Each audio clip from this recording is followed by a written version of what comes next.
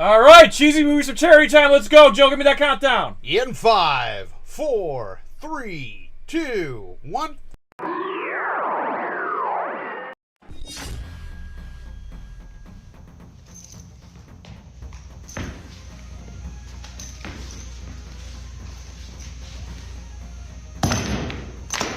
Get over here! Hi, I'm martial art master Daniel Pacino.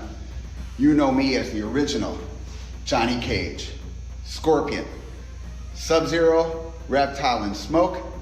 You are tuning in to NerdCage Live on YouTube, Twitter, Twitch. Don't miss an episode or you'll get caged. So let's finish him. This is Anthony Marquez, better known as Kung Lao for Mortal Kombat. Make sure to like and subscribe to NerdCage Live. Be there. Us. Hey everybody, this is Dave Niebor from Dog Eat Dog, and you're watching NerdCage Live. So like, share, and subscribe to this channel. These are great guys doing what they love to do.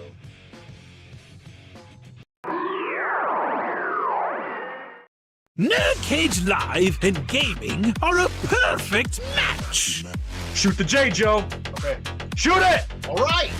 Over on NerdCage Live on Twitch, Jay and Joe go live. Call me Bazooka Joe.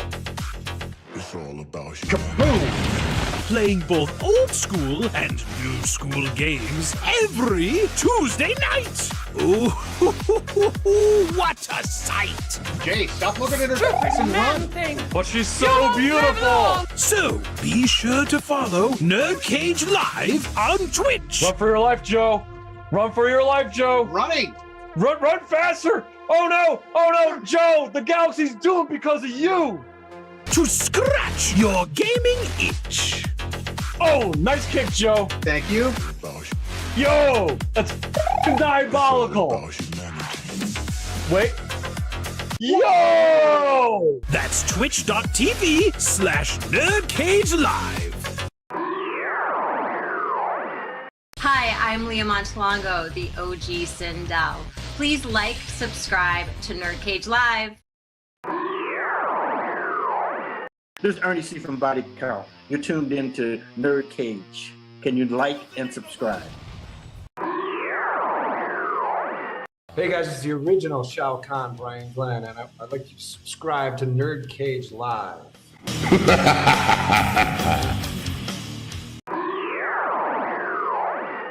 It has begun. If what you say is true, the Shaolin And the NerdCage. could be dangerous.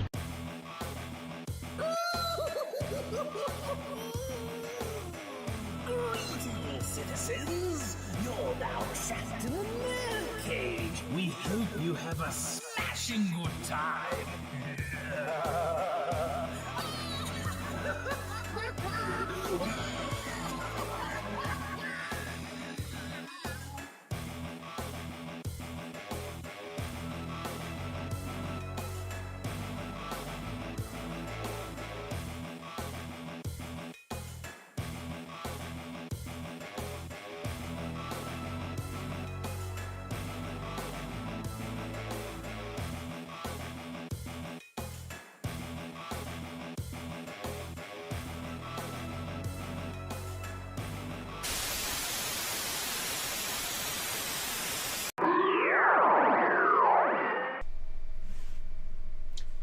You are now about to witness the strength of Geek Knowledge. Hello, welcome. That's right. Once again, you are trapped in NerdCage Live. This channel is a celebration of all things pop culture, including terrible movies. So if you are new to the channel, please hit that like button and subscribe. I'm your co-host, Jay St. G, Certified Geek 7 days a week, coming to you live from yours truly, the land of the Orange Isles, Syracuse, New York, and always among us is our moderator and Trillhammer, stronger than the DK Banana Simon.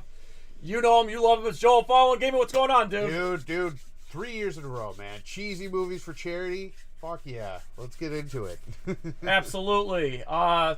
Before we go any further, who we got in the chat tonight? In the chat tonight, we have all of us, and Byron Kingsley. Well, we appreciate everybody being here. Sorry, I'm just making some adjustments here. All right. But real quick, if you haven't already, please check out. Yes, check out our live stream with Kevin Bayless, Rare Extraordinaire. And then next week, more Sonic X Shadow Generations, tentatively Tuesday. And on the weekend, more Zelda Echoes of Wisdom. Okay, so here's what's going on, guys. So far, we've raised $950 goddamn dollars. Let's go. Do it. So, anywho, this is what we're going to do. Let's just go around the circle real quick, promote whatever you got to promote. And the first movie we're watching is Surf Ninja. So, we'll start with Mad Mike. Go ahead, man. Whatever you want to promote and your thoughts on or any memories of Surf Ninjas. Okay, so first off, I'm back again after the whole the Game Awards thing 2 days ago. But think with Surf Ninjas, I only know a little bit of the movie. As a child, I never really actually got the movie, watched it in full form.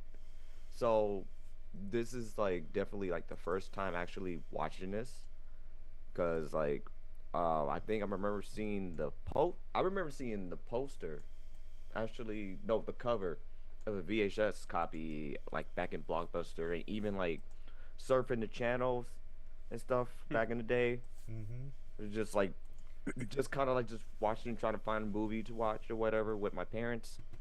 So, yeah, that's pretty much it about it. But promoting, I mean, follow me on Twitch, YouTube, Mad Mike 54, my IG, Twitter, Blue Sky, IG, Twitter at Mike Jones_Mad, Blue Sky, I forgot my handles, Mad Mike something.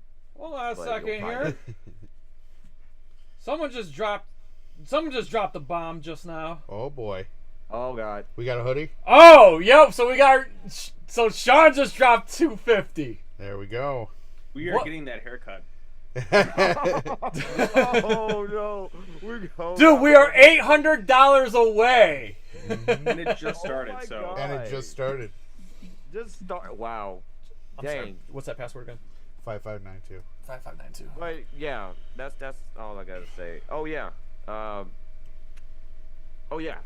I just say this. Also follow the wrestling podcast I'm a part of, Wrestling in the Middle. Yes. Follow on Spotify, YouTube, IG, Twitter. We'll keep you guys updated. We just filmed the episode. We just recorded an episode yesterday. So it's gonna be evolved like fantasy booking. Spin the wheel, fantasy booking. Nice. So it's a fun, interesting episode. So keep you guys updated and stuff. So yeah, that's pretty much it. All right, Sean Wick. Anything you want to promote and your thoughts on memories of Surf Ninjas? Well, the first time I think I heard of Surf Ninjas was a Nostalgia Critic review, many, many years ago. But I was always into that phase, those clearly 1990s time capsules with a title like Surf Ninjas. That is, without knowing anything else, you just know that's a 1990s movie because everything is about extreme sports. There's what's that other one? Airborne, where it's with Seth Green and all that. Johnny Tsunami or Johnny Capahello back on board. This was such a 90s, early 2000s phase of just surfing bros and all that other stuff. I mean, Surf Ninjas is just a ridiculous, goofy, type of movie. I haven't seen it in a few years, but I didn't watch it till years later because it was kind of hard to find online.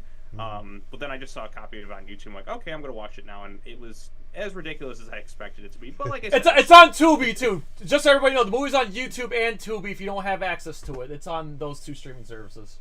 Right, like I said, it's harmless. It's silly, goofy, pure 1990s cheese, perfect for cheesy movies for charity. So I'm excited to watch it again. Thanks for the suggestion. So yes, I was we got to do Surf Ninjas. So I'm we got another. This one. We got $25. Hang on, I'm sorry. I got Lane and Piper. Nice. All right. Yeah. Thank you. Thank you very much. He's gonna get his St. Raiden Jude's thanks from Mortal you. Kombat Annihilation haircut going. Oh god, man! I talked to the elder gods, and then all of a sudden he got a haircut. I need $275 until I cut my hair. Nice. So I think we're gonna hit it. I hope so. Listen, I don't care about the haircut. I just want to do good for St. Jude. And I was so frustrated that last year we didn't hit it. As great as we did last year, I was still mad that we didn't get it. And I'm like, we're going to get it this year. Yeah. I was like, we've so what grown. Was it at, like last year, Jay? How close was it? We did like 1,300 last year, so Yeah. we were off by like pretty much surpassed that. Yeah. Well, yeah, I even started the movie. Well, we had some big donors, and like we also had this donation link available yesterday, and I think that helped. Yeah, I think that helps. It was strategy. I know people get paid on Friday, so that was my strategy. All right, Tyler Nichols says needlessly nostalgic and JoeBlow.com. Man, go ahead, promote whatever you want to promote, and your thoughts on Memories of Surf Ninjas. Yeah, so check out Needlessly Nostalgic. You'll see different promos throughout the day for it. But otherwise, Surf Ninjas, I'm super excited. And we just got another $100 donation. Nice. There's another t-shirt. Yes. They just keep on rolling in. Wow, $13.25. Let's go. $13.25. That's awesome. Yeah, and Surf Ninjas, I mean, it's a fun time. I mostly remember it as a trailer on the Teenage Mutant Ninja Turtles 2 Secret of the Ooze VHS. So I'm excited to be able to revisit all of my very sporadic memories of the different things that happened in that movie. And for some Rob Schneider insanity, so. Yeah. Rob Schneider. Rob Schneider is a carrot. I'm not gonna. So real quick before we do our countdown here, I just want to say I saw him perform at Funny Bone, and for me it was painfully unfunny. Painfully unfunny. Everybody was laughing but me, though. It could have been just me, but everybody in the room was laughing. I was not, and I don't know. I just couldn't get down with his humor. I didn't find him funny at all. You didn't find him when he was a stapler to be funny? I mean, I don't have anything against him personally. I just I couldn't laugh. All right, so listen. There's going to be a countdown on screen, guys, for the first time ever. Now that we're going to be doing the countdown verbally, you're going to see a countdown on the screen. Thanks to Tyler Nichols for the suggestion. That's a great idea. And as you can see, there's a timer on the screen right now. Not to get confused with the countdown time. The timer on screen is where we are synced up to the movie. Due to copyright reasons, we cannot show the movie on screen. But again, if you have a copy of the movie, great. But it's on YouTube and it's on Tubi. So the timer's where we're going to be synced up. And then after the movie's over, we're going to take our intermission and then start the next movie, which is Over the Top. So I'm really excited for that. I'm going to drink a raw egg right when we go live. So I am ready for it. My body's ready. Again, thank you to everybody who's donated. Thank you to everybody who's hanging out with us. And, God damn it. Yeah, it's going to go to sleep quite a bit. Oh, sorry, was it 5592? Yeah. Sorry, my laptop has narcolepsy. It keeps going to sleep. Okay. All right, so all I got to do is hit spacebar. Okay, so I'm ready. So, gentlemen on screen, are you guys ready? Okay, here we go. Here's the countdown. Boom.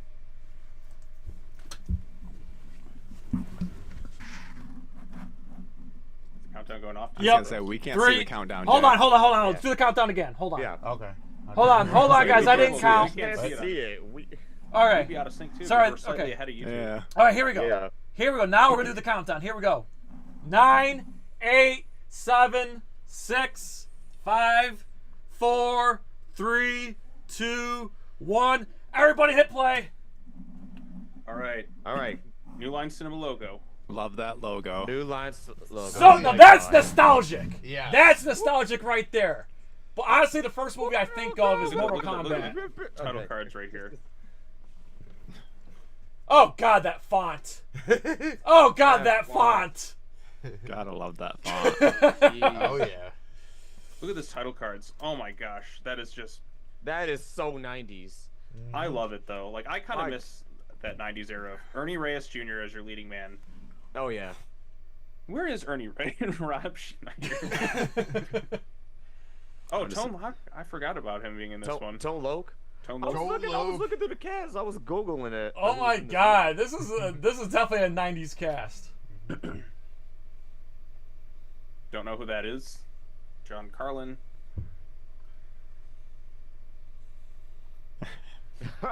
Clearly, really surfing there. Yeah. Oh yeah. Not just on a box somewhere. Right? Did we They just just see have, Ernie like- Reyes Jr. in there twice in the cast?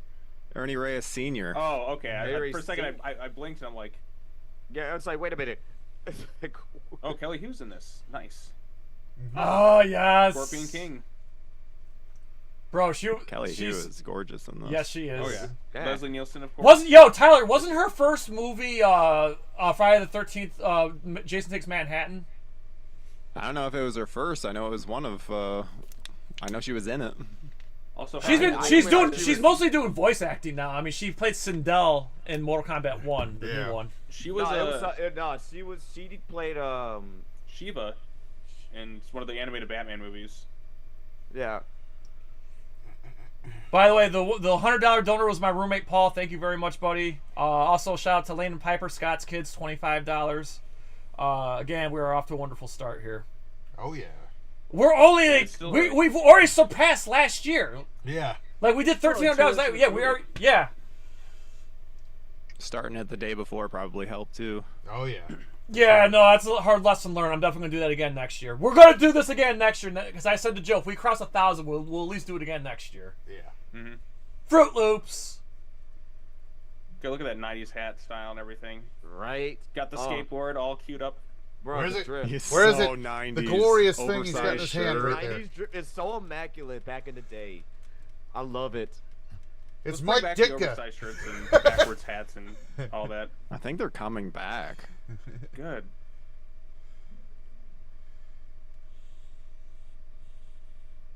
Look, Jay, it's Mike Ditka. Mike Ditka.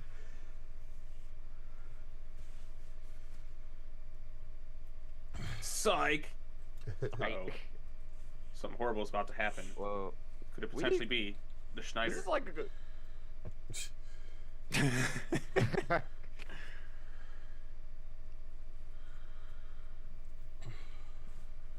He looks like a little Brandon Lee. The man won't let us.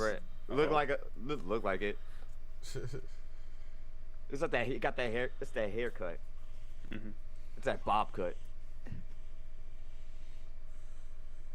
Of course, it's the cat. Every boy had that haircut in the 90s at one point. Ugh. Yeah, unfortunately, I was one of those too. Remember the Power Rangers there he Turbo? is. Oh God. Look. There he is. Oh my God. His dyed hair. Oh my God. Dye hair too. Oh I my forgot God. about that. It's just weird because he's not pasty enough to be a ginger. It's really off-putting. He's playing a ginger. Ginger Rob Schneider. Wow. I think I've seen it all now. Ginger Rob Schneider would not hurt you. It didn't exist. I mean, Rob Schneider's played like every ethnicity in a movie at this point. I think he's the same age in The this ginger as he hairdo was and all in that. Home Alone Yeah. 2.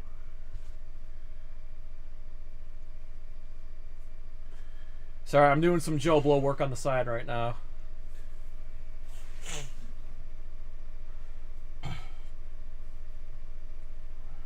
Oh.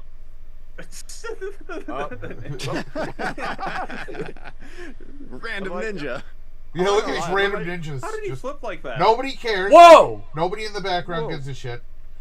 It's in California. Like, they don't Yeah. give a shit. Like, this happens all the time. Cali in the 90s.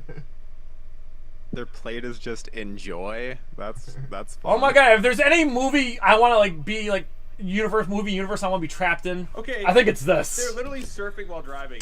Yeah. How y'all Shit, I've actually been here before. Where's Tom Loke? Legit, I've driven down this road before. I didn't realize that, but I have driven down there. It's like your Oceanside, it looks like. Why do they have to surf everywhere? Right? You know what? I'm gonna like next time I start driving like this, if I ever have a Jeep again, I'm gonna like bring some paddles in. I'm just gonna drive around like an asshole. Be like, surf's up, bros. Shaka, bro. Like we're surfing, bro.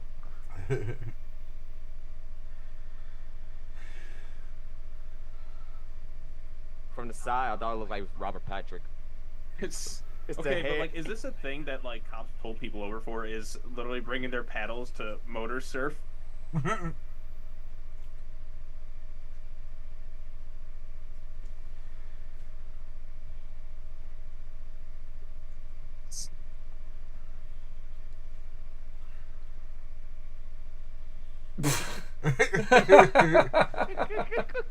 Okay, it got me. It got me. Don't laugh at me laughing at the movie. It got me. Okay, come on. Like, there's a few laughs in here. Yeah, yeah. I think we can all have a good laugh. What if I told you that the beginning is the best part of the movie? Oh, for his way of getting his assignment. It's just Oh I feel like the insanity drops off and like becomes more dull as we go along, but I could be wrong. His earrings are like old lady earrings. Yeah. Oh my god! Now I can't unsee that. Ain't like dudes used to rock 2 earrings. I remember when dudes only could rock the 1 earring because they're like, no, it can't go in my right ear. That's gay. That means I'm gay. I can't do that. Yeah, that was that was an '80s thing. That's why I was like, wait, but what's wrong? What's it's wrong like, with what, having, really? Like one, like having like one right ear and not the other. I was like, I don't get that. Just rock it, bro. Yeah, nobody knows that he gets his earrings from Del Griffith, shower curtain ring division.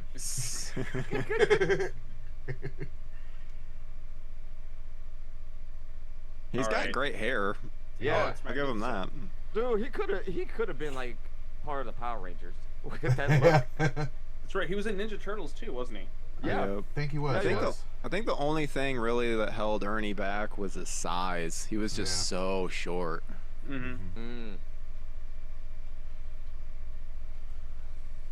I love 1990s ninjas in movies. Yeah. Just they're so like the Foot Clan and Ninja Turtles. Okay. Yo, anybody remember It came out in- three ninjas and 3 ninjas kick back? I think that I remember 3 Ninjas High that was Noon and around Mega the Mountain same with time as Hulk this. Hogan. I think they kind of inspired each other. I just remember the first one. The first one. That's. Rocky loves Emily.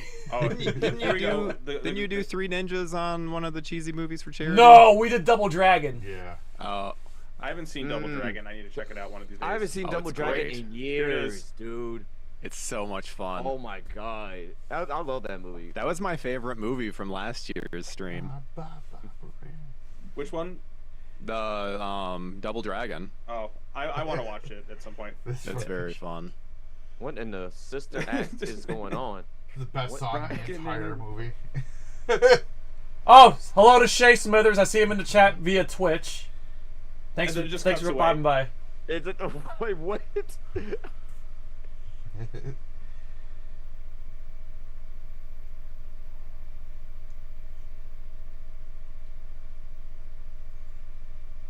That's a Crispin Glover laugh right there. My god, that camera angle though. Dude, if we were to do a 3 Ninjas movie, it would have to be 3 Ninjas High Noon at Mega Mountain. Yes, so we can have 100%. freaking Hulk Hogan and Jim Varney. You know, Ernest, your favorite. Yeah, he's in it. Okay, see, I've never seen that one. Yeah. All right, Brian Kingsley has a great idea in the cheesiest chat. one Would it be ever. funny Look if at there's a this. crossover 3 Ninjas and Look at that Surf poster. Ninjas? I'm not gonna lie. It's as got a cheese kid, written all over it. 3 Surf Ninjas? I thought Surf Ninja was like part of like the 3 Ninjas. Like it's a spin-off. I got confused about that growing up That's too. what I I thought. was like, is this part of Surf that Ninjas. universe? Yeah. If it has ninja in the title, it's a part of a. Beverly it's a Hills part of Ninja. Like a if 3 larger Ninjas universe. and Surf Beverly Ninjas were Hills made Ninja. today, I think they'd have a crossover. I remember they were filming a sequel to Beverly Hills Ninja 2, and then it ran out of money, and it just stopped like halfway through filming, so they never finished it. First off, bro, what is this? Oh, there's this our whole- boy, There he is. Leslie Nielsen. Yes! Serious as a bad guy. What the? Yo! Yo! It's like Leslie Nielsen, Two-Face, robotic Two-Face. Yeah. A mixture of Two-Face and Kano. Or Cyborg, or Black Mask. I don't know. This is fucking awesome. Oh my god. Bro, why didn't you prepare me for this? Oh my god.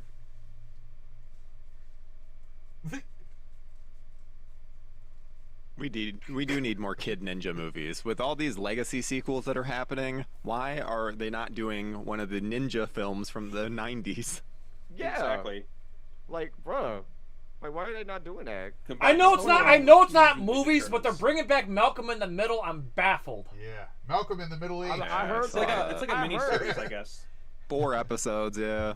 Yeah, but I don't know if I want to see a middle-aged Malcolm. Like Frankie Muniz. I want to see a fan theory come to life if they do that. I want to see, like, just the tail end of Breaking Bad play, and then he wakes up.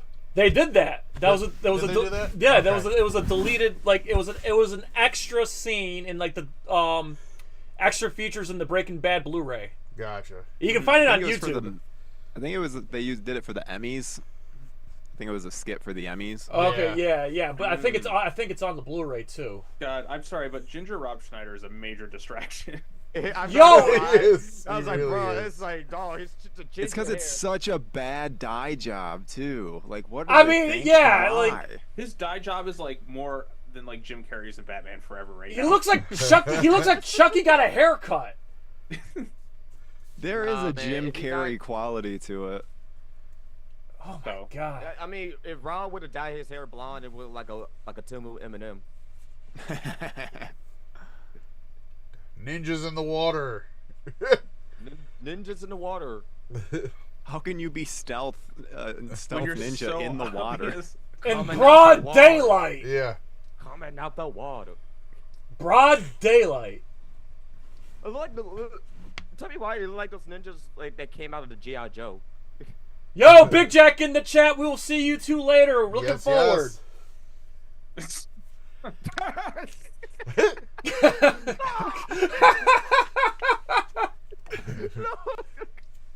That camera zoom up. Oh, too late, Rob Schneider. No, don't go in the water, Rob. The ginger dye is gonna come out. Yeah. Ginger guys.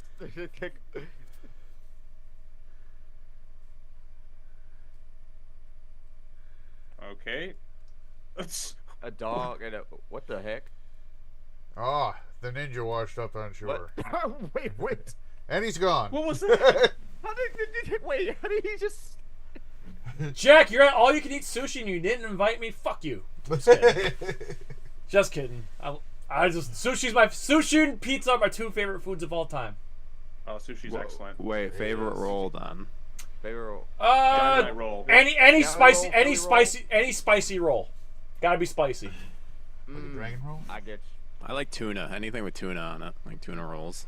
I just love sushi. Like, I love the crunchy roll. I'm a crunchy roll guy. No, Jack, you're not supposed to super chat. You're supposed to go to the donation link, not super chat. I even put in the description or the title, do not super chat. You know what you should do? You should put a pinned comment in the chat that says link. Yeah, the super chats come to us. Yeah. Which we appreciate, but not today.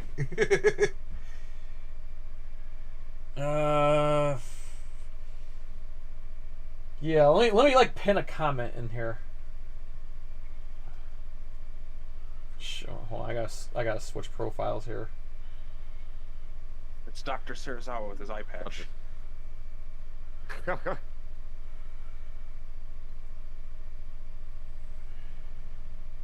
Rob Schneider. Pretty sure jumping through the window is the complete opposite of like a stealth ninja thing like that. And they're doing like head. Oh, I guess he threw them through. Okay, I thought they jumped through. They hit in the glass. Boom. Not the popcorn. To be fair though, they do have camo on, which is something very ninja-like. Yeah. Blend in with their environment. Yeah, their environment that is like does not match their camo at all. Yeah. It is not. It's.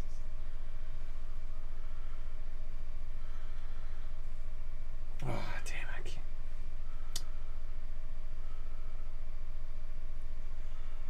Yeah, let me do this. You're coming from the ceiling?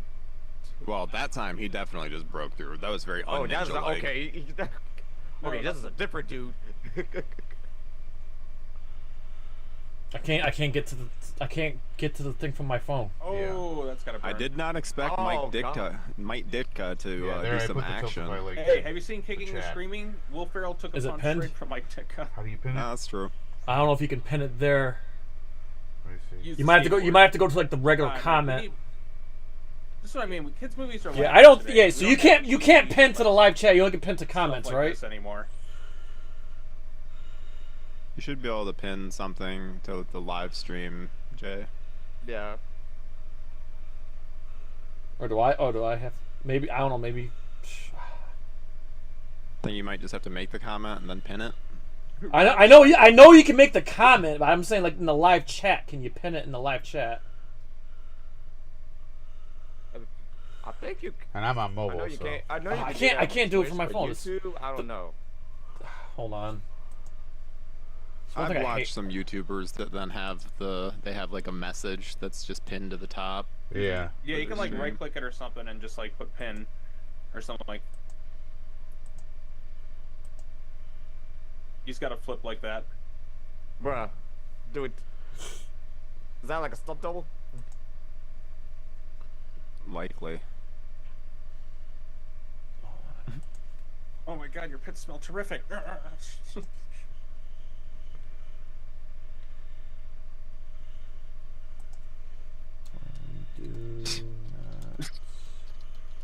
Sorry, but Stairs actually give me like 2 laughs so far. Oh, there we go. Sadly, Pin message. He is Boom. probably the funniest part of the movie. Sadly. Nice. But There also, we go. he's one of the only people. You doing can't. Okay, jokes. you can pin. You can Everyone pin else to the is live pretty chat, but straight. you gotta do it from. You can't do it from mobile. Did you put the link in there with it? I think I only can pin one. Well, that's what I mean. I see Yeah, it I only says can do pin. not super chat. Yeah. Yeah, I saw can't. I it on can't the pin. I description. can't. I only can pin one message. I can't pin 2. Okay. Okay, well you did the do not super chat, so I see it pinned. So. Okay. Yeah, it's right in the title. The title says donation link in the description, right in the title. You should be able to do. And if do they not need it live, super I can chat, put it back in donate there here multiple instead, times. and the It's link, not a and big deal. should. Oh, be you able know to that's a do good all as idea. one. You know what? There we go. You're right. Let me do that. Okay, here we go. Crown Princess or Princess? Crown Okay. Prince? Wait, Crown Princess? Did I just hear I that? thought you said brown princess. I was like, what? Whoa! Whoa! Like, this Whoa, movie's whoa, whoa. very 90s. Like, wait a minute. Not super chat. It sounds like he's saying princess, but he's saying princess. Princes, yeah. Princes. I was like, They're crown princes. Oh, see, he's got the 2 earrings. The other one's just covered up. Yeah, he Yeah. does, yeah. Yeah. Okay. There we go.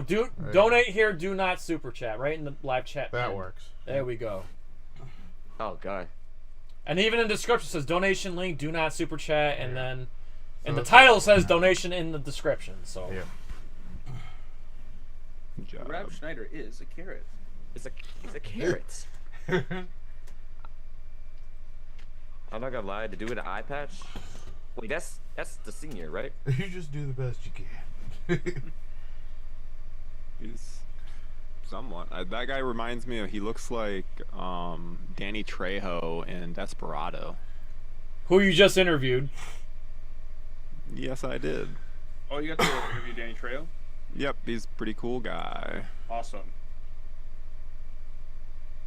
Yes, I got to edit that one. Come on, where's my favorite promotional device in this movie? The Sega Game Gear. Speaking of Sega, Jay got to do a pretty sweet interview of his own. Wow. He even got a Yep. poster made for himself. That's right. I can't wait to see it. That's the Sonic 3 interviews. Yep. So that should be going up this week. I haven't received the junkets yet. I don't know how long that takes, but yeah, that'll be going up this week, and then I'm gonna be writing and recording my voiceover for the review tomorrow. Nice. I'm shocked that they haven't sent it over yet. Mm-hmm. I mean, I don't know if they're sending it to me or if they're sending it to Chris. I mean, if they sent it to Chris, Chris would have immediately forwarded Yeah. it to you. Yeah. So. Yeah.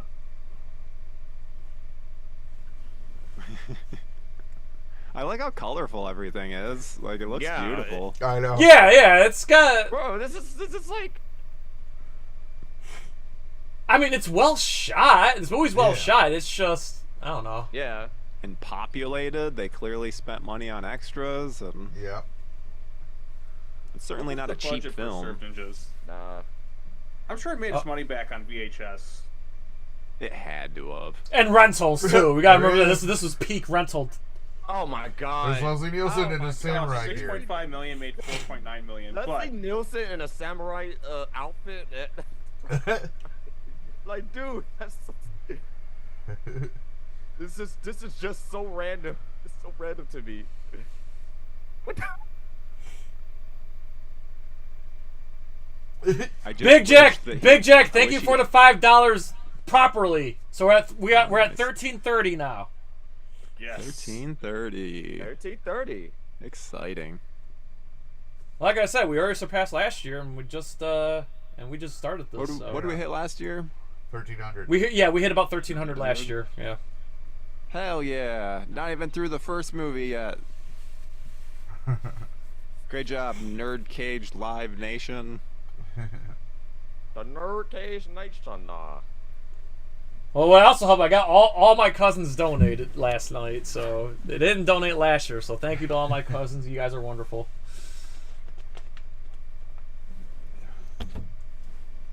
I'm surprised my mother hasn't donated yet. She's the one that's always bitching about my hair. The hair's coming off. Cause she's gonna come in like near the end of the stream and see how much money she needs left, and then she's gonna donate that whole amount.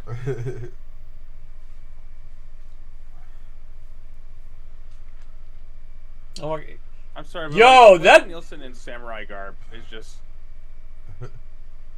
Yeah, that's peak humanity right there. He just gets stepped on by an elephant. Right. Right on his face. No more That's Leslie why he's Nielsen. Got that robotic thing. Right. That kind of looks like. It almost looks like Asian like Jerry Seinfeld. The face. You know what? I got a confession, Big Jack. I've never seen Dracula Dead and loving it. Dead and Loving It has some funny bits, but it's not like Mel Brooks' best movie. Spaceballs still his best, in my opinion. Blazing Saddles. Blazing Saddles. Young Frankenstein. Brazen Saddles all day. Spaceballs #1, Young Frankenstein 2, Blazing Saddles 3 for me. I'd go Young Frankenstein 2, then Spaceballs. Solid. What's the other one? High Anxiety was one he did. Yep, High Anxiety, and I'm trying to think of all the to be or not to be. And he was great in Curb Your Enthusiasm.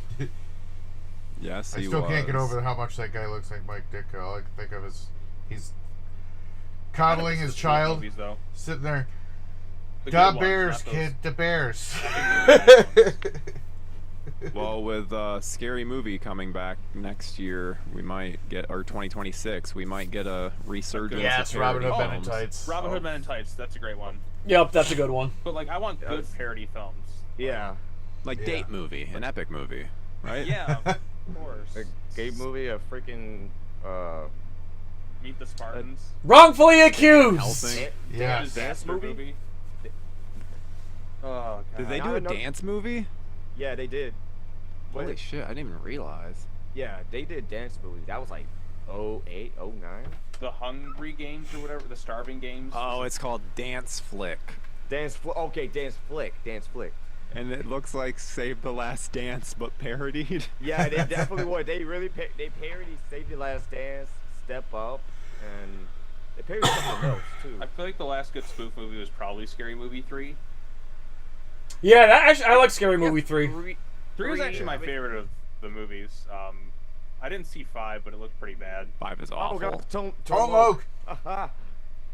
There he is. plays a detective. Wow. So you're Just right like before Ace Ventura. Yep. Yeah.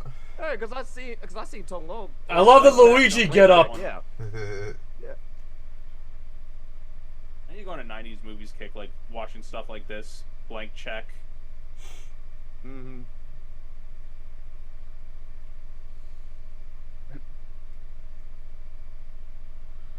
The 90s, for as like bad as some of the movies are, they're such a like comfort that Right, I always it's get a the joy out comfort. of them. It's Oh the yeah, comfort era of it's movies. our era. It's what we grew up in, you know. Yeah, that's really like this is like the freaking cornerstone of it. That's probably why I liked Y2K so much. Y2K was fun. I enjoyed yeah. it. I gotta scratch my ear.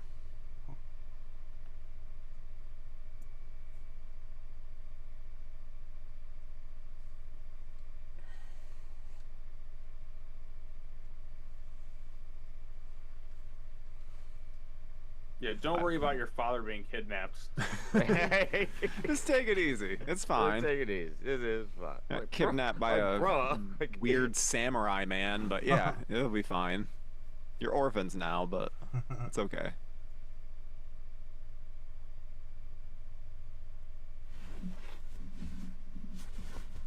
If you're just joining us, this is Cheesy Movies for Charity 3. Right now we're watching Surf Ninjas, which is available on YouTube and Tubi. We're 26 minutes in. Mustache? Is that Oh, look. That is a Hitler mustache. Is Like, it? what? What the heck? What? Oh, Lord. A ginger Hitler in a wheelchair. Rob Schneider. What is going on? Are we gonna be canceled because of this stream? He doesn't know what nationality he is. He's got bagpipes playing and shit. That's insane. It was a different time, but was wow. So random. Like, he was like Irish, ginger. Yeah. Irish, Hitler. ginger. Was he Jewish or something? No, he had the Hitler stash. Yeah. But he was like wearing like a golf hat or something. And like, I don't know what that was. But on behalf of every culture, I apologize. All right, Jack, we'll see you later, bud. If you want to donate to St. Jude, the link is in the description, everybody. We are $670 away from our goal. I believe we can do it. Going to happen.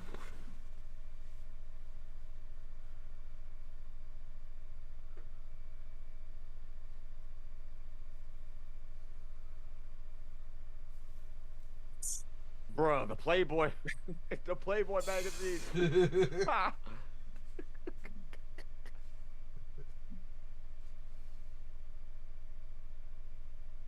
What? Yeah, so like, oh, there it is. Oh, he's getting... God, the Game Gear. There it is. Oh, my goodness. Promotional device. Is he getting visions Yeah, through the Game Gear? He's a seer, That's so awesome. he has a video game that predicts the future. Whoa! What the fuck? Whoa. Oh my god. No. That looks like a goddamn helmet. That doesn't look like hair. I know. Almost looked like the one girl from Squid Games that does the turn. Oh yeah, that's right. I saw that. Yeah, I saw that last turns time. red. The Game Awards.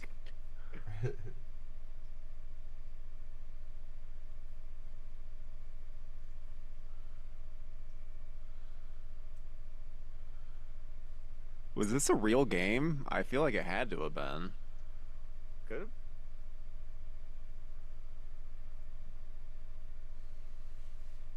What?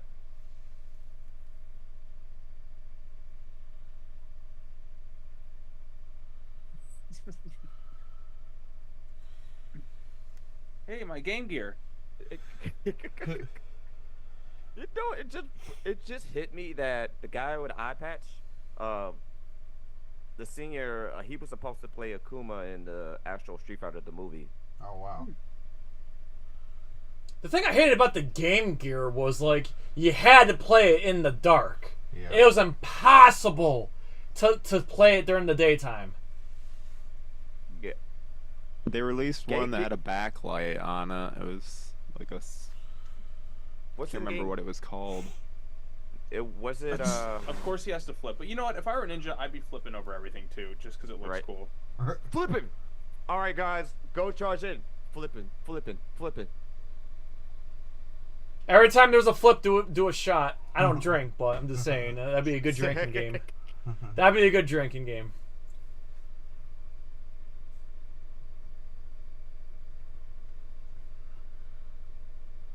Yo, Tyler, didn't we used to do those videos on Joe Blow? I don't know if they still do them or not. The one of those the party video movies where they take a shot every time something happens or whatever.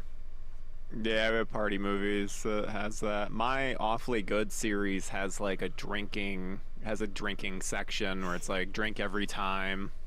Like for this, drink every time there's surfing. What? What the fuck? Whoa, bro, what the heck? Like for all like the decent shots in this movie, that was the most terrible shot. That was just. I kind of want that cactus candle. Bro, look, see if someone's selling it on eBay. Right. I wonder if there's any Surf Ninja props on eBay. Oh my god. Well, let's Rob see. Schneider's surfboard. We have, wouldn't you know it? We have access to the internet. Let's look. Right? Do they have Rob Schneider's hair dye? Yeah. They had a Ernie Ray Jr. that fit. You guys, there is literally something called the Surf Ninjas shop at myshopify.com that has stickers, a headband, a t-shirt, What? and a poster. Put Tyler, put that link in the chat right now. I gotta check this out. I need to look that up right now. Yeah, there you go, I'll look ladies it and up gentlemen. Right now. Dog, that's for real. That is dedication. Yeah. Dog, are you serious? They got the Game Gear sticker? Are you serious? What? Yo, what?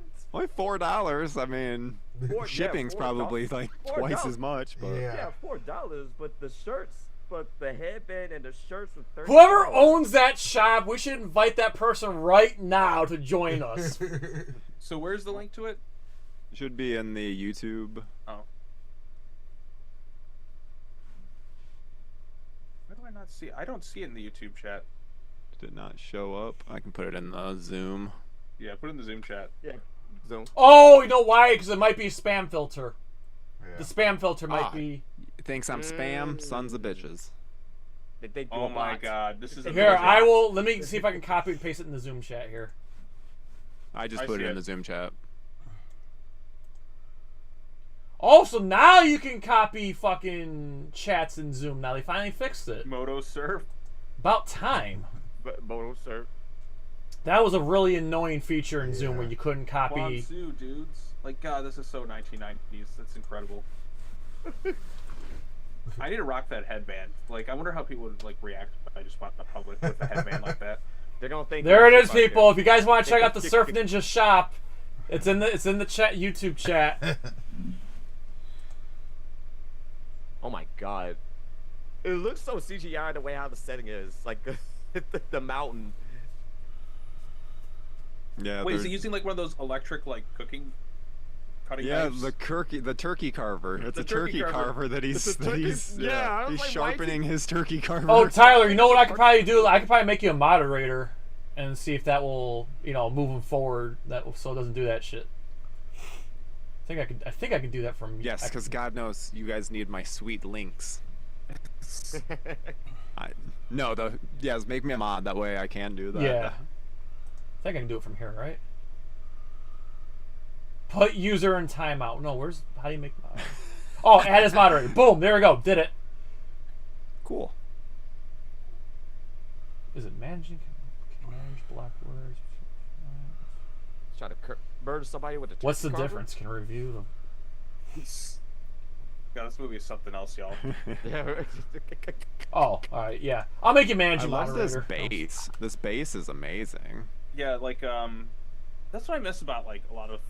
I miss villain lairs that we used to have in movies. Like, look at the '90s Batman films. Yeah. The lairs look awesome, and we're missing that. Like, Oh, we got $50 donation. Nice. Hang on. Let's get the hype buzz here.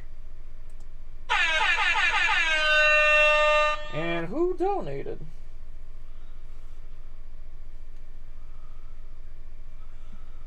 So we're at 1380.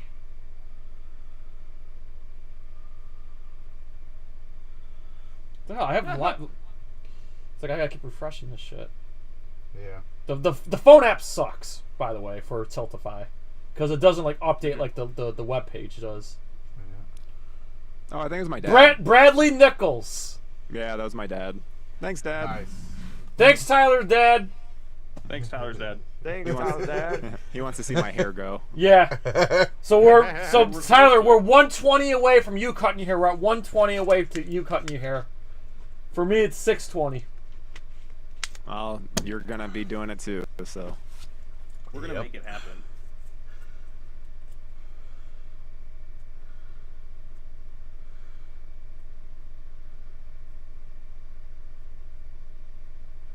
I guess that's Ernie Reyes Jr.'s dad too. Yeah, Okay. that's his father. Yeah, that's why I said it's like that. His father was supposed to play Akuma or Street Fighter, the actual movie, but he plays it in the game.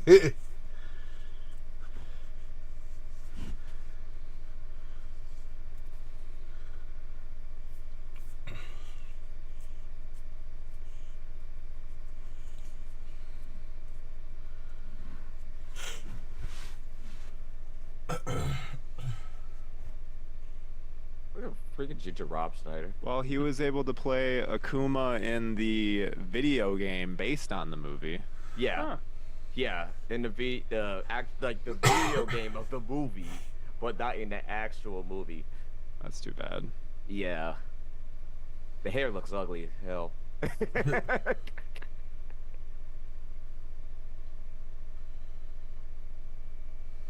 gonna text Tabmonk right now. Let him know we're at 1380. Oh, look, it's the same music played in every Chinese restaurant ever. Right. I'm not gonna lie. This is the part where it looks like the ninja's about to crash into the restaurant. Oh, you know they're going to. Yeah, if you see like a restaurant scenes like that, that's like, oh yeah, something about to happen. Yeah, they've forgotten their ninjas, so they're just gonna be SWAT guys at this point. Right.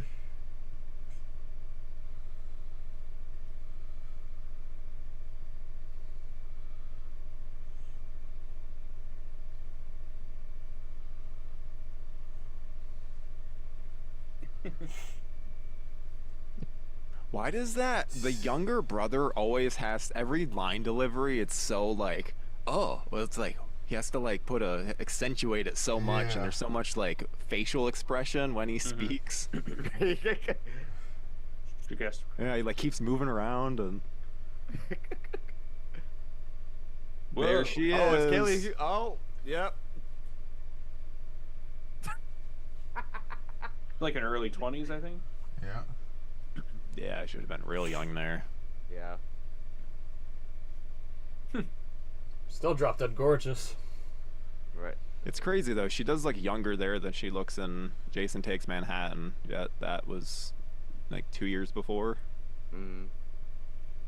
Also, there used to be a really fucking awesome TV show back in the day called Martial Law with Sammo Hung, and she was on that show. Oh, level 2. Level 2 Imperial. Yo, is Martial Law is that streaming anywhere? I would love to rewatch that show. It's a Game Gear again. Game.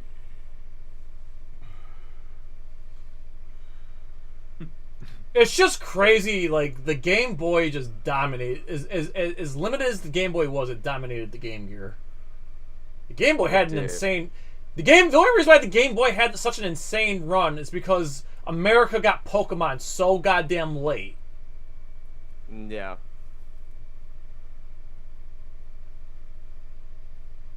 Oh, here we go. Yep. Oh, here you go. Here we go. It's on Amazon Prime Video. Yes. Really, bro? I played this level before. I played this level. I played this level before. I gotta get my power. I'm Rob Schneider. I love how the ninjas are just standing there. What are they wearing? Are they wearing tiger print? Tiger printed, wherever that is. Okay, we gotta play the Surf Ninjas Game Gear game. Like, is it just like the movie here? It's like yeah, that is the game. I looked it up. The game they're playing is the game. What? Oh, wait for really? Oh, it is. Yeah. Wow. So it was like so low key. They promoting the game during the movie. It's smart. Oh, yeah. Look at him. His fighting skills are awakening. I'm doing it. I'm Rob Schneider. Doing it. Oh, you better. A DVD box set. Do I hear the Ode to Joy? Yep. Yeah. Is Hans Gruber about to show up? I mean, it is Christmas time. All right, that martial law I just showed you was a David Carradine movie. It's not the TV series. Now he's becoming a Power Ranger now. I was gonna say that's not even him doing those kicks. You can see it on that Roku app though. That friendly Boom. TV Roku app. I mean, he's a pretty good martial artist too. Yeah. Take a seat. They're doing a good job of shooting him too. You can't tell he's as short as he is. Mm-hmm. Oh, that's where Kill Bill got that scene from. Yeah, it's the Surf Ninjas. Tarantino's a big Surf Ninjas fan. Yeah. Massive. You know what? I would. You know what? That would not surprise me. I know. Halfway Like, through it's saying that, I was like, he probably does like it. Right, does. Like, he probably took some inspiration from it. Boom. Wait until you meet the dude, bride character. Oh, dude, that table bump had to fucking hurt though. Oh, that bump. Oh, with his leg there. Yeah. Select item. Like I said, this movie's not shot bad at all. It's for the most part, it's shot very well. I can't hate on that. He throws him. Finish him. Boom. Wow.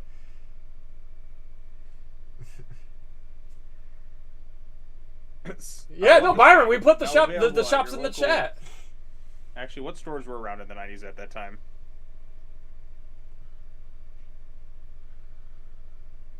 Oh. I don't know. Some bits are actually kind of making me laugh. But then again, like if you're watching this by yourself, it's probably not entertaining. You just have to have like several other people watch it with you. Yeah, you know, you I'm not gonna lie. When I see those chefs standing there, I almost want to watch Iron Chef right now.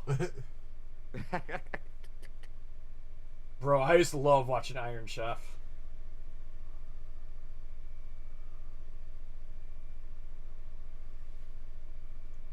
Dude, Joe, we gotta order the fucking pizzas first chance we get. I'm fucking hungry. Yeah. I worked last night. I haven't slept. I slept for like 3 hours, but like I haven't like eaten anything like since before I left work. And I went to work at 9 o'clock last night. Right before this. I told Joe that we were gonna order pizza for this fucking watch party. So we did Chinese. We did Chinese on Thursday for the Game Awards. Now we're gonna do pizza today. Pizza time. Pizza time. Speaking of, let me check one of my cards real quick.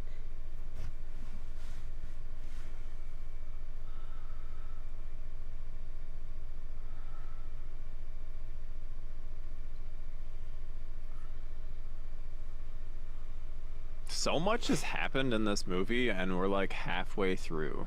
Yeah. It feels like it's been longer. Yeah. I agree. I was like, oh, we're getting close to the end. It's like, nope. Yeah, it's just like it is. Like it felt this long. Well, okay, what is Rob Schneider wearing now? Bro, why is this man dog? First he was Hitler. Now he's wearing the. He's just trying to be as offensive as possible. That's his goal at all times. Offensive. I mean, you look at some of the roles he's played. He's played like pretty much every ethnicity. Yo, Ace is in the house. I don't know. Just trying to think of a tone lock joke. Funky Cole Medina. Yep. Man. You ever see him in Blank Check? He plays a character named Juice. Mm-hmm. Yep. I love him in Heat. God damn it, Rob Schneider. What are you doing now? Right. Right.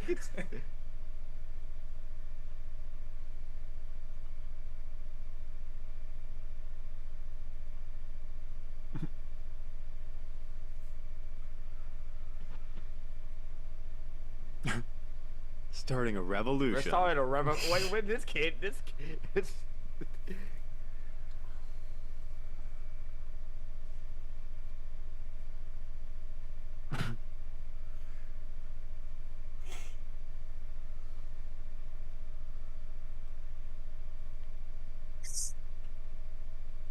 What was that? He sounded like really into it. He's like, yeah, Right, yeah, daddy. Yeah.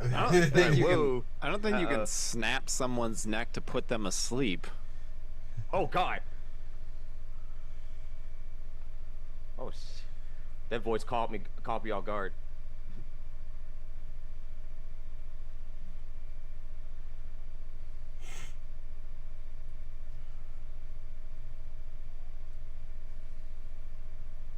can't take Leslie Nielsen serious as a villain. He's Leslie Nielsen. You're never supposed to take him seriously, even when you're supposed to. Yeah. I think he did like one serious role where he was pretty good, but He's in an episode of Columbo where he's like the bad guy and he's really good. Actually, I can't remember if he's the bad guy. He might get killed in it. But it's like before Naked Gun and Airplane. God, he had such great like comedic timing. It's his deadpan delivery. Yeah. That was just incredible.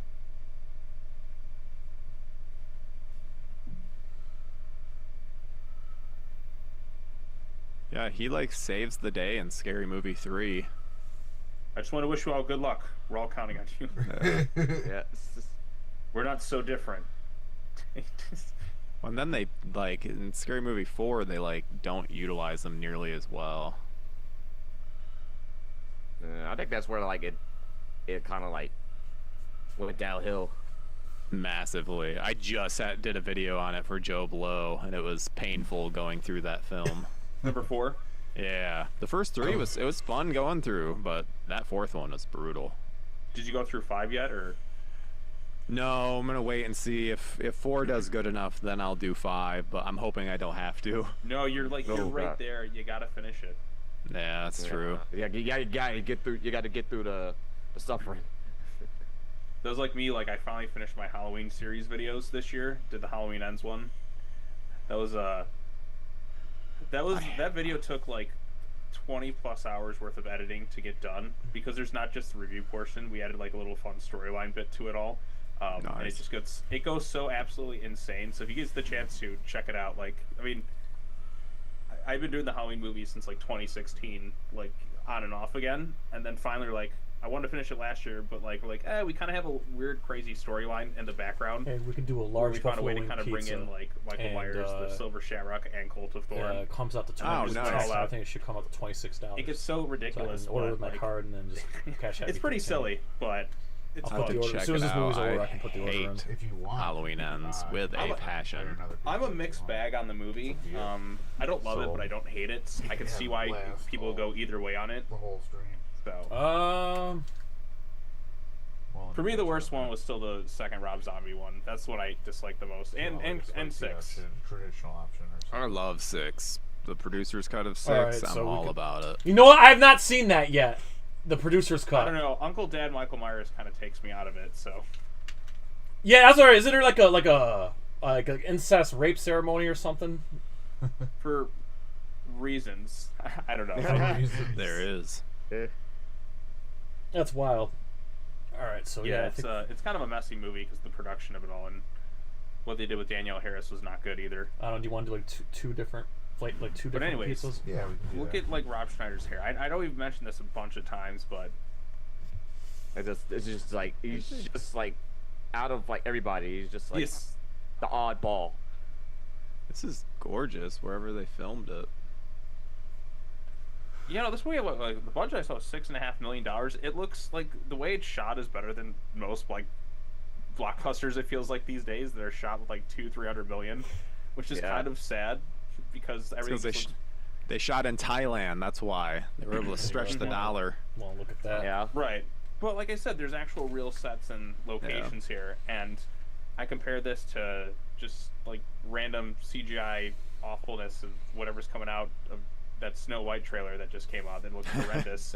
Oh god, Snow White and the Seven Dwarfs. So bad. Yeah, just I don't know what they were thinking. I guess they just announced that they're going to do a live action Tangled. Yeah. They're doing a live action Moana. They're doing a live action. They're doing that in Lilo and Stitch. I can't wait for Lilo and Stitch. I think that is like perfect for That's what I was gonna say. As weird as like Stitch looks, at least they have a Hawaiian cast for the, for the film. Yeah. I love Stitch, but like I'm just so done with these Disney remakes. Like Stitch is one of my favorite Disney characters. I'm thankful that Disney will never remake my favorite Disney film, which is Great Mouse Detective, because it's kind of under the radar. I say that now, then they're like, oh, just announced, but it won't happen. So like, I don't think it's best not to give Disney ideas. I guess Yeah, is you it, put I don't that know. in the Was it ether. true that that Michael It B. might ruin it. Michael B. Jordan's gonna play Hercules in a Hercules live action, like Disney Hercules live action? I have no idea. Never I heard don't that know. at all. I doubt he would. I mean, Yeah, I think he's it's too Michael busy. It's Michael B. Jordan, so I don't know how that's gonna turn out. He's doing something else. He's directing something. I thought he Yeah. was gonna do Creed 4 or something. Oh, got the Sega Game Gear again. Oh, here you go. I Hot. love it. Hot. Because that's his superpower, is he can play video games, which can tell the future. Yeah. Monkey. Colder. Actually, if we put the order Much in colder. now, Colder. who Much knows how long it's gonna colder. take, and then Freezing. one of us can Yeah, run it's over. kinda I can freezing pay for it over the outside. phone, Yeah, and not one gonna of lie. us can go out and get it. Yeah. Hey, give me back That my works. Hey. Sega Game Gear, monkey. All right, so you said large Give pepperoni me back my gear, you mushroom. monkey. Yeah. We'll do that. Okay. All right, guys, I'll be right back. I'm gonna order pizza. All right, pizza All right. time. Much warmer. Huh. Much warmer. You know what I think is hilarious?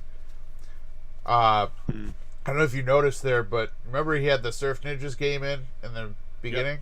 I just looked and he Yeah. had columns in there. Columns, yeah, I saw that.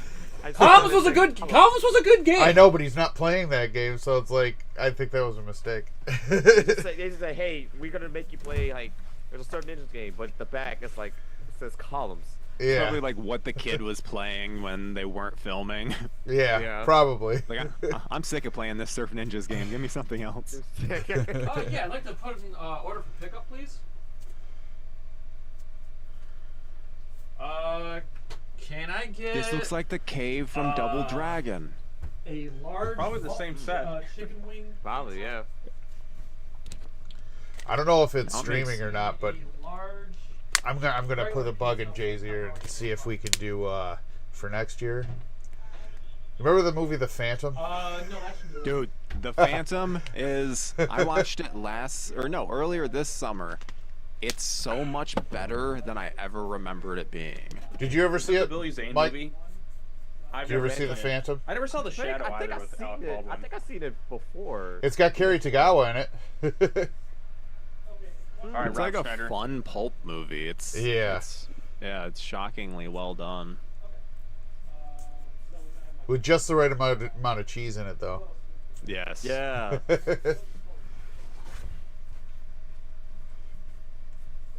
Dad, stop it.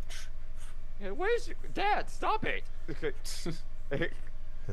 Wait, I'm not ready for this. At least they're like say gifted martial artists. Yeah.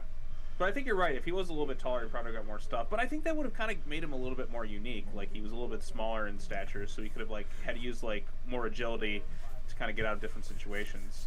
Yeah. Wait till he's shirtless. I feel like you can tell, like they're able to hide his proportions a little more but when he's shirtless, it looks he just looks like a very tiny man. Yeah. Because trust me, because when I watched this a few weeks ago, I was just like, wait a minute, how did he fit in the Turtles outfits then if he's so small? Yeah. Yeah. Yo, half hour. No idea. Came to 480. I'm bummed he was never in like Turtles or 24. Did he like get that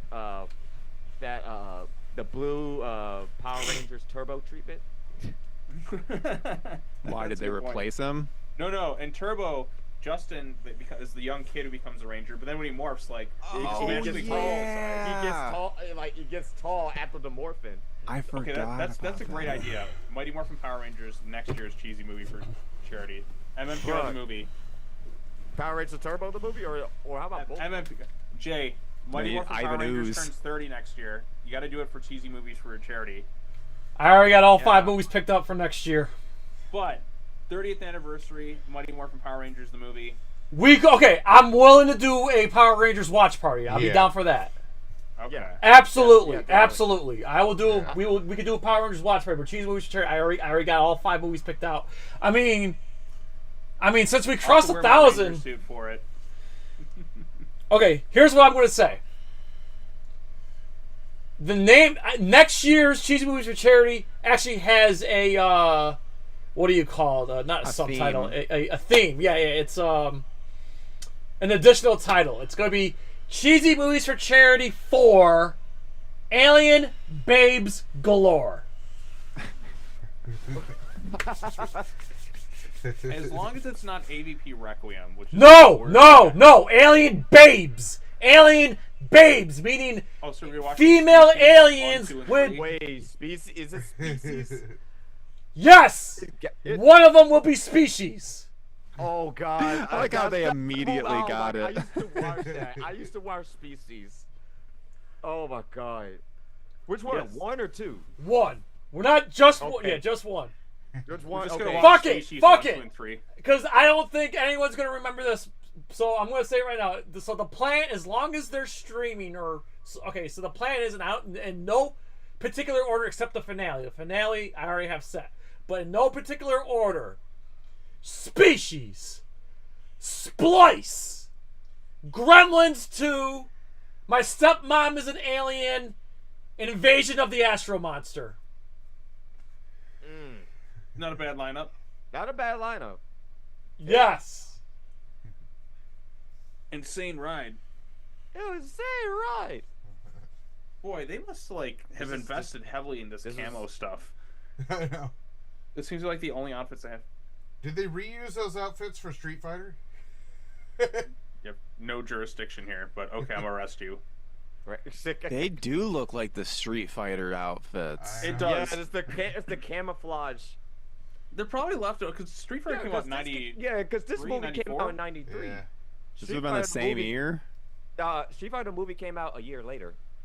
Like So 94. Street Fighter launch got their set, so like maybe they kind of 145 dual funded them, where it's like, okay, Yeah, because I think they shot at the same similar location.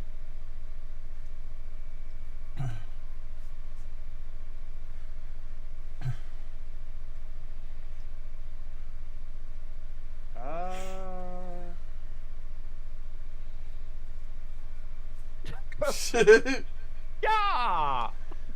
Looks like Street Fighter was Australia and some Thailand, and then Surf Ninjas was Thailand and LA. Mortal Kombat was Thailand and LA. Yeah. Yeah. And then what was the other one? We were trying to figure out where they filmed. Was it Three Ninjas? Wait, Double Dragon. Double Dragon. That was in LA, right? That was LA, yeah. Okay. And Cleveland, Ohio. Wow.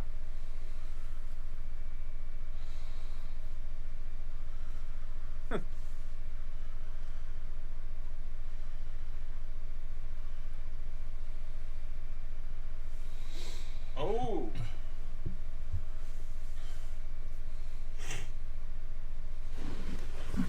I'm gonna look up, give you guys some Surf Ninjas trivia. All right, here we go. Bring it. Right. Do I feel a Tyler Nichols Joe Blow Surf Ninjas movie video? This is not a trivia game. I'm going through IMDb trivia because I do not have that ability. Did you guys know that Ernie Reyes Jr. is actually a 4th degree black belt in Taekwondo? I did know he was a martial artist and that he had a couple black belts. Didn't know he was 4th degree Taekwondo. Oh wow. Okay. This is a Leslie Nielsen thing that essentially applies to every movie, but apparently he was known for doing this on Surf Ninjas quite a bit. He brought a fart machine onto set and would constantly prank the cast and crew with it. That's awesome. Yeah. Legend. Yeah. Yeah, that's definitely Leslie.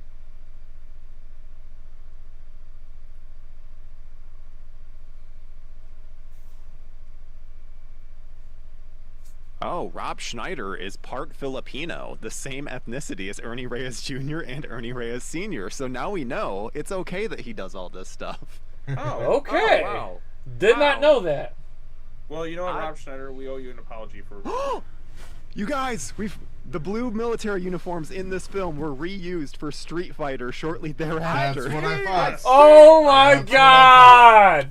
Yeah, I knew. I was like, wow. Like Great call. Obvious. Why does outfits look so familiar? It's like, oh. I was gonna say it's like it would be crazy. Like, why is certain ninjas part of the Street Fighter the movie universe? That's amazing. Oh my God. I mean, that guy does kind of look like Sagat a little bit. Okay, Tone Lock's got to fight. Come on, Rob Schneider. Use your psychic abilities. Right? His hair dye only makes him stronger. Yeah. Right?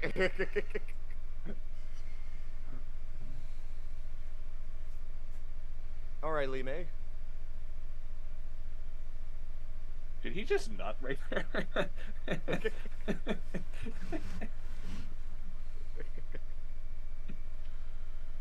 Ain't it bitchin'? Let the kid drive. It's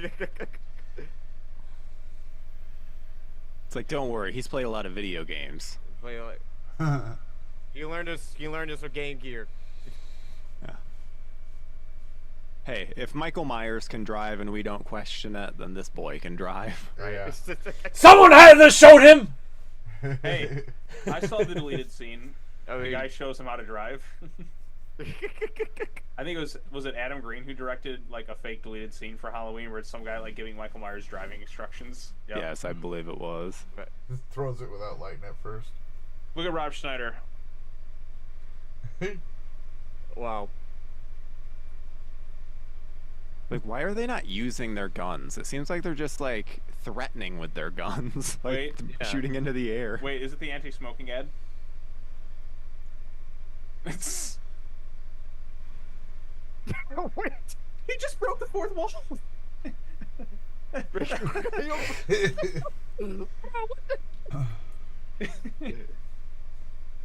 And you know that was Rob Schneider going, This. you know, it'd be really funny if I Twice. turned to the camera and said this. Oh. Said this. Well, of course. I mean, it got us laughing because Rob Schneider is just the greatest comedic genius who ever lived. I mean, sadly, I bet that Rob Schneider has probably gotten the most laughs from this whole movie. Whether intentional or not. Right, But yeah. a laugh's a laugh. So I'd rather be laughing than just sitting bored entirely. So Yeah. Mm-hmm. this No, movie does feel really long though. It's only Jay an did hour. Jay did a great job with the lineup for this year. It's nothing but like fun movies. Thank you. I haven't Well, seen Man of Web, though. Two shots credit It's though. the best. He pushed for Surf Ninjas, and then all you guys last year pushed for Batman Forever, so I had to throw that in there. And then I'm just like, That's I'm the like, band we all need. Yeah. and I'm just like, dude, we have to do. I pushed hard for Madam Web. As soon I as you didn't even see brought it, it up, I but was like, please, please, it has to be. I do need to see Kraven the Hunter because I heard it's really bad. Oh, you saw it? No, I've heard. So I had no intention of seeing it. Now the reactions, I'm Chris like, saw I'm it. 100% Jay- seeing it. Jay, did you show me like? Yes, the Rhino picture. Sean sent that to me. Sean sent me the Rhino picture, then I sent it to you. Yeah, I I was started like, laughing. I It saw was because so I saw it stupid. flowing, and I was like, "Is that?" I kind of like how Chameleon looks, though. Yeah, I saw like 1 second of him in it too. So, Kwanzu, dude. Dude. But I've heard the dialogue is the worst, which is like one of my favorite things in bad movies. That's why I think Madam Well, Web they is like the a movie was supposed to masterpiece. come out like a year ago. It was supposed to come out like a year ago, and Dude, they Sony will postponed be it. 3 for 3 this year and like ridiculous. Well, Venom still is a success. Like I don't know how those movies. Like, I didn't really like Venom 3. It was kind of the worst of the 3 for me. Because it I would like Venom 2 like just knew exactly what it was and just really leaned into that campiness, and that's why I I hated kinda the liked it second more. one. See, I thought the second one was I saw funny. the second one. I was amped up for it because I love bad? Carnage. I was amped up for it, and I was so let down. Like the first Venom movie's okay, and then just the rest are Little all just dancing, terrible. like- Or the dancing of the Jeep. It's Okay, this is something you do for after you defeat the bad guy. Like, why are we having a Well, pre-celebration? you know the now? villains. The villain. Y'all haven't like get to the main villain. It's What, like you guys it's don't like usually have a parade when it's you like go the to Bug's attack Life. the bad guy. It's like that movie A Bug's Life. He's like, don't worry, we'll protect How? you guys from the How is it like a grasshoppers." Bug's Life? Because remember, Flick was getting everybody to celebrate, saying, "Yeah, don't worry, if the grasshoppers come here, we'll kick their ass." You know what? More heroes should like roll up to bad guys like fortresses like this. I think That's we'd be better off like with movies. That's 'Cause what they're I just, was saying. Yeah. The We're just Joker celebrating- needs to have. Wait a minute. The Joker did have a parade before he attacked. See, he's ahead of the game. I love. I'm 89 giving away Batman. money. That's my favorite comic book movie ever made. Like it. Just the way it visually looks from like start to finish. Danny Elfman's music, performance-wise, it's great. I love just how spontaneous some of the comedy is. Like fucking Bob just gets shot. Yeah. But yeah, I love too. Joker like literally like was murdering tons of people, and he comes in full-blown parade, and because he's throwing money, the citizens do not care. But that's just shows how like corrupt and like destroyed of a city Gotham is as a place, and that's what I kind of love about it. I think that if Joker did that in today's America, it would have a very similar outcome. Yeah. Probably. I think it's Tim Burton's best movie, honestly. I do too. It is my favorite Burton film. Batman Returns is my second favorite. Then Beetlejuice. I love Ed Wood. So So I don't do love I. Ed Wood as much as like a lot of other people do. I've only seen it like twice. But you know. Ed Wood, Beetlejuice, and Big Fish are. I love those three. Yeah, so he's directed 20 movies, not counting his short films. The ones I enjoyed the least were like his Planet of the Apes movie, Sweeney Todd, because I couldn't get into Sweeney Todd. I know a lot of people like it, but like I just found it like painful to sit through. He had a bad run after Sleepy Hollow. He had a bad run. Yeah. Pee-wee's Big Adventure, one of my favorites as well. Like Edward Scissorhands, Beetlejuice, Frankenweenie was really good. Yeah, Frankenweenie. Big Fish. I think Frankenweenie, Big Fish, and Big Eyes are like his only. Oh, I guess Beetlejuice. Beetlejuice was good. That just came out. Yeah, But I liked Big Eyes. Like I thought it was a lot. Big Eyes was great. I meant to say that after Sleepy Hollow, it's like those are pretty much his only decent movies. He has a lot of duds. Yeah, he does. But you know, I enjoyed Beetlejuice. It's not as good as the first one, but it felt like Burton was having fun again. Yeah, which is what I kind of missed. Like, cause like there's that ridiculous silliness. I loved it. I loved it. I haven't seen it yet. It's my third favorite movie. The first Beetlejuice? It's the third favorite movie. The first one, of the year. yes. The first Beetlejuice, yes. Then I'd recommend it. They did a good job with it. Yeah, because I need to check out the second one. It just came out on HBO Max. Yeah, last week. Yep. It's just Max. Oh, sorry. Not HBO Max. Max. The stupidest thing they could have done. Like, why? Everyone knows this. I hate they changed it. I was like, why? Why not just call it Warner Max? HBO is a good brand. Why would they get rid of that all right, brand? here we You go. know, what the fuck? Because we needed the surfing. It's surfing. Bend your knees. I don't think those surfboards would work well. What are you talking about? Like, they built it by hand. It's been blessed by Ernie Reyes Jr. With no wax on them. It's all just wood. Dog, tell me why Ernie Reyes Jr. looked like he could be fit for like playing the Great Kung Lao in a Mortal Kombat movie. The way how he looks. Yeah. Like shake his head ball, boom. Quan Su, dudes. They're so smart about how they shoot him most of the time. Yeah. I didn't realize. That's one thing I love to pay attention to, especially ever watch a Tom Cruise movie. You always pay attention to angles. On a box or something. Yeah, and they're just smart about how they shoot things. Tone Loc said something like, "Brothers don't surf."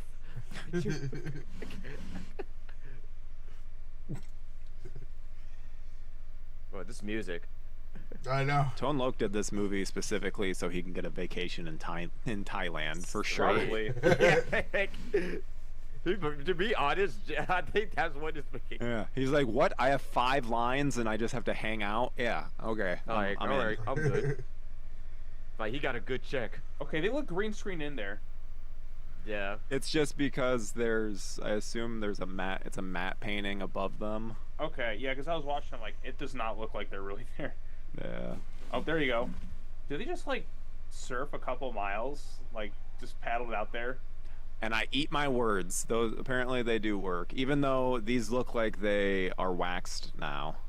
And they were not before. Yeah. They just put it there for presentation. That's it. Yeah. Oh. Oops. Silly Rob Schneider. I surf. Whoa. Immediately shits the bed. I don't think this is how surfing works. I don't think you just all come up in a line like. Well, they're showing us that's really them on set, so I guess it does work that way. Honestly, I think Point Break had better surfing scenes. But well, no shit. Point Break has.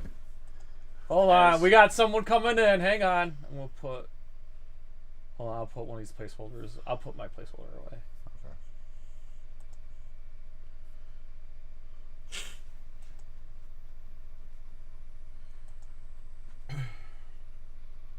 I'm so distracted by the Street Fighter uniforms the gear, now. Yeah, the outfits. This is quite the movie. Yeah, despite this not being based on a video game, the fact that it has this video game integration and then looks like a video game movie, it really fits in with all of like the Mortal Kombat, Street Fighters, and Double Dragons of the 90s. Yeah. I love too that everyone always gets hit and they do a flip. Yeah. We're not explosion. Yep. If you see an explosion, if somebody flip, take a drink. Dude, I'm out of my drink. It's like a kung fu action staple. But you know what? I'd rather have flips than that. Like, it makes it way more entertaining. Because there's that guy just flip right there. Right? Just randomly jumps. Just randomly jumps and flips. All right, come on. Let's see. Every time somebody gets hit. Oh, there's the flip. Flip. Right. If they don't get knocked down, flip. Oh, yep. There's one. That one guy didn't even get hit, and he flipped back. Two guys. Two guys. Oh, flip right there. Oh, double flip. Well, double flip. He didn't get knocked out. Like.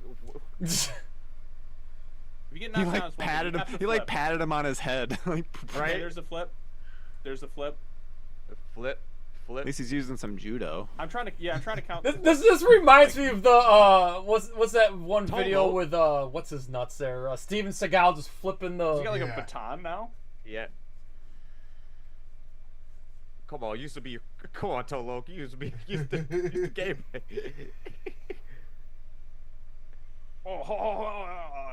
That dude legit has swords. Was he gonna like cut her head off? What was I he? guess so. Like... Come on, flip.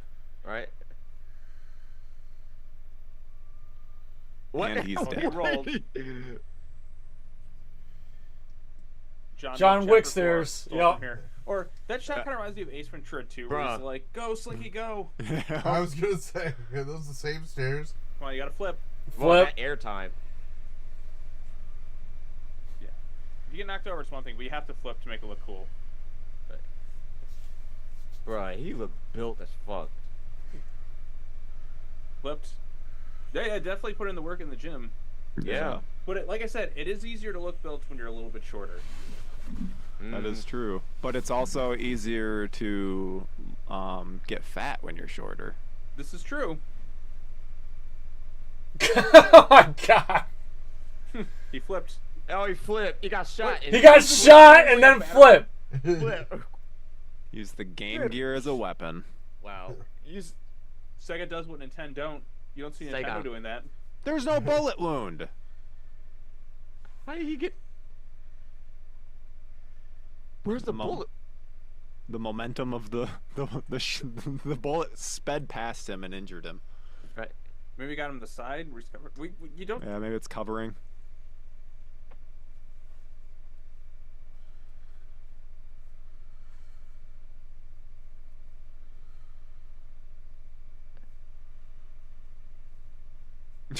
Screw you, Rob Schneider. Stop! Not you.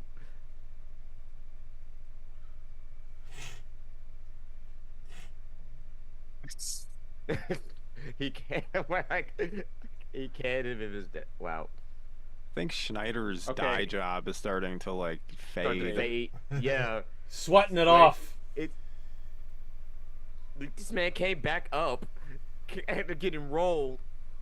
Look at how little. He's going for the attitude adjustment. Oh or God. the FU. Or that's an F5. The FU. More like an F5. With the tilt-a-whirl before. Okay, I kind of like the idea of this guy every time just getting back up and just getting knocked down repeatedly. Right. like just use a body stunt doll on it. Is Ernie Reyes wearing Converses? I think so.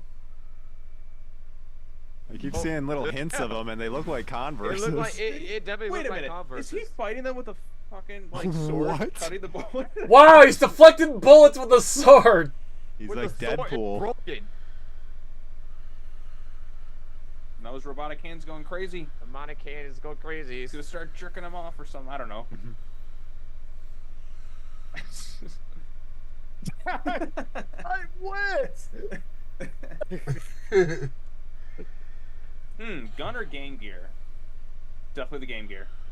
Sega was ahead of his time. It was a weapon. I'm sorry, but he literally, like, before Deadpool was...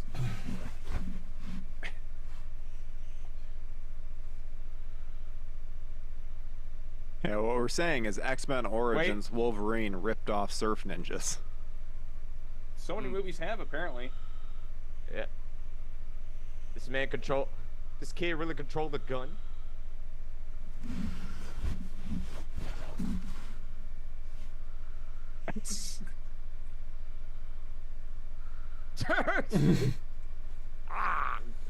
He's hacking his stuff? It looked like it, yeah. Quit hitting yourself. Quit hitting yourself. This man's really controlling the character? Wow. It's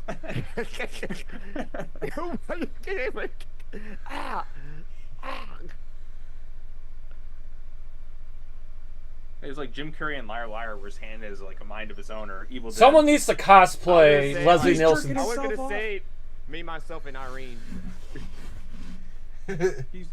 He's literally like. What the fuck?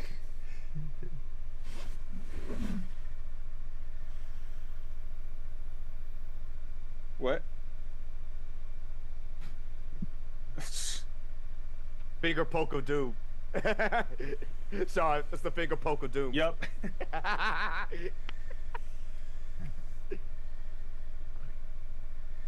Oh my god, that animation. Oh god, the Squid Game. Guy needs a dentist. Now there's our Mortal Kombat. There's our gong. That's the gong. Well, they waited till the end to use the gong. Kind of Yeah. surprised in a movie called Surf Ninjas they didn't use it earlier. He's the deep. Very, very true. Rob Schneider. What is he wearing now? Timu Raiden. Yeah. It's the MK1 Raiden outfit, but Timu. Mortal Kombat stole it from Surf Ninjas. Right. Ernie Reyes looks so uncomfortable wearing all of that stuff.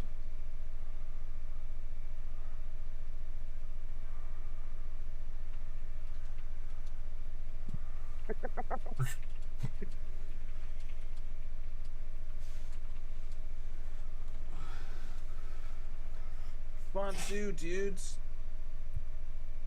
Right on, dude.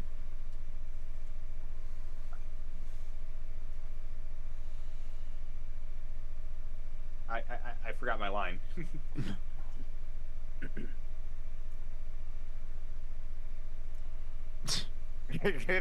Oh wait.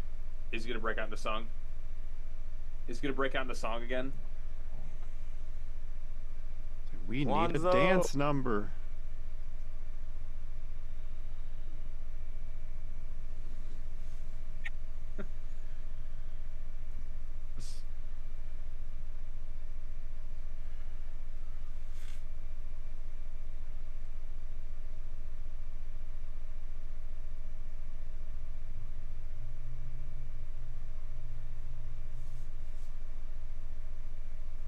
Toe logo's so out of place. That guy is still climbing up those stairs. Bruh. Oh, you're gonna get your wish.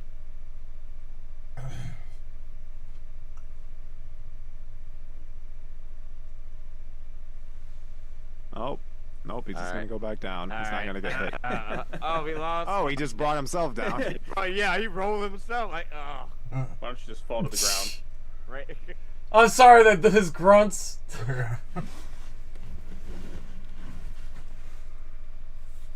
That was born into royalty. Oh, we got a $100 donation. Nice. 1440. Hold on. Hold on. Who was it? Who was it? Yep. There we go. Oh my god. Yeah, And Rob best Schneider's song in joining the in, too. movie.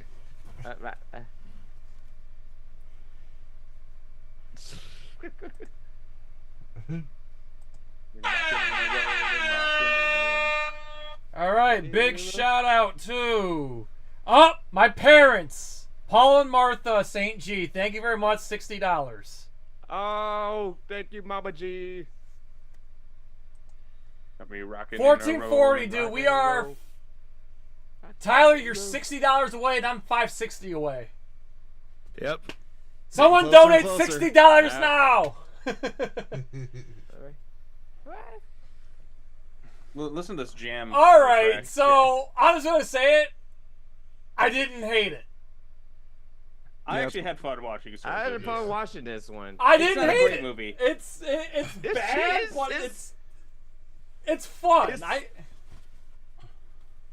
It's How can you definitely not more be fun enjoyable? watching it with friends. Right. If Yeah. you're by yourself, it really drags. But if you get the right amount of people, like certain Yeah. movies are kind of that way.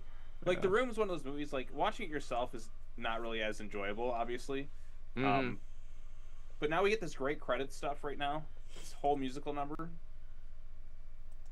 The songs be stuck in my head all day. Like even when we were going to talk Surf Ninjas, it was like right in my head. Yeah. I like that they kept the terrible font through the credits, like the cheesy Oh, font. Terrible. That's great font. Like so much font is generic nowadays. Give me like ridiculous looking font. The goofy ones. It's too like bulbous for me for some reason. I don't like the design. Oh, there we go. All all right. right. So coming up next is Over the Top, guys. I'm checking if there's any post-credit scenes or anything. And there is nothing. So. I was gonna say, Yeah, there's no way. Like, I this don't thing think had- there's post credits. Post credit. I in mean, the there was only like 90s. one post credit scene back in the day, and that was the He-Man movie with Dolph Lundgren. That had post. But like other than that, I don't think any movies at the time did post credit scenes. Cool. Well, we finished up early, so about like 15 minutes. You said we're gonna come Yeah. back and. Joe, go get the pizza. 15 minutes. All right, but before we go, Mike, because Mike's bouncing, because I know you guys are saying, but Mike's gonna bounce. So Mike, go ahead, promote whatever you want to promote, and give your any final thoughts on the movie and whatnot. Okay, so final thoughts on the movie. I think the movie is pretty fun to watch. Pretty fun, cheesy. Definitely. It's a totally a '90s type of action ninjas movie. But definitely having enjoying watching it in full view and stuff. That's really all I gotta say. So, but Rob Schneider in the movie is just like so out of place, but he's just so like he's just like stupidly hilarious in this one. Stupidly hilarious in this one. But Yeah, he's definitely the weak link in the movie, but you need to have him in there because we need somebody to laugh at. Yep. Yeah, the needed a comedic Definitely person for comic this. relief. Yeah, pretty much comic relief. And that important anti-smoking ad. Yeah. Yeah, breaking a fourth wall. It was just ridiculous. Yeah, and Tone Loc in the movie, I kind of never thought he was gonna play like a detective, and that he joined the rest of the crew throughout the movie and stuff. So it's just random, but yeah, that's all I got to say about the movie and stuff. It's pretty fun to watch, especially with people. Absolutely. But, yeah, definitely. So yeah, that's all I gotta say. But you can follow me on Twitch and YouTube, Mad Mike 54. That's both of my handles on it and stuff. I've been streaming Marvel Rivals lately and stuff. But there's gonna be on the YouTube side. There's gonna be more like with Marvel vs. Capcom stuff and soon to be like Mortal Kombat stuff because I haven't posted anything like that in a while. But yeah, so I'll keep you guys updated. Follow me on Twitter at MikeJones_Mad. My Instagram, same thing, at MikeJones_Mad. And Blue Sky too. I keep forgetting my tag on it, but yeah. Oh yeah, you can follow the wrestling podcast I'm a part of, Wrestling in the Middle. Look it up on YouTube or Spotify, Twitter, IG. So we're definitely got some episodes cooking and stuff. So we're gonna keep y'all guys on the loop. So yeah, pretty much all I gotta say about that. So I appreciate you guys for having me and stuff, for watching Surf Ninjas with y'all. And we'll definitely have to have you back next year, Mike. Oh yeah, definitely get me back on here. I want to see Species. All right, yeah.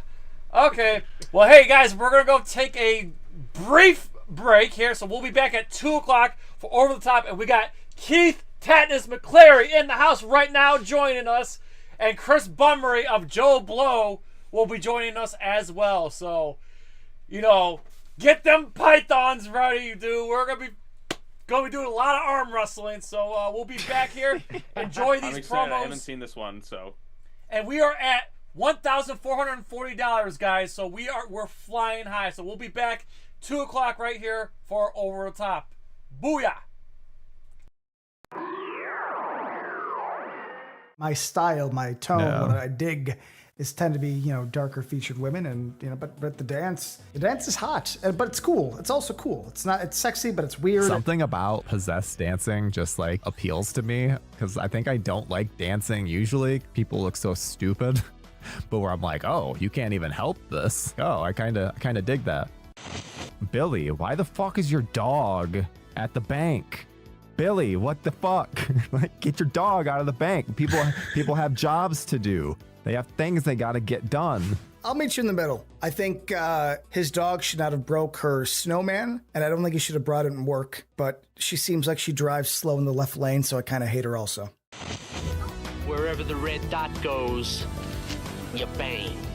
You know what, Val? This one's on me, okay? You see me reaching for my fucking wallet? I got a goddamn plan! Thank you for not smoking. What's the boogeyman?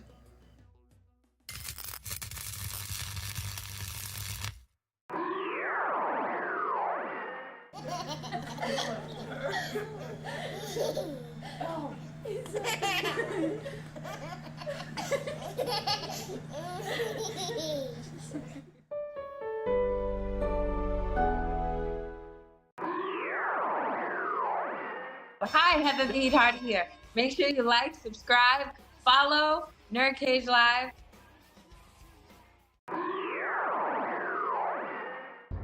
Do you find yourself plagued by indecision, unsure whether to take action, or even to get involved at all? You need to call Elder Gods Consulting. Here at EGC, we pride ourselves on being experts at indecision and inaction. There's no need to fear. The Elder Gods are here. I do not understand. How can you fear the Elder Gods? Exactly. You really shouldn't be afraid. In fact, according to the latest reviews, we're #1 in the category of toothless worms. So go ahead and call 1-800-ELDER-GOD now. Operators are standing by. Good credit, bad credit, it doesn't matter. Remember, every time you stop by for a consultation, you're allowed 3 questions. So bring a friend, bring an enemy, or just come alone. But come on up to Elder Gods Consulting. Don't expect results, just consults. Hi, my name's Kev Bayless, designer or redesigner of Donkey Kong, designer of Diddy Kong, Jago, Enderkurken, and Whizpig. You can't beat me! But what you want to do is subscribe to NerdCage, the YouTube channel. Just go there, subscribe, because you know it makes sense. And that's that. NerdCage Live and Gaming are a perfect match! Shoot the J, Joe! Okay. Shoot it! Alright! Over on NerdCage Live on Twitch, Jay and Joe go live. Call me Bazooka Joe. It's all about you. Kaboom! Playing both old school and new school games every Tuesday night! Ooh, what a sight! Jay, stop looking at her face and run. But she's so beautiful. So be sure to follow NerdCage Live on Twitch. Run for your life, Joe. Run for your life, Joe. Running. Run faster. Oh no, Joe, the galaxy's doomed because of you. To scratch your gaming itch. Oh, nice kick, Joe. Thank you. Yo, that's f***ing diabolical. Wait. Yo! That's twitch.tv/NerdCage Live. This is Anthony Marquez, better known as Kung Lao for Mortal Kombat. Make sure to like and subscribe to NerdCage Live. Be there. Us. Childhood cancer it's hard, but St. Jude has gotten us through it. St. Jude is hope for every child diagnosed with cancer because the research is being shared all over the world.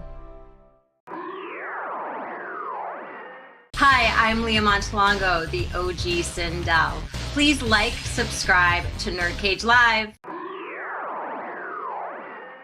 You ever feel like your get up and go just got up and went? You know what you need? Lightning in a bottle. Yes, lightning in a bottle is here. This drink will give you exactly the jolt of energy you've been looking for.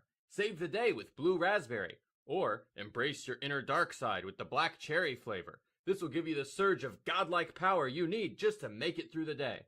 Plus, it's got electrolytes. So fuel up and prepare yourself for battle with the greatest energy drink the realms have ever seen. Lightning in a bottle.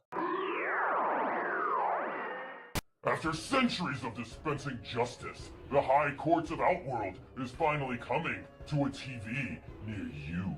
See how your Emperor, in his infinite wisdom, arrives at his verdicts and decides who's guilty and who's innocent. Here's a hint. No one's innocent. The penalty for stealing? Death. The penalty for interfering in Outworld affairs? Death. Sensing a theme? So tune in to Trial by Combat, weekdays at 4:30 after Judge Judy, and find out who lives and who will die.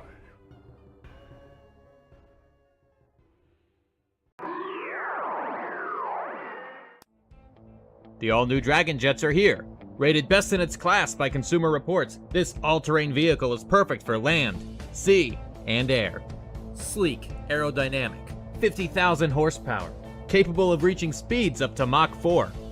Comes equipped with Bluetooth for making hands-free calls. And state-of-the-art missile defense system. Don't just settle for any old flying vehicle. Head on over to your local Dragon Jet dealer now. Financing available. Greetings, imagination connoisseurs. This is Robert Meyer Burnett, and I'm telling you to go get in the cage, the NerdCage Live, and you watch, you like, you subscribe. And you come back and you hear some cogent discourse about all things nerdy. NerdCage Live, do it. Test your personality. Learn about yourself and have fun taking our personality quizzes. You see, our computer experts have been hard at work designing scientifically accurate personality tests. After defeating invaders from other dimensions, get tested on the different dimensions of you. Our most popular being, what kind of animal are you? After a series of grueling questions, you can find out what's your spirit animal. This was just another one of Nightwolf's crazy tests? A penguin? Oh, get out of here! A vulture? Yeah, I could see that. You gotta admit, taking an online quiz definitely beats doing it the old-fashioned way. What is your spirit animal? Jaguar, why do you ask? Doing a survey. Well, survey completed, so take her easy. You didn't ask me, but if you had, the answer I would have given is doggy. So hop online and take the personality quiz. Like there's really no other way to find out what kind of person you are. This is Ernie C. from Body Count. You're tuned in to NerdCage. Can you like and subscribe?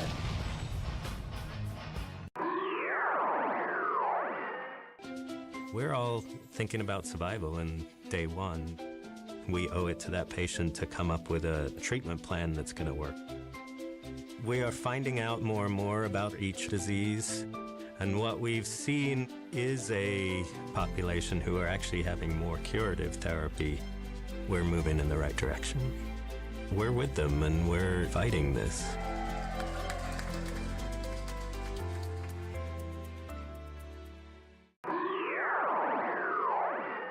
Hey everybody, this is Dave Niebuhr from Dog Eat Dog, and you're watching NerdCage Live. So like, share, and subscribe to this channel. These are great guys doing what they love to do.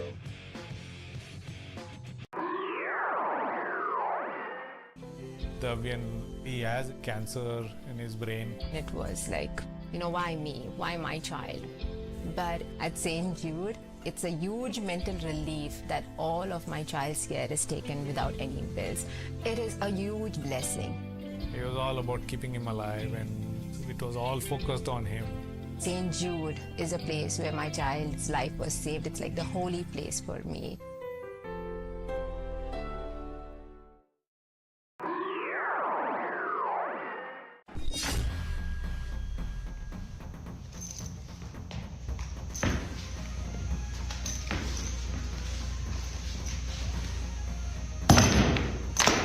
Get over here! Hi, I'm martial art master Daniel Casino. You know me as the original Johnny Cage, Scorpion, Sub-Zero, Reptile, and Smoke. You are tuning in to NerdCage Live on YouTube, Twitter, Twitch. Don't miss an episode or you'll get caged. So let's finish him. My style, my tone, what I dig is tend to be, darker featured women, and but the dance is hot, but it's cool. It's also cool. It's sexy, but it's weird. Something about possessed dancing just like appeals to me, because I think I don't like dancing usually. People look so stupid, but where I'm like, oh, you can't even help this. Oh, I kind of dig that. Billy, why the fuck is your dog at the bank? Billy, what the fuck? Like, get your dog out of the bank. People have jobs to do. They have things they gotta get done. I'll meet you in the middle. I think his dog should not have broke her snowman, and I don't think he should have brought it in work, but she seems like she drives slow in the left lane, so I kind of hate her also. Wherever the red dot goes, you bang. You know what, Val? This one's on me, okay? You see me reaching for my fucking wallet? I got a goddamn plan! Thank you for not smoking. What's the boogeyman?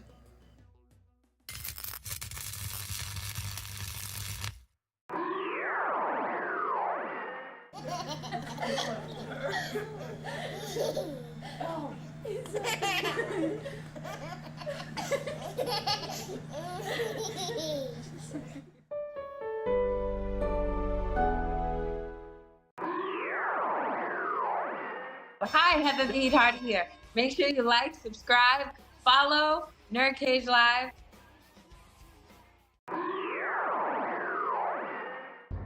Do you find yourself plagued by indecision, unsure whether to take action, or even to get involved at all? You need to call Elder Gods Consulting.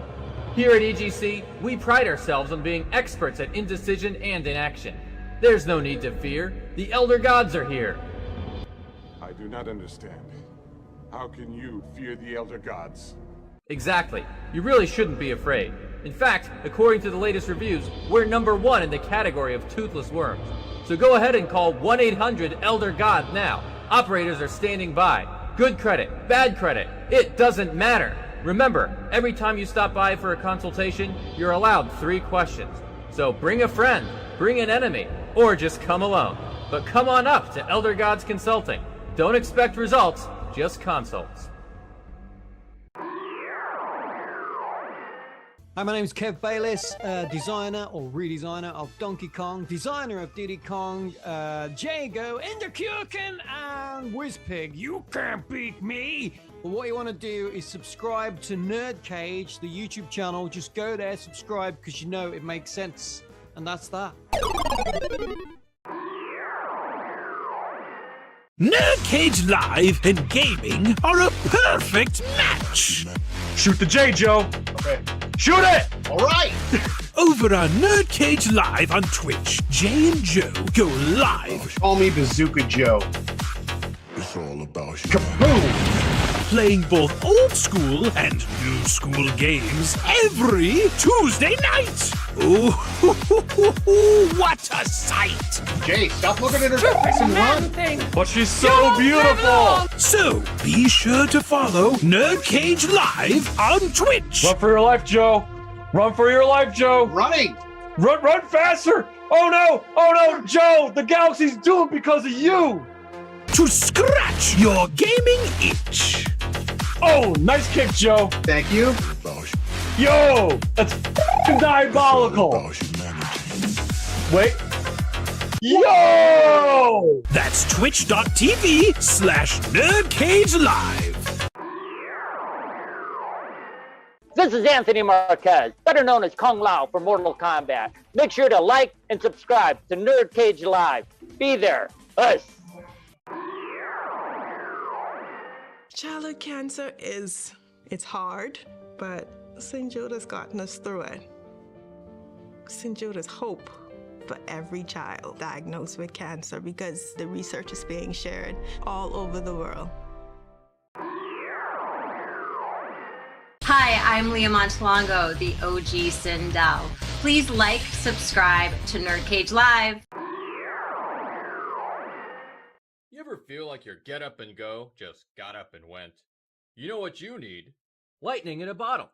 Yes, lightning in a bottle is here. This drink will give you exactly the jolt of energy you've been looking for. Save the day with blue raspberry, or embrace your inner dark side with the black cherry flavor. This will give you the surge of godlike power you need just to make it through the day. Plus, it's got electrolytes. So fuel up and prepare yourself for battle with the greatest energy drink the realms have ever seen. Lightning in a bottle. After centuries of dispensing justice, the High Courts of Outworld is finally coming to a TV near you. See how your Emperor, in his infinite wisdom, arrives at his verdicts and decides who's guilty and who's innocent. Here's a hint. No one's innocent. The penalty for stealing? Death. The penalty for interfering in Outworld affairs? Death. Sensing a theme? So tune in to Trial by Combat, weekdays at 4:30 after Judge Judy, and find out who lives and who will die.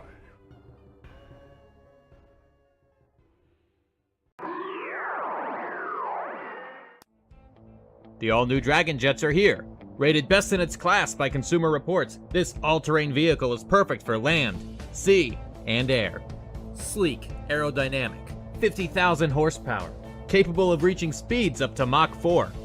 Comes equipped with Bluetooth for making hands-free calls. And state-of-the-art missile defense system. Don't just settle for any old flying vehicle. Head on over to your local Dragon Jet dealer now. Financing available. Greetings, imagination connoisseurs. This is Robert Meyer Burnett, and I'm telling you to go get in the cage, the NerdCage Live, and you watch, you like, you subscribe. And you come back and you hear some cogent discourse about all things nerdy. NerdCage Live, do it. Test your personality. Learn about yourself and have fun taking our personality quizzes. You see, our computer experts have been hard at work designing scientifically accurate personality tests. After defeating invaders from other dimensions, get tested on the different dimensions of you. Our most popular being, what kind of animal are you? After a series of grueling questions, you can find out what's your spirit animal. This was just another one of Nightwolf's crazy tests? A penguin? Oh, get out of here! A vulture? Yeah, I could see that. You gotta admit, taking an online quiz definitely beats doing it the old-fashioned way. What is your... Oh, hold on. Brother. There we go. There we are. There we go. All right. Look at that. We're at $1,540, which means Tyler's cutting his hair, and we're only $460 from hitting our goal, and I'll be cutting my hair. But right now, guys, we are getting ready to watch Over the Top. So, in Sylvester Stallone tradition, guys. Oh, you're gonna drink some fucking raw eggs? Yep, he does. Oh. Let's go! Urgh! Yes, I'm ready. Woo! I didn't realize that was even a thing. That's pretty awesome, though. I gotta give you props for that. I've never drank raw eggs before, so. Dude, I drink raw eggs every goddamn day. Man, it's all about lifting weights, eating pussy. Let's go. We're watching goddamn Over the goddamn Top. Joe, let's start with you, man. Over the Top, how you feeling? When's the last time you seen it? Dude, this will be the first. But, I mean, I'm all in when it comes to Stallone movies, and I hear good things about this one. I gotta see it. Oh, yeah. Sean, what about you? Never seen it. I think I saw like the first minute of it. He's like in a truck or something. But I've always wanted to see this one, and this is the perfect time. All right. It'd be so much fun. And Tyler Nichols of JoeBlow.com and Needlessly Nostalgic, by the way. I hope you guys enjoyed that Needlessly Nostalgic ad. But Tyler, Over the Top, how you feeling, bro? I can't wait. This is one of Stallone's best bad movies. Like, it's so glorious the whole time. I'm so glad that I'm here with some first timers because it's gonna be amazing. Fuck yes. And in the house, man, Robin from Canada, we got Keith Tatnus McCleary of Tatnus TV, Tatnus Radio, actor, producer, MMA fighter, artist. Keith, how you doing? And Over the Top, how you feeling? How's it going, brother? Thanks for having me for this. I love charity stuff. I'm stoked about this because I don't think I've seen this since the 90s. I think it's been that long for me. Wow. So it's going to feel like the first time over again because I don't remember a good majority of it. I just remember I really dug it, so. Excellent. And Chris Bunbury of JoeBlow.com, the biggest Sylvester Stallone fan on the planet. He's interviewed Stallone like 4 times. He'll be joining us. He's in the middle of a press junket interview right now. So let me message him saying that we're playing the movie now.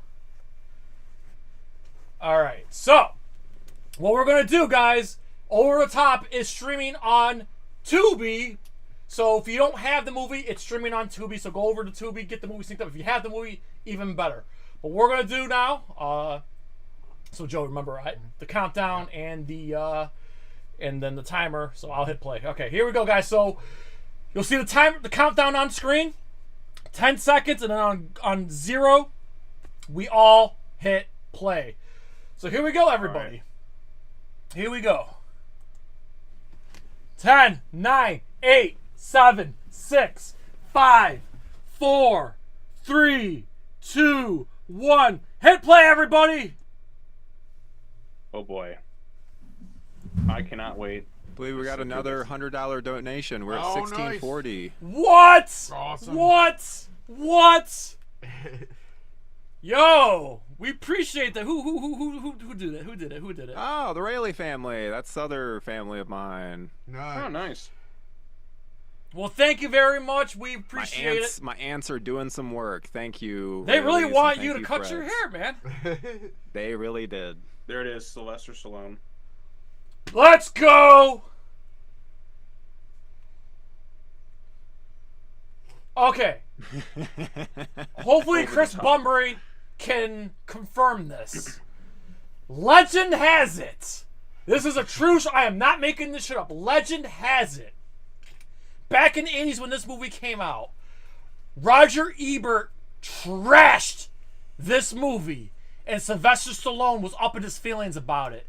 So in Las Vegas at some like film festival, Sylvester Stallone confronted Roger Ebert and picked him up and pinned him against the wall and said, "If you don't like my movie, fine. Don't be dissing me in my acting." Pretty amazing.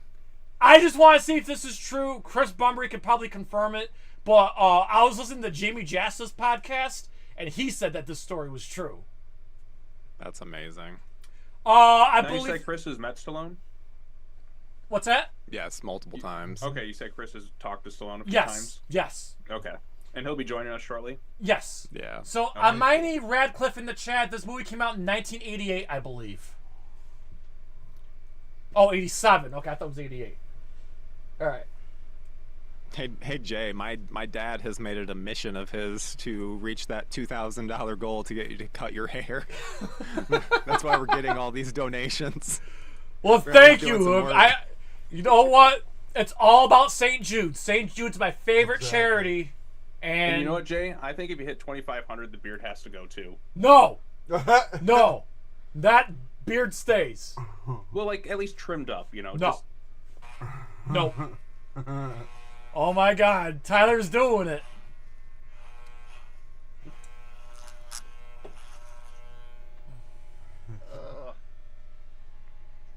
Have to take the guard off. Oh, armor all product placement.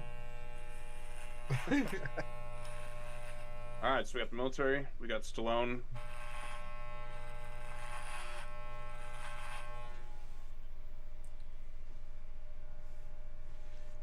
Well, there we go. There's a big chunk. Oh, that's right. He's cutting his hair.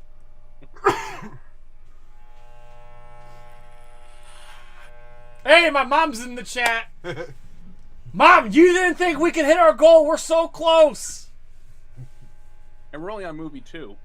Yeah. See, if Yo. you hit the goal right at that moment where they're throwing their hats up, that would have been kind of perfect timing. But you know what? There's still time. Bro, I can't wait more to go. I can't wait. I can't wait for Chris Bummery to show up. Yeah.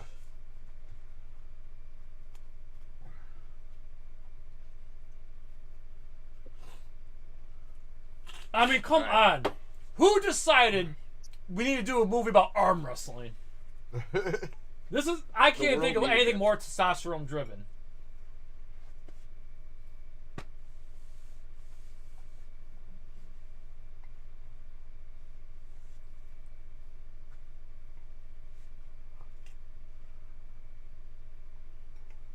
Alright, I've got all the sides.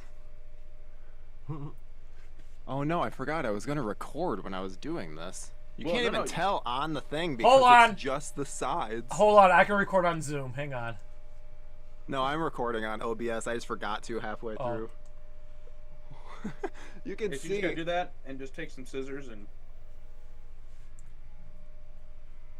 you can use your camera as a mirror. Yep. Well, I mean, it's the top that I need to do now, which is scary.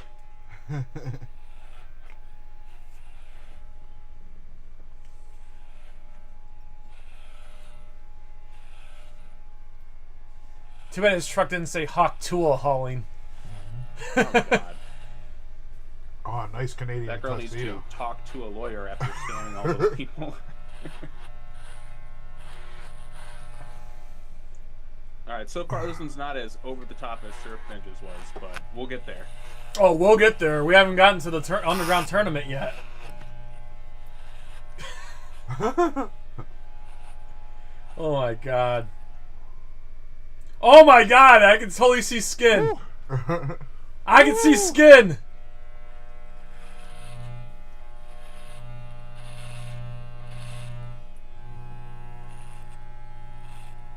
We're literally seeing a metamorphosis on screen right now. I know, he's kind of reminding me of with the beard in that he's looking like what's his name, David Harbour. With oh, I'll take it. I'll take it.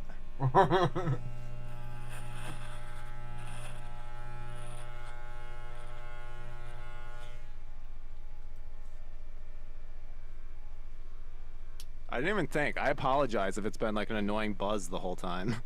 No, that's good. No, it goes right with the theme of the stream. Yeah, you're good. Cutting oh my hair. god. That's awful.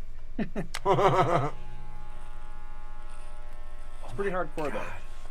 I haven't had short hair in years.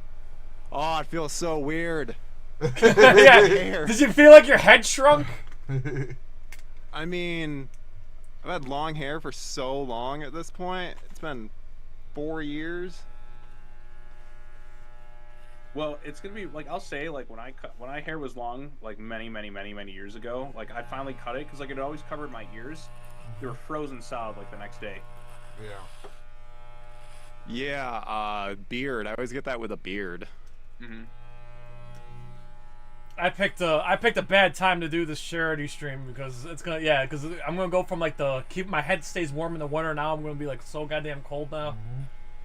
Yeah, but you're not doing complete buzz. True, but still, with all the hair I'm losing, it's gonna, you know. Hey, There's so much hair at my feet right now. Look at it this way, Jay. It'll save you a fortune on conditioner.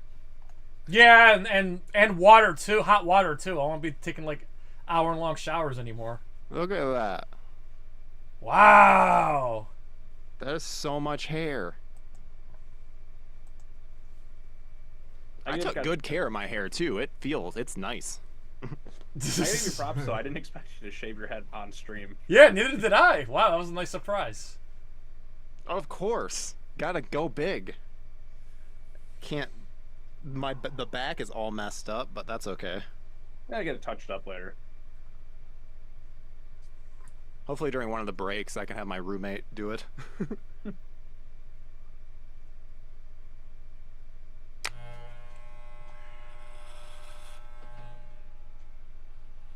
Now, Stallone didn't direct this, right? He didn't direct this one.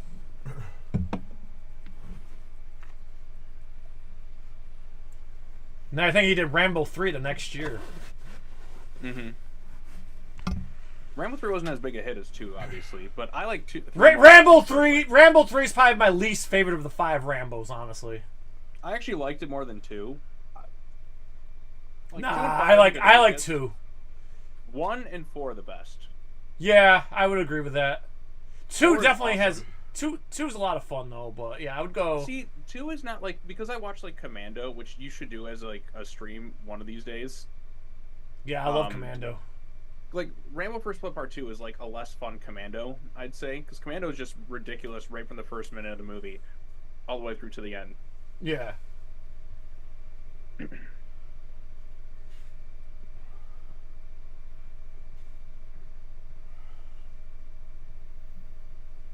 Alright, so far this movie's not very over the top, but I'm waiting for it. Oh, it gets there. It's a Dude, slow build. I never seen a man where his lower lip just goes lower than his chin and scream. Like this is that. No, when his lip goes swollen, it goes down to here. Yeah, but that was CGI. Like this is like real, like Stallone lips going no. Like, oh, dude, it's great. I love Stallone though. Like, I mean, he's the GOAT. He's definitely an inspiration. I love Stallone. Mm-hmm. All right, Jay. Stallone or Schwarzenegger? Stallone's the better actor, but Schwarzenegger's the better action star. Okay, I can buy that. Like, they each have strengths over the other two. Like, Stone could write. He could actually write though. Arnold was never right, a writer. right, and direct. But when it comes to those one-liners, the over-the-topness, the persona, the gravitas on screen, it's gotta be Schwarzenegger. Plus, Stallone doesn't have a lot of hits outside of Rambo and Rocky, whereas Demolition Man. I mean, yeah, but Schwarzenegger, even outside Terminator, has lots of like hits. Mm-hmm. Okay, I missed something. Like, why is this kid running?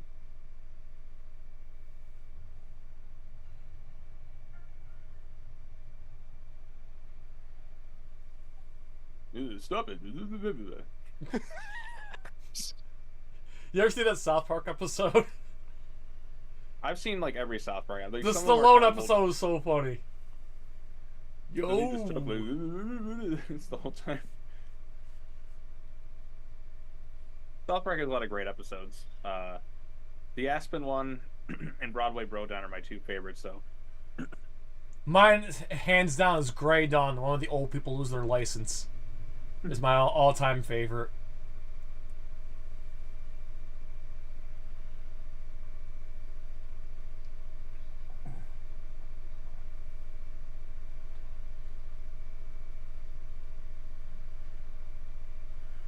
Alright, 2 bags of off-brand Fritos consumed.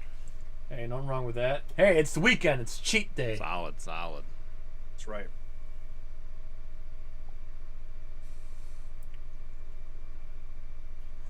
Hey, should we sing like I did in Rhinestone? Oh God.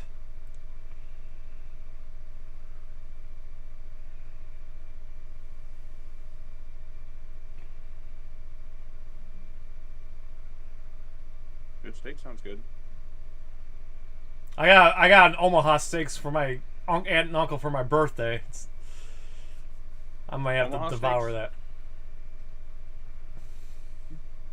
You ever have a tomahawk steak where it's like the giant like bone? You kind of pick it up like this. No, I don't think so. I did once. They're ridiculously expensive. Like they're too big for a plate. You have to eat it on the cooking tray. Hey, I have a request. Yeah.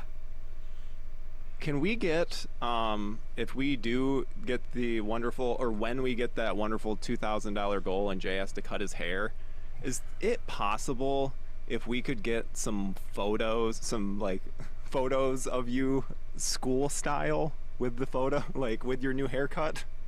I'll do it before. Post on the- I'll definitely do it before and after. I don't know if I mean. Just school photo. Wear something that would be a school photo and do the turn and. Then the turn. Get the '90s background going. Too. Yeah. Yes. Heck, the blue as long as it's a background clear with the background, lasers. I'll Photoshop it for you. Well, yeah. We got. Joe's got a green screen. Maybe we can figure it out. Yeah. Or I mean, you can do you and Joe prom pose. That's another. Think I have to ask my mom, see if she's got my senior year photo. Yeah. I should recreate my senior year photo. The only problem is I don't have a suit that fits me. I got a shirt and tie, I just don't have a suit. I could try to recreate my senior photo. Rent one for just like a day just for a photo shoot. Oh God, no! I am not renting a goddamn suit for one day for a goddamn photo. Fuck that. Oh wait, what's going on here? Yes, it's going down. He's got the arm wrestling shirt on. The Smasher.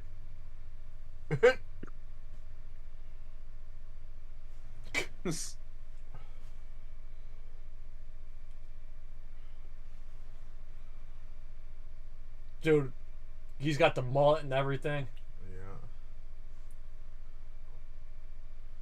I said you want it. All right, come on.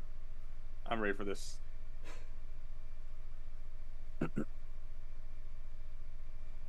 God, that's such an 80s look. Who's the dead man? Hit me with the salt shaker. Seabass said that. Here we go, guys.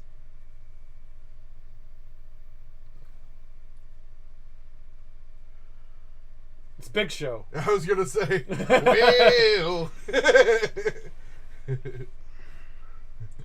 well. Dude, why didn't they get me as one of those trucker extras? Okay. Dude. He slapped. Yeah, you gotta get psyched. Let's go. Dude, yo, get your raw eggs, guys. Come on, get your testosterone shots. I'm telling you, this is a man's movie right here. I'm ready. I'm gonna smash this can of Red Bull over my head, man. I'm ready. You sound like you're about 4 cans of Red Bull deep.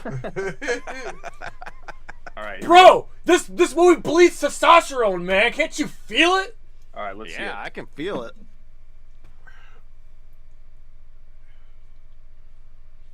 Come on, Sly. Yes. The more faces you make, the stronger you are. Over the top. No, it's about to get so much more over the top.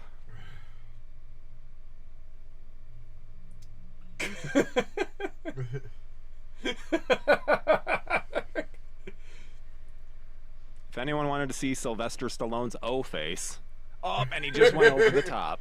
Well, didn't they already have that in the 70s? Sylvester Stallone's pre-Rocky. That's true.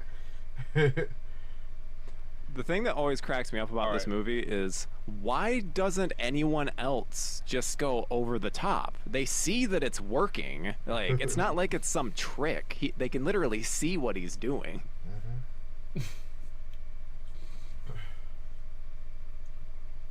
Well, he bought himself some steak. Oh, hold on. Bunbury is here. Nice. Let's go. Hey guys, how you doing? Oh, Hello, Tyler. hello. How you doing? Nice to meet you. Tyler, you cut your hair. Cut off those. Yep. locks. Yep, we hit 1,500, so it's gone. Oh, really? I thought you were just trying to fit in on the Joe Blow crew, because I don't know if you watches our videos, you'd notice that a lot of us are lacking in the hair department. So Yeah, I think John and Lance are legitimately angry that I did this. So I was wondering if it was an ultimatum, if they said that you had to do it. All right, what's the time marker that? 17, 34, 35, 36, 37. He just won his first arm wrestling match at the bar. Yeah. Oh, he just went over the top. Like, okay, 18 minutes now. Okay, yeah. So so we're at 17, 52, 53, 54, 55. So yeah, you're only 10 seconds ahead. 18 minutes. Okay. And 18 right yep. now? Yep. 18 right now. Oh man, look at Stallone. All right. So Chris, I got a question, important question for you, because I was just telling the stream about this earlier before you got here. Is it true? Legend has it that Roger Ebert trashed this movie, right? Sylvester Stallone confronted him in Las Vegas at a film festival, picked him up, pinned him against the wall, and said, "It's okay if you don't like my movies, but don't you dare badmouth my acting." Is that true? I've never heard that story. What? You're the Stallone super fan. I don't think it's true. I mean, the thing about this movie is, first of all, Stallone is short.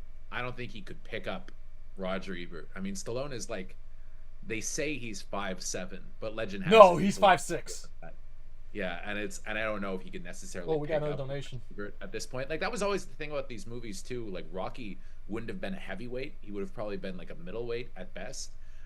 But I love Stallone, and I love this movie. So the funny thing is, this movie was a notorious flop in 1987. Yeah. I don't know how you guys know about it, but like it was a disaster, like a true disaster.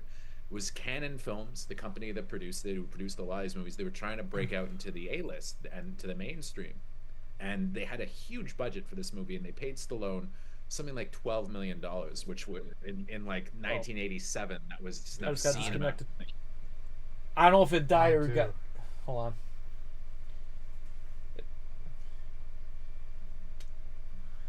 Yeah, you see, I can't hear Lance. We might have to temporarily just use the laptop. Yeah. Yeah, I think we're disconnected. Hang on, guys. Our earbuds just died. Oh, I got to charge this up. I mean, it may not take long to charge. Yeah. Hang on.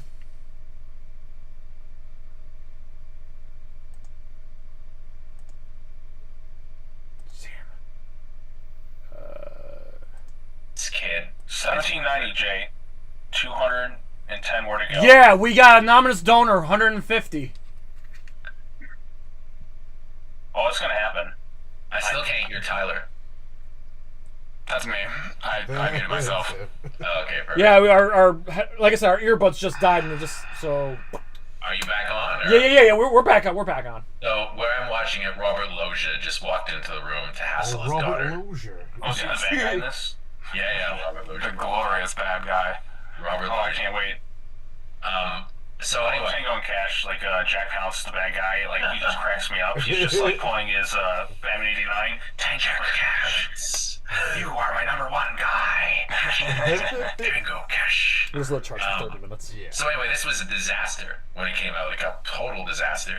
And the funny thing is, everybody mocked it for the whole fact that it was an arm wrestling movie, right? And and what's interesting about it is that at the end of the film, what like the arm wrestling, this heightened kind of fantastical version of what an arm wrestling competition would have been in 1987 has really come true.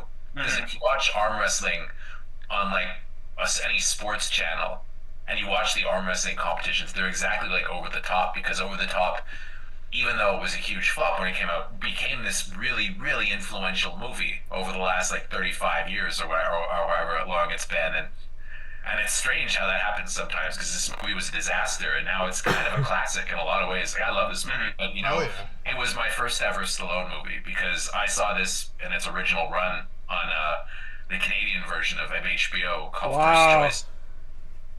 And the reason this was my first Stallone movie is, and it was before I'd even seen a Schwarzenegger movie, was because, those movies were rated R, but Over the Top was PG, and it wasn't that I wasn't allowed watching stuff like that, I just didn't have the interest. I was 6 years old when this came out, but what would happen was they would run PG movies during the day and R-rated movies at nighttime, right? So Over the Top was just always on when I would turn it on, so I just watched this movie over and over and over again. I always had a soft spot for it. So, Lance, you're on mute again. Tyler, you're on mute. Tyler, I was gonna say. But no, it's funny because it's like the little boy works as like a surrogate for all of us. Yeah. If you're watching it as a kid, you're like, oh yeah, I could be there. I could be doing that. I still feel like him though. I interviewed Stallone a couple times and I felt like I was the kid and Over the Top. I was like, yeah. At the end of the movie where he's picking him up and he's running around with him, like I still want to do that with Stallone. It's so funny because I watched your first Stallone interview, and that was like the one time I literally seen you starstruck. It's so funny to me. Yeah, man. I grew up with him, right? Yeah. So he's like my idol when I was growing up. I have in my hallway of my apartment like a signed poster from Tulsa King by Stallone that a friend sent me, and I got it framed and mounted. It cost me like $500, but whatever. I didn't care. Worth it. I'm sorry, Chris, since you came in late, I'm sorry you haven't meet Keith Tatnus McClary, Keith Meek, Chris Bummery, Joe Blow, the editor-in-chief. How you doing? All right, so we're at the part now where he's falling asleep in the truck at nighttime. Is that what we're watching? Yep. They have a weird, even though it's father and son, they're weird. They have a weird relationship. Some Karate Kid training montage. Oh yeah, the montage and this are amazing. They're playing. Is it Kenny Loggins? Kenny Loggins saw Meet Me Halfway. Okay, but just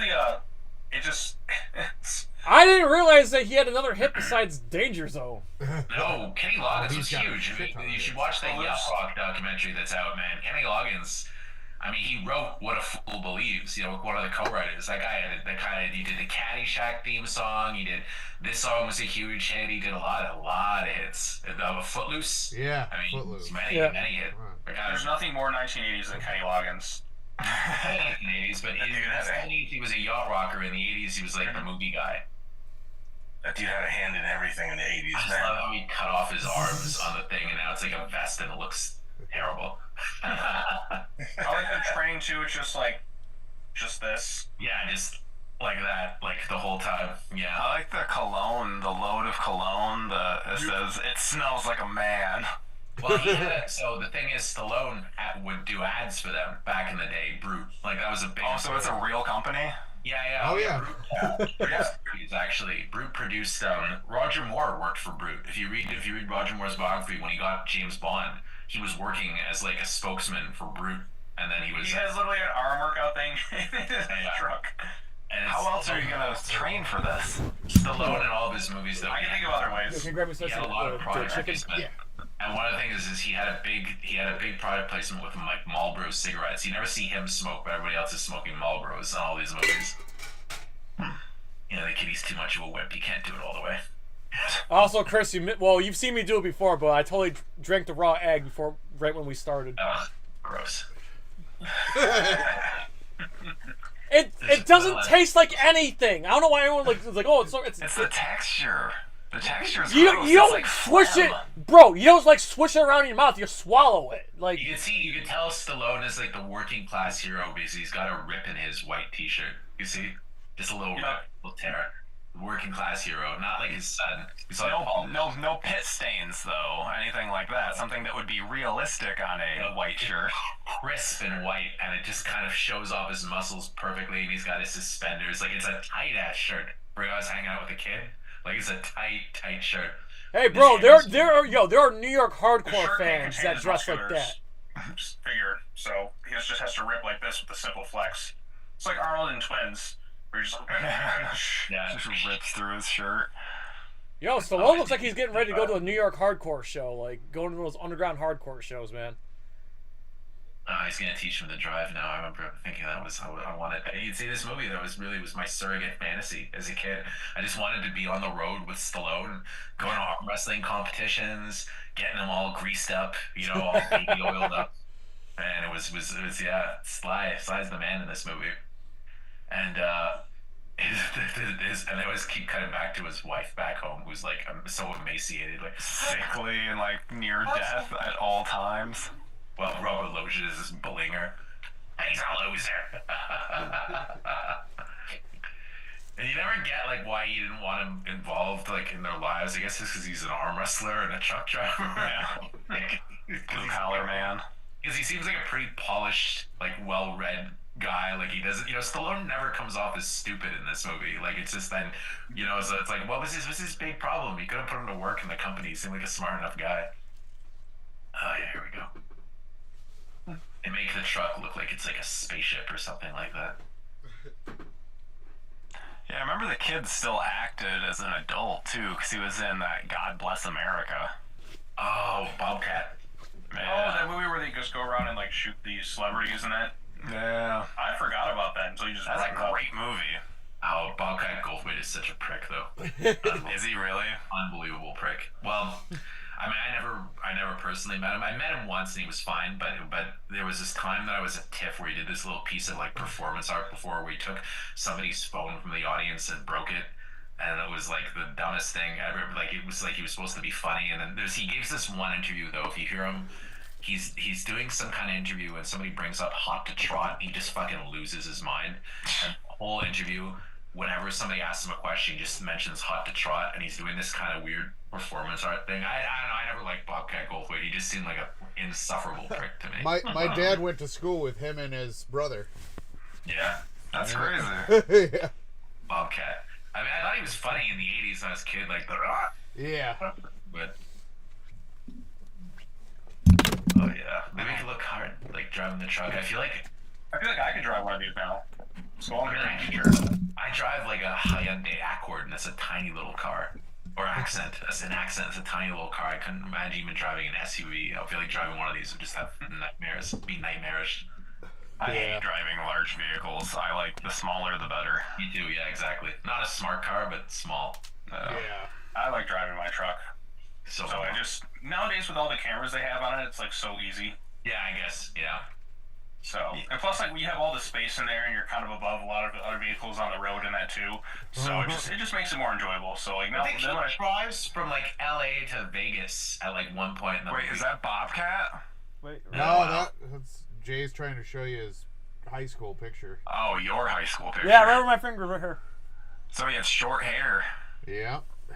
I expect you to have long hair. It's the Loge. The Loge. Robert Loggia. And that's Terry Funk as one of his muscle men. Terry Funk. Also shows up in Roadhouse. Yeah. Oh, dude, Jay, you gotta do Roadhouse for Cheesy Movies for Charity. That's like the greatest. Oh yeah, this is when he fights when he does the arm wrestling with the kid. Oh yeah. And he's got a Mario Brothers. arcade machine. Yeah, and that little prick playing the pinball. He's gonna be mean. Oh, you got the cigarette machine. Actually, the kid's going on adventures and playing Mario's like that. I feel it's gonna cross over with the wizard at some point. Yeah, it does. That's like the wizard. I put my power glove on whatever I want. Oh my god, just imagine the arm wrestling with the power glove on. This is the power glove. It's so bad. Oh, this kid with no shirt underneath. No shirt under his vest. That's how I used to dress. Kill myself. How I used to dress in the 80s. Just walk around with no shirt under a vest with the cut-off sleeves. He kind of looks like the friend from Terminator 2 with his haircut. He does. Yeah, he does. Oh, Sly. Yo, I love that meme. The only actor Last little cop saves the human race. Over children. He probably still had an Apple box though. He's like, no, I got a tower. Well, the weirdest is whenever you watch a movie that he's in with like Brigitte Nielsen, who was his wife, who was like 6 foot or something like that, and he's always, you could tell she's standing in a ditch in Cobra.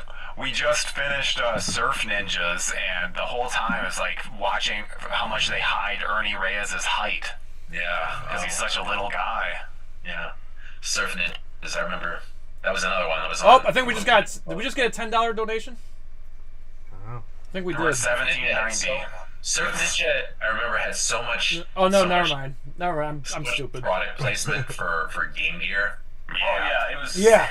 Yeah, I the mean, Game it Gear looked is like like it a was funnel. this amazing system, but it was the suckiest video game thing ever. I had a Game Boy, it was way better. Now he's gonna cry because he lost. Oh, It kind of looks like here's a better Osgood picture. Perkins. My mom sent it to me. Oh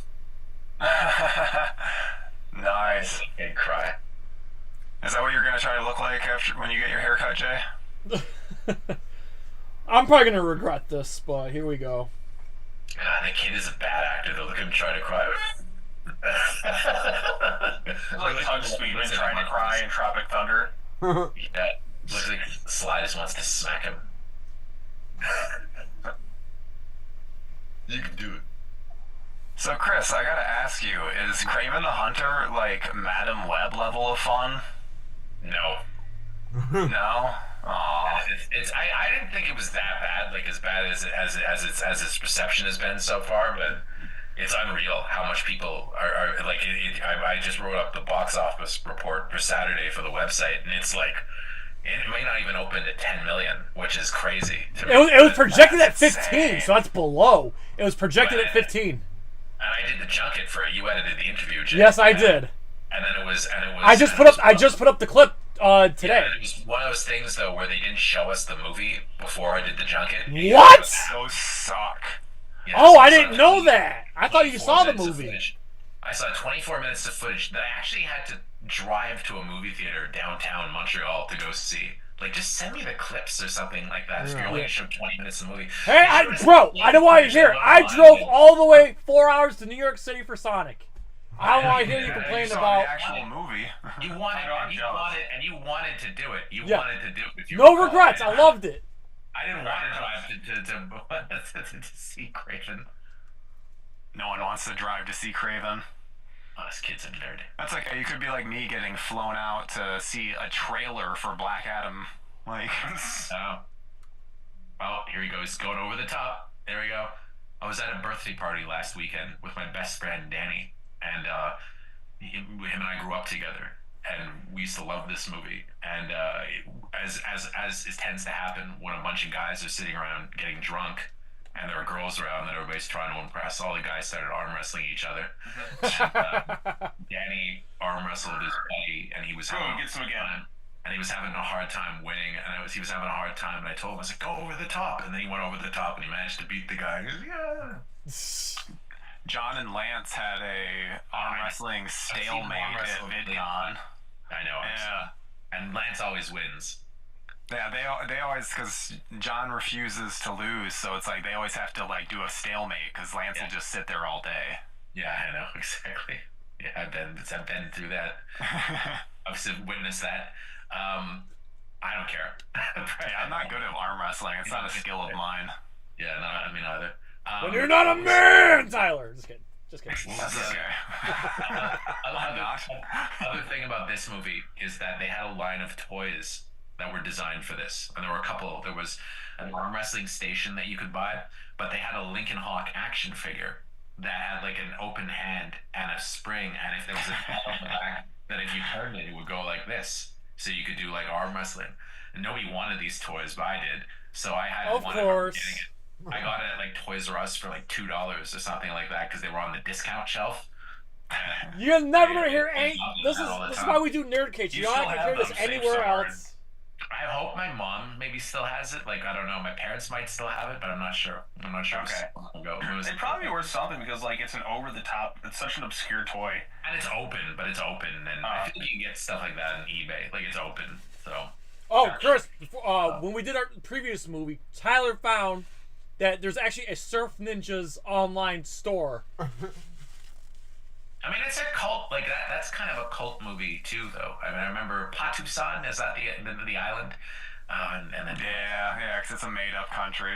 Leslie. Well, it's they took it from Lord Jim, right, from the Joseph Conrad novel. So. Oh, they just kidnapped his kid. I just saw the explanation that they didn't want to piss off any country, so they just. Oh no, they run away with his son. Yeah, run, Sly. Oh, I just took that card out. Come on, Sly, kick his ass. I love that Robert Loggia hired goons to kidnap his own grandson.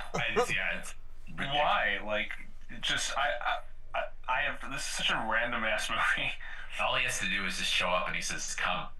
It's like Sly. Well, they wanted to give you a chance for Sly to like beat some guys up, though. That's the thing, right? Like if you're gonna do a movie with Stallone, he's got to beat up some guys at some point because the wrestling is all just arm wrestling. There's an over-the-top arm wrestling table. It's like over-the-top branded. Yeah, I know. It was a big. Nobody bought them. Yeah. I need that in my life. Really? I don't have the room for it though. I got a really tiny ass apartment, but I need that in my life.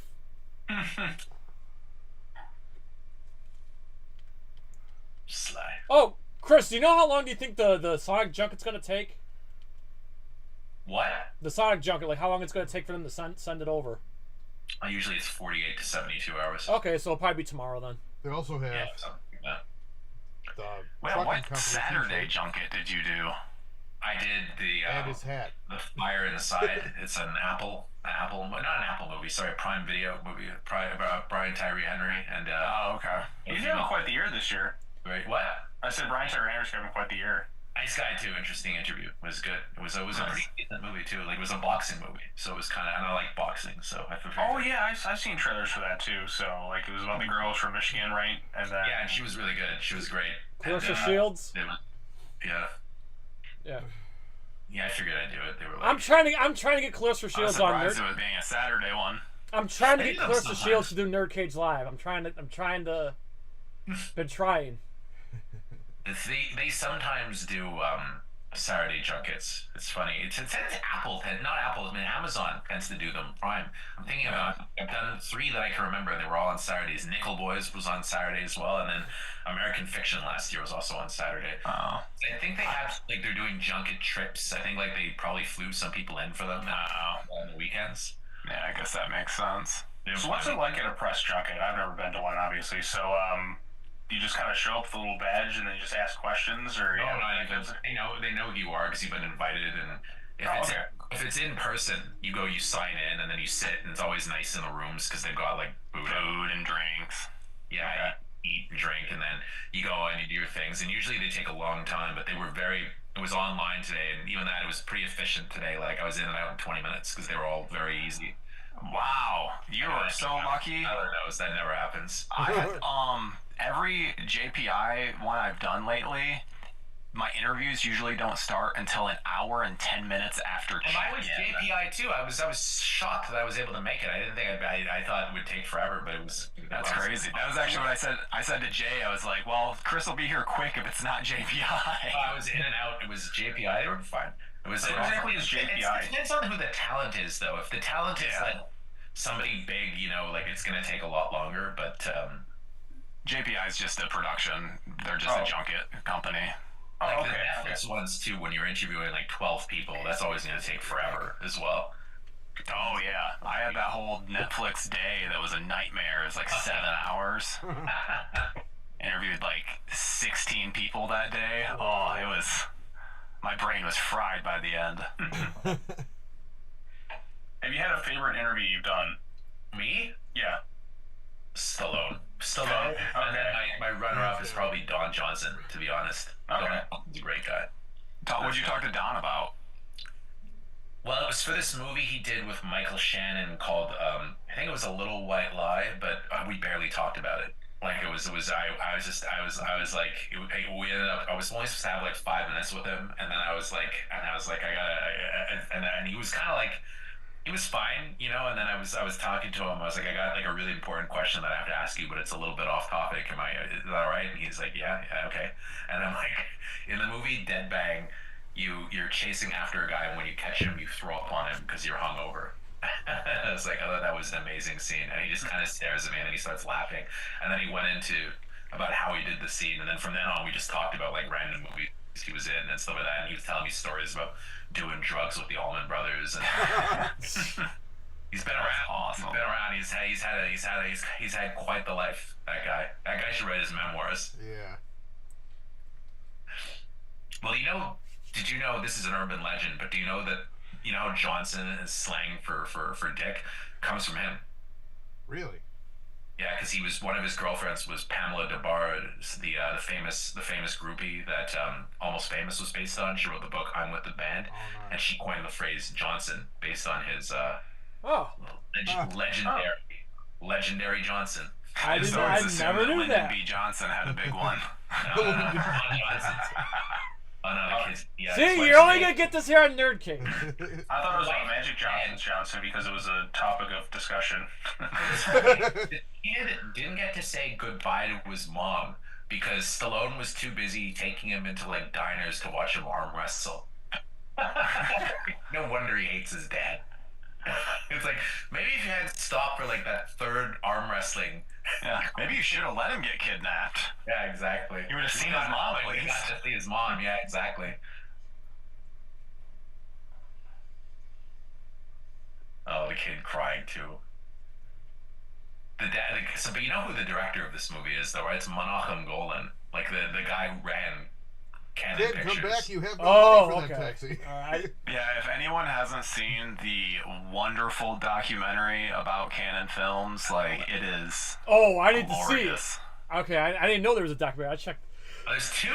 That's the funniest thing about it too. And they even said at the end of it, it's like Golan Globus wouldn't stand for it because when they found out there was interest, they did their own documentary to like rip it off, like their own rip-off documentary, the Go-Go Boys. Well, I think Canon Films. I think the Go-Go Boys is on was for Israeli TV, so most of it's in Yiddish, but it's good. But it's good too. And they got like Van Damme because Van Damme likes them still because they gave him a career. So they got people that they didn't get in the Electric Boogaloo one. I think it's Chuck Norris. When I think Canon Films, I think Chuck Norris. I can't help it. Me too. I know. I think of Missing in Action. Yo, Chuck Norris. You see, I think I sent it to you. His mom, 102, just passed away last week. Norris looks pretty good too. Yeah. But if you watch some of the videos too, where like Van Damme was one of one of Norris's trainers. Like, so you can watch there all these videos of like Norris kickboxing like heavy bags being held by Van Damme. I've seen some of those. Yeah, but he likes him though. That's the thing. Norris actually still really likes Van Damme, but he hates Seagal. There's an interview, hilarious. Oh, well, I mean, everybody Seagal hates stuff. Seagal. I mean, Seagal is the craziest person. Like, just hear cringiest too. Well, it's funny. His kids hate him. I love about Seagal and that Stallone told, and it's the reason why Seagal was never in the Expendables was because Stallone thinks he's a prick. Is that Stallone was having a party and Seagal was going around telling everybody how easily he could kick Van Damme's ass, and then Stallone wasn't buying it. He's like, "There's ain't no way." And then he called Van Damme, and Van Damme came over, and Van Damme had done like an 8-ball of coke or something and was going crazy. And he was like, "Where's Seagal? Let me at him." He was gonna like kick his ass, and then Seagal dived out the back. That's amazing. And then you see that Last Action Heroes book too. Like, there's a whole thing about how when they were doing Grumpy Old Men, Jack Lemmon and Walter Matthau were like doing a script read-through with the director in a conference room that Seagal wanted, and he burst into the room and he started cussing out Jack Lemmon and Walter Matthau, and then they were just looking at him like he What was an insane asshole! and laughing at him. Old Like he people. was a loser. Grumpy Old Men's a great movie. Ponytail. I like both Grumpy Old Men. Those are fun films. Yeah, I they're enjoy fun. both. I like the Hey, second one a lot. dickhead! I didn't know there was a first movie because I watched the second one because it doesn't say Grumpy Old Men 2. It says Grumpier Old Men. I mean, you could just. I didn't know until years later there was the first movie. And then there's The Odd Couple. Mickey from the Rocky movies plays Jack Lemmon. Yeah. Oh, he has some of the best lines. Like I quote the hell out of like the second one, where he's just like, "Which island? Come on, I want to lay you." Doesn't he die in the second one? He does, but that was like his last movie. But like he has some great lines in those films. Kids swallow quarters all the time. She starts crapping out 2 times in a nickel, then you can start worrying.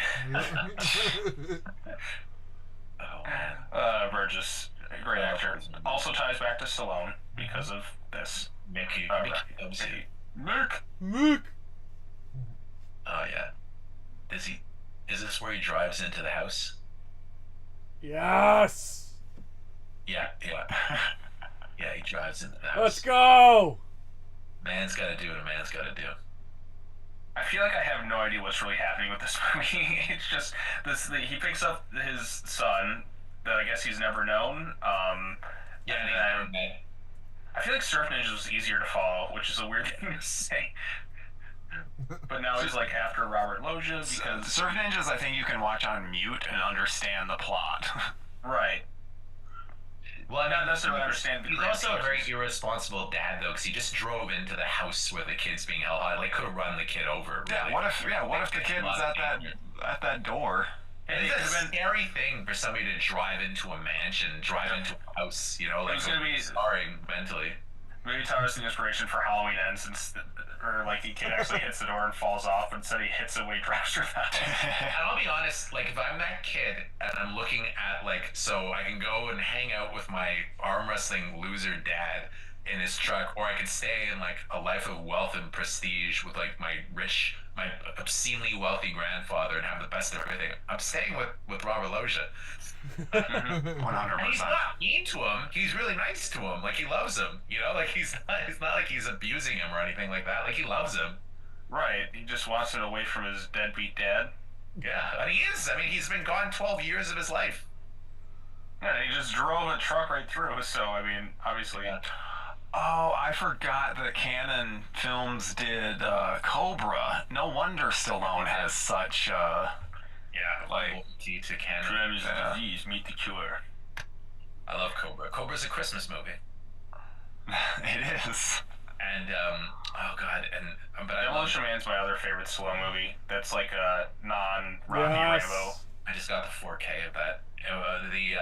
The interesting thing about that is it has two versions of the movie on it. The only difference is that one version, Taco Bell is the restaurant that's taken over everything, and then the other version, it's like McDonald's or something like that. Like it's just. And they're like supposed to be one of those- doing a sequel, aren't they? Like it's just the restaurant. That's the only difference in the movie. Yeah, that was because the UK Taco Bell was not a big thing there, so I don't understand it. We don't have it in Canada. We don't have Taco Bell in Canada. Huh. It's like You're when he missing goes- out. Yeah, when he opens up the cell, look, we got Taco Bell look here, how like- greased up Stallone is here. Like he's had a hard night in jail. Emphasis on hard. It's blue, so it should work. Oh, sweat. Alright. You know, he was doing a bunch of like pull-ups and push-ups before the scene. He had to get a pump going. Doing a hard time. Man, those tight ass jeans. Close up of his crotch. Oh man. I'm gonna make him like A close-up of his Italian stallion.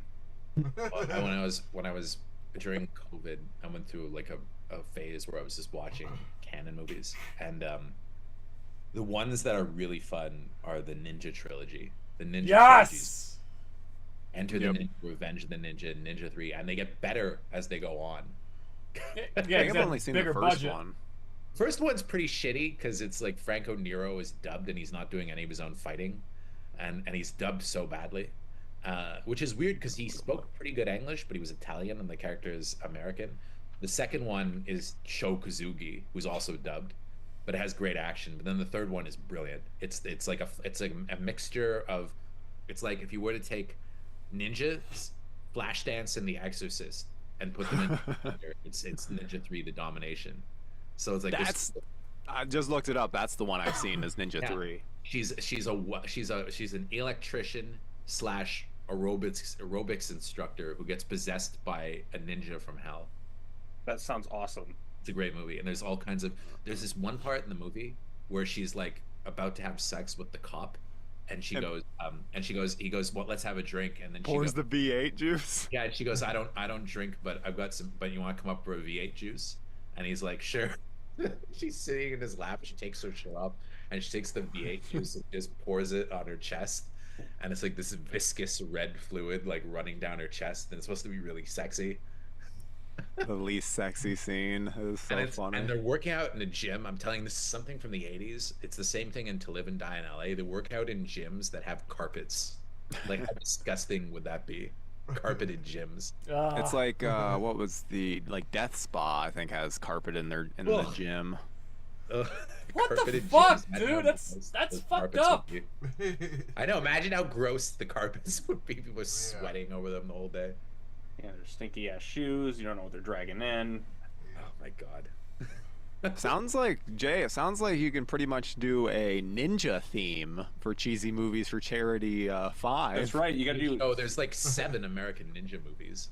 Well, earlier we were talking because we were going through all the different. Because there's the Three Ninjas, High Moon at Mega Mountain or whatever. That's the one you got to watch though. Yeah. Hulk Hogan, brother. And there's American Ninja, American Ninja 2, The Domination, American Ninja. Jim Cotta. Jim Oh, Cotta. Jim Cotta. What we call Jim Cotta a ninja movie though? He fights Yo, ninjas, doesn't Beverly Hills Ninja. No, I hate them. Oh, I love it. If you watch though Jim Cotta, there's that great scene though where they just have to find different reasons why this gymnastics guy can fight. So he's being chased in the village and there's a pommel horse in the middle of the village. It's amazing. my favorite scene. And there are the rings, the parallel bars, and he's able to. I mean, if we want And then he just somehow has powder on his hands out of nowhere.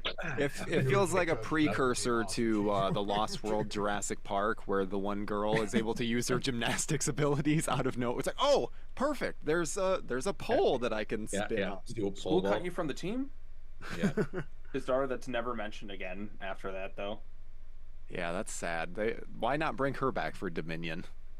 Brought everyone else we brought back. Dodson. You know, I would have respected Dominion if somehow like Nedry was still alive, because I mean it would have been a funny parody of like somehow Palpatine returns, somehow Nedry returns, and he's got the Barbasol cat and everything. I would have appreciated Dominion if it was about dinosaurs and not about locusts. Yeah. I have not I have this Jurassic World thing. I watched Dominion once. I have been able to. I didn't think any of the Jurassic World movies were good. In fact, there's only ever been one good Jurassic Park movie, and it was the first one. I agree. The first one. I agree. I like 3. I think 3 is underrated. Jurassic Park's one of those franchises I just feel like just the first one, erase the rest of them. That's just me. Well, the same thing with Jaws. Even though I have a soft spot for all the Jaws sequels, but I mean, you know. Jaws: Revenge is a Christmas movie. I watch it usually around Christmas time. Yeah, well, it's and then when he hooks up, when Michael Caine hooks up with Lorian Gray, it's on New Year's Eve, and there's a great though. So a buddy of mine has the novelization from that, and they cut so much good stuff out of it though that would have made it a way like the voodoo things or whatever. The voodoo is interesting. That the shark was controlled by voodoo, and it's like, why not put that in the movie though? That's kind of a cool idea. Didn't they shoot it? Didn't they shoot something with some voodoo guy? So. And then like that's actually kind of a cool idea though. Like at least makes it make a little bit more sense, because somehow she flies from fucking where Amity, like Martha's Vineyard, to the Bahamas, and the shark has beaten her there. Mm-hmm. It's like somehow has gone overseas. I don't know how the shark got there, and it's like there's this Richard Jenny skit about it where it's like, oh, I don't, the shark's gonna follow me forever. Well, like go to a fucking house then. Yeah. Go inland. Water. Go inland. Yeah. Swims through the little rivers. Yeah, go to the Midwest. If you like the water so much, guess what? The Great Lakes are there. There's no sharks. I don't know. It'll probably travel through the seaway and all that. Oh my God, that's the 5th movie we didn't get that would have been amazing. But I think controlling it by voodoo is so cool, and then the idea that Michael Caine's character is like a pilot. He's a drug smuggler, and he's undercover because the drugs that he's smuggling in for the voodoo person who runs the drug trade, like his daughter OD'd on them or something like that, and so it's like a revenge, like literally the revenge of, like, that's such a cool premise though, and it's like, especially if you have Michael Caine in it, like why not? Should have done that movie. It would have been way better. Then there's like the original version of Jaws 2, which was so radically different from like what was released. There was a lot.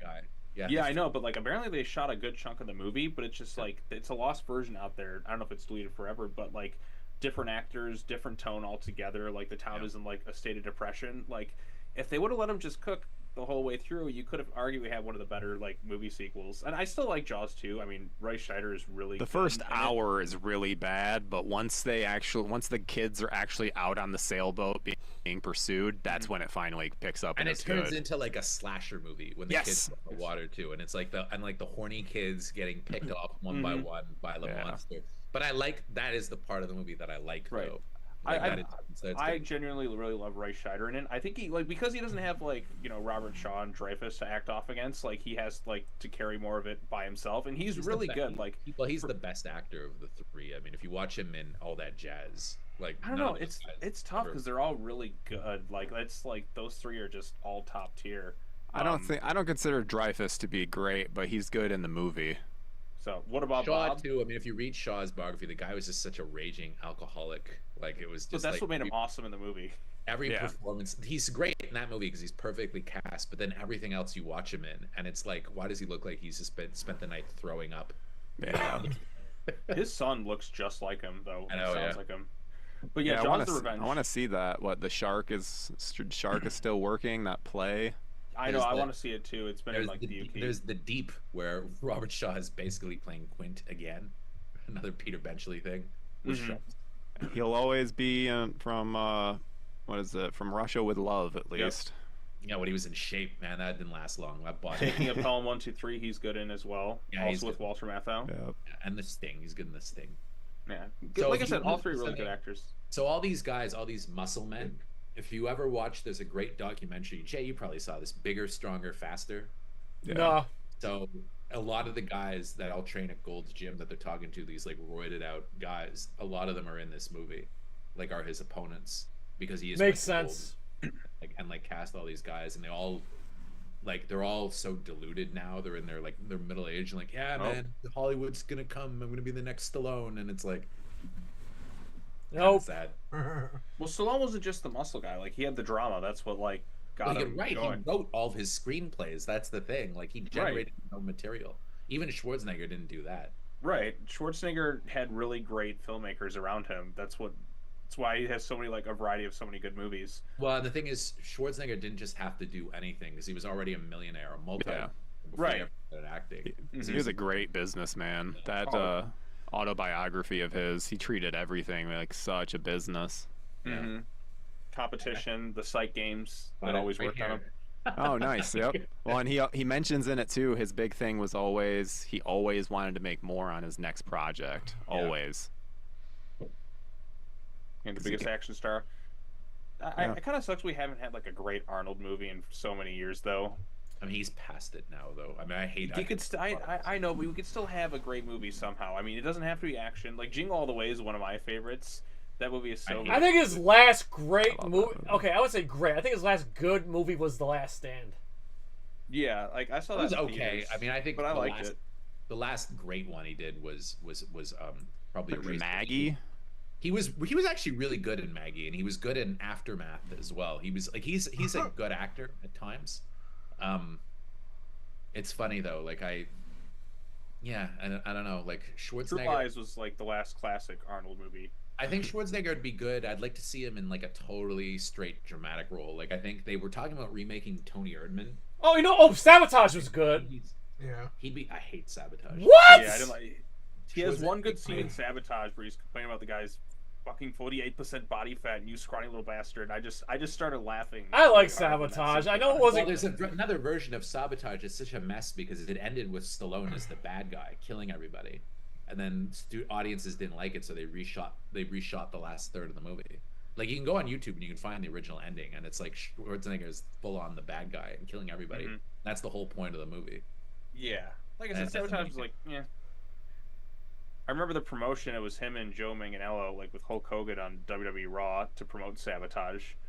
It's funny. Joe Manganiello that's such a letdown. I think he had the potential to be the next big action star, but he did Maybe stuff like his Magic Batman Mike. movie with Ben Affleck got made.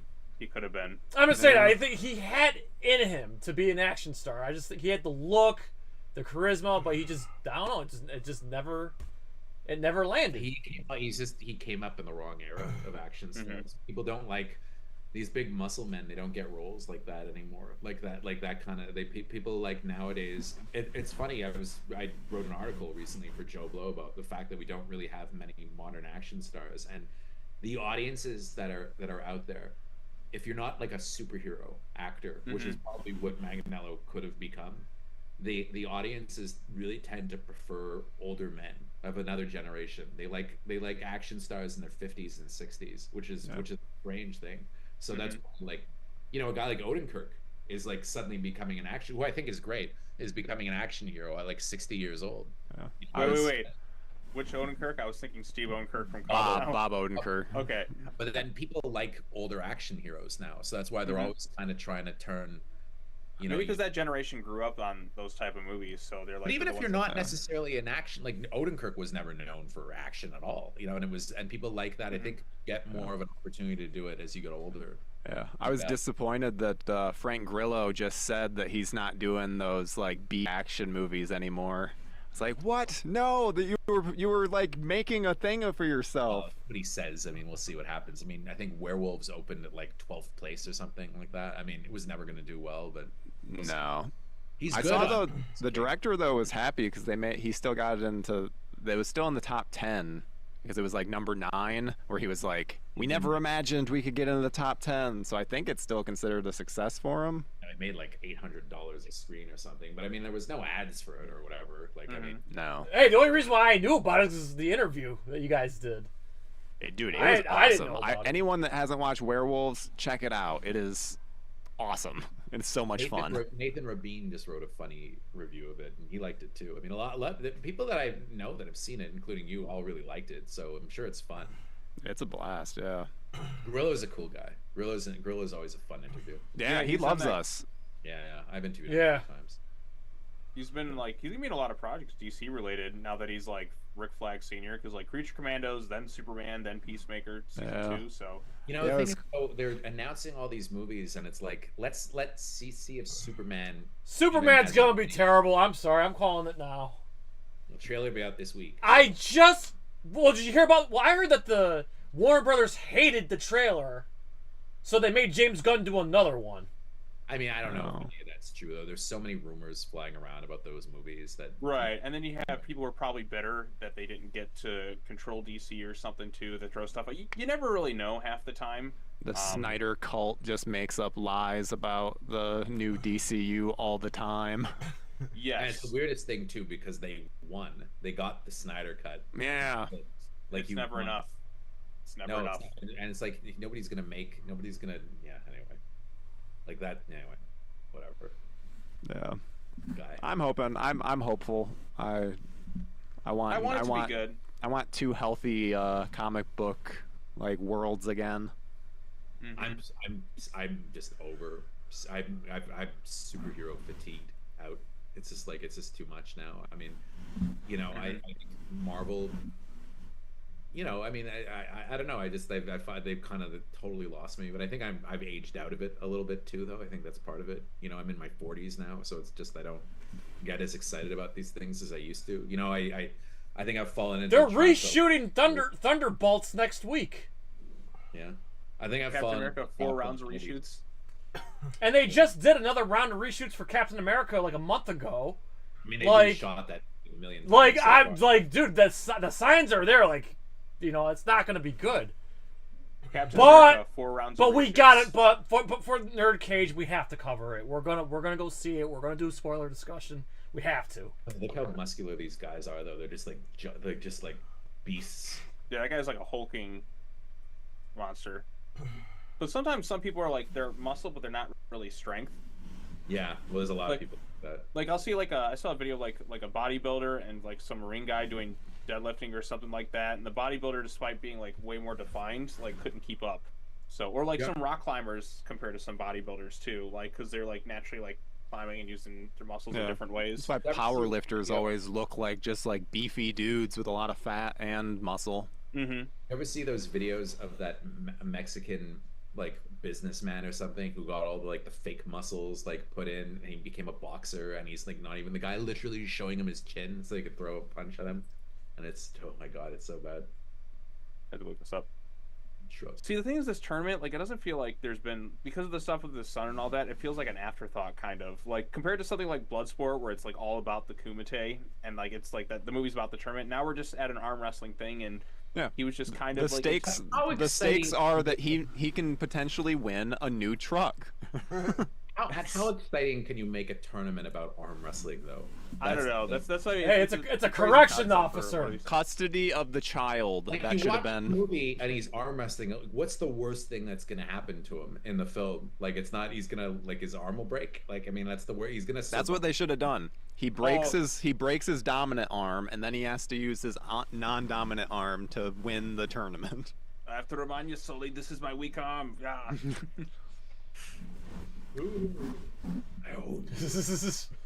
Love how he's eating smoking a a cigarette cigar or something. He eats it. Yeah, How's the that guy- coming out of his mouth? Yeah, he eats Oh, it. what the fuck? He eats it right now.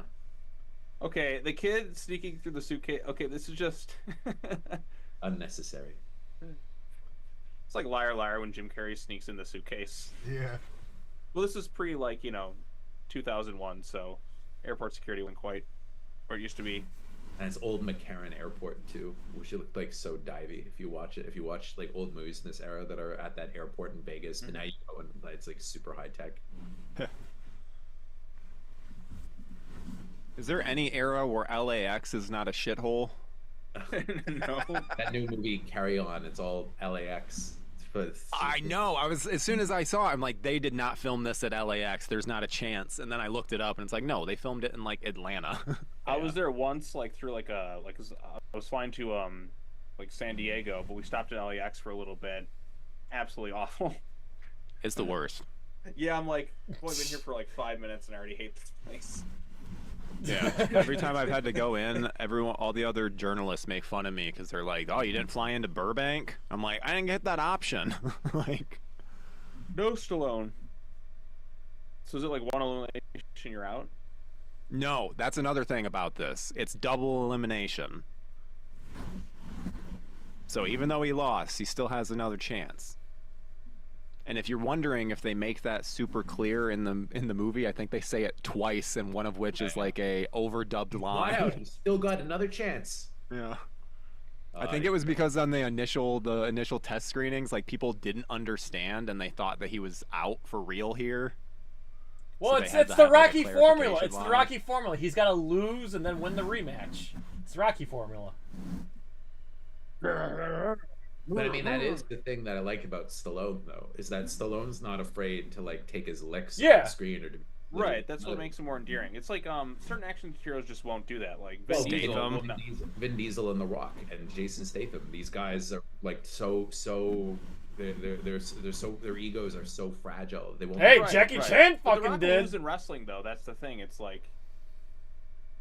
I think he lost in Doom, but that was pre Megastar Rock. Yeah, that's pre him being able to throw his weight around. Right, because some of his best stuff though, it's other guys. You won't see him do a movie like Other Guys where he just aim for the bushes. When it's Well, actually, in the Walking Tall remake, the Rock got cut up, lost and got cut up. No. Or was that movie Snitch? He kind of gets beaten up a bit too. So I mean, he's Vin Diesel. That was before though, the Fast and Furious movies, Yeah. like that. And Everything before Fast 5 doesn't count. Yep. He also gets beat up in the Rundown. Rundown's a great one. That's probably my favorite movie he's done. I find that I'm so sick of. Hang on. Damn, these fucking had earbuds. I mean, they were only $20 earbuds. And I wanted to shoot myself. Yeah, no, it's terrible. I saw it in theaters. I knew it was mine going to be shut on down. like that, and it was God. Actually, you know what? I don't think it shut down. It was so bad. It was I was shocked. There was moments where I was just like, wait, how did they think that this was going to work? Yeah, It looked like one of those fake Tropic Thunder movies. Yes. I think I actually said that in my Letterboxd review. Marvel and Christmas together, and the Fast and Furious movies, and it's man, you know who's had a bad run of movies is Chris Evans. They keep putting him in things. He hasn't done anything good. And Snowpiercer. He's not the thing is he's not a good actor. He really isn't. He's great as Captain America because he suits that role perfectly. But I don't think besides Snowpiercer, that's a great movie. You can honestly tell me though that if you it's his performance with somebody else in that lead, they wouldn't have been. Hey, Scott Pilgrim, he's amazing in.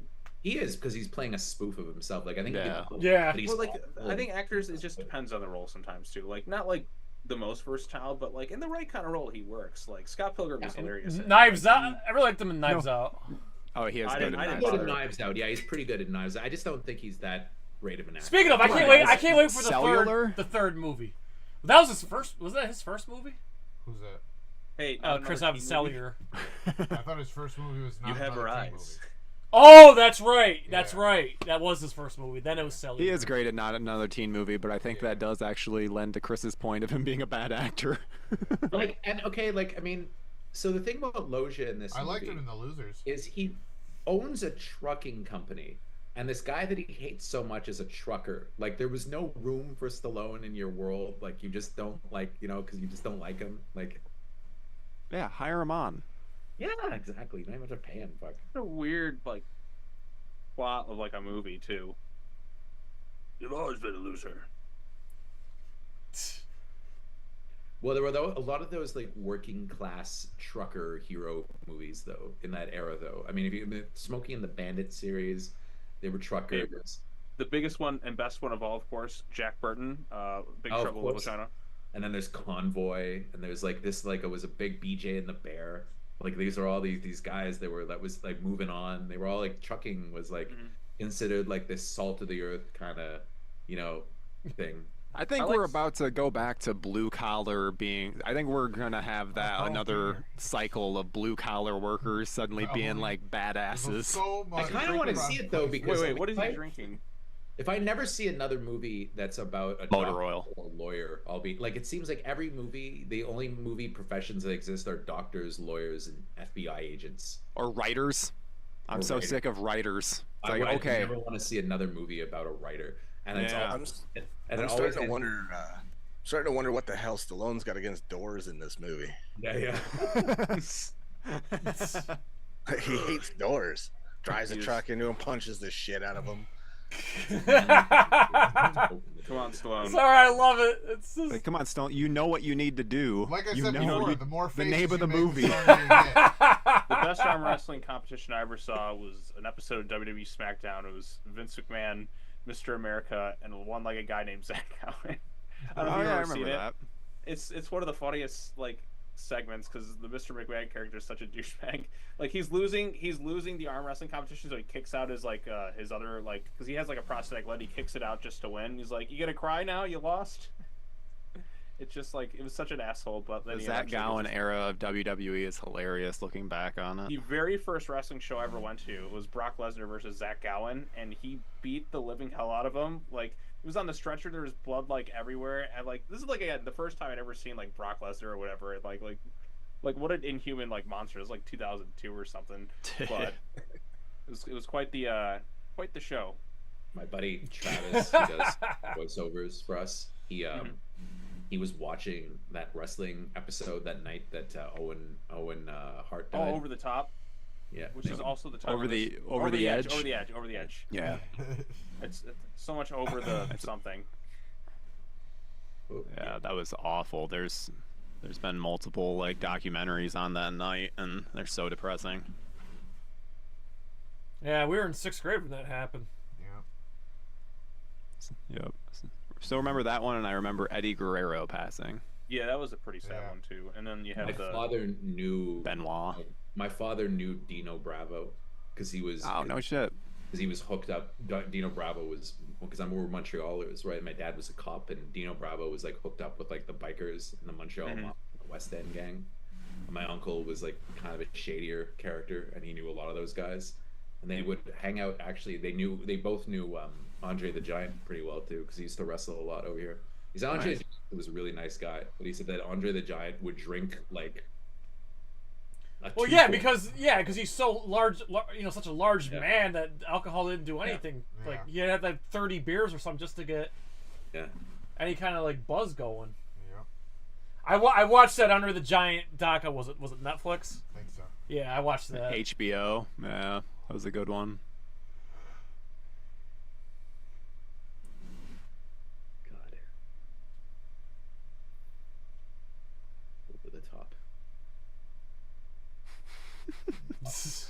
Oh, there he is, man. He's so oiled. Just think, guys, this is what the slap fighting will become. Oh my God! Yes, we need a slap. They might a fucking make a slap movie. They might make a movie about that. The guy has to slap his way. That's the remake. Yeah, that's the across the face. Has to slap his way to a reunion with his son. Fuck, we should do this movie. Yeah, we just need to make this ourselves. Slow motion. Every character in it should be a pimp. Yeah. You don't slap a man. That slapping movie is going to be on its way at some point. Oh, absolutely. There you go. There's something different. Power slap the movie. I'm waiting for the announcement of the Luigi movie. You know what? I just thought of a movie right now because, like, just kind of more obscure things. A Pinewood Derby movie. Because, like, back in, like, Cub Scouts, like, how competitive people get over that. I got cheated out of first place one time. I know. One of the other parents, like, they were putting the cars down. I saw them, like, kind of, like, squeeze the back wheel of mine, and the wheel kind of got stuck. And so it, like, came in, like, third place. And I get it. The fucking same kid won 2 years in a row, and then he turned out he used the same wheels. Like, fuck you. All of us got triggered by Pinewood Derby. Well, yeah, because I wanted that trophy. I wanted that trophy. That always stuck in my craw, because for me, I was supposed to, you got this fucking block of wood that you're supposed to work on with your dad. Yeah. My dad was too busy to do it with me.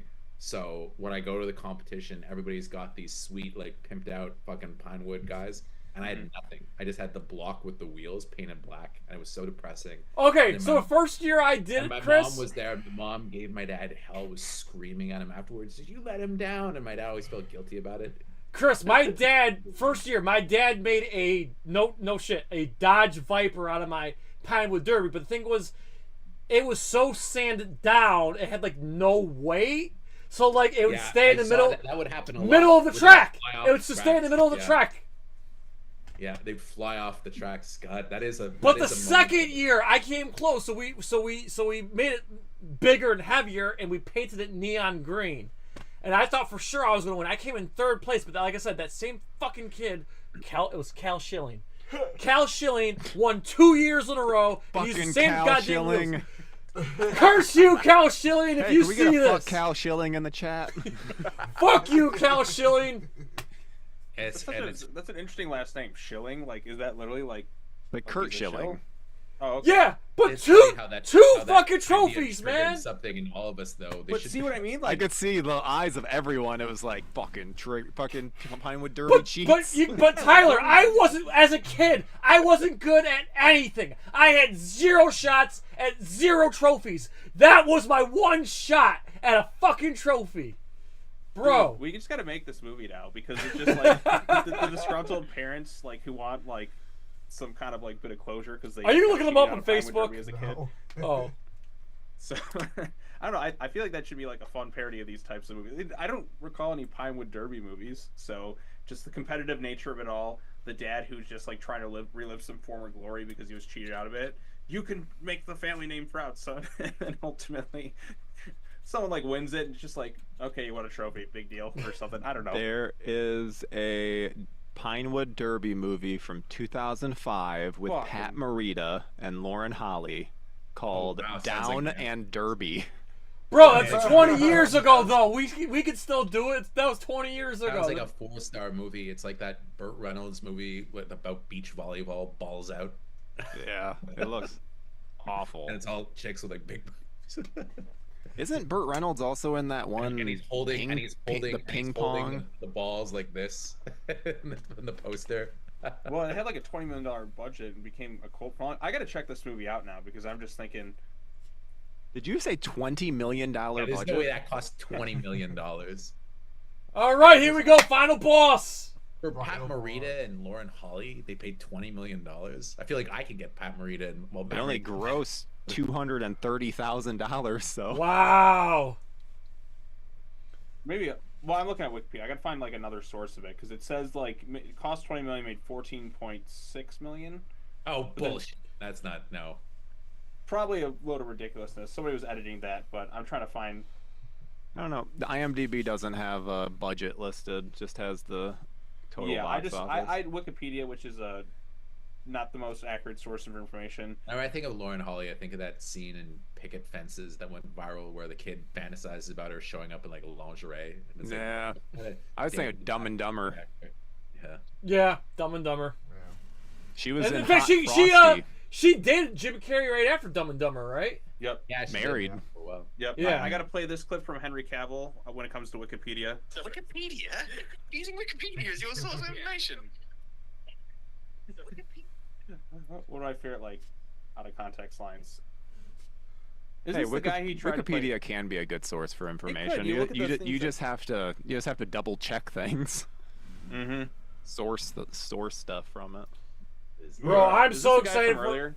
Yeah. Yes. I'm so excited for Henry Cavill's Warhammer series. I think he's going to do great. He's making wasn't he making the Gundam movie or something? Or no, Voltron. Voltron. Yeah.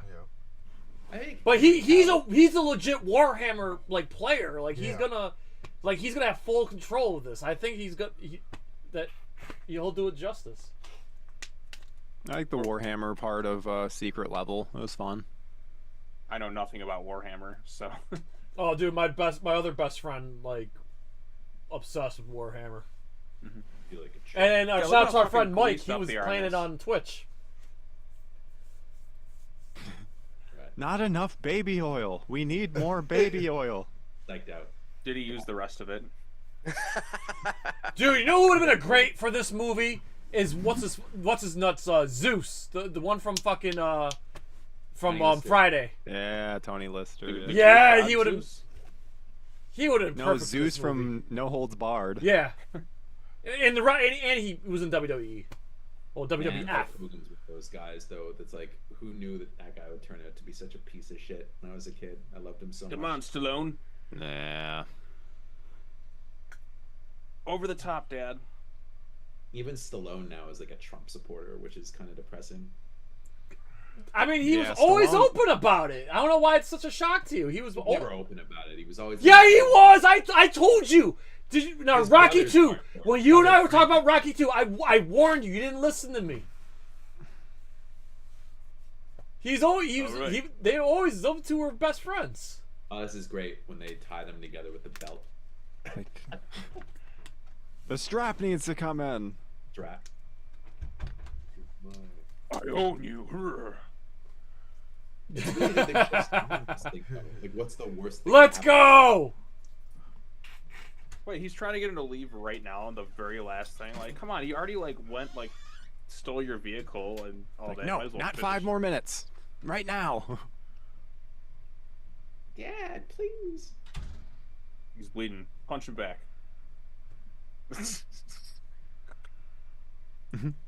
What else is that guy in? I feel like, isn't he in Batman Returns? Super Oh, disqualified. he is the guy. He gets the bomb strap. Oh, Yeah, the gets bomb! strapped to Yes. him. There's no way he wouldn't be disqualified for that, though. Like, that would essentially immediately he'd be out. I hope. Boy, they're really trying to make arm wrestling exciting here, though, eh? With the music. The Giorgio Moroder score. How much damn baby oil they got? How could they even hold hands? Like, I feel like they'd be slipping so much because of all the... Well, that's why they got the strap in, so they're like, they can't escape. Over the top. Go over the top. I can't believe now you keep when we talk about Batman Returns, I'm like, wow. The bad guy in that.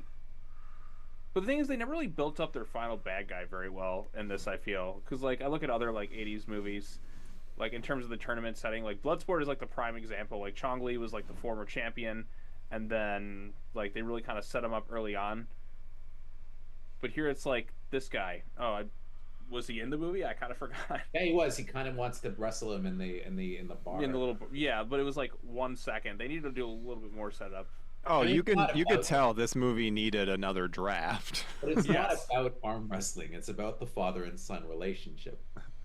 And arm wrestling. Oh, man, they're really trying to make it exciting, though. The lens flares. All the drama. JJ's like, I'm using that. You know, we're just finding out all these movies that we watched today have inspired so many other things. Oh, I mean, well, this has changed the sport of arm wrestling. Arm wrestling is what this movie was, and it was never like before. Joe, He's going over the top. Yeah, he's pulling that one out for the last minute. Yeah, there we go. Which I think it looks suspiciously like cheating. I miss old slow motion like that, where they didn't film it at a high frame rate, and so it's like choppy. Yeah, and Lethal Weapon 2, the truck. I just love the slow-mo screaming. Mm-hmm.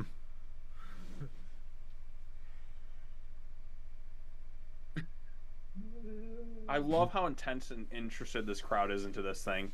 Yeah, like who gives a fuck? Like nobody would care. All chanting. But you know what they would care about? Pinewood derbies. And it's all like the finest people at these things too, right? Like they're all losers. I mean, I'll be honest, it looks like a wrestling crowd. I say that as a wrestling fan.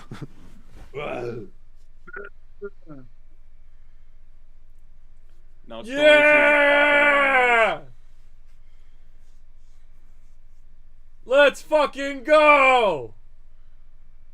They're still strapped They're together. still strapped. Yeah, and then they kick in that. Oh, good thing he's a good sport, even though he hit you in the face right before. Yeah, he's like, all right. Robert Loja's like, dang it, now he's gonna have a new truck. You did it. Well, even Loja is like, okay. He's like, he won. He's like, like, what? Yeah, he won the. Look, you see, he's like, all right, okay. Is he not going to jail for just destroying his house though? Like I know he spent the night there. It's like Loja respects him now. He's like, he did something. He's like, oh, you won this arm wrestling tournament.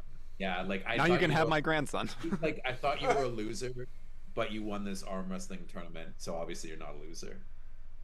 You know, it'd be great if they were like, since, you know, because of what you did with the truck and destroyed that dude's house, instead here, you've won a Pinewood Derby car. So Stallone, in his character, though, sold his truck and he bet the money on himself, and it was like 10-1 odds. And it was like I think he got like $5,000 or something. So he has like a nice chunk of change now. There you go. Always bet on yourself. Yeah. Stallone's not gonna have a nice chunk of change with those daughters. But you see, look, he respects him. Even Loja is like, okay, all right, and like Terry Funk looks like he's gonna cry. Like, of course, the '80s freeze frame. Oh wait, look, you see, yeah, there he's like nods. Yeah, okay. All Terry right. Funk's underrated. He could have had a decent like B movie acting career. Lincoln, you did it. You're the man. You're not a loser. Man, Vegas was so different back then, though. Like how low key it was compared to like how to use the title of the movie over the top it is now. It's become a sports town now. Oh my god, I was there during the football. So if this movie was a huge hit, would they have done a sequel? You think? But what could you even do with an over the top sequel? Or arm wrestling. He has to defend the title. But then you watch the movie Real Steel, and the movie Real Steel is basically a remake of Over the Top. I've never actually seen Real Steel, but I heard it's actually not half bad. Is that the Hugh Jackman? Yeah. It's basically Rock'em Sock'em Robots. Yeah, I saw that in theaters. I visited the set of that movie. That was my first set visit. Oh, nice. It was okay. I didn't hate it. Yeah, I just thought he was an extra in that movie because it was okay. We weren't allowed to leave the hotel at nighttime because Detroit was considered too dangerous. All right. That was over the top. Over the top.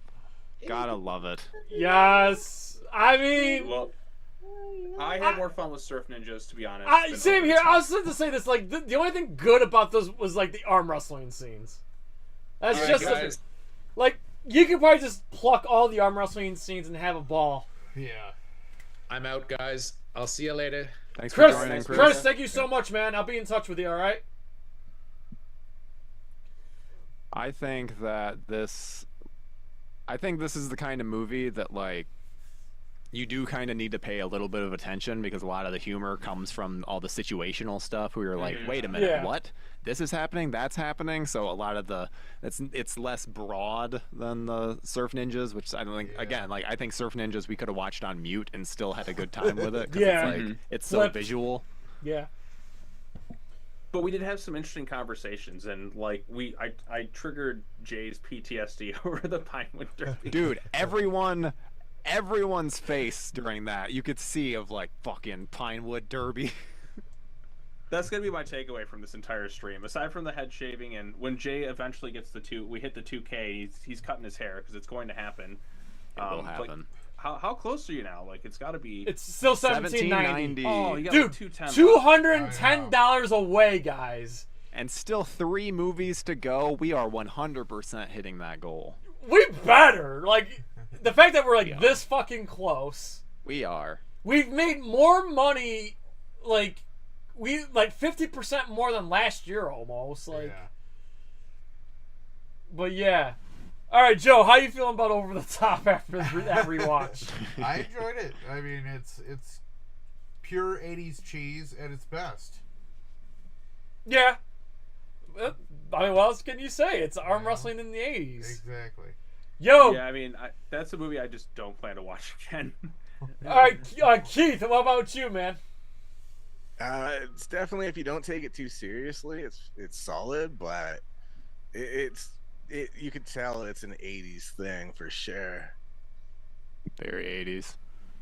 Yeah. It's not a shocker that this was a failure. Yeah, I watched them like. I gotta find out if that Stallone story is true, because like I said, Jamie Jasta talked about it, so I don't know. I'll have to look that up. I thought Chris would know, like if it was true or not. I felt like Terry Funk was worth every dime they paid him just for that funeral part, because he always looks sad for some reason. So like he was just perfect for that. Agreed. Terry Funk is the underrated background actor in this and Roadhouse. Exactly. Any fucking money. Dude, Roadhouse would be perfect for cheesy movies for sure. I'm just saying, Jay. Yeah, no, dude, I love Roadhouse. We'll do Roadhouse. Roadhouse not is next year. My favorite, one of my favorite life quotes of all is Dalton's 3 rules: never underestimate your opponent, take it outside, never start anything inside the bar unless it's absolutely necessary. 3, be nice until it's time to not be nice. You can pretty much apply that to life. Never underestimate who you're dealing with. Take it outside, and then 3, be nice until it's time to not be nice. You forgot his unwritten 4th rule, which is never wear underwear. He's fucking raw dogging jeans when he goes to fuck Kelly Lynch. He just drops his jeans and it's just bare ass. I'm like, what the fuck? You're not wearing underwear? Dude, that was shaped so badly. Oh, it was every time I watch it, I'm like, oh, that it makes me feel like I'm skin on denim. Ugh. Well, maybe he's got his rubber on to start because he knows. He's prepped. Oh wow. Oh god. That was fucking something, man. Wow. Great time. All right. So listen, Sean, you're bouncing, but you're gonna be back for Batman Forever, right? That is right. Sean needs to. I can't sit in this chair much longer. I got a few things I got to do right now, and then I will be back. Yeah, just pop in. Yeah, just pop in. All right. Yeah, maybe even if you pop in during, partway at Madam Web, do what you need to do. Yeah, have fun. Like I said, Highlander 2 and Madam Web, I haven't seen those before, but I will eventually at some point. So. Oh, you're in for a treat to watch Highlander. Oh my god, I'm excited to watch Highlander again. All right, yes, Keith, man. Before you go, Keith, do you have anything you want to promote, man? Anything going on with Tatnus TV? Anything you want to promote? No, not really. I mean, we're gonna be on streaming soon with the show, so that's rad. I will say this though, I learned something new today about my own country. Apparently in Quebec they don't have Taco Bell, but the rest of Canada does, because I love that shit. So. Oh, that's amazing. But no, Keith, thanks so much for hanging out with us. Oh, thanks so much for having me, man. Yeah, absolutely. We'll definitely have you back. 2025, I promise you guys, 2025 is going to be loaded. Joe and I are kind of plotting our way through 2025 right now. So you'll be definitely seeing more of Keith right here on NerdCage Live. So again, thanks to everybody here. We're going to take another break. We'll be back in 15 minutes for Highlander 2, The Quickening, which is going to be the Renegade version, which is available on YouTube. So you got no excuse. This is the most bizarre sequel ever fucking made, with the craziest retcons, the craziest special effects, top tier acting, and with a bad script. Let's fucking go, guys. We'll be back momentarily. Enjoy these promos. See ya. My style, my tone, what I dig tend to be, you know, darker featured women, and you know, but the dance is hot, but it's cool. It's also cool. It's sexy, but it's weird. Something about possessed dancing just like appeals to me, because I think I don't like dancing usually. People look so stupid, but where I'm like, oh, you can't even help this. Oh, I kind of dig that. Billy, why the fuck is your dog at the bank? Billy, what the fuck? Like, get your dog out of the bank. People have jobs to do. They have things they gotta get done. I'll meet you in the middle. I think his dog should not have broke her snowman, and I don't think he should have brought it in work, but she seems like she drives slow in the left lane, so I kind of hate her also. Wherever the red dot goes, you bang. You know what, Val? This one's on me, okay? See me reaching for my fucking wallet? I got a goddamn plan! Thank you for not smoking. What's the boogeyman?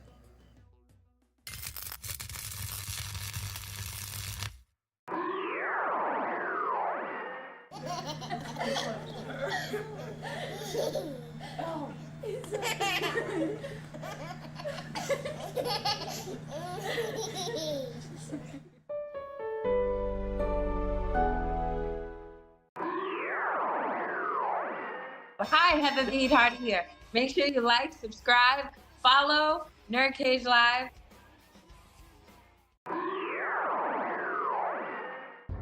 Do you find yourself plagued by indecision, unsure whether to take action, or even to get involved at all? You need to call Elder Gods Consulting. Here at EGC, we pride ourselves on being experts at indecision and inaction. There's no need to fear. The Elder Gods are here. I do not understand. How can you fear the Elder Gods? Exactly. You really shouldn't be afraid. In fact, according to the latest reviews, we're #1 in the category of toothless worms. So go ahead and call 1-800-ELDER-GOD now. Operators are standing by. Good credit, bad credit, it doesn't matter. Remember, every time you stop by for a consultation, you're allowed 3 questions. So bring a friend, bring an enemy, or just come alone. But come on up to Elder Gods Consulting. Don't expect results, just consults. Hi, my name is Kev Bayless, designer or redesigner of Donkey Kong, designer of Diddy Kong, Jago, Enderkurken, and Whizpig. You can't beat me! But what you want to do is subscribe to NerdCage, the YouTube channel. Just go there, subscribe, because you know it makes sense. And that's that. NerdCage Live and gaming are a perfect match! Shoot the J, Joe! Okay. Shoot it! All right! Over on NerdCage Live on Twitch, Jay and Joe go live. Call me Bazooka Joe. It's all about you. Kaboom! Playing both old school and new school games every Tuesday night. Ooh, what a sight! Jay, stop looking at her face and run. But she's so beautiful! So be sure to follow NerdCage Live on Twitch. Run for your life, Joe! Run for your life, Joe! Running! Run faster! Oh no, Joe! The galaxy's doomed because of you! To scratch your gaming itch. Oh, nice kick, Joe! Thank you. Yo! That's diabolical! Wait. Yo! That's twitch.tv/NerdCage Live. This is Anthony Marquez, better known as Kung Lao for Mortal Kombat. Make sure to like and subscribe to NerdCage Live. Be there. Us.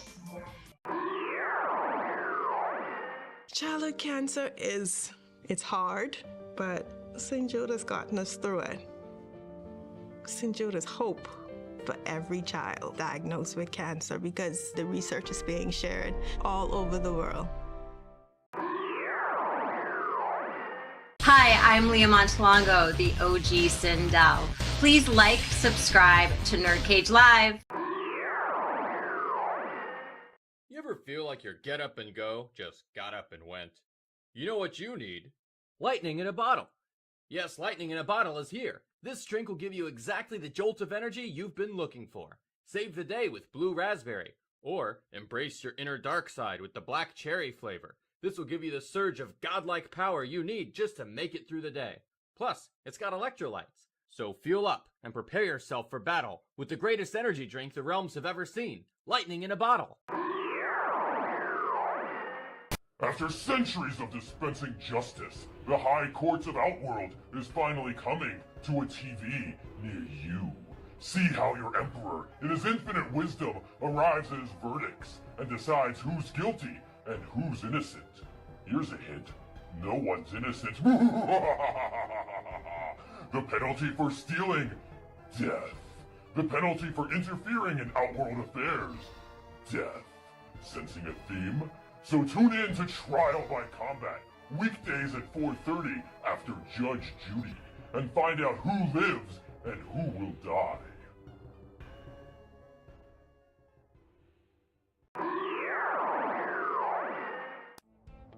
The all-new Dragon Jets are here. Rated best in its class by Consumer Reports, this all-terrain vehicle is perfect for land, sea, and air. Sleek, aerodynamic, 50,000 horsepower, capable of reaching speeds up to Mach 4. Comes equipped with Bluetooth for making hands-free calls. And state-of-the-art missile defense system. Don't just settle for any old flying vehicle. Head on over to your local Dragon Jet dealer now. Financing available. Greetings, imagination connoisseurs. This is Robert Meyer Burnett, and I'm telling you to go get in the cage, the NerdCage Live. And you watch, you like, you subscribe. And you come back and you hear some cogent discourse about all things nerdy. NerdCage Live, do it. Test your personality. Learn about yourself and have fun taking our personality quizzes.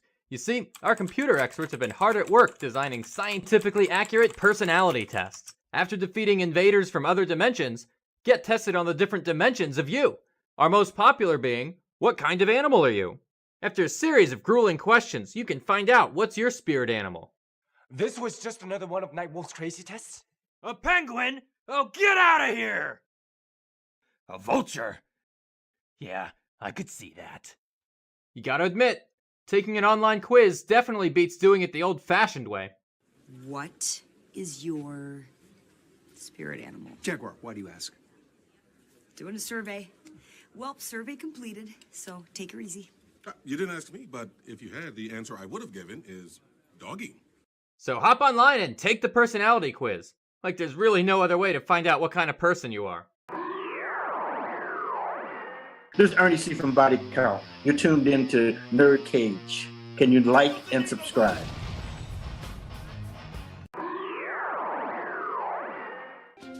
We're all thinking about survival, and day one, we owe it to that patient to come up with a treatment plan that's going to work.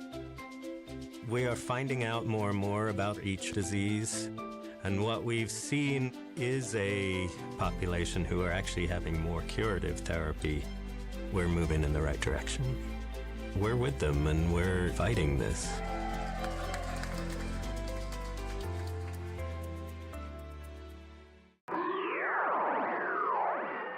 Hey everybody, this is Dave Niebuhr from Dog Eat Dog, and you're watching NerdCage Live. So like, share, and subscribe to this channel. These are great guys doing what they love to do.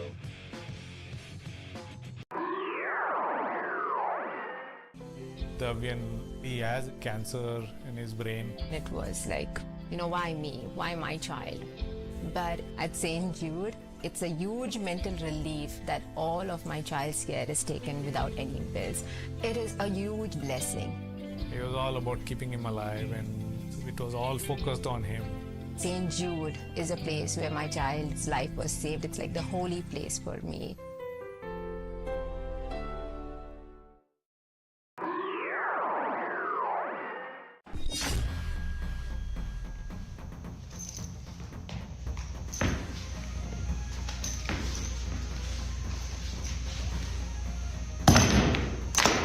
Get over here!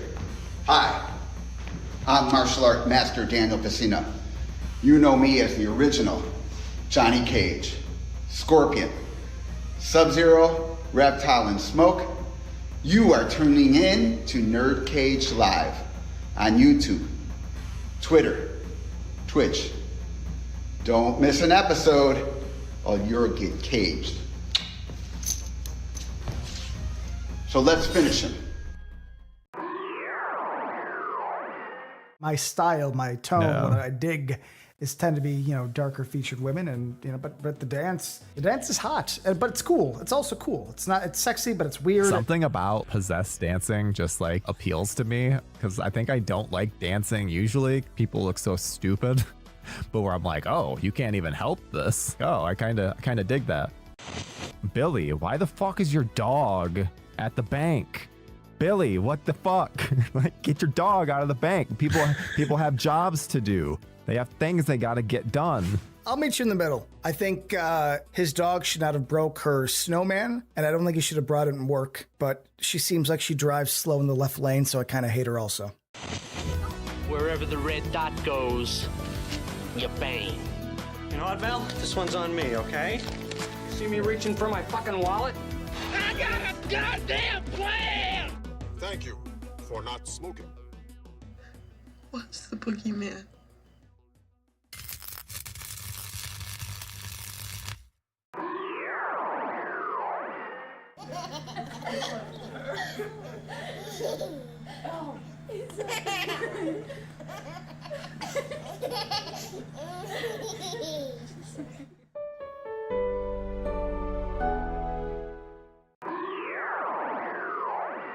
Hi, Heather the Eatheart here. Make sure you like, subscribe, follow NerdCage Live.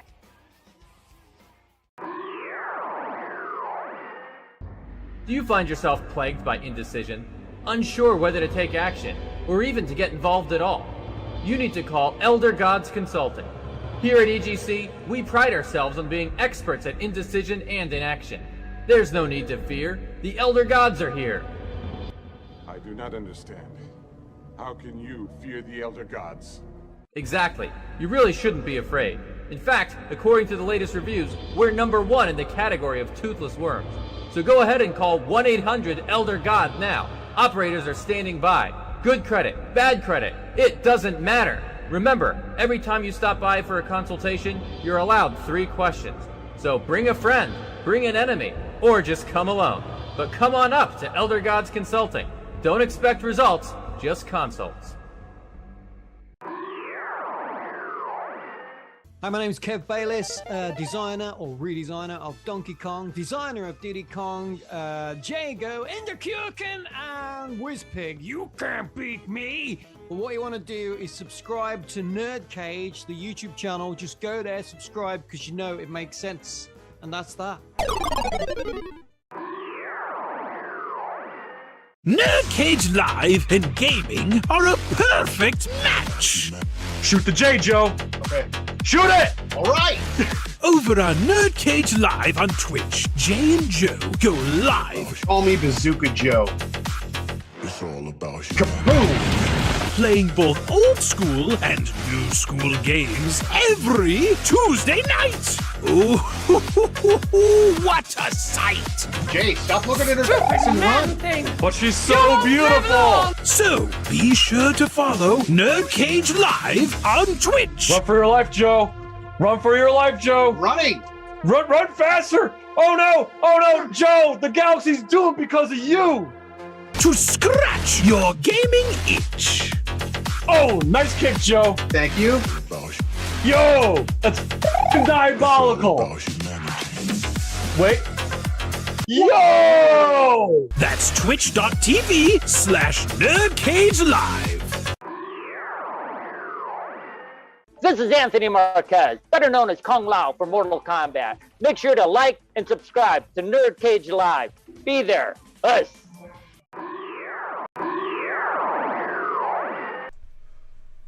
You're now about to witness the strength of Geek Knowledge. We are back for round 3 of Cheesy Movies for Charity 3. And guess what, everybody? We are $160 away from hitting our $2,000 goal. Let's fucking go! And joining us for round 3, we still got Tyler in the house, and from JoeBlow.com and Newsly Nostalgic, we got Lance motherfucking Velchik, and of course, the immortal, the elder god, the most knowledgeable Mortal Kombat fan of the planet, Tabmook99. How you gentlemen doing tonight? Hey, thank you for having me on, Jay. Glad to do this thing for you. So excited to join you for Highlander 2, a movie I've never seen before. Dude, you're in for a treat. Like, I hope you remember the first movie, because this sequel shits on the first movie, retcons everything. And I mean everything. There are a couple of things they make reference to, but they changed everything about the origins, the story, and it takes place in the far future in the year 2024. Perfect. Yes. We're watching a movie that takes place this year. Yes, the movie was made in 1991, but takes place in the year 2024. This movie actually grossed more money than the first movie somehow. And, yeah. Now, here's what we're doing is we're watching the Renegade version. It's available on YouTube, so you have no excuses, everybody. You can watch this movie with us. So before we get started, Joe, what do you've seen this before, or what's the deal?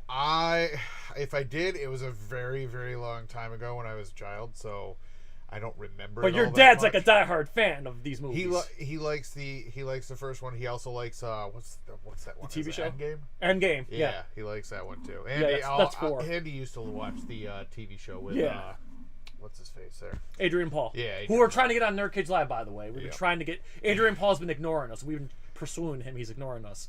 All right, Lance Velchik, anything you want to promote, go for it, and give your thoughts on Highlander 2. All right, well, first off, I'm going to be the odd man out and say that I love this movie. It's stupid, it's bad, it makes no sense. But this is the type of schlock that I am attracted to, and even since I was a little kid.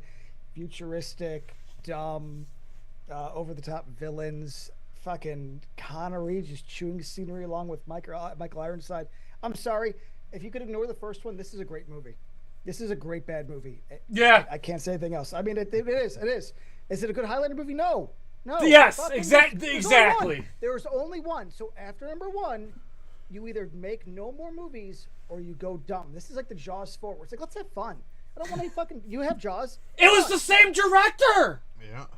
Yes. And look, that's poetic. It's poetic. Come on. It is. It's mind blowing. Tyler motherfucking Nichols, man.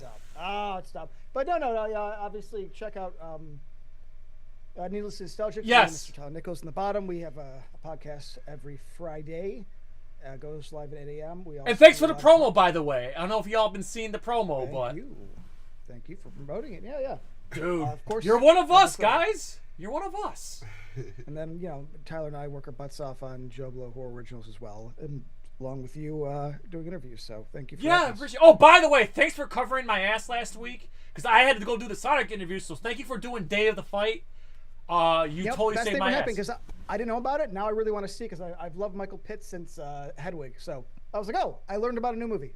No, like I said, you saved my ass, and I'm like, Chris, I can't do this interview. Like, I have to go to New York, and I gotta work. Like, so thanks for coming in and saving my life. Tyler, I know you just seen this recently, so your thoughts. I think you're muted. Yeah, I muted myself. Sorry. It's because I kept doing little touch-ups on my freshly buzzed hair, so I didn't want it to buzz while other people were talking. But no, I just recently watched this for the first time. I'm not super connected to the Highlander series. I mostly know it for its memes and like jokes more than the actual film itself. Actually watching Highlander 2, it made me go, oh yeah, I should probably rewatch the first Highlander, because I don't remember much of anything about it. But I'm super excited for this because the set design in this film is absolutely stunning, and I'm just excited to see it, because it's just a visually interesting movie. So if you're going to watch something with friends, as we just learned, the visually interesting surf ninjas ended up being a blast, just because it was so fun to look at. And so I think we'll have something similar this go around. Tyler, I never told you this, but before we get to Tabmo, Tyler, I didn't tell you this. The Renegade version, the special effects are completely different. The shield is completely different in the theatrical version. Sounds like I need to watch the theatrical version then Yeah, at some point to see the bad stuff. The theatrical version's much worse. I'll just leave it at that. Tatmonk99, anything you want to promote? And if I'm not mistaken, you said you're going in raw for the first time. Yeah, that's right. I did see the original Highlander, of course. Being a Mortal Kombat fan, I did want to check out other movies that Christopher Lambert has been in, so I had to see it. The other movie where he played an Immortal, what are the odds of that? So now I get to see the sequel. I've never seen the theatrical. I'm going to see the Renegade version. I'm not going to be able to appreciate any of the differences, but you picked it, so I assume that you like something about this version other than the fact that it's easy to find on YouTube. I mean, Lance, back me up with this. As bad as this movie is, this is much better than the theatrical one. This is like a fix. The director, so this was the one they were promoting on VHS when I was a kid. This was like the big deal because back in the day, there wasn't a lot of like director's cuts. It's like Apocalypse Now. That was it. Yeah, this came out and the director's like, I took back my movie, I removed things, I changed things, I tried to. It's basically, this is like a do-over. Trying to make a dumb movie less dumb, but. And this was after Highlander 3. Yes. Yeah. Mario Van Peebles.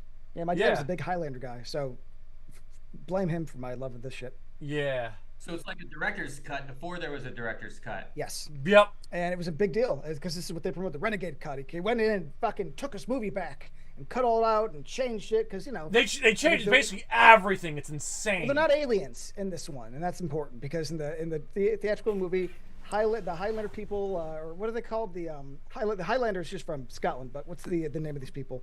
I forgot. That's what I was waiting for the whole time. Jay told me they were aliens, and then I watched them. Like, where are the aliens? They removed it. They removed it because it's stupid. It's stupid. But it also, because they removed it, you can't change things in this movie that are already filmed. So it just makes it awkward because you're like, well, something doesn't make sense. So this is what Highlander 2 is.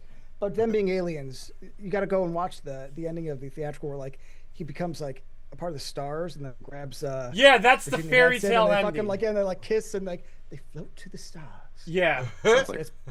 Sounds awesome. Yeah, it sounds amazing. You're selling this movie to me. Like everything, like not in a good way. I mean in like a bad way. No, nobody's saying this is the Jaws Revenge of the Highlander series. That's what this is. Which we brought up a lot today so far. I wish I was a part of it. It sounds like there's an all-star cast. I mean, Christopher Lambert's in it, Sean Connery's in it. I'm sure there's a couple other big Virginia names. Madsen, who's an Oscar winner. Michael Ironside, John C. McGinley. Yep. It's an insane cast, but a bad script. Like, it's mind-blowing. Like, this is like lightning in a bottle, but not in a good way, though. All right, everybody, so here's what we're going to do. We're getting ready to play the movie. Again, this is streaming on YouTube for free. The whole movie. We'll see a countdown timer. We'll count down out loud, and we'll hit play on 3, 2, 1, 0. We all hit play. All right, you ready, Joe? Ready. Hold on, make sure the. All right, and we'll get the timer queued up, and here we go. Timer getting queued up. Here we go, everybody. In 10, 9, 8, 7, 6, 5, 4, 3, 2, 1, go! Hit play. What an intro. Yes, it is. Yeah, it's a very truthful movie. Yeah, we might be a couple seconds behind because it wouldn't hit play. Yeah.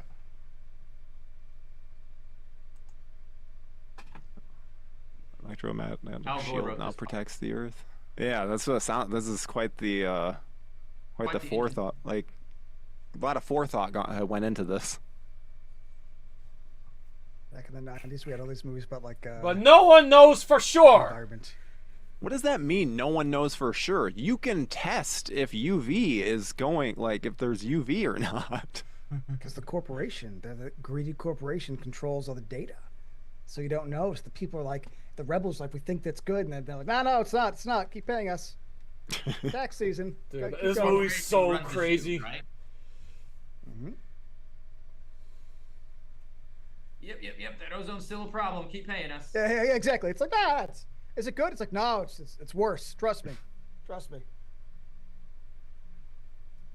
Like I said, there's little bits in here that I really like, though, and I'll point them out. Yeah, this was cheesy right around the sci-fi. time that I was immediately just like, because with the opera, I'm like, oh, what is this gorgeous By the way, building Virginia they're Madsen's going up smoking to? hot in this. I mean, she's still good looking, but she's smoking hot in this movie. They have it like really aggressive sex scene against like the building and the Oh yeah. That's yo. The sex scene was fog or not. the sex scene was not in the theatrical version. No, in this one he's In this one, he fucks the shit out of her right there in the street.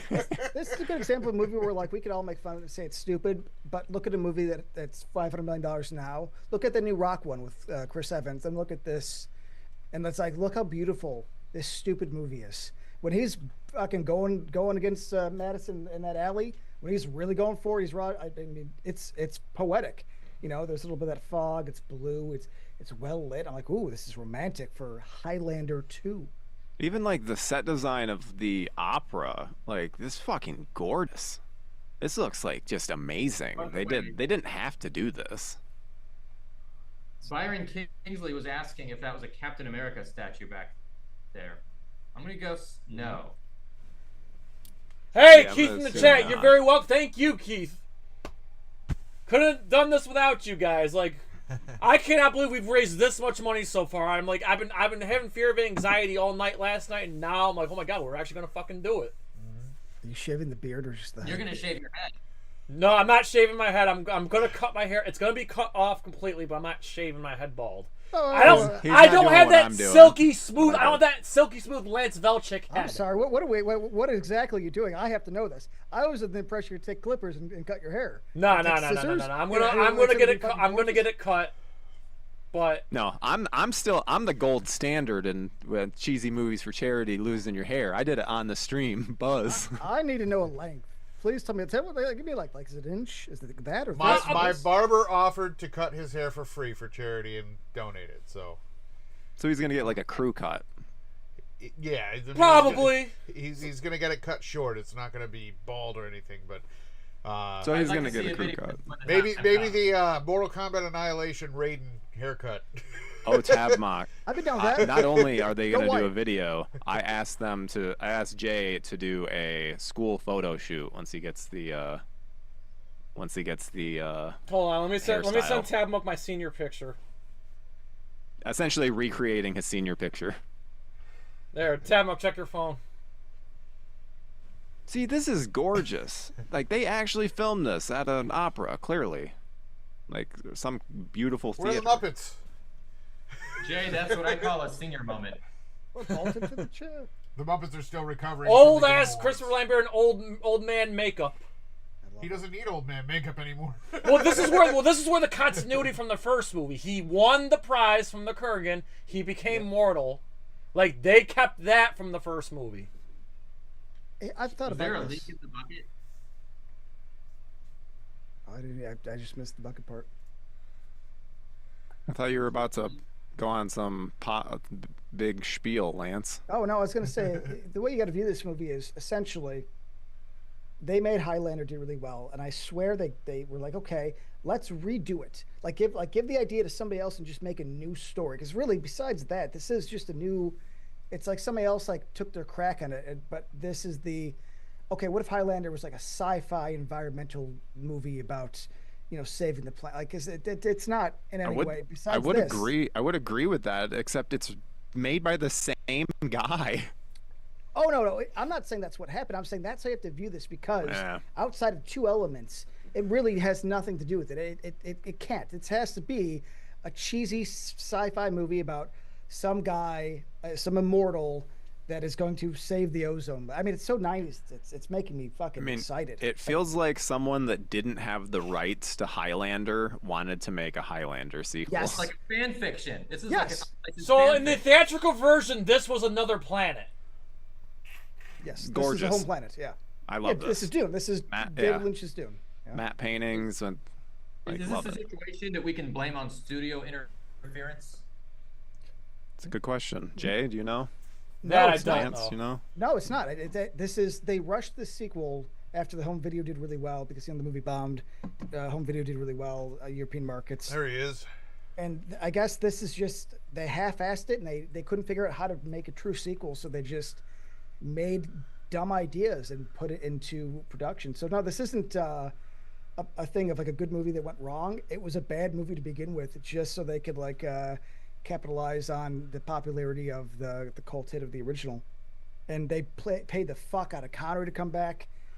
They kind of tricked what's his face, Lambert, Christopher just 'cause Lambert. of, like the character. Yeah, they were like, trust us, and he was like, okay. And then even they got what's his face, Ironside is famous for saying he read the script. He's like, this is the dumbest thing I've ever seen, but I think I could have a lot of fun playing this barbarian. So this whole thing was a paycheck job for everybody, even including Lambert. I think he tried to walk away halfway through, but he was threatened to be sued. So now the studio cut is this. This is the interference cut. This is the director trying to make it better.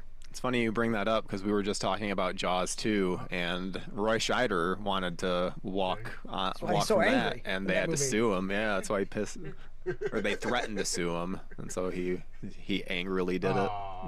No, Oh, there are some moments. There'll be more. There are some General Jesus moments. There'll be more. Who's General Katana? That's Michael Ironside's character. Yeah, Katana has the scar. Every Highlander villain's name starts with a K. Kurgan, Kane, Jacob Kell, Karen. Karen. Like to speak to your Katana, manager. Kronos. They always starts with a K. Wait, what was Mario Van Peebles' name? Kane. And, okay, look at you. Look at you and your Highlander knowledge. Yeah, Jay. Dude, I with love the these movies. Encyclopedic knowledge of I Highlander. gotta get you like hanging out with my dad, dude. You guys could probably talk for hours. He used to watch the show all the time as a kid. We're trying to get Adrian Paul, man. He won't respond to us. Play your game, maybe after this comes out and sees that we're giving him a lot of love, he might. By the way, I hated Highlander the Source. I'll never forgive Adrian Paul for that. I mean, no, come on. I think we're gonna get a Jason Goes to Hell actor shortly. Oh, nice. Yeah, Miss Sam Fisher. Rusty Schwimmer. Remember Lance, the cook that gets her face caved in? I do actually. Yes. Apparently, she's a drunk in this movie. I see her on the IMDb. She's like 8th listed cast. Oh member yeah. as She's the drunk. one in the bar, right? At the I don't know. attack. She attacked Christopher Connor with the broken beer bottle. Oh, okay. I never put those two together. Yeah. Oh, as soon as I saw her face, I was like, wait Remember, a minute, she's 'cause like, I just did the Are Jason you Goes to Mr. Hell video. McLeod? Are you the one that made that stupid shield? They all hate him for saving the world.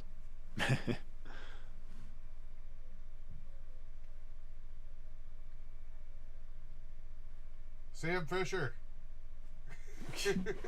So you like Highlander too, Lance? Yeah. Do you like it more than the first Highlander? No, the first Highlander's a better movie. Oh, way better. In every sense of the word. It's like it's a competent, well-written script. It's interesting. It's cool. I like this. I like this on its own merits. Like this is my Jaws 4. I'd like it as a separate entity. I always lean more sci-fi than fantasy. Always. That's just the household I grew up on. So I like the idea that this is set in the future. I like the idea that they fucking have flying little feet things and guns and shit. So I mean, it's stupid, but I like it. But no, the first one is like, I would say you should see the first one because it's a good movie. Yeah. This you should see because this is awesomely bad. Yep. And schlocky. I mean, and good schlock, not like bad. I mean, you look at this fucking like you said, set design. That schlock. I mean, Jesus, can you imagine getting this nowadays? I mean, I mostly asked because I know. It's like I would want to ask the question, "What's everyone's favorite Highlander movie?" But I feel like everyone just says one. Well, I would Anyone say in the first one's the best, but I think my favorite sequel is 3. Oh, okay. But isn't that the one that essentially they try to fix with the shit dead? Yes. To make a sequel Yes. part. Like, yeah, this is a series that keeps fucking rebooting itself and changing. I mean, we'd always make fun of Halloween for timeline changes, but Well, here's the thing. Highlander Here's the funny thing: is weird. every Highlander sequel, the first movie happens, but it erases all the other sequels. Yeah, all of them. they're all number 2s. That's what I'm saying. Yeah. They're all different timelines. Yes, exactly. The costumes are great in this too. They're over the top. They're well done. See, so in the theatrical version, they were banished to Earth. Here, they're banished to the future. It is fascinating because essentially this is an edit movie because they didn't refilm anything. They changed some effects, they tweaked some stuff, they removed stuff, but they didn't refilm. So it's just sort of reorganizing footage to try to tell a slightly better story. And they scrapped the special effects. They redid the special effects too. Yeah, I haven't watched this one because I was saving it for this. So Is the this the red theatrical shield or is this the blue version, shield? the theatrical version, the shield was a rainbow. In this movie, the shield's red. Yeah, okay. I like that it's red. I've read online that the director, that's why I say, director yeah, actually this regrets looks it. better. But the red makes sense because people hate McLeod, and if it wasn't like if it was any other color, like I think it's blue in the theatrical, right? Or like you said rainbowish, but It's it's rainbow. Not. It's like a rainbow, like constant rainbow. Goal. But it would The make goal sense. of the shield is to filter out ultraviolet light. So in order to do that, you got to be at the opposite end of the spectrum. Opposite of violet is red. They're at completely opposite ends of the visible light spectrum. So actually, they thought about it. Doesn't make sense. Yeah. But Red it makes is it better. because it would drive people nuts. Because I remember they hate McLeod for this thing, and I was thinking like if it's always red, I can see people going nuts. I mean, like I'd rather be dead. So I thought that was a better idea than the bluish Like the one. red outside Kramer's apartment. Yes, exactly. The chicken restaurant. Like Jerry lost his mind, you know. Oh God, that's a great reference. Whoa, what is going on there? That wasn't in the theatrical version. No, because they want to sell the future as just a complete shithole, and that for some reason they're blaming this one guy that everybody's alive and committing crimes. I mean, I like it. It's kind of got like a Gotham City vibe to it, but mixed with RoboCop Demolition 2, you know? Man and RoboCop. Yeah, it's like a bleak apocalyptic future. Yeah, everything's lived in and dirty and. But it's got that like 80s quality to it, even though it's 91. But It's almost like the 80s Blade- almost style like of Blade technology. Runner. Yeah, Kinda it's Blade Blade Runner. Runner-y. Just less colorful. Yeah, more if Gotham and Blade Runner were the future. This is it. Yeah. Everybody knows who he is. They don't really explain it too well, but everybody knows who he is because he won the prize in the first movie and he helped all humankind, all scientists. Like at the end of the first movie where he said... He's a celebrity now. Yeah. Yeah. Because he had the knowledge of all the immortals and he could help scientists and politicians, which is why they did the shield, because he brought all the scientists together to make the shield because he won the prize from the first movie. So there's some stuff they kept from the first movie. And there's also a flashback where Brenda from the first movie dies. He made the shield because Brenda died of sun poisoning. I'm thinking actually, because again I haven't watched this one. I always mix it up because the theatrical was one on TV. I don't know if you remember. I think the Renegade cut is the blue shield, rainbowish one. I think the other one's the red.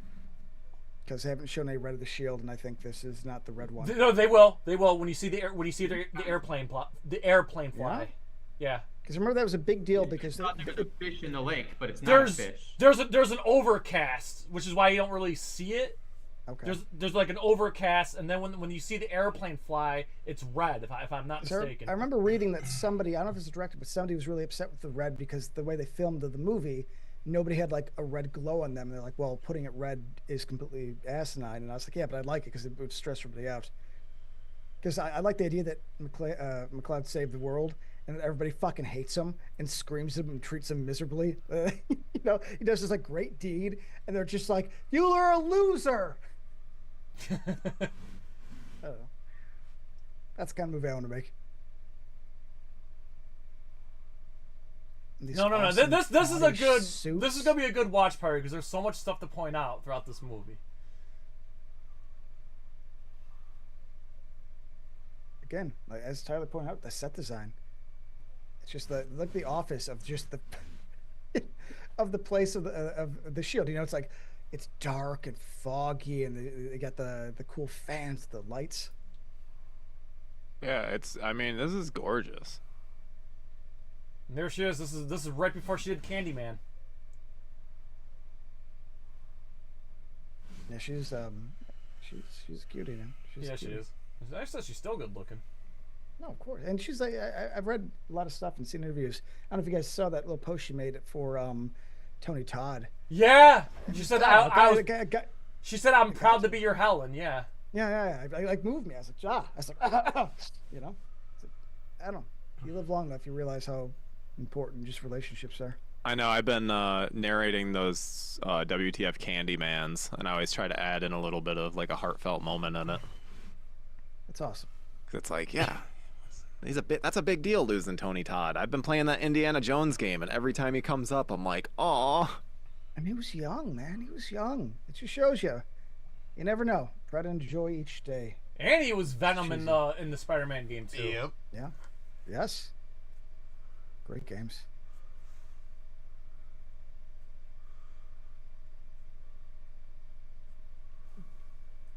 Yeah, one of the biggest shocks that I have watching this movie is just that Connery is actually trying, because it's like you don't really expect him to try. Oh, Tab Monk. This was one of the biggest paychecks. So this is what I was trying to tell you guys earlier. Yeah, violet at one end, red at the other end. So this would be an effective way to design a shield, I think.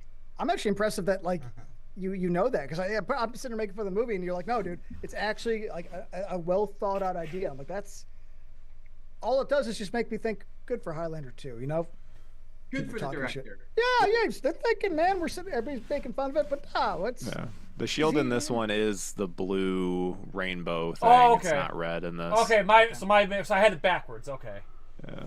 I guess it makes sense, because I do remember somebody complaining that like it was never meant to be red because the way they lit the movie.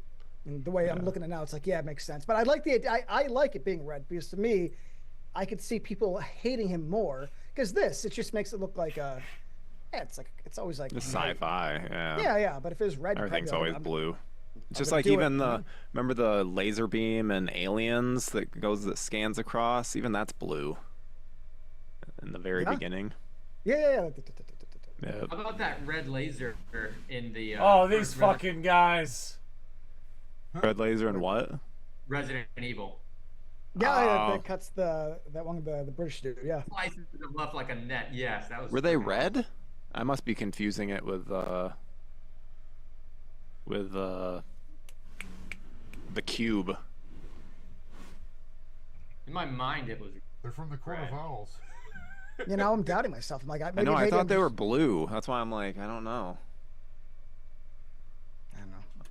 I shouldn't even say anything. I don't even like that movie. That's only one of those movies I do like. Every time they do that, all I think of is Scott Bakula going, "Oh boy."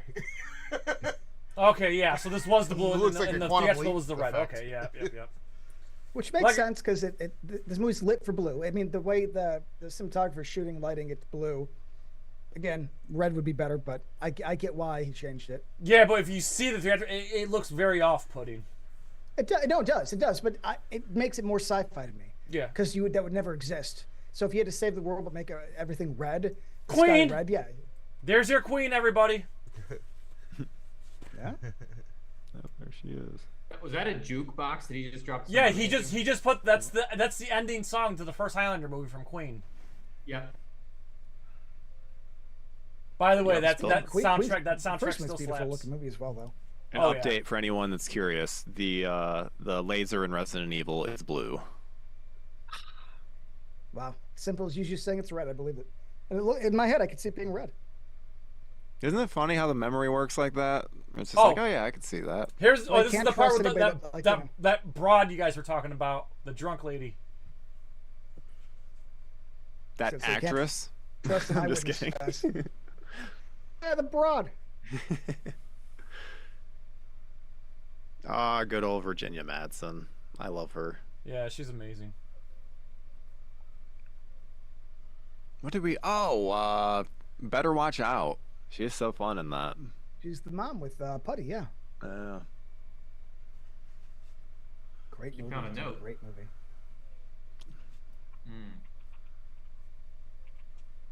I know, Lance, you'll be you'll be happy to hear I did not get my slipcover with my Better Watch Out copy. Yeah, here we go. I was hoping for it. Oh, you didn't like it was like a gamble? Because I was like, I thought you just would because it had the advertisement. Yeah, it's always a gamble.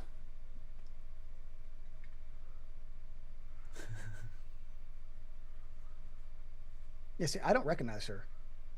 I mean, I guess I'm not the biggest Jason Goes to Hell fan. But I remember that. Oh, you know I am. Wasn't she skinnier? Am I making that up? No, she's about the same size. This has been I mean, Jason Goes to Hell was filmed like 2 years after. I mean, don't you remember with her like New Jersey accent and like yelling at? I've probably seen that movie 3 times in my life, maybe 4. And one of them was with you. Like, you know, that was one I saw it once and I was like, nah, never again. And then every time I watch it, I'm getting tricked into it.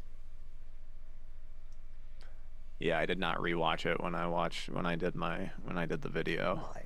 Just skim it. But I had recall for it. I knew what every scene where I need to pull stuff, specific shots. You're a better man than I. When it comes to Friday the 13th, I just know it like the back of my hand. Okay, so this right here wasn't the theatrical version. Right here, when he looks at his cut. Hang on, I'll point it out. Speaking of which, if anyone likes Friday the 13th, you can listen to Lance and I talk about the whole franchise on Needlessly Nostalgic, a podcast that's on all. First one you guys did. Yes, it was the first franchise we ever covered. Tyler, will you cover Freddy Krueger's appearance as a guest character in Mortal Kombat? No, but I'm sure we'll talk about it. Wait. Oh, okay. You're talking about the game. I was like, I swear I've seen that movie a million times. I thought you were gonna say his guest appearance on The Goldbergs. I was like, there's no way Robert Englund is in the awesome I've too. seen this. Right here. Okay, so this wasn't in the theatrical version where his cut recovered, because the 2 immortals that disappeared. This is the director's cut. Yep. Yeah, because now he knows what's going on. He's suspicious. Yeah, so now he knows that he's no longer mortal. He's immortal again. Something's afoot. Yeah, but he's not fully there though, isn't it? Like it's but he's panicking because he knows that they must have sent some goons after him. So that's why he goes into a panic. Those goofy fucking things with the little glasses. Yeah, that's why that wasn't in the theatrical version. It's funny. I remember watching this with my dad as a little kid, and him being very vocal about how lame he thought those guys were, and commenting on how he would fix it. And so my entire life, I can't watch this movie without being like, yeah, they're too birdy. My dad goes, they're too birdy. I'm like, what are you talking about? And I'm older. I'm like, yeah, they have like the pointy noses and the thing. I'm like, father was right. So I would fix that. That's a little lame for all this cool stuff happening. Punched him right in the beak. I mean, you'll see. I mean, you're going to wonder why that was chosen for the... I mean futuristic, but it's so goofy, and they make these weird noises that it's almost like this part was like for kids. I don't know. Like if your kid's watching, this is for them. This was for me in, I don't know, 92. This reminds me, it's insane to me because she's awesome in this movie and gorgeous, yet was not intended to be the lead for Candyman. Like, she was supposed to be the best friend character until Bernard Rose's wife got pregnant and had to drop out of the role of the lead. So it's like, it's crazy that she still like was not like didn't break through even after something like this. Don't you think back in the day though, it wasn't about how good you did. It was almost like she was in this, so she shouldered just being in a shitty movie. I don't know. That's true. I always that think is very true. Now we're like, you could be in a good, and people are like, oh, you're in it. Now it's like, oh, Highlander 2. It's like, yeah, that was good. I mean, that's a great point, because Chris earlier brought up the fact it's like Chris Evans hasn't made a good movie outside of the Marvel stuff, and it's like yeah, he's not considered like I don't know, a flop or anything. It's like, no, he's still considered an A-list actor. It just takes a lot of paycheck rolls. Those fucking dorky guys. Look at these dorky little... Star Trek was good, wasn't it? Wait, was he in Star Trek? Which Star? Yeah, I gotta be honest, I'm not the biggest Star Trek guy. Never mind. Ah, that was Chris Pine. Yeah. I like Pop. Seems like a decent. I like this little movie that everybody hated. Pool man, pool room, pool dude, pool guy. Pool boy. was I haven't seen it yet. You're Everybody's telling like, me "It's I the should worst thing watch in the-" it? No, but everybody's like, it's the worst world. It's like not even close. Oh. Not even close. It's him Jack doing says the he's Coen probably not gonna Brothers. make Madam Web now, but he'll be here it's for good. Batman Forever. Okay. He's stuck So, in I traffic. mean, he if you're said. bored, I put it on. I'm pretty sure I watched it on your Plex. Oh, probably. It wouldn't shock me. I add stuff to my Plex all the time. Doesn't mean I watch it. Well, and bad. Not, but not bad. Yeah, I hate the nose thing. In Mortal Kombat, I never got a chance to see Chris Lambert do this much action and this much acting. And I think he did all his own stunts too. I think most of the stuff that he did was actually him. Yeah, Lambert really doesn't have much to do in the Mortal Kombat movies. But here he's fighting, and he also looks super scared a minute ago. I mean, he's really putting his heart into this one. I should say I am at that age though that I know that Raiden is not supposed to be some weird old French guy, but Lambert will always be Raiden forever. Yes, that was such a shock because I wasn't big. I knew him from I played the games, but I didn't know all the lore stuff from the games until probably college. So then most of my Raiden knowledge was from the films, and so then it's like, oh, he's not supposed to be some French Canadian man. Well, to be fair, Raiden's a god. He's not really any ethnic, really. He's a god. He's from the heavens. If he had an ethnicity, it would be French, and he would be Christopher Lambert. Have a nationality. He should predate Japan and France and any potential nationality of the actors who portray him. He's eternal. He was never born. He's eternal. Right. I'm just saying the Christopher Lambert version is French Canadian. I'm saying that if this guy's no nationality, I see him have an American accent, and like this guy. That's all I'm saying. I mean, as much shit. I'm obviously joking. The movie. By the way, when they released the Mortal Kombat movie in France, and the French audio version, Christopher Lambert does his own audio. Nice. I think we lost Lance. Lance might be about to drop out though. You've been slideshowing for a while. The connection not good.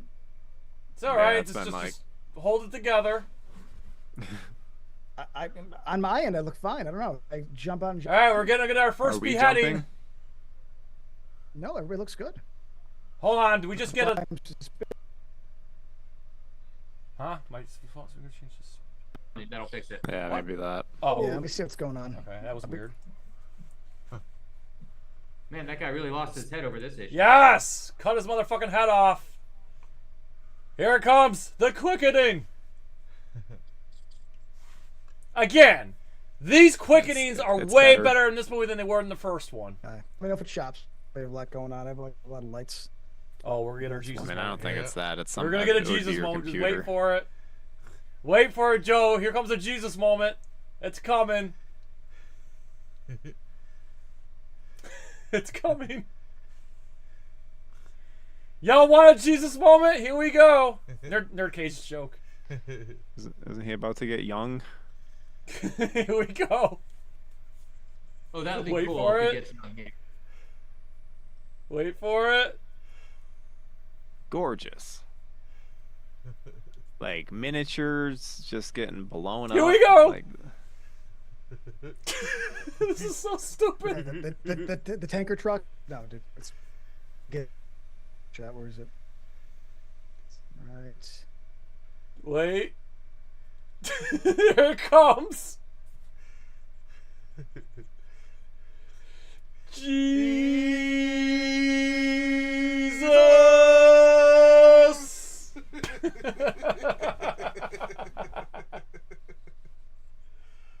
Who the fuck is this guy? And all of a sudden he's younger for whatever reason.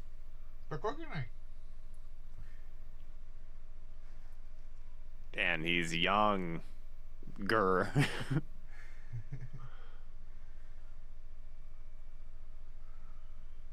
Apparently the quickening can make you younger.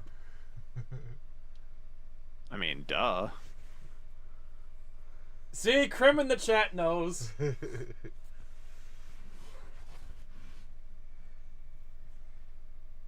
It's just weird he changed his clothes too. did his clothes not catch on fire? But well, okay.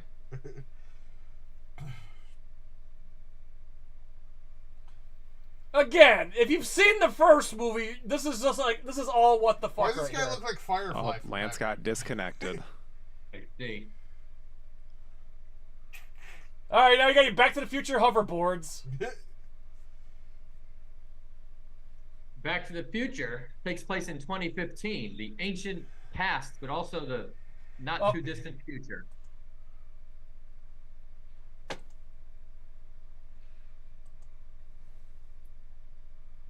I'm getting Lance back in here. Hey, Lance. There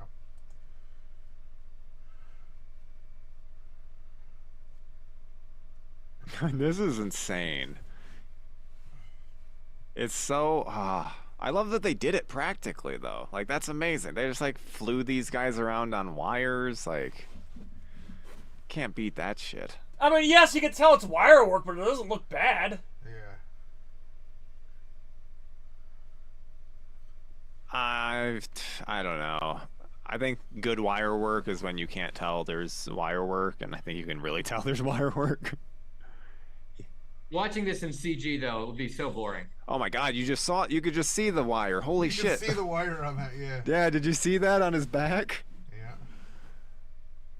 That's crazy. There's like part of the harness. Like look at the top of his wings. There he is. Still stuttery, but Really? I don't know, guys. I swear I turned off everything on my computer. I got we this. can hear you now though.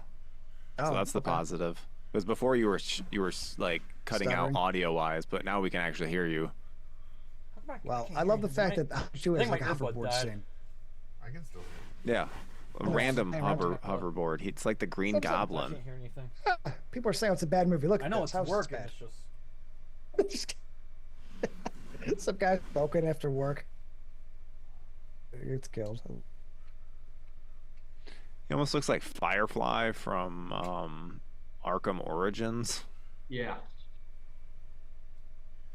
Ah, you keep the damn wire in the harness.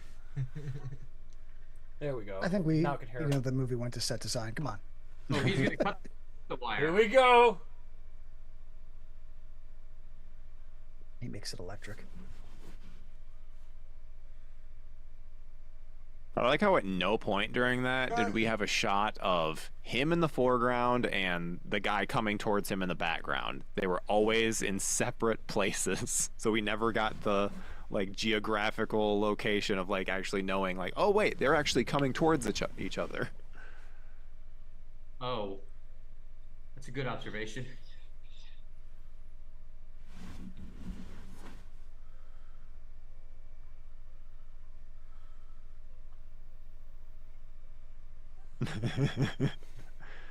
Wait, is that not a Jesus moment? He's getting the right. I mean, Like the talk about essence. Raiden. That's a Raiden moment for sure. I didn't see Captain America, but I see Red Skull. Okay, this part's actually kind of funny. Like that looks sweet. He looks like he's in a Shakespeare play. To be or not to be? That is the question. Where's Junior?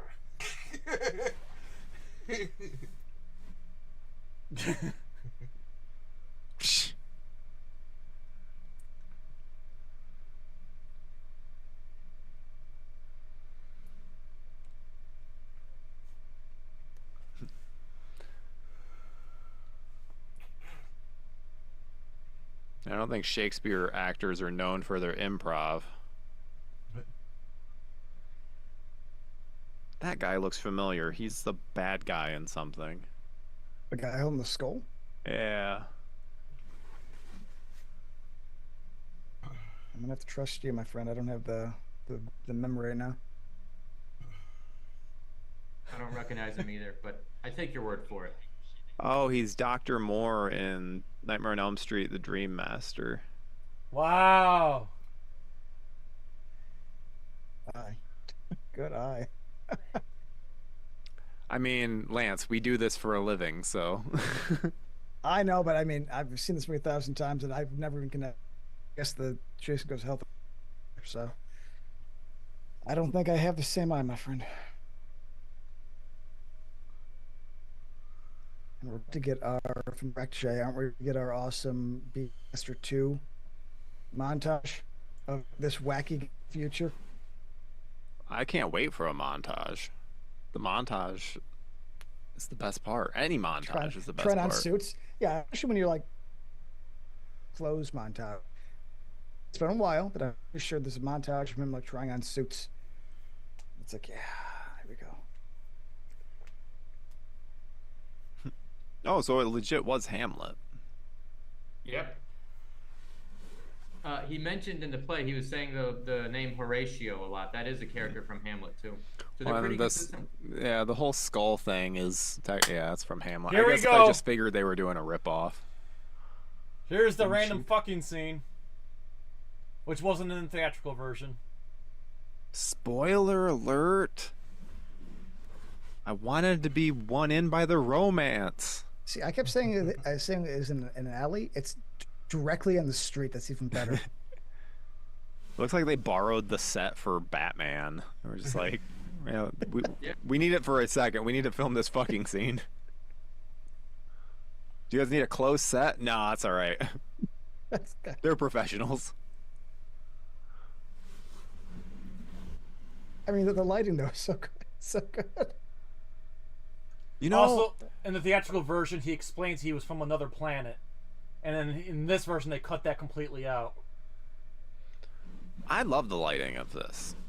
Beautiful. Yeah, like Lance and I just watched the Black Christmas, like 2019 version. Such terrible flat lighting, and it's such a problem with modern film.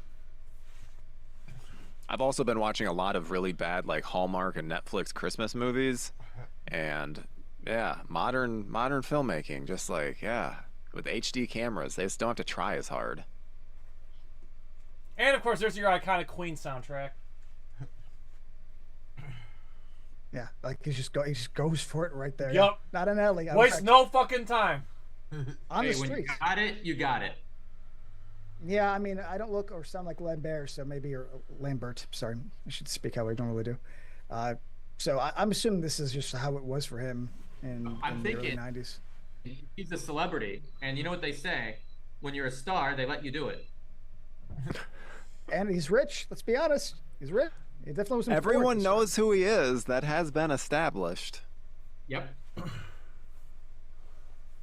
To be fair, did you see that her reaction of when he came out of that explosion? She was down right then. Yeah. That was hot. And I get it. It was hot.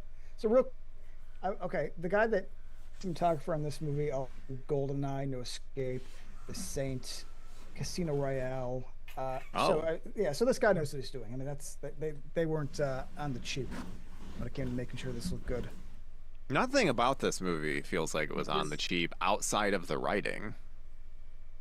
She said something like, "You're mortal there, but you're immortal here." So that seems to imply that, like Superman, he gets superpowers when he's on Earth. Yeah, that's exactly it. Maybe they used the Superman, but that's awesome. I love that first, like, they couldn't figure out how to do a sequel right, and so they just started pulling shit. I think that we don't get that anymore, you know?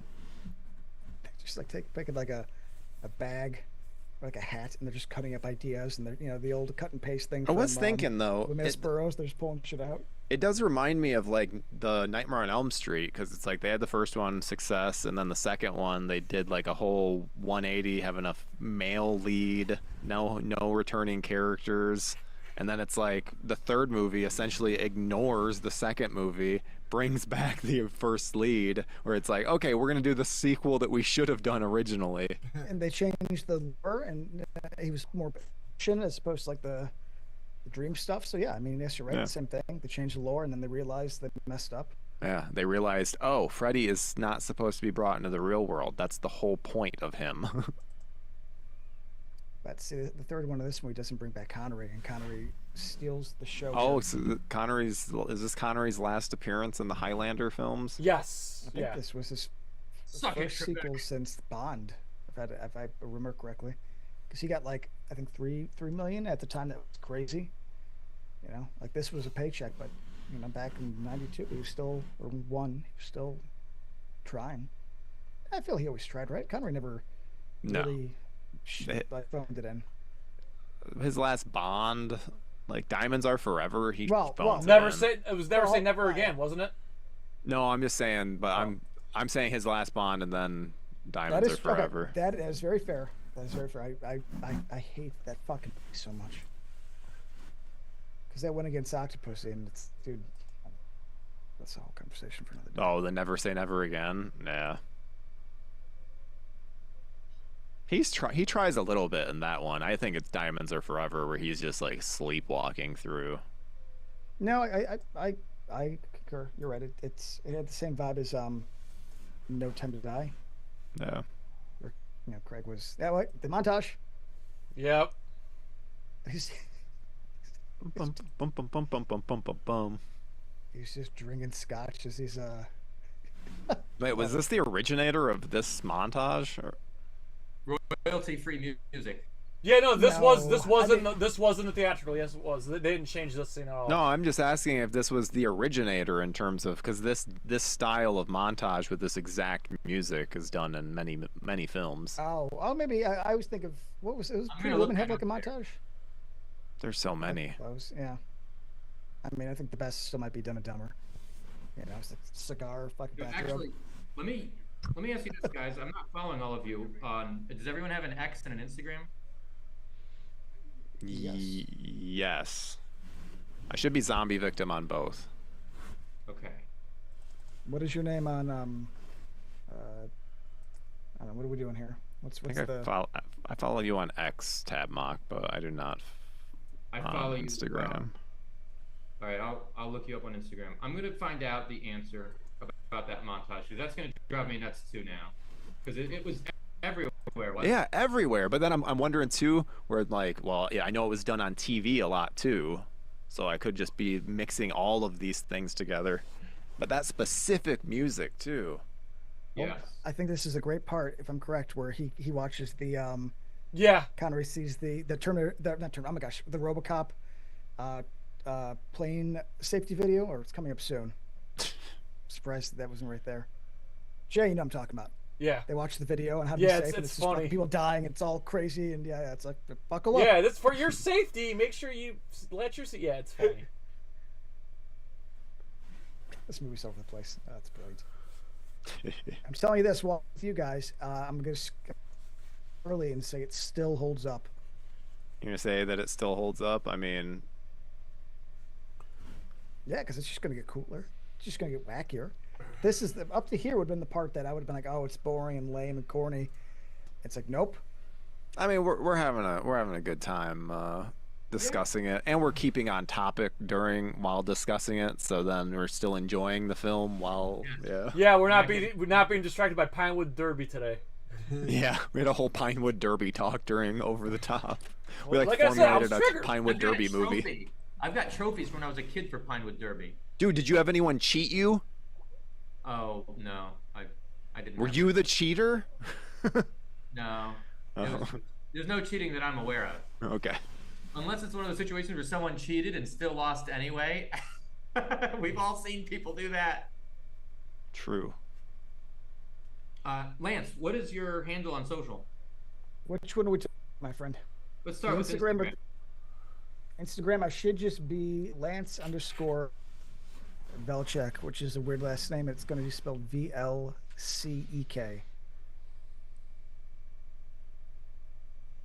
And I'll just follow you back. Hold on, let's do this while we're here. I'm still watching the movie out of the side of my eye. The scenes are just incredible. The way this is done. They really went all out. Yeah, the money's on the screen. Yeah. Like they took some ideas, but they definitely like formula. You know what I'm saying? It definitely they thought through stupid ideas. That's why I like this. Is that he's about to I take think else I feels lived. on X also. Are you needlessly nostalgic? No, that must be Tyler technically. I should just be Lance Velchek on both. Oh, dude, I can't wait for the train scene. It says video editor, writer, sugar glider dad, Chicago pizza maker. Is that you? That is him. That is me, buddy. Yeah, throw me a little thing. I'll fall back, man. All right, here we go. The choo-choo train. Sugar glider, make a hell So of a pizza, my friend. they made in this version. This is where like all the gore. The theatrical version did not have all the gore. This one does. And Because it's hilarious. this one, I mean, it's the same sequence basically, but they lean into the fact that the train for some reason goes like 100 miles. The sound is the speed sound, and then people just fucking die. But I yeah, you got the one dude with his eyeballs popping out, and then you see the baby get smushed. This is so no, it's hilarious. But he doesn't like mess with the train. He just he's unaffected. He's like unaffected. Well, that's why the shield. Oh god damn! This scene's too intense for Lance. We lost Lance because it was too intense. Hey, we lose Lance a lot. He's still there. He just doesn't have any. I wonder if something crashed.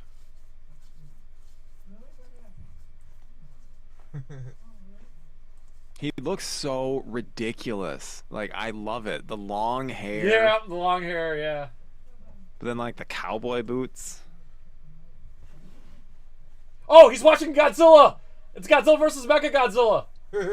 You're not gonna out Godzilla me. I know my Godzilla movies. You know all the kaijus. Oh, dude, tomorrow for my birthday, I'm definitely watching the kaiju movie tomorrow. I assume Godzilla X Kong New Empire. God no. Yeah, all right.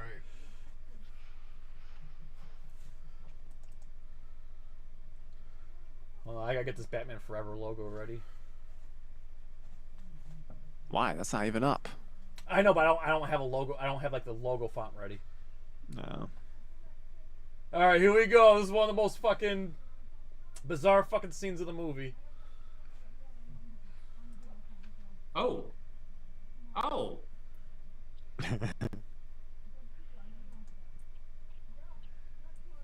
Oh my god, this is so fun just seeing Michael Ironside just act like a fool.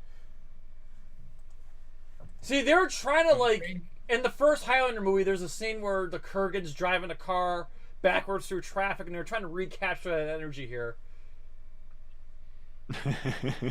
When the train goes 88 miles an hour, they will reach the future. Okay, wait till you see the scene where the guy's face gets stretched out. It's so funny. Just wait for it. This guy's face gets stretched out, and then you see a baby get smushed. I love this. This is so bad.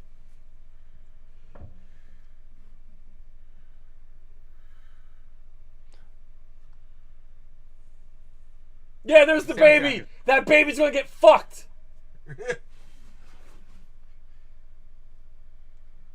Well, I don't like the sound of that, but the soundtrack is amazing here. It's gonna get smushed. I'm not saying anything like that. I'm saying that it's gonna get smashed like a tomato, like literally, like it's gonna get like a baby's gonna get smashed like a tomato against the wall, and it's hilarious. But it's not as hilarious as the guy screaming with his eyeballs popping out. Oh my god, it's so funny. Oh.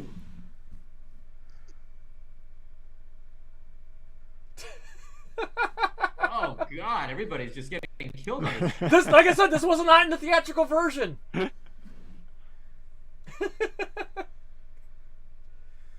Oh, that baby's screwed. Yeah, there's the baby! There's the fucking baby! Guy's eyes bulging out of his head. Oh my god, it's so fucking... Oh god.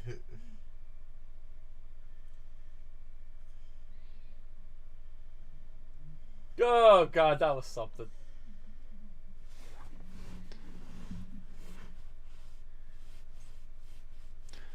Big Jack Films is in the chat. Yep. Looking forward to having you on, Big Jack. We're only $160 away. Let's go.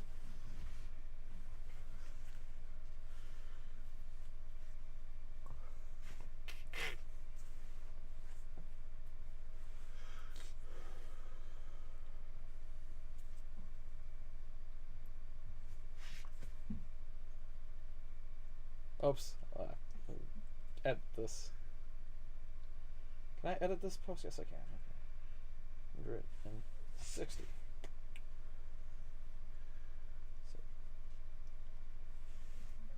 Come on, guys. We can hit $160. Come on. Crank those wallets out, people. Call your rich relative. This guy looks like Albert Einstein. How funny would it be if we're like 1,999 and I just keep my hair?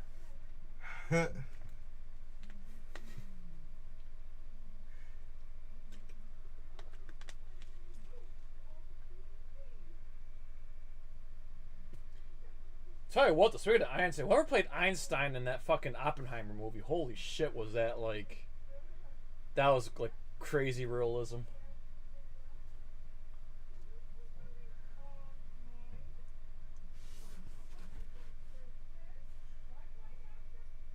Yeah, I've been wanting to watch Oppenheimer again lately. I haven't seen it since theaters. I really liked it though. Yo, what'd you think of that 28 Days Later trailer? Or 28 years later, excuse me, 28 years later. I don't know, it kind of just looks like an episode of The Walking Dead. I know I'm in the minority here. I like 28 Weeks Later better. Oh, absolutely. Oh, okay. I thought I was Absolutely. going to be crucified for that. I No, thought Weeks is much better film. Oh, thank you. I thought I was the only one in the world that thought Days that. is overrated. It's fine. Okay, but it's not the masterpiece people make it out to So be. Tyler, this scene right here, this is what the theatrical version opens with. This was the opening scene in the theatrical version. Okay. So that opening titles, the titles there in the beginning, that was thrown in there. So we in the don't see renegade any of him as an old man in the theatrical cut? version. No, we do. It's just cut out of order. Like it's completely cut differently. Yeah, no, the movie literally opens with this showing the shield cover the earth in the theatrical version. To be fair, it would make sense to set that up at the very beginning of the film. Oh god, the fucking satellite.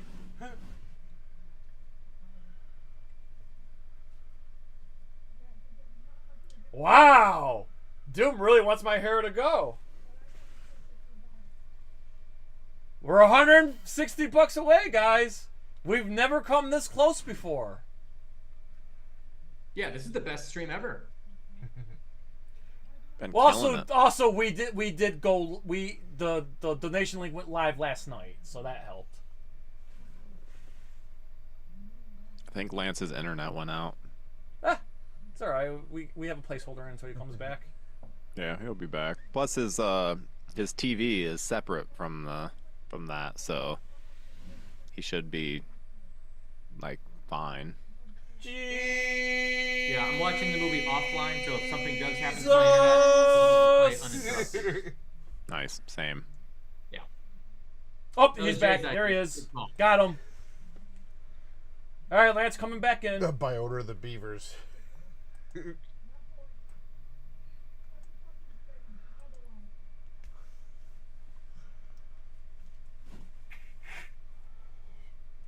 Well, they're all celebrating. Looks like whatever they're trying to do worked. Yeah, now it's supposed to be 1997, I think. Okay. So what? This is like a flashback to when they first set up the shield. Yeah. That was 99. Oh, 99. Okay, thank you. Nice for you to rejoin us, Mr. Velchek. Never have any. Yeah, Lance, ever I was known. just explaining to But these hey, guys no, that. at least it's now while we're all hanging out. I love the fact that I have computer issues.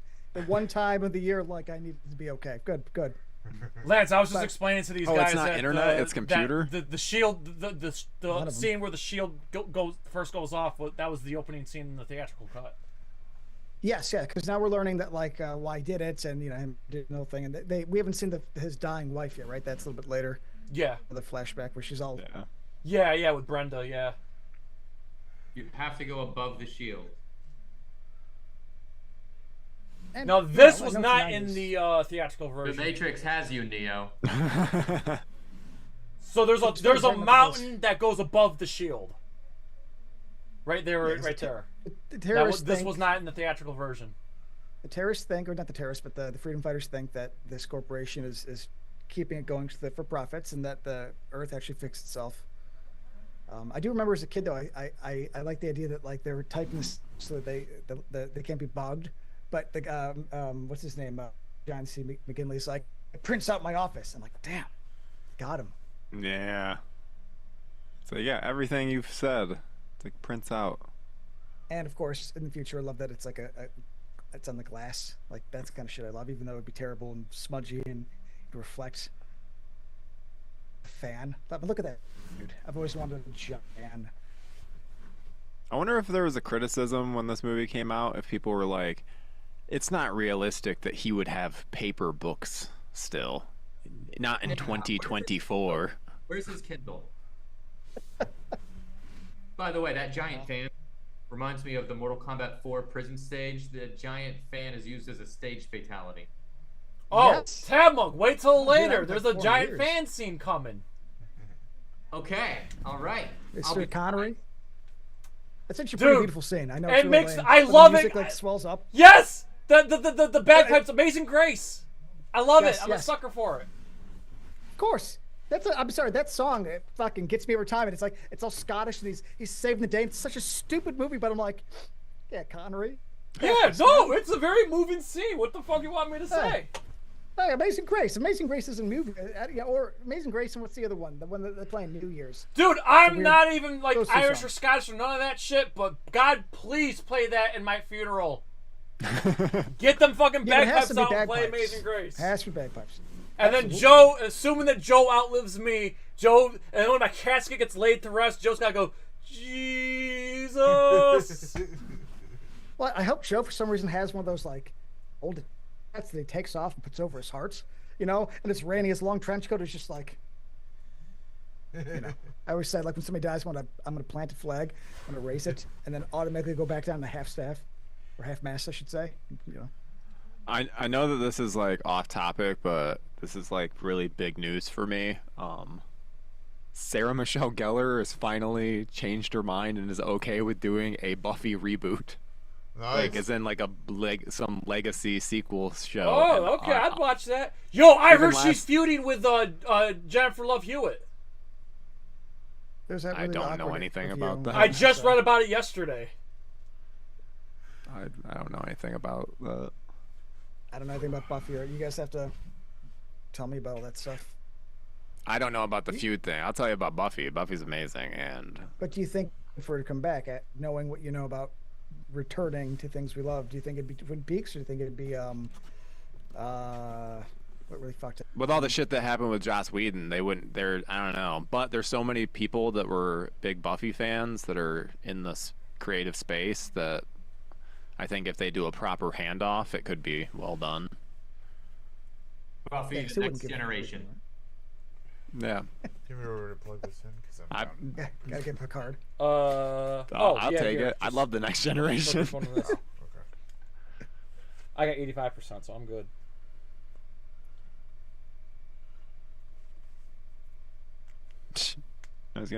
You gotta tear off the door. Was he And not this is gonna why he tear took off the the movie. door? He's having such a good time. I mean, if I ever talk to Michael Ironside, I'm gonna mention this movie and. Oh, ask you got to. If he had as much fun as it looks like he did, because I know he got injured during this, so maybe he didn't. It's probably fun until that happened. Yeah. Oh, Lance, here's the part with the video.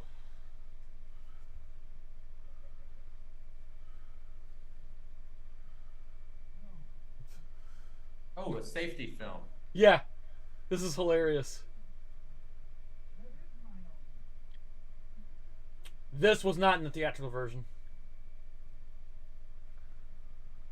Because he also doesn't understand flight. I think that's kind of cute too.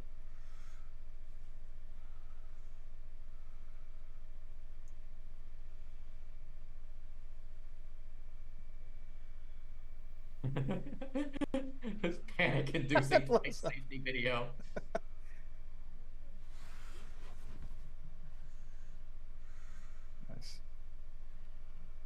And everybody else is just bored, like not paying attention at all. Like Tyler looking at his phone. Well, no, I'm trying to see. Because I think. I can't tell if the background on the stream is messing up or not. The cache flow looks like it's like. It's a slowed down GIF file. So that's on purpose. Okay. Yeah. It looks choppy. I agree with Tyler. I see what you're looking at. Yeah. Because I just switched from my phone because my YouTube tab of the chat kept fucking crashing. So I finally just switched to my phone. Yeah, I'm keeping an eye on the chat on my phone too.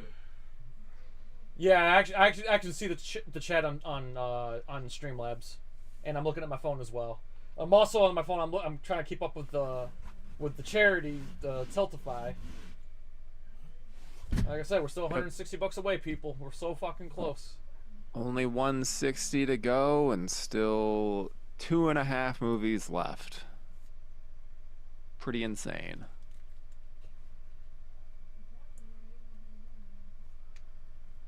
And like I said, since we did over 1,000, we're going to do Cheesy Movies for Charity 4. And we're going to call it Cheesy Movies for Charity 4 Alien Babes Galore. Wait a minute. So Lance missed out on this. Lance missed out on this earlier. Lance, from that title, what would you think would be like the movies that Jay would be choosing from? Just say it again. Is it Alien Babes Galore? Yes. I'm assuming Species would be one of them. Nailed it! Wow! Didn't have to try. Just like Species. There we go. So is that where was I on the spectrum? I'm confused. What I feel like I'm missing context of a conversation was a part of. No, I mean you nailed it. Species nailed it. is that's the you nailed that's it. the main. That's one of the like movies we're gonna watch next year. Like Horny Alien. I'm trying to think what else would be in the vein of Species. Okay. And I know. I think I had guessed The Fifth Element, and I can't remember what else. Okay. But that was not it. No, I'm not doing that one. That's a good one though. I don't think that's it. I don't think that would fit the cheesy movies motive. That would be a good movie. No, okay. So in no particular order, next year I want. Here's the movies I want to watch. Except one movie's gonna be the finale. So in no particular order: Species, Splice, Gremlins 2, My Stepmother is an Alien, and Invasion of the Astro Monster as our finale. It's a Godzilla movie. A weird science. I never had that. That sounds fun, man. I mean, I've seen most of those. Wait, say it again. Okay, Species. Splice. Splice. Gremlins 2. Yeah, is that because of Greta? Because of Greta. Yeah, the horny, the sexually assaulting horny gremlin with the lipstick. I love it. Yep. Is that the one with Daryl Hannah? No, Kim Basinger. Kim Basinger. Okay. Dan Aykroyd and Kim Basinger. Dan Aykroyd. Movie, okay. right? Okay. Yes. It's been a long time. Yeah. And Invasion of the Astro Monster, which is a Godzilla movie. Okay. What part of the Godzilla timeline is that in? It's the original Showa era with Planet X and the Exaliens and the alien woman that seduces the astronaut. Okay. I realized after I asked you that I was really out of my depth. And yeah, that he was going to go way more detailed. I mean, I shouldn't even ask that because it's like I don't even know. Yeah, so that's next year's lineup, everybody. Okay. You heard it here. I know nothing about Godzilla. Okay. You know about Splice? I wasn't. Yeah, that was it was fucked up. 2000s. It's got a big second coming. Because when it came out, it didn't do well, and I feel like it wasn't received well. But for some reason, a lot of people seem to have a bit of nostalgia for it. I don't know. I feel like Holy it's ground. second coming. So they kept that from the first movie. Vincenzo Natali. I've talked to him. He's very knowledgeable dude. So that's something. So Lance, Cube. here's something they retained from the first movie: no fighting on holy ground. Yep. So they kept that. They kept that from the first movie. Oh my gosh, I'm so bad at quoting lines now that I've hit my late age. I was thinking that with the Kurgan in the church, it's better to burn out than to fade away. Yeah, it doesn't spin. Rah! Happy I'm Halloween, ladies. awful. Ha! I'm awful with movie quotes, and our boss, Mr. John Fallon, he is a monster with movie quotes. He impressive. Like it's always, he's always like, this movie quote. I'm like, fuck, I don't know. yeah, I love the movie. he'll quote a movie where it's like, I should absolutely know what quote that is, and it's like, nope, I don't. He knows it though. He fucking remembers everything. I actually like this scene right here. This is actually a good scene because we don't really get a lot of Connor's history. So this is pretty cool. We get to see more of Connor's life right here. Through his collections and whatever. Real quick, the score in this is actually pretty solid. That's another thing I'm going to bring up. Real solid. I mean, it's not changing the world. It's pretty, but I just think it's a good stringed orchestra score. Let's see who did it. Stuart Copeland. What the fuck did this guy do? I was gonna say Stuart Copeland sounds familiar. I'll find out. South Park, bigger, longer, and uncut. I saw that, but I'm like, okay, but that can't be. He was just a voice. He did Simpatico. Which voice did he do? American Soldier #1. I'm going through his IMDb. Nothing that really. What, you don't remember She's All That? But sir, what about the Emancipation Freddie Proclamation? Prinze Jr. She's All That. Taking a hot. Are you, Tabmock? Did you just have recall for that? Was that legit, or were you joking? American Soldier #1 in South Park. That's what he says. He says that's impressive. Yeah. And then the guy says back, I don't listen to hip hop. Jesus, I do not have that kind of memory anymore. Maybe I do. It's just for the not for the. I guess at Friday the 13th I could do that, or like Elm Street. Okay. Are you a big South Park guy? Yeah, I am. Oh, okay. So here's a major difference right here, Lance. Remember this? So in the original cut, in the theatrical cut, there's one long sword fight at the end. In this movie, there's two. They split it in half, so you get one sword fight now, and then one at the end of the movie. Yeah, because it's up to this, right? Is it this one? So yeah. So they're gonna have a fight right now. But in the original cut, they don't fight to the very end. Which is, it's funny is this cut is, I mean, and I'm actually going to praise the director was able to do this, but this is one of those where the director's cut is the cut you'll find, whereas the theatrical is actually, it's not easy to find a good quality copy. Like I don't think it ever got a proper DVD release or nothing. No, because this was on VHS. The Renegade cut was on VHS. I had the cover. Well, I mean, maybe I said this in the beginning. Maybe I didn't. So I saw this one first because as a kid I could rent whenever I wanted. And this cover, it's on like he's sitting there and he's all fucking cool in his long jacket and hair and everything's on fire. It's right after the explosion. And then I look at Highlander 1 and he has this like fucking like I don't know, a little Scottish coat and he's on like a hill and with a sword. I'm like, well, fuck that. Was he gonna go fight a dragon? And again, I'm not a fantasy guy. So I remember renting this movie, no sense. And then my dad was like, well, let's first when you ever saw it. The rest is his. But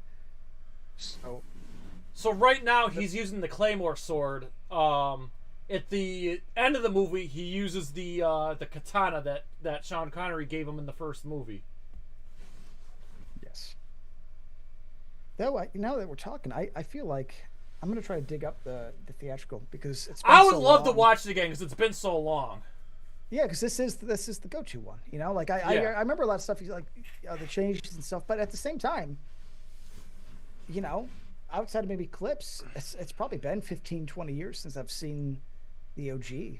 I remember when watching this, the scene will come up shortly, but there's something with a scene with John C. McGinley, and all I could think was, this is meant to be at the beginning of the film. And then Jay, shortly after it, then told me, like, oh yeah, the movie's cut up and in all these different spots. And I was like, oh, that makes so much sense.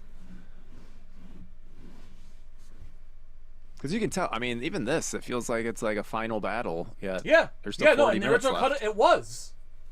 Is it? Yeah. This was the final battle in the theatrical cut. They changed things around. This was intended to be the final. It's crazy. Just how it's directed. It feels like it was Yeah. Awesome. It's like everything was building up to this, and also there's still a shield. Well, the other thing too is Highlander 1 and Highlander 3 both had 2 sword fights with the, with the big baddie. Yeah. He falls for forever though. It would really suck to be. It just keeps going. Good. Oh, keep going. It would really suck to be an immortal and then to be buried alive down a place like this under a ton of rubble. Yeah, you're just waiting.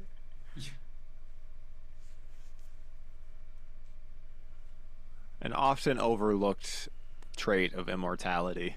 Just because you're alive doesn't mean you're comfortable. Yeah. Yeah. Yeah, but I love how he just naturally just knows how to put himself back together. Instinct.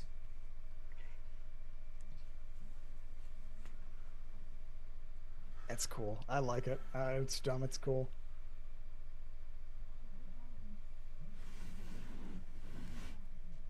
I mean, to be fair, yeah, he would break every bone in his fucking body.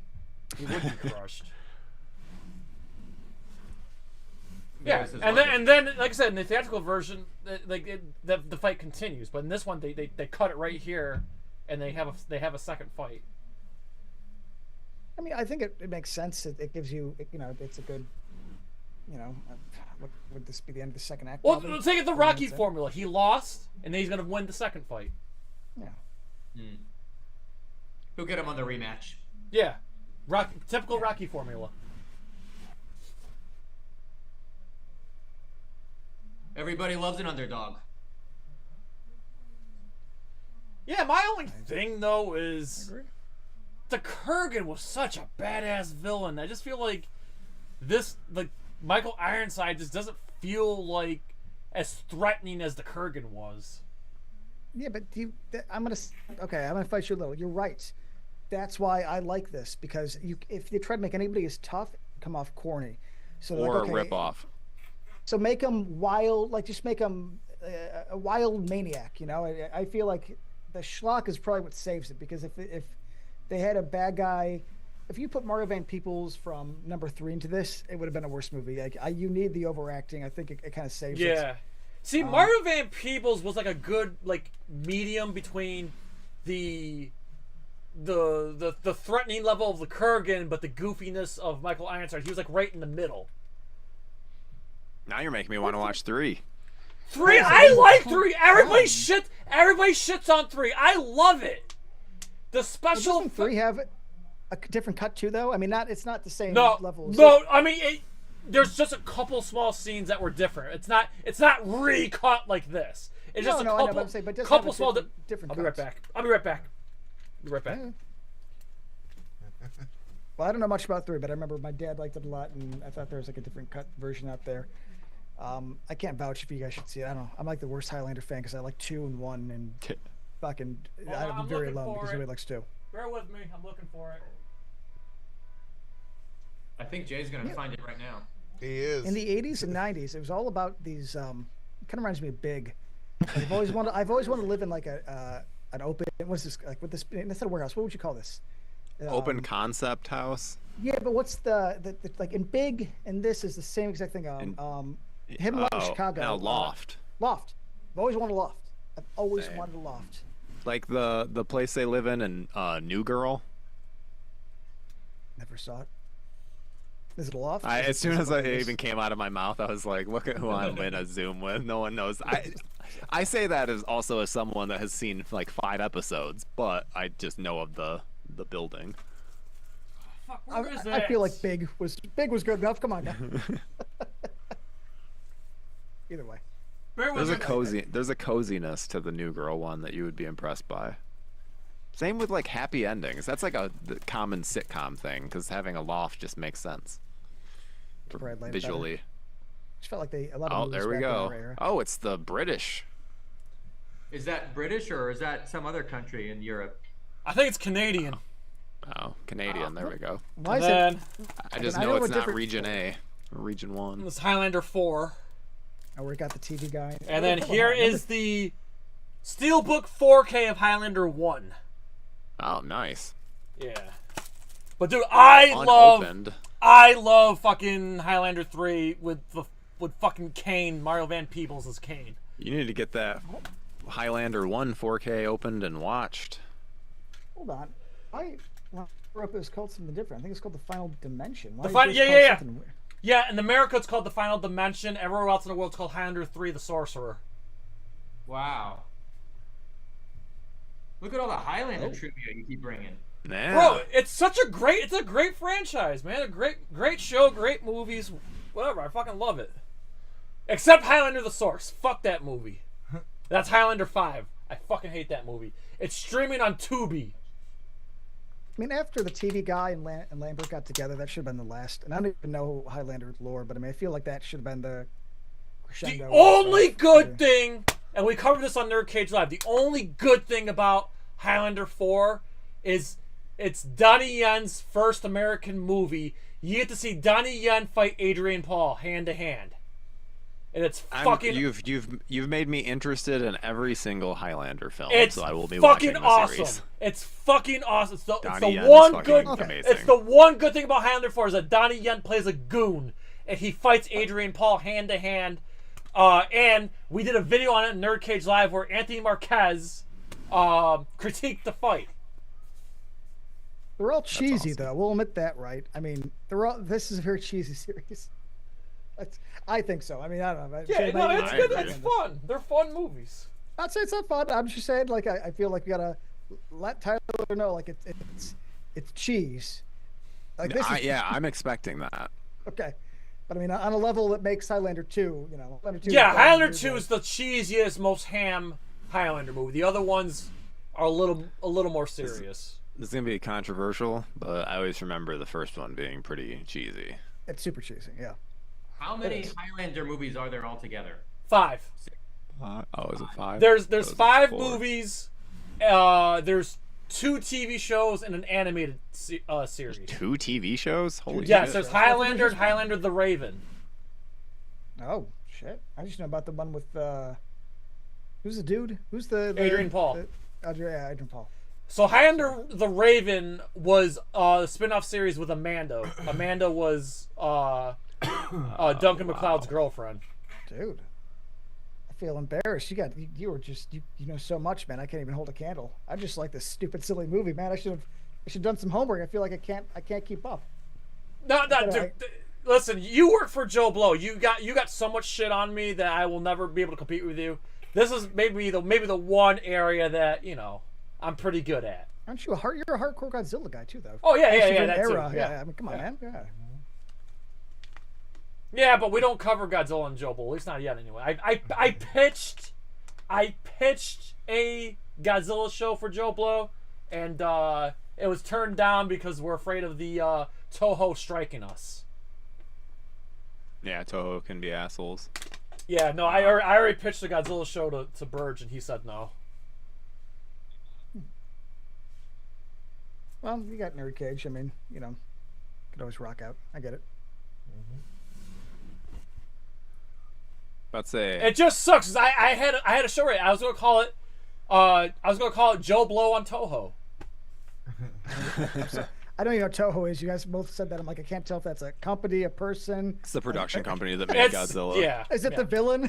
It's like I don't know, man. Oh, it's Toho. Is just the company. The Japanese company that made it. They're notoriously sticklers regarding the copyright. Yeah, they're like worse than Warner Brothers. Okay, so like use 3 seconds and they try to claim the kind of stuff.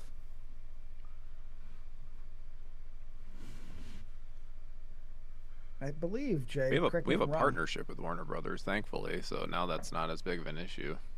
Aren't we coming up on the amazing scene where Ramirez and McLeod have to get into the place, right? Am I yeah, are you talking about the outstanding part? Yes, yes. The car massacre, so that is coming up. That was not in the theatrical version either. Yeah, that's right around the corner. Because I'm having this. It's the best. It's the best scene in the movie.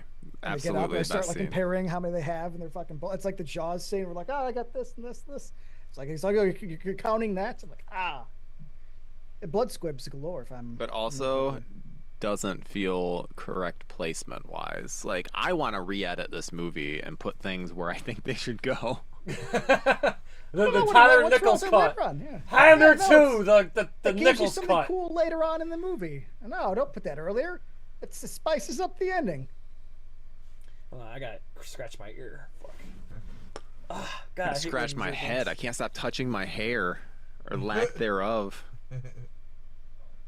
Plus, my scalp is super dry because of having long hair for so long.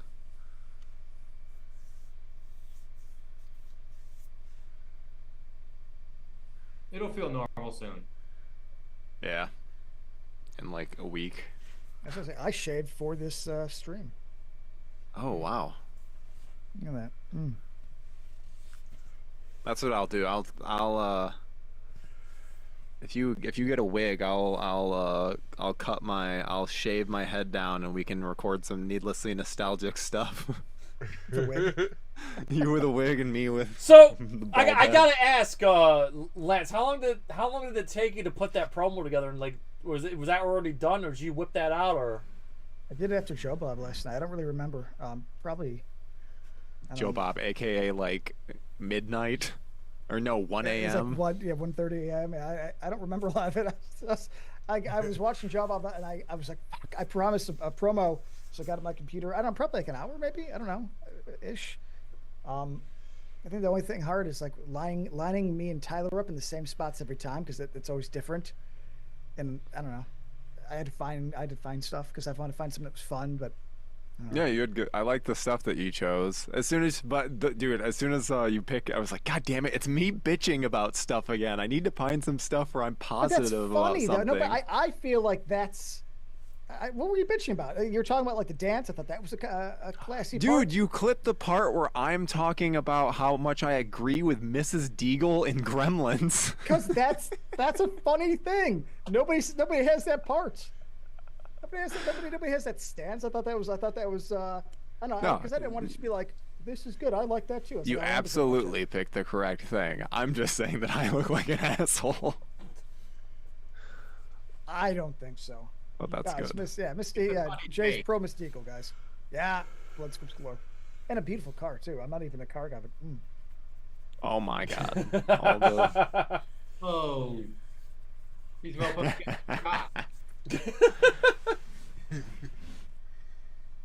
Oh, there's like brace for impact. I mean, they sell it well. Actual squibs. Yeah. You gotta love actual squibs.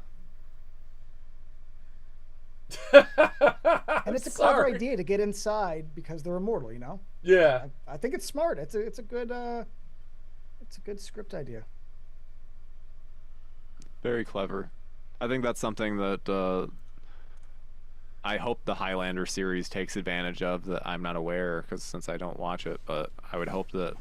Hello to Alejandro Trujillo. Thanks for coming in. I don't know. I might have to rewatch the sequels. I never liked them myself, but maybe there's a cheesiness I could get into. Maybe we need to do it for Needlessly Nostalgic. The first one's real fun and goofy. No, it's not goofy, but it is like super 80s, so it's great, but it's cheesy and good. I mean, Jay, if there's only 5 movies, I mean, we can get yeah, it the done only in a problem month. is, though, with Highlander 4 and Highlander 5, if you haven't watched the TV show, you're going to be, like, really confused. Even better, only the first 3. I'm just saying, Yeah, I mean, you can still watch them. I'm just warning you that, like, the 4 and 5 heavily draw from the TV show. Well, because if I'm correct, Jay, tell me if I'm wrong. The reason 4 came about is because 3 didn't do well. Yeah. TV show ended up doing, pretty decent numbers, and so they're like, okay, well, the TV show's doing good. Let's try to like make. Yeah, they crossed over. Yeah. Yeah. It was a pretty smart idea if you think about it. Was it 2000 or 2000? 2000. Yeah, it was 2000. Yep. Yeah, because I was in high school.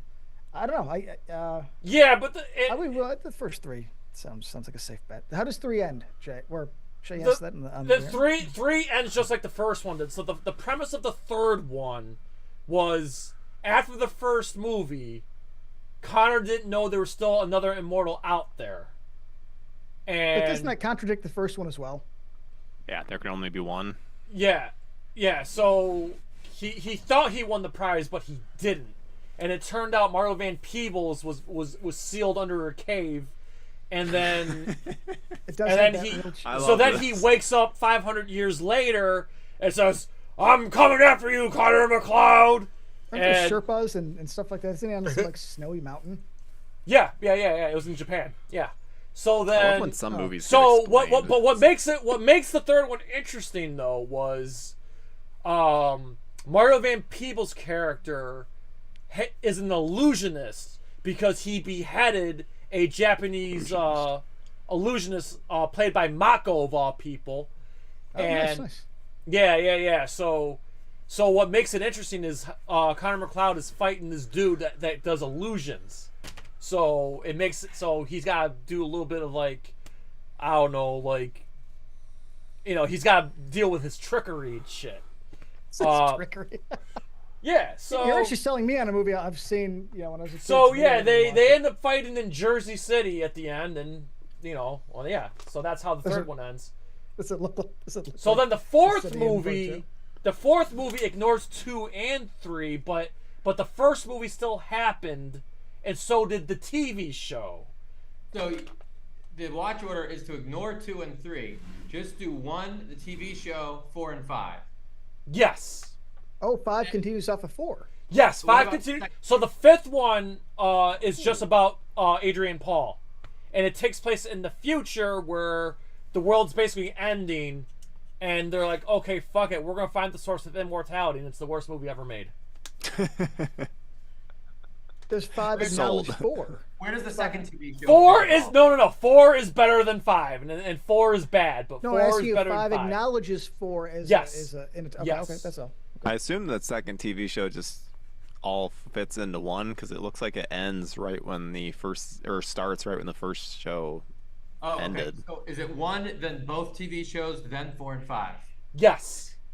All right. Yes. What about the anime? I've never watched it. I've never watched it. But the animated series is about another McCloud, but I've never seen it. And Lance, here's our bagpipe scene. I was gonna say, this is like yes, here we go. Here you go, Tabbook. There's the fan we were telling you about. It's like, I got this, McCloud. That could actually. This doesn't make any sense. Just watch. There's like no explanation here, but I love it, and it makes me cry every time. Feels like a little Batman Forever. Yeah. Also, keep in mind there's the katana too that somehow he gets.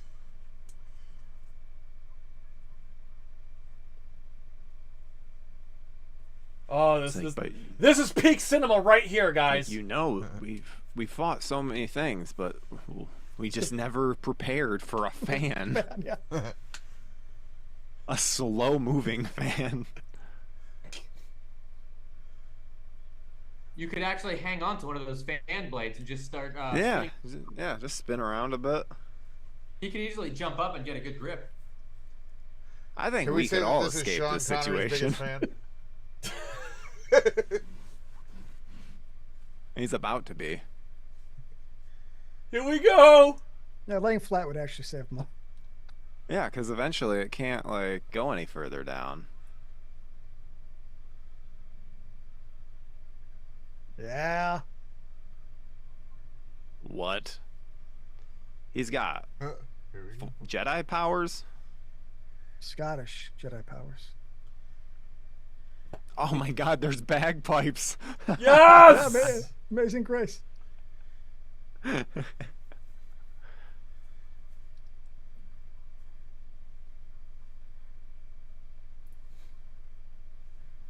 Who knows? Oh! Maybe in Spaceballs 2, the search for money. Here we go, Joe. Here comes our moment. God, the bagpipes are so perfect. I know! Here we go, Joe! Like, goodbye, old friend. Goodbye, old friend. It's sweet. Here we go. Who knows? Jesus! He quantum leaped. Bro, it makes no sense, but I love it. I love it. That's Come because they at couldn't me. afford Wait a Connery minute, for the whole Sean movie. and they Connery had to was get him Scott back. Bakula all along. Yeah, exactly. He never got home. You know, he never. They've got been home. very strategic about their Connery use in this film. I've noticed. I think. Oh, what here we happened go. was They chopped him up in the movie to make it seem like he's in the movie a lot more. When I think clocking wise in it for 20 minutes, so they spread him out very strategically. Because I think they funded it because he got in the movie. I think he was part of a lot of the funding. Like, you know, some backers like, I'll give you. Yep. If you 50 have million. Connery. Yeah, exactly.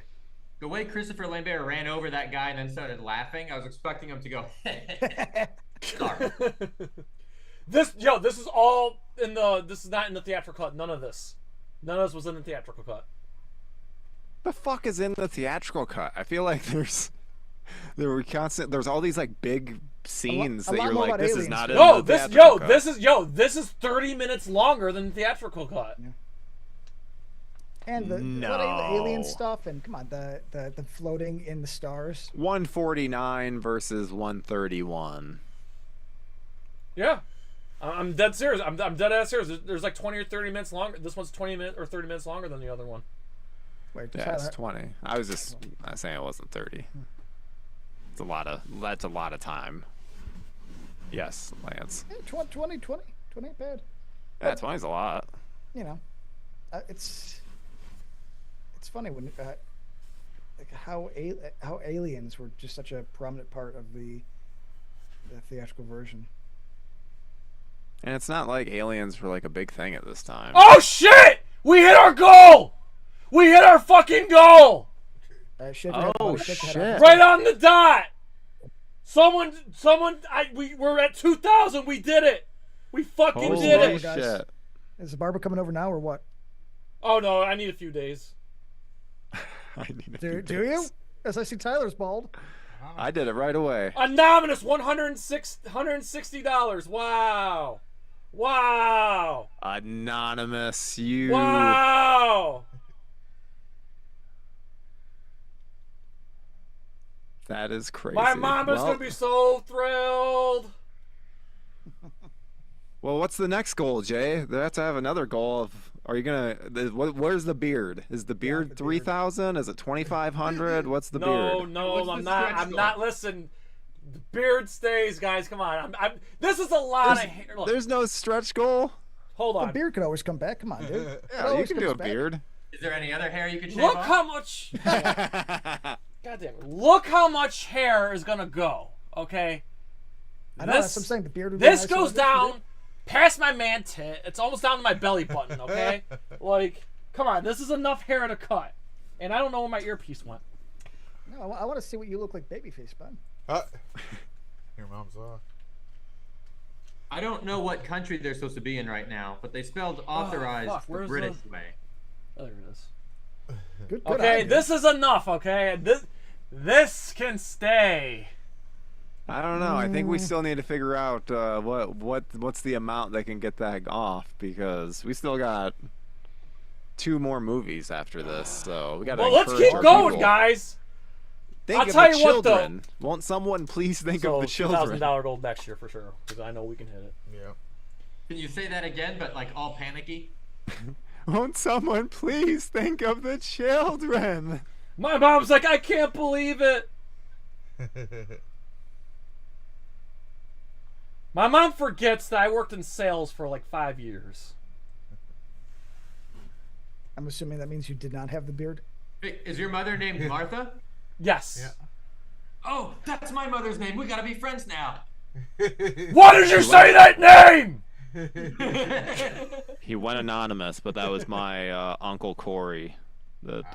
Wow, thanks, Uncle donated, Corey. so. Oh, that's the guy who pushed us over. Yes, he got us to 2,000. So. Wow. Thank you. Yes, thank you, Corey. Hell yeah, 2,000. Now I'm like, shit. What? I don't know. What else do we have? What else do we have as a goal? Shadow of the statue. Cut the beard. Yeah, Lance. Lance, can you cut your hair off? Charity for you guys. No, Joe will smash his PlayStation. That's not happening for any amount of money.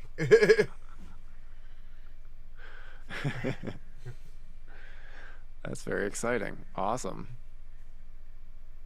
And we did it. We hit a goal too while we were actually live, and it wasn't during a break. Yeah. Yeah, that's the best way to do it.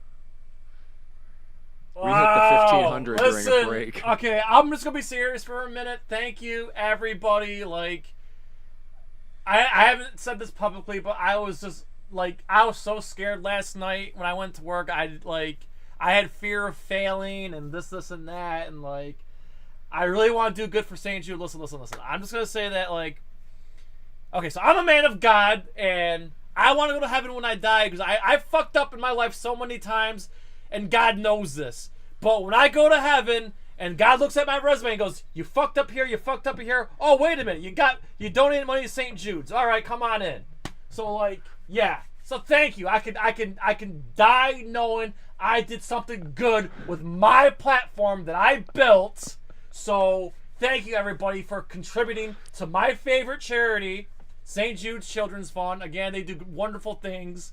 You know, childhood cancer. Not only that they treat children with cancer. They fly the family in. They stay in the hotel for free while the children go through the treatments and stuff. They do wonderful things. They're the greatest charity, and I'm happy to be contributing to a great cause. Thank you, everybody, and thank you to all my fellow streamers here that are hanging out with me, and thank you to NerdCage Nation for believing in the cause, hanging out with us.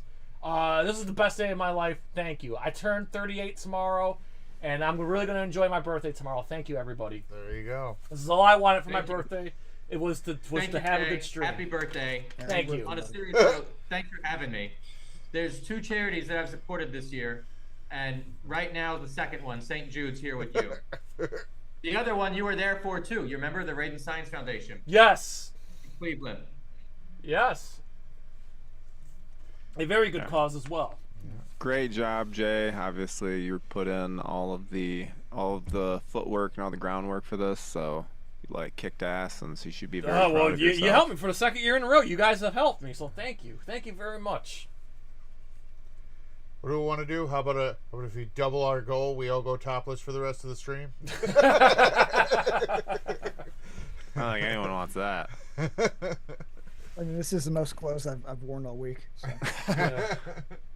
But so we've raised. Yeah, we like did, your shirt, buddy. So we've raised $4,000 in 3 years. So we've done 4,000 in 3 years, Joe. There you go. That's awesome. So there, look, now he's got the katana, even though it just blew up in the fan. And they're fighting near the little Zordon beam. Yeah. So this is why he said it's gonna take the power of the bolt to destroy the shield. Now, yes, like I said, the first sword fight was actually part of this sword fight in the theatrical cut. Yeah, because they make their way up, right? Yeah. Correct. Way. Will that energy, that radiation energy, could that kill them? No, they're immortal. They can't. The only way they could it's you gotta cut and chop their head off. Yeah. It could destroy their head, right? I mean, No, I thought it has to be decapitation, but I also think that rule's real flimsy, and if you pick it apart, it's like the Gremlins rules, where it's like, well, what about this, this, and this? So I think theoretically that energy should be able to rip the head off, but I think the movie it has to be it has to be from some sort of weapon, right, Shay? Or I guess not a weapon, because earlier they decapitated the guy with the wire, so I guess just any sort of decapitation. Hey, so I have a question, Jay. What if like 2,500 to go buzzed? What? Nah. I don't know how much it is to look like me, dude. It grows back. It grows back. I have hair. I shaved. I know, but I don't have an attractive, bald, smooth head like you. How you don't know until you do it. That's how it goes. Yeah, you learn the day of. It's a scary thing, but it grows back. And you seem like a guy that likes to wear a hat. You seem like a hat guy. You can pull it off. You seem like a hat guy. I can't pull off the bald. I can't. Bald with a beard? With that fucking beard? You're telling me you couldn't pull off bald with that kind of beard? Bullshit. Fucking Ian Stapp or Ian, isn't that it? Ian. Scott Ian. Scott Ian. There we go. Jay, most of the people on this stream are bald with a beard. Oh, okay. Shit, I'm part of that group now. Yeah, look it's at you, coming. yeah. It's coming. Damn it. I'm not quite there yet. Hey, you got a good head of hair, buddy. Keep it. Thank Don't you. shave that. Jay, though, you got to shave. I think I'm probably gonna go a little bit shorter than Tab Book, just a little bit. That's not shaving. That guy's a full beautiful hair. You have to go fucking army short. Army short. Or at least, I'm not saying G.I. Jane short, but like maybe G.I. Jane gets out of the service and a month later. All right, here we go, Joe. Let's go lesbian short. Yeah. Like a pixie Yeah. cut. Jay with a pixie cut? Ah, adorable. Jay, would you Get like the eyes for it, Jay. Karen? Wait, hold on. Saves the world.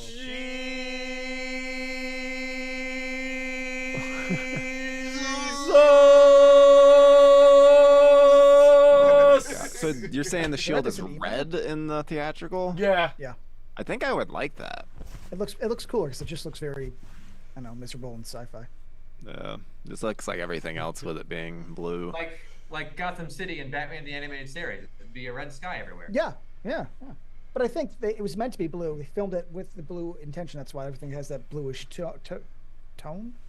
I think you're Yeah. right. Yeah. Hue, blue hue. Hue, because that Hue. was the issue. Tone. It's sad. It's a sad city. No, color tone's a thing. Yeah, but I don't know if I used it correctly when I was thinking of. But regardless, I'm going to actively look up the theatrical when this is done, and see if I could acquire it. And everybody died of UV poisoning within 6 months. The end. It's all cancer, like the biggest Chernobyl ever. And this is a part. I mean, I assume they're gonna wrap this up with a title card if they're doing like a weird edit. So if the shield was protecting everyone from UV radiation, what would the companies making sunscreen have to say about that? There are none. They've been wiped out. Yeah, they probably were. It's been 25 years. I would imagine they'd be saying, "Hey, we don't need the shield. Just keep using sunscreen." All right. So Like Tab Monk. Vampires and Blade. All right, Tab Monk. What'd you think of the movie? I didn't quite catch every little detail, because I didn't really see it without. Well, we were talking and it was fun, so I enjoyed it. I had a good time. I had fun talking to all you guys. Especially when we hit the goal. Damn. Yeah. Yeah. Hell yeah. So this movie is always gonna have an immortal place in my heart. Tab Monk, you're our good luck charm apparently. Yeah, good puns too. Oh wow! Byron in the chat says 2 out of 10 from Byron in the chat. Wow. Well, no, but because he's going off of 1 being the best and 10 being the worst. I do agree, Byron. This is slightly worse than the first. A 2. Come on. That set design gets up to a 4 at least. I was gonna say a 4 or a 5. I think I'd give it a 5 just because there's stuff I like in this movie. I know it's not good. Cowards. This is 7. This is a solid 7. But I like it though. I like this movie though. Just because I give it a 5 doesn't mean I hate it. I'm just trying to be realistic about how as a film. I'm sorry. But I love it. This is a 7 in the same way that like Double Dragon is a 7 for me. Like that silliness. If I'm being honest, you don't disable the shield and settle that dispute with a sword fight. You just don't. Yeah. It's Highlander. All right, guys. so It has Joe, to be a but sword Joe, fight. you're familiar with the Highlander lore. Now after rewatching this, what is your perspective? Joe, before you tell me, I just want to quote Dave Chappelle here and say, modern problems require modern solutions. Yes. I mean, it's a fun little, doesn't take itself too seriously or anything, but is it a masterpiece? Obviously not. No. Is it good fun? Yeah, it's got some. But it does shit on the first movie, though. It does for sure.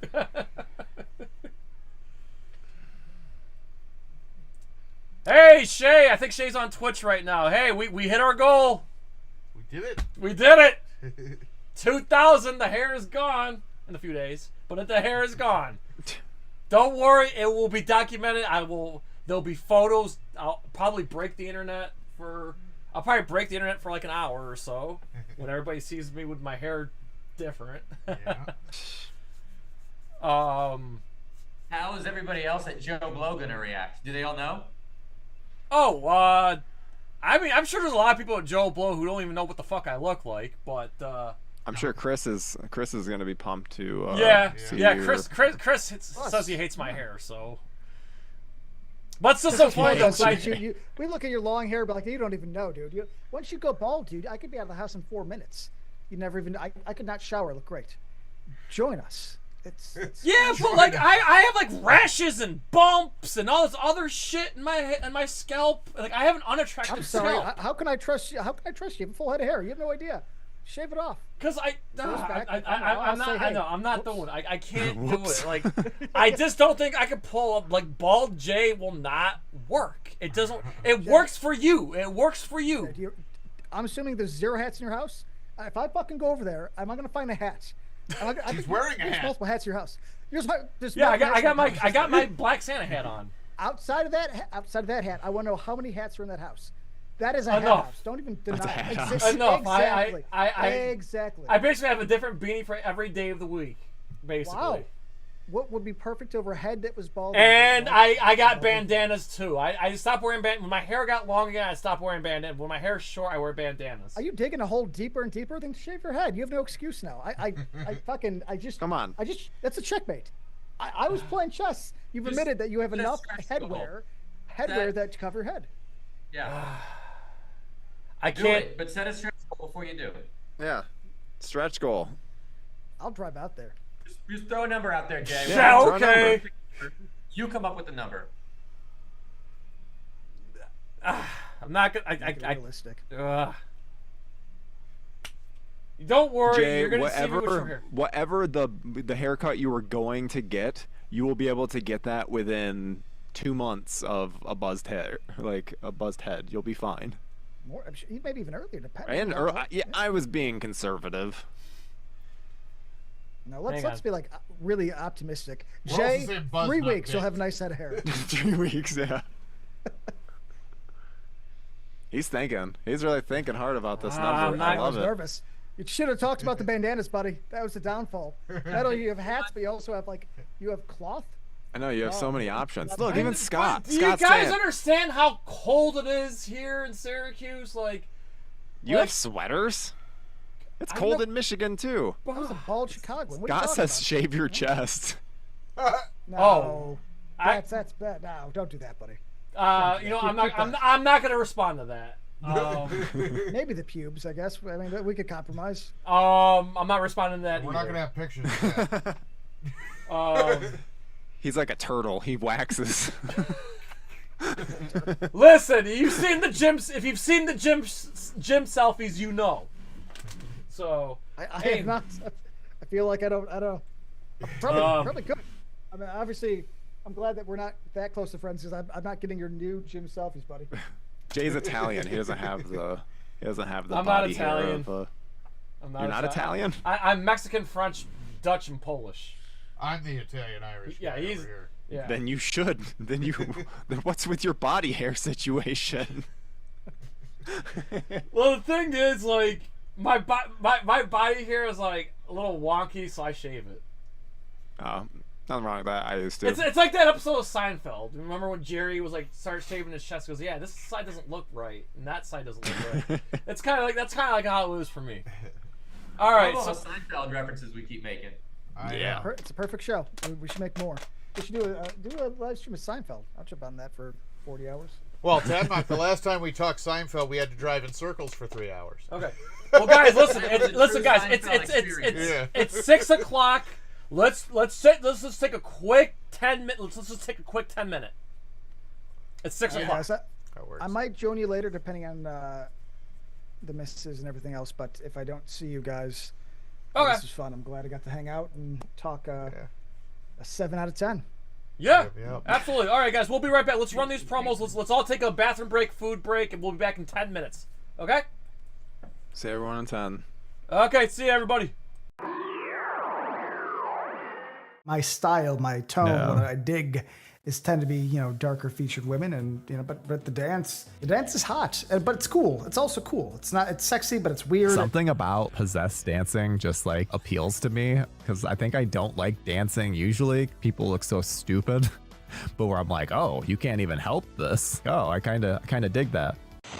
Billy, why the fuck is your dog at the bank? Billy, what the fuck?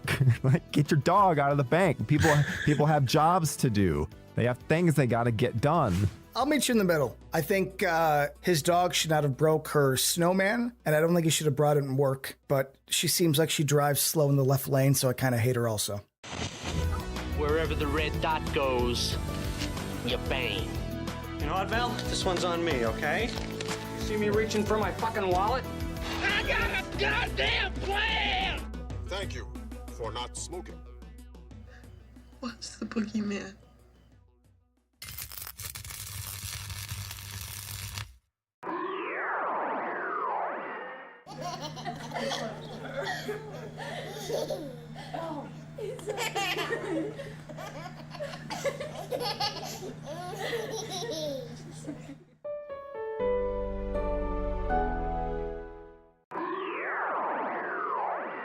Hi, Heather Needhart here. Make sure you like, subscribe, follow NerdCage Live.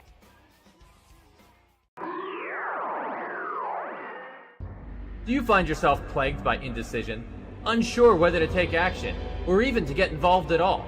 You need to call Elder Gods Consulting.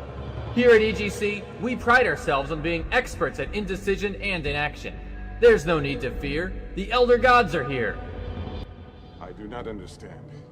How can you fear the Elder Gods? Exactly. You really shouldn't be afraid. In fact, according to the latest reviews, we're #1 in the category of toothless worms. So go ahead and call 1-800-ELDER-GOD now. Operators are standing by. Good credit, bad credit, it doesn't matter. Remember, every time you stop by for a consultation, you're allowed 3 questions.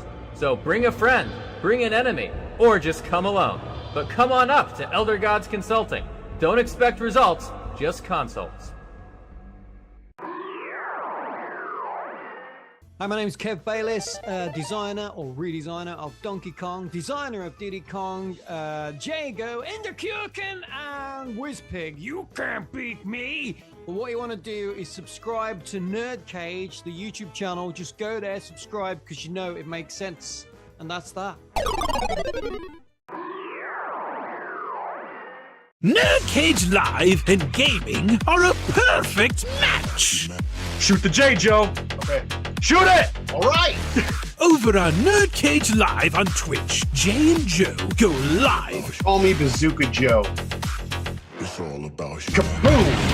Playing both old school and new school games every Tuesday night. Ooh, what a sight! Jay, stop looking at her face and run!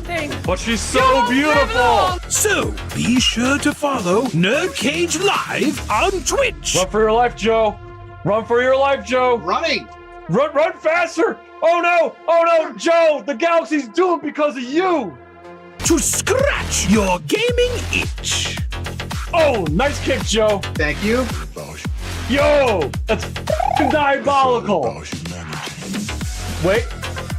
Yo! That's twitch.tv/NerdCage Live.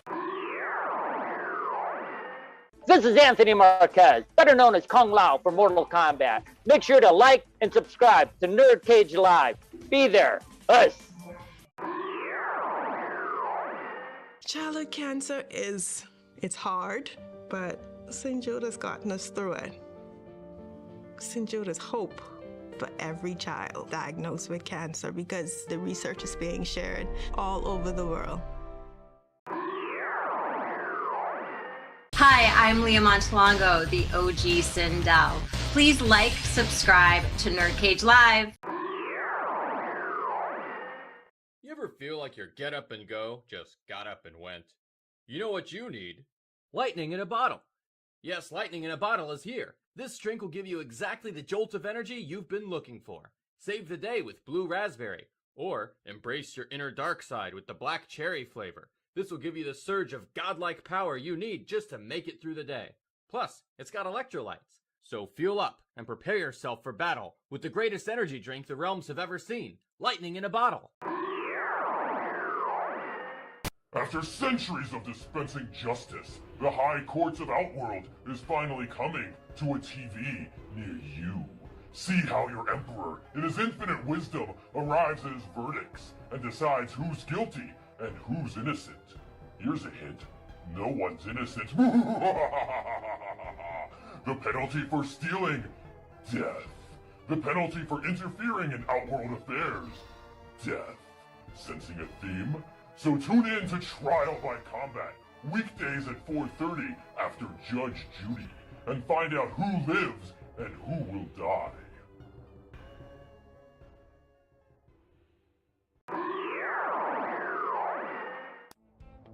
The all-new Dragon Jets are here. Rated best in its class by Consumer Reports, this all-terrain vehicle is perfect for land, sea, and air. Sleek, aerodynamic, 50,000 horsepower, capable of reaching speeds up to Mach 4. Comes equipped with Bluetooth for making hands-free calls. And state-of-the-art missile defense system. Don't just settle for any old flying vehicle. Head on over to your local Dragon Jet dealer now. Financing available. Greetings, imagination connoisseurs. This is Robert Meyer Burnett, and I'm telling you to go get in the cage, the NerdCage Live. And you watch, you like, you subscribe. And you come back and you hear some cogent discourse about all things nerdy. NerdCage Live, do it. Test your personality. Learn about yourself and have fun taking our personality quizzes. You see, our computer experts have been hard at work designing scientifically accurate personality tests. After defeating invaders from other dimensions, get tested on the different dimensions of you. Our most popular being, what kind of animal are you? After a series of grueling questions, you can find out what's your spirit animal. This was just another one of Nightwolf's crazy tests? A penguin? Oh, get out of here! A vulture?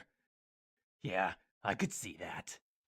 You gotta admit, taking an online quiz definitely beats doing it the old-fashioned way.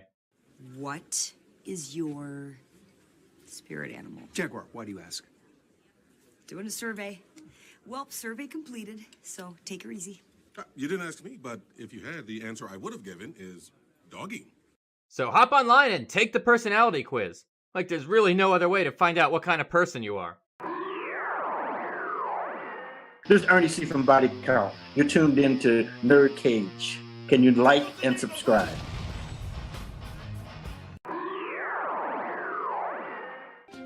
We're all thinking about survival, and day one, we owe it to that patient to come up with a treatment plan that's going to work. We are finding out more and more about each disease, and what we've seen is a population who are actually having more curative therapy. We're moving in the right direction. We're with them, and we're fighting this.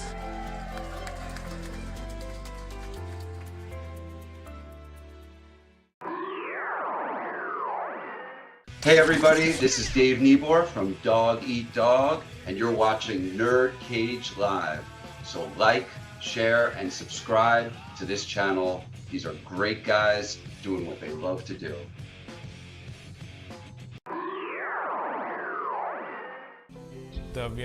He has cancer in his brain. It was like, why me? Why my child?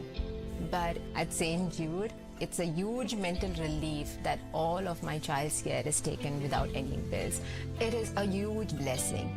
It was all about keeping him alive, and it was all focused on him. St. Jude is a place where my child's life was saved. It's like the holy place for me.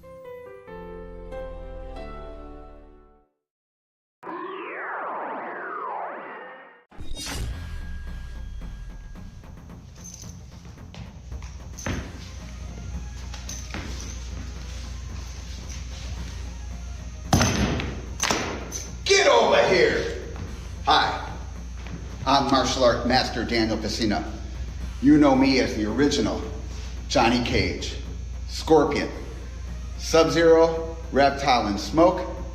You are tuning in to NerdCage Live on YouTube, Twitter, Twitch. Don't miss an episode or you'll get caged. So let's finish him.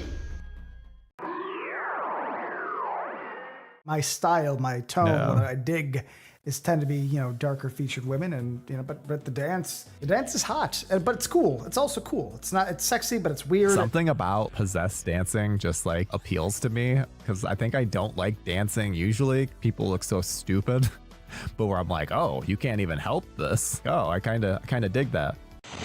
Billy, why the fuck is your dog at the bank? Billy, what the fuck? Like, get your dog out of the bank. People have jobs to do. They have things they got to get done. I'll meet you in the middle. I think his dog should not have broke her snowman, and I don't think he should have brought it in work. But she seems like she drives slow in the left lane, so I kind of hate her also. Wherever the red dot goes, you bang. You know what, Val? This one's on me, okay? You see me reaching for my fucking wallet? I got a goddamn plan! Thank you for not smoking. What's the boogeyman?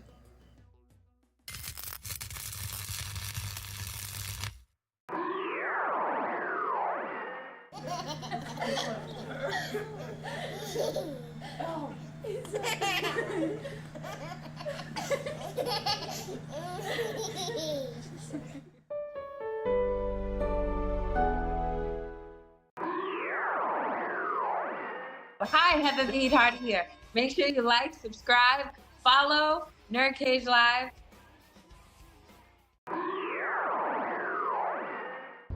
Do you find yourself plagued by indecision, unsure whether to take action, or even to get involved at all? You need to call Elder Gods Consulting. Here at EGC, we pride ourselves on being experts at indecision and inaction. There's no need to fear. The Elder Gods are here. I do not understand. How can you fear the Elder Gods? Exactly. You really shouldn't be afraid. In fact, according to the latest reviews, we're #1 in the category of toothless worms. So go ahead and call 1-800-ELDER-GOD now. Operators are standing by. Good credit, bad credit, it doesn't matter. Remember, every time you stop by for a consultation, you're allowed 3 questions. So bring a friend, bring an enemy, or just come alone. But come on up to Elder Gods Consulting. Don't expect results, just consults. Hi, my name is Kev Bayless, designer or redesigner of Donkey Kong, designer of Diddy Kong, Jago, Enderkuchen, and Whizpig. You can't beat me! But what you want to do is subscribe to NerdCage, the YouTube channel. Just go there, subscribe, because you know it makes sense. And that's that.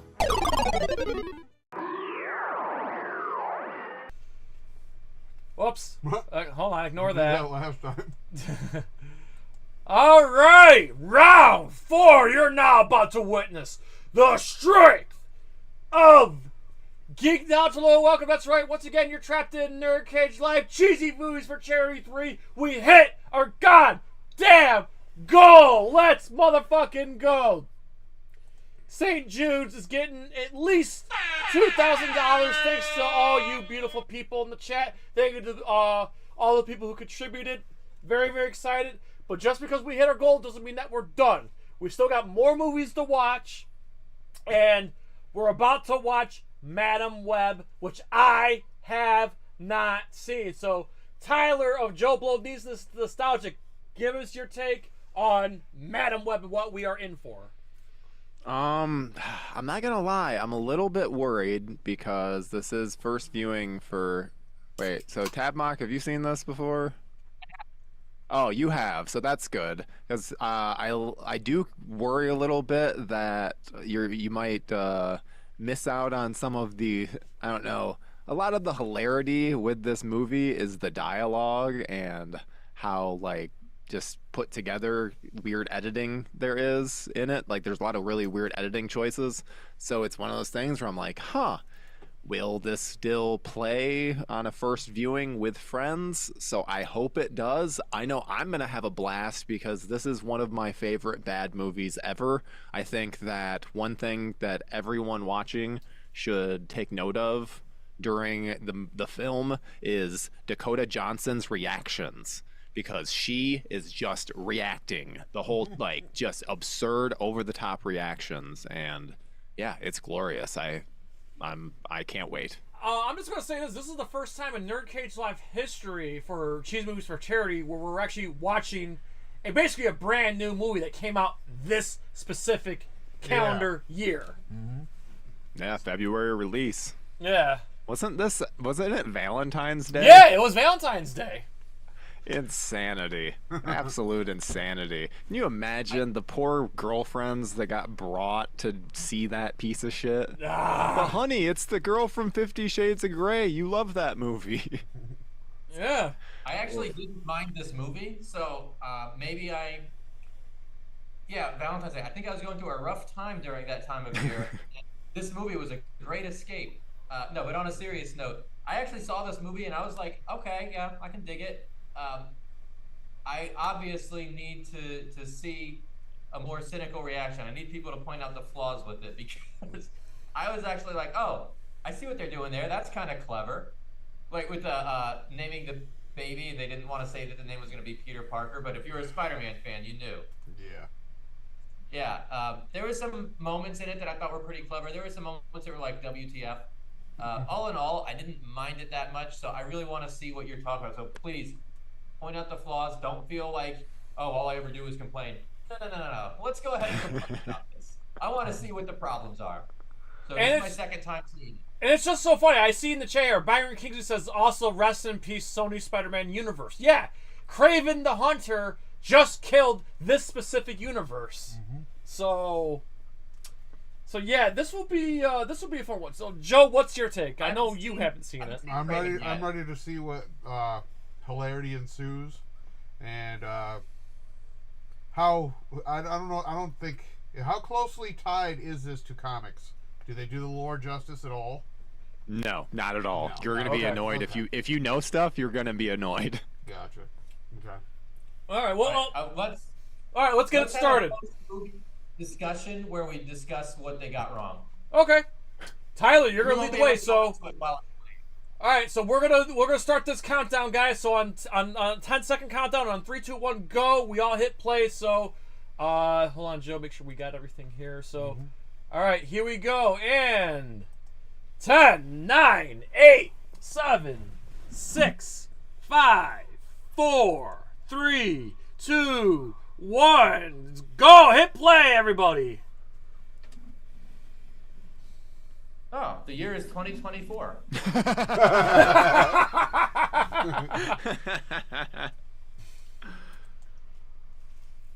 All right, Byron Kingsley says he's leaving. He's coming back for Batman Forever. Well, hey, we'll see you for Batman Forever, buddy. All right, sounds like a plan. Yo, Byron, shoot me a DM, all right? Yeah, me too. Send me a DM too, Byron. See ya. Yeah, send me one too. Yeah. We're sending DMs. Byron. I want a DM from Byron. We all do.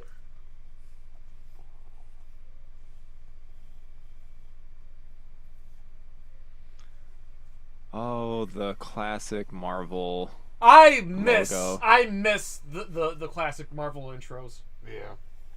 Hey, we're getting them. The Sonyverse. Go see Kraven the Hunter. Your last time to see it. Ugh. I'm just bothered that, like, and I was just talking to my roommate Paul about this, that they're just doing these movies just to keep the rights to Spider-Man. They're not even trying to make a good movie. Yeah. Oh, wait, you're telling me that you didn't think that a film based on Madam Web or Kraven the Hunter was going to be box office gold? See, it's weird because, like, unless you're like a diehard, like, no, the general audience doesn't know who these people are. Yeah. Like Venom, I can understand because Venom's kind of broken away from Spider-Man in the last 20 years, so I can kind of understand the Venom thing. But, like, Kraven was never a huge villain, and, like... And by doing them in the Spider-Verse, it means that they can't be used in the MCU. So it's like, I want Kraven against Tom Holland. Like Morbius, like, yeah, I know who Morbius is, but does, like, the general...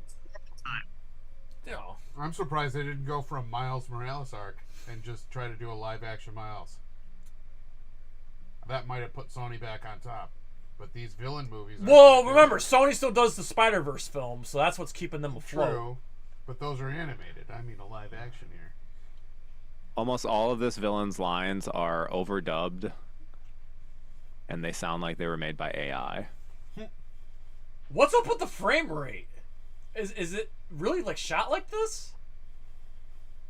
What do you mean? It's like it's fine for me. Yeah, I don't know. It's like I don't know. I feel like the frame rate, the way it's filmed, is kind of weird. Now you're making me worried that your copy is like lagging or something. Maybe your I mean, we might be okay. You know what it might be is because we're watching off of Joe's laptop, which is going through an HDMI cord to my TV. So maybe there's like a slight delay with like from the laptop to the TV, possibly. That only affected this movie and not the last one. It only affects Madam Web. It's too high quality, too much data. That could be it. His system might be a little. Yeah, that might be because I'm looking at Joe's laptop and it looks smoother than the TV. No biggie. I mean, I can deal. I mean, it's a free copy. I'm watching on an Alienware system, so it's like playing perfect. Yeah. By the way, Tyler, thank you for providing us copies of these. Not a problem. Oh, you're the source of these. Yes, appreciate it, buddy. Yep, no problem. I don't know if it's too late, but I downloaded subtitles for these movies too, so I can pay attention while we're talking. That's what I've been trying. I'm like trying to add subtitles because the lines are my favorite aspect of this. So, and I feel like I'm gonna miss them. You know what, Shay? You mentioned Morbius. I think Morbius could have worked in a Spider-Man movie, not a Morbius solo film. Tyler, I'm gonna drop the subtitles for this one now. Oh, cool. Thank you. It'll be in the Zoom. Thank you. Welcome. By the way, everybody, if you need access to this movie, it's streaming on Netflix. Sweet. And then Batman Forever's after this, and which is streaming on HBO Max just to the end of the month. Yeah. It's leaving HBO Max in January. I guess Batman Forever won't be playing forever, huh? It's leaving? Yeah. That's weird. Yeah. Bro, give us the Schumacher cut. I have to see it. We'll get it at some point. Kevin Smith has it.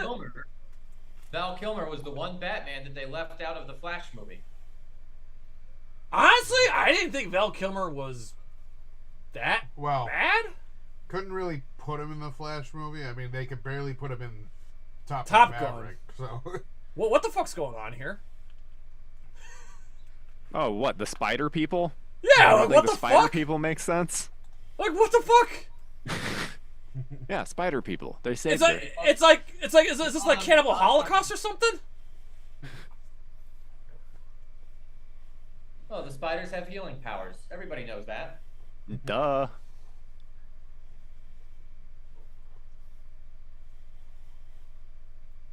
This is nutty.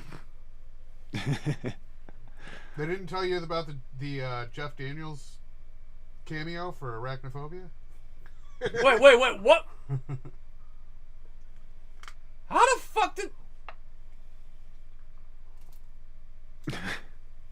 Wait, so she got pregnant by energy up, Jay.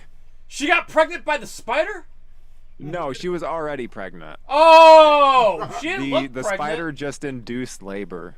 Oh, okay. She didn't look as they do. She didn't look pregnant. As they do. I mean, I'm not that observant. I didn't think she was pregnant. She didn't look pregnant. I was just like, wait a minute, what? And now that baby's all grown up. She left those spider people and is in the wonderful world of 2003. Oh, wow, what a year that was. What a memorable year. Evanescence. Shrek 2, I think. Oh, man, but Dakota is a really pretty gal, though.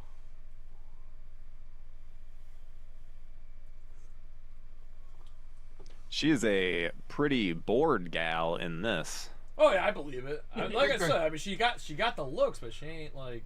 The craziest thing about this so far is that people believe that Adam Scott can be a medic. Paramedic? Yeah.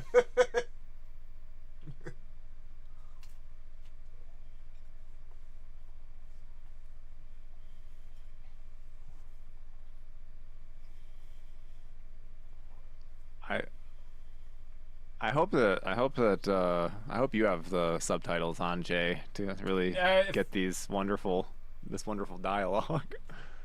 I mean, I can hear it just fine, but I don't know if I can. Can I get subtitles on this thing? I don't want to fuck with it. What are you watching it through? Like Windows Media. Oh. Hold on, more options. I don't want to fuck this up though. Video Say, settings. because there are subtitles in the Zoom chat. I mean, I don't want to fuck with it.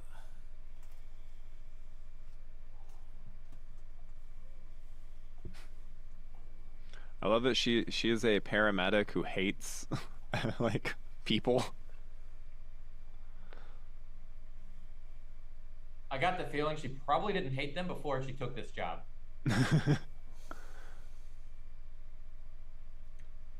Wait, what? That's Uncle Ben? Yeah, that's Ben. That's Uncle Ben. But that canonically doesn't make. Oh no, it does not. It doesn't? No. Damn it. Why not? Well, like as far as Uncle Ben's supposed to be like an old fuck, even in 2003, like. Yeah, which even if it's Tom Holland,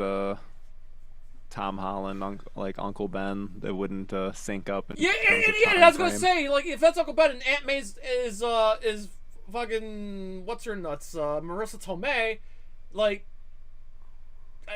Oh God, sorry, but I gotta stop now. I'm gonna my brain's gonna hemorrhage. I gotta stop. Don't overthink it. Yeah, I'm too late.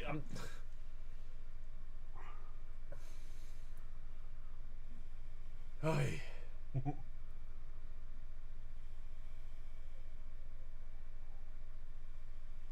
She just seems so uninterested the whole time. That every line read that she has. I don't know what you're talking about. I was a model foster kid. Peed outside and everything. Like, there's just nothing behind it. Oh, who'd he meet? Her name is May. So they don't say it. They beat around the bush. I think he does say it, doesn't he? Yeah, he probably does. Maybe it's just at some point he says it. Because they know that there's going to be a bunch of people in the theater going, or sorry, during the streaming release, and going, hey, you know who that's supposed to be? He just plays one line of NSYNC that says it's going to be May. See, this is cool. It's like, hey, you want to know what your future holds? And she's like, well, what if I don't want to know? That's like great foreshadowing, because soon she's going to get the power to foresee the future, whether she wants it or not. Is it great foreshadowing, or is it so incredibly on the nose?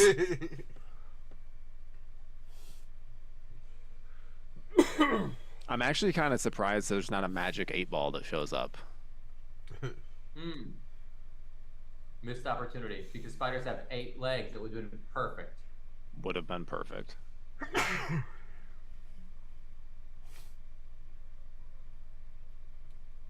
Also, Tyler, because you're more into comics than I am, because I grew up with the cartoon. Like, Madam Web was always old. Was there ever like a young old and wheelchair bound? Yeah. So, but she's never been depicted as a young, attractive, like at all, ever. Never.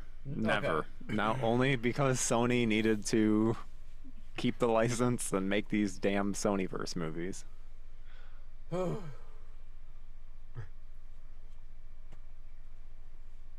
needless to say, this was not a result of creativity. It was more of a business decision.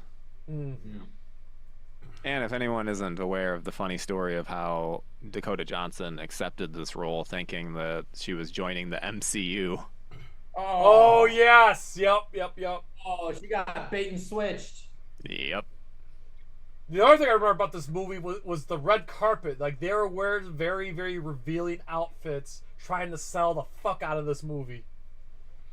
I remember all the press for this because it's some of my favorite press that has ever happened, because Dakota Johnson just became like meme after meme because she kept saying shit that, like, uninterested in the film and uninterested in like superhero movies, and so there kept being all these articles made. Well, the Star Wars actors have done way worse than that. Yeah. Totally crapping. Some of the people in the new Star Wars spin-off shows, I forget what they're called now. The new one is Skeleton Crew, because I just edited the interviews for that. Before that. Oh, the Acolyte. The Acolyte. Yeah.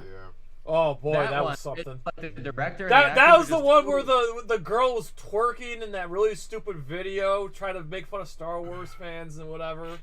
Then Yeah, her show totally got crapping canceled. all over Star Wars fans. Like, why would you do that if you're trying to appeal to that fan base? I don't get it. Yeah.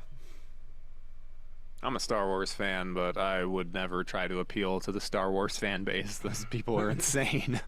Yeah, they're an interesting bunch. That's why I love Star Wars as a kid, but as soon as I turned 20 and I rewatched A New Hope, I'm like, this is the stupidest fucking movie I've ever seen. I used to like this, but I never outgrew Star Trek and I never outgrew Godzilla. But I outgrew Star Wars.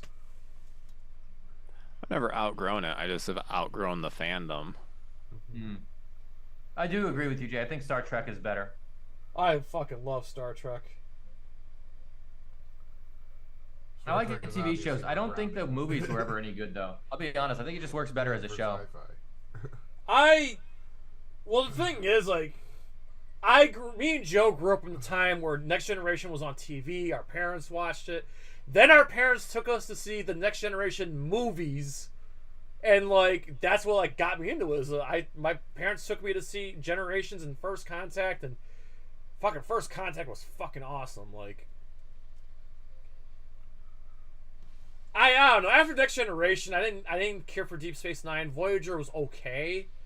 And I know I'm the minority here. I loved the first J.J. Abrams Star Trek movie.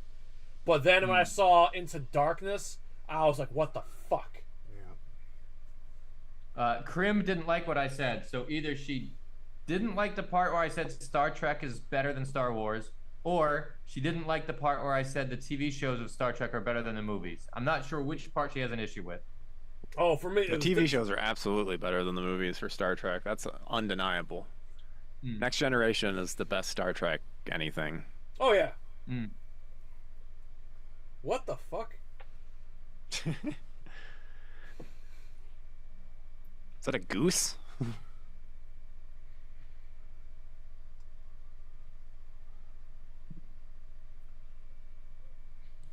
Get it? It's a spider web. Yeah. A lot of those scenes that she foresaw make sense now that I've seen it again. It's like, oh, okay, that's what the letter S means.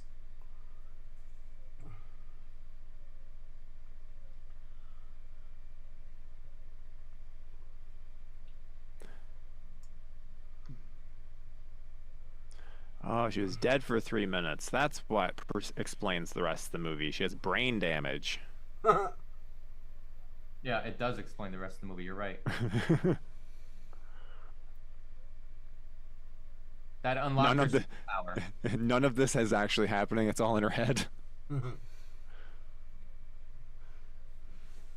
Oh, $10, but 2010, so we're over the goal by $10. All right. 2010. Can we get $14 to get 2024? That's what we need.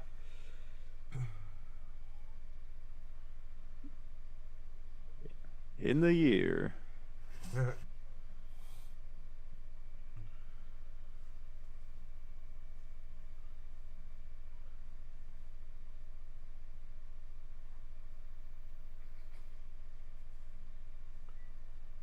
Again?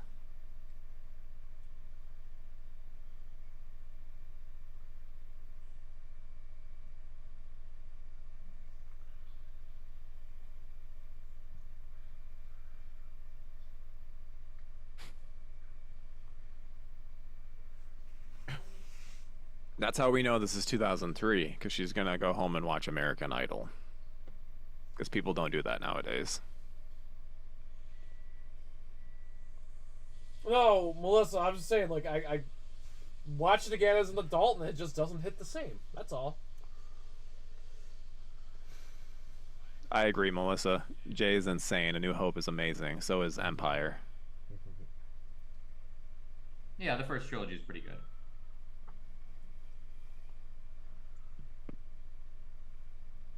What do you mean the first trilogy? Are you talking about the prequel or like the He's talking the original. The OG trilogy. The OG trilogy. No one says the prequel trilogy is good except silly millennials that grew up with it.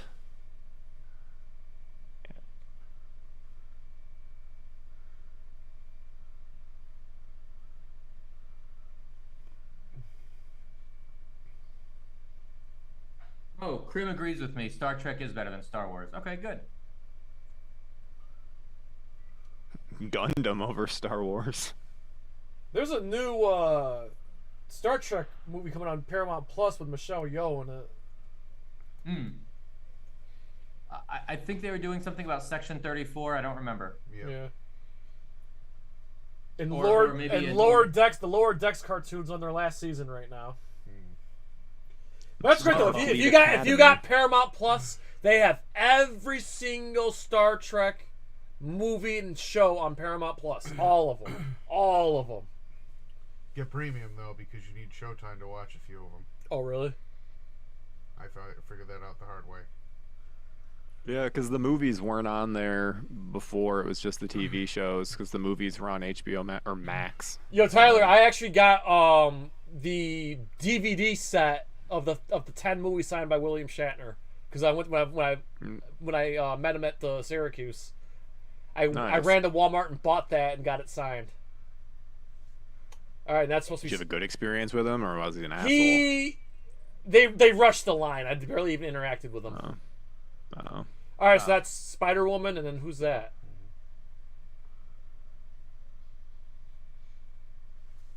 They're all Spider Women. Oh, Tyler, do they have individual superhero names from the comics? Should be Spider Woman. I don't know what they call Spider-Gwen? Anya Corazon. I don't know how Spider-Gwen. Thought there might be Spider Girl. I think they're all Spider Women. Spider-Man doesn't get super creative. You notice how Miles and Peter are both just called Spider-Man? Yeah. But I don't know in terms of Anya. Because I haven't read the comics where Anya became a superhero. I just knew her as a character.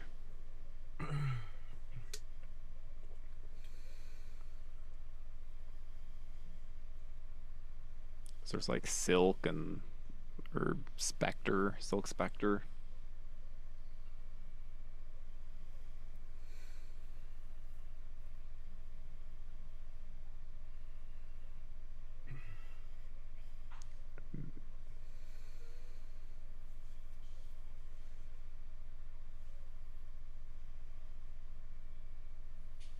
I'm on my third Red Bull.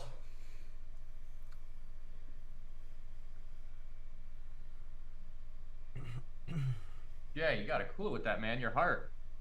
That's okay. It's still ticking. It's still ticking.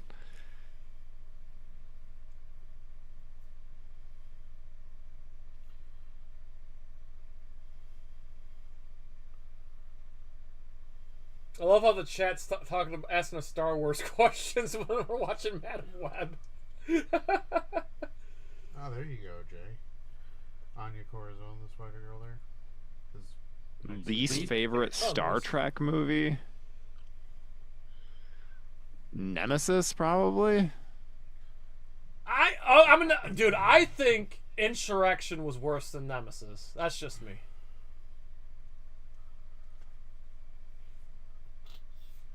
Is Nemesis the one where Picard had a half Romulan clone? Yeah, Tom Hardy. It was Tom Hardy.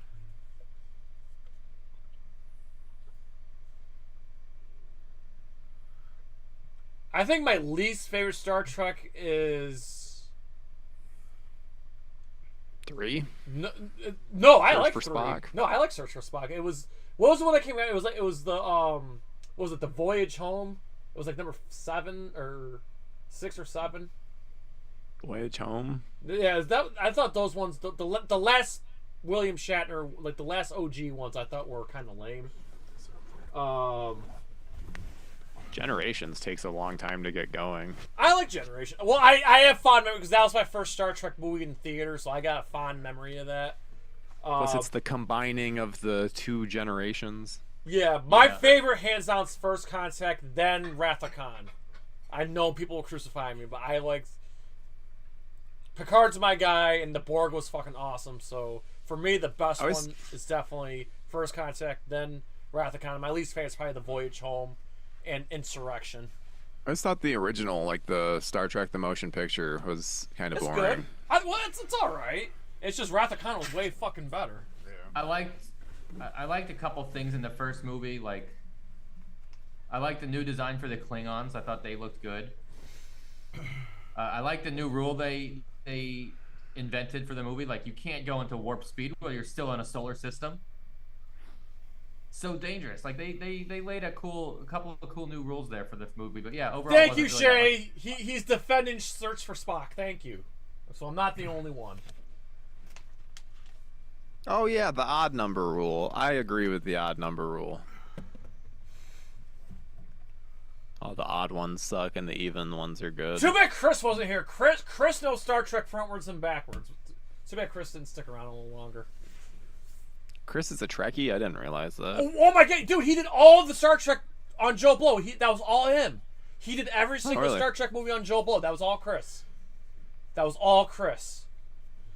I don't watch a ton of the original side. I mostly just stick with the horror side. Oh, I mean, you guys pump these videos out so fast, I can't even keep up. More donation. Oh, wait a minute. Did we get the 2024 and I didn't notice? And then someone add 50, I bet you. Son of a bitch. Whoever did it, awesome. Hold on, I'm taking a peek right now. Was it you? Yeah. Awesome. Oh, yo, Dion McGill donated $50. There we go. And then Tab did 14, and Moshpit Fardo, Matt Farden donated 10. All right, love you guys. Thank you. I love all you guys. Thank you so much. Holy shit, Jay, the reason I picked 14 was to get us to 2024. Yeah. Yeah, it looks like you and Matt donated like right at the same fucking time. Then Dion came in with $50. Wow, dude, this is amazing. I can't believe it. Like, I'm floored right now. Like, don't forget, Jay, you have t-shirts and hoodies. Yeah, I know. I'll sort that out later. All right. I know Krim's got the first hoodie. Sean's got the second hoodie. I know that. The hoodies are already done. Hoodies are done. It's just I gotta sort through who gets a t-shirt. Yeah. I know my cousin donated $100, but I bet you he won't want. He's already got like 4 shirts, so he probably won't even want one. So I'll go through. Paul's one of them. Like tomorrow, well, later tonight when we get through, I'm just gonna go in order. Like, who donated $100 first? Yeah. And most of these people are Tyler's family, so I'll have Tyler ask like, "Hey, do you want a shirt?" You know? Yeah.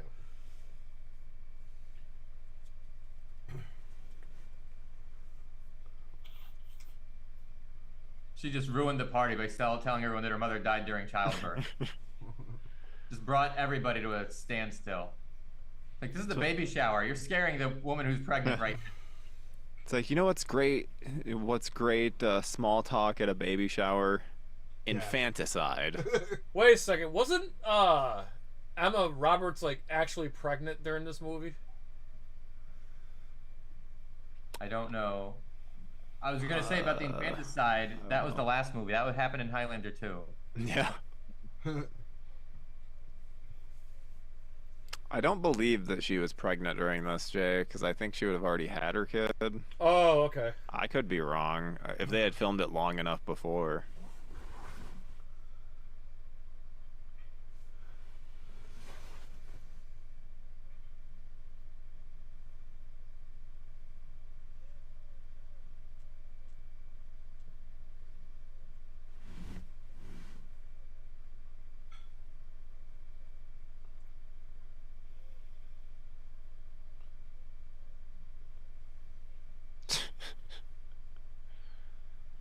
It's like, okay, now you have a second chance to not be a fucking weirdo. I love how she's so slow to pick up on it too, like of what's happening. Where it's like, yeah, I think I would pick up on it pretty quickly. Well, that sense of deja vu usually means there's a glitch in the Matrix. It means an agent's gonna show up soon. You gotta get out of there. Premonitions were done so much better in Final Destination 2. Yo, aren't they rebooting Final Destination? It is a legacy sequel. Gotcha. Tony Todd is back in it as Bloodworth, but I don't think anyone else is returning. It comes out in May. It's called Final Destination Bloodlines. Gotcha.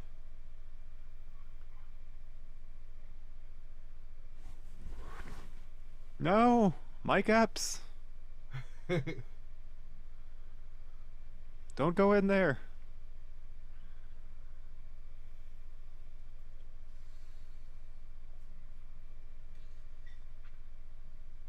Not gonna lie, I had fun geeking out with Lance explaining all the Highlander movies to him. Yeah. I think that was the most I ever geeked out publicly over a Highlander films. I was hoping I could get him to stick around for Madam Web, but I figured taking him away from his wife for 2 hours on a Saturday wasn't gonna fly. That's right. He was here. He was here when we crossed our goal. So. Yeah, it was very cool.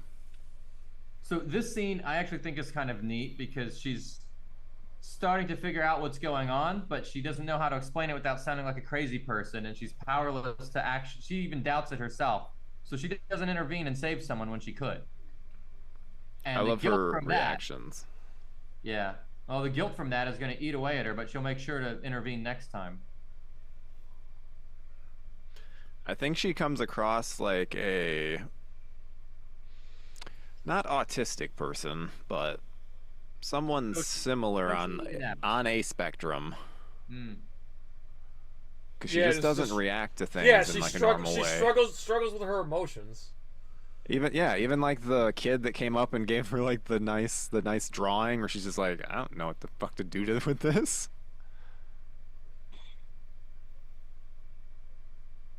She knew it was gonna happen.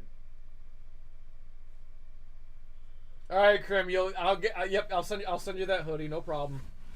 So it's a popular design for whatever reason. The Pornhub parody hoodie. Yeah. Nice.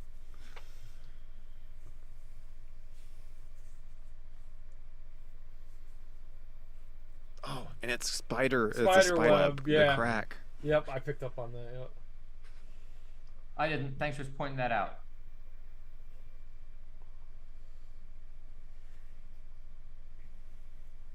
Poor Mike Epps. Showed up just to barbecue and then get killed.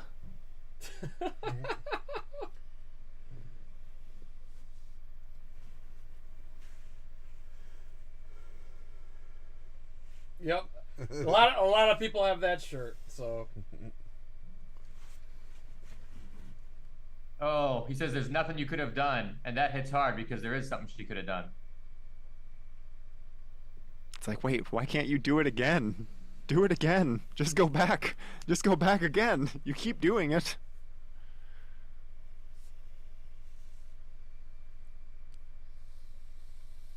But she has an experience, and then she's imagining it, but then she lives it for real. Yeah, she has no control over her powers yet. She's a baby, Madam Web. A Mistress Web. Yeah, she's Mistress Web so far. Then this poor girl that he just like employs her to sit up against these computers in his penthouse. Like, this is just your job. You just hang out here while I vent and vamp. That is an odd situation, isn't it? Especially when you realize that she's literally just like there. Like All every he's time they trying- show her, she's just there. Now, did they make any All he's reference? trying to do is identify the woman from his visions. Did they make any reference to Venom or Morbius at all? No. There's no references to the other Spider. Wait, I'm sorry. Do you think that this is planned out and competent? Half of this movie was reshot. The original plot of this was this guy was going to go and kill baby Peter Parker, and then the three women had to save baby Peter Parker, and they changed that. Sounds good. That sounds good.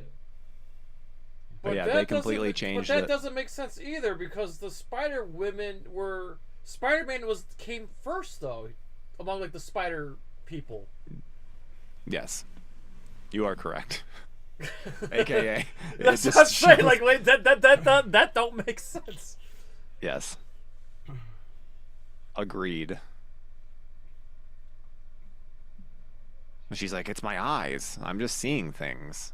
I need new glasses. It's making me see my friends die early, and then they happen to die.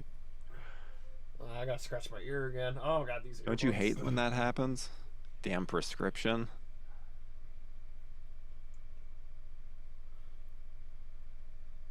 Nobody sent her to a neurologist. Check brain waves or anything. No abnormalities. Because what's going to show up? It's like, nothing's going to show up. You have superpowers now. Oh, the woman just told her to go rest and watch old movies. I didn't catch that little detail. Next thing you know, she's going to watch an old movie. Because she needs the three ghosts to visit her, aka the three Spider Women. Oh, by the way, did you guys see that teach her how to not be. meme of Scrooged where Never mind, I'm not gonna say that. Teach her how to be empathetic. Scrooge's line about how to show us things that will happen or the things that may happen. That's what she's wondering now about her own visions. See, this is a Christmas movie. We're on theme. This is a Christmas movie. It's a Christmas Carol. Except instead of three ghosts from the past, present, and future, it's three girls who have been neglected by their families or society. Happens more often than it should. And then they get superpowers. Happens way more often than it should.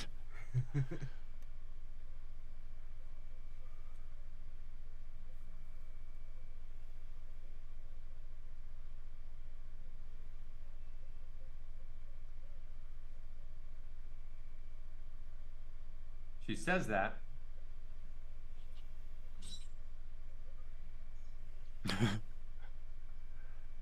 I'm sorry. I never noticed that before. Was she just popping popcorn on a plate that then she broke? No. when It's the spinny thing in the microwave. Oh. I thought the same thing, except when they just showed the shot from the inside, that spinny thing was still there. Oh. Yeah, when I first started my thought, I was gonna say that, but then I saw that, so I'm like, wait a minute, so it was a plate instead. Here we go. Now she knows. She's got to open up the window right away and see if she can save the bird.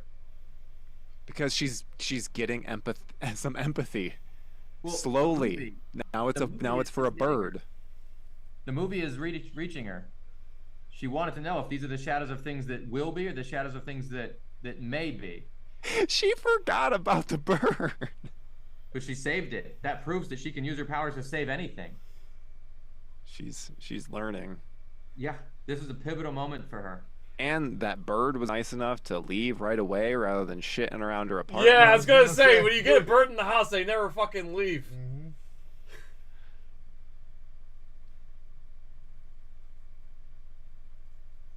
Usually birds won't fly into a window like that, but that did happen to me when I was young. That was your bird. But it was a giant window, and it was daytime, and it looked like you could just fly right through. The window was just too clean. That's funny. I think I always fear that kind of thing happening, like walking into a sliding glass door. I know people who've done it. My dog's done it. It happens. Not just walked into it, ran into it full speed thinking it was open.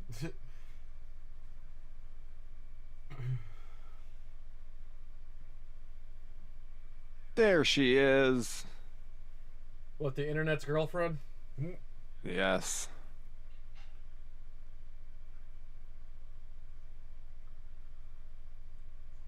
The black actress in this she just got cast in Scream 7. Celeste O'Connor. Oh. I mean, it's gonna be a shit movie, but it's still Scream, so.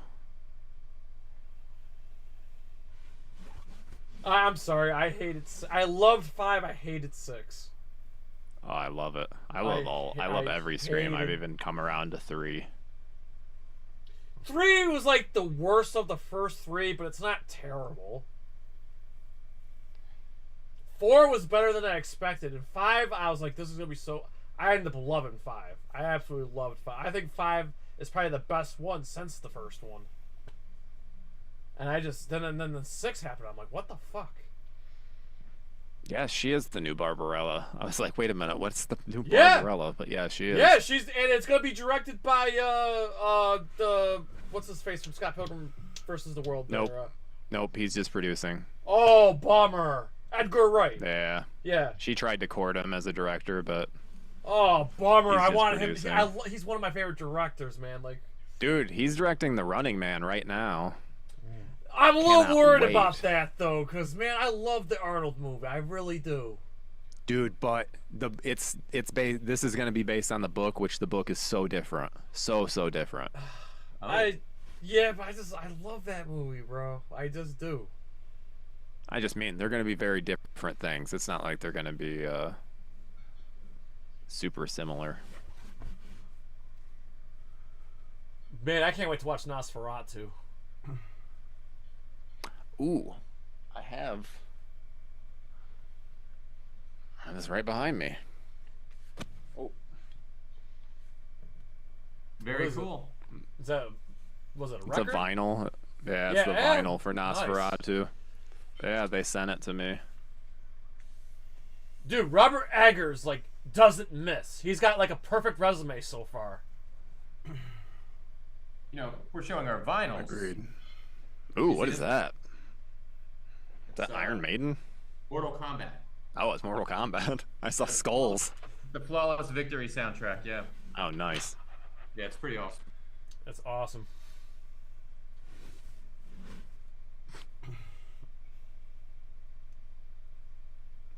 Can we also talk about the terrible wigs in this movie? I think Sydney Sweeney's might be the worst. Yeah, I was gonna say it's.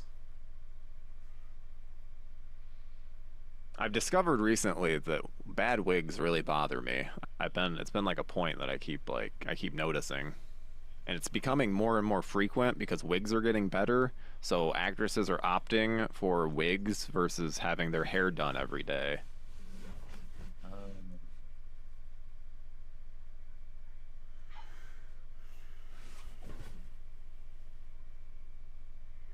Now that's the girl on the skateboard from the first scene in the movie. Yes. Yeah, all 3 of the girls show up throughout that beginning. Because she has interactions with them where she kind of dismisses them.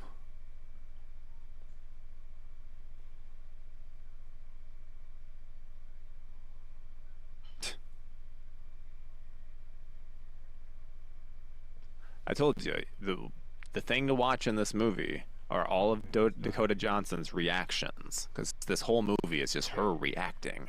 It's like shot. It's like, ooh, reaction, reaction, reaction. Oh.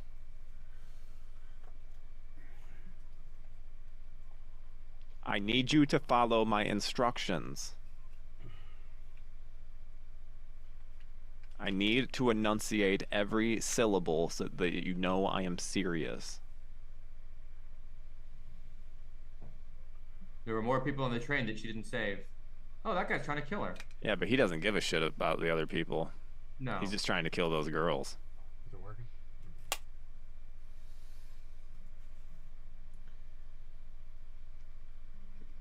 Oh, come on. Like, you couldn't get the skateboard from her. Oh. She sees that's a bad idea.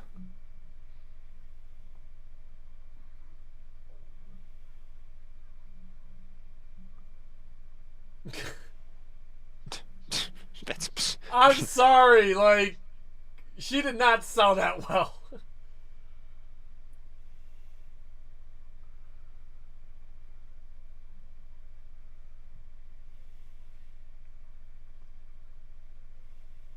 It's like evil Spider-Man is out to kill us. That is weird that there's a bunch of people who move and look just like Spider-Man. Before his existence. Yeah. AKA it like And the suit! And the fucking suit, too! Everything. The suit that he just happened to, like, in every incarnation, he comes up with it on his own. Yeah, for a wrestling match, yeah.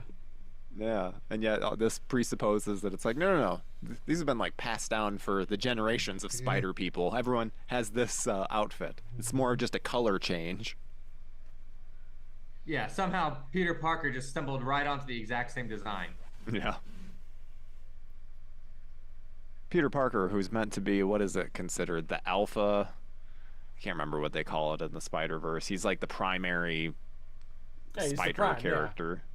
Yeah. This is what happened when Peter Parker got the Time Stone.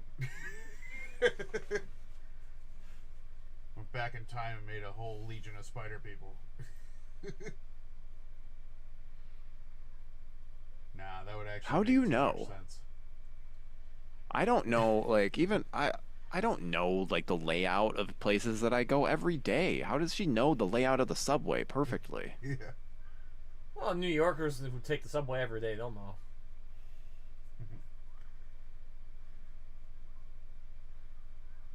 I'm sorry, like, their reactions are perfect.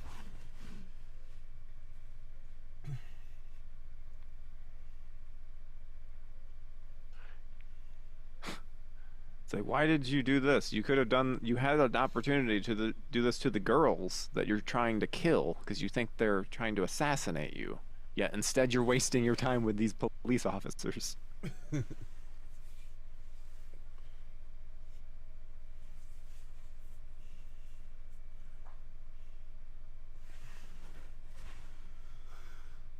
Oh, your birthday's on Christmas, Melissa. Mine, I was due on Christmas, but I busted out of that womb 10 days early. I just remember I was born in the middle of a blizzard too. Wow, Jay, I was thinking about that episode of South Park where the kids say to Jesus, "Your birthday is on Christmas? That sucks, dude." Isn't that like the first episode?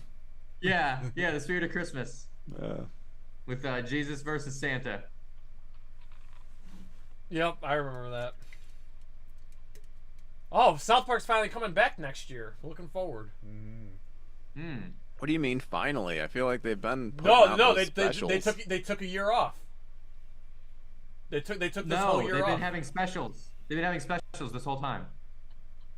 Yeah, I was gonna say I thought they had been having those specials on Paramount Plus. but as far as like a regular full season, it's gonna be next year. They had their specials during the pandemic and whatever, but then the obesity one was pretty good.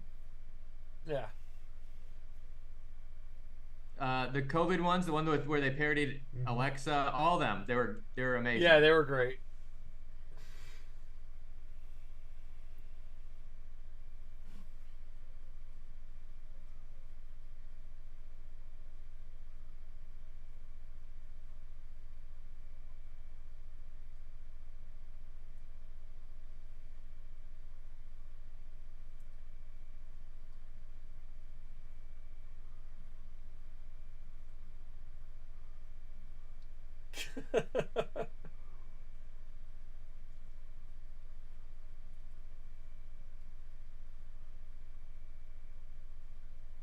Wait a minute. Hold on. Uncle Jonah. Is J. Jonas Jameson's her uncle?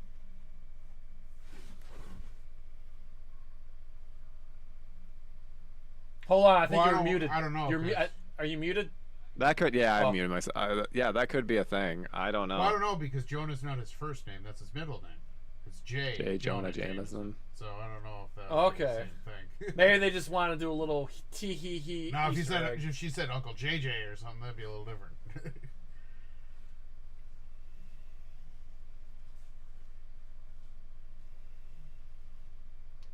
All right. Have a good night. Thanks for hanging out with us, and thank you for the generous donation. Hey, take it easy. Yes, thanks for joining. You were here for a long time.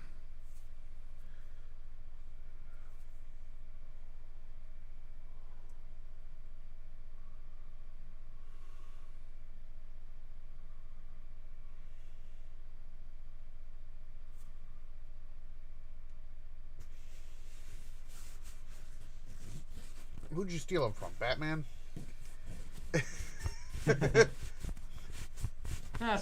Some stupid company called Wayne Corporation. He'll never know.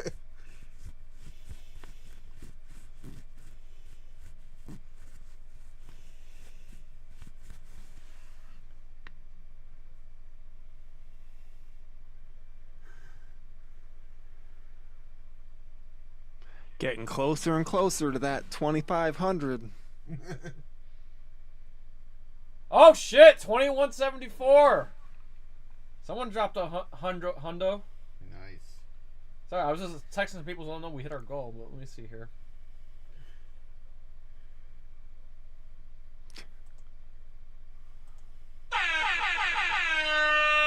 That does sound like me. Her plan here is my favorite thing in the whole movie. Tyler fucking Nichols. All right. Thank you for the generous donation, Tyler. See the comment? Not a problem. I always knew I was going to donate during Madam Web.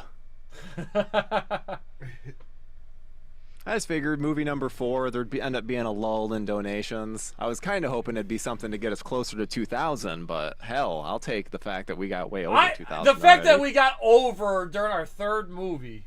Yeah. Hell, we're almost 1,000 more than last year. Yeah.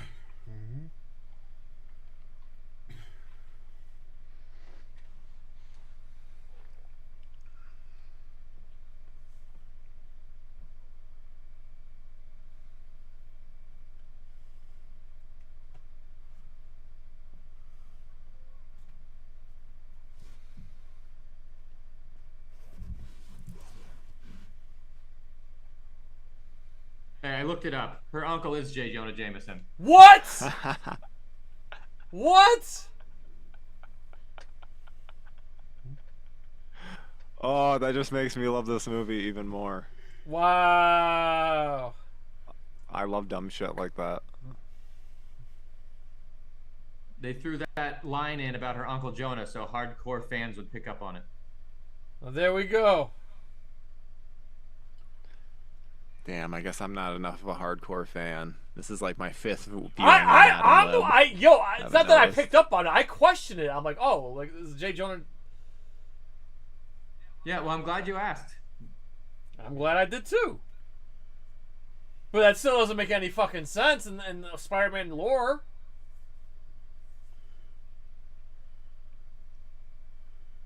Not to be crude, but I think the only purpose of the like wardrobe on Sydney Sweeney is just to like hide her boobs.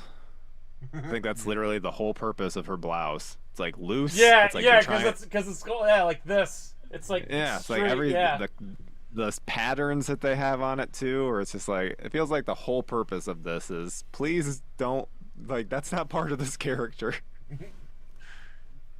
Don't objectify her.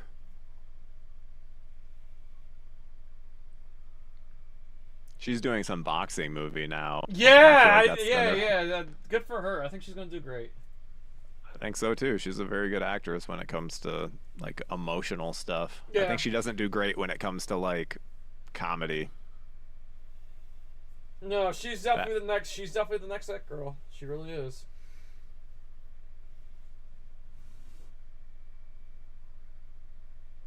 Also, really smart business-wise. She did this so to get in with Sony, to then do Anyone But You, which then was huge. So now she has like the keys to the Sony kingdom. because Sony doesn't have like any hits.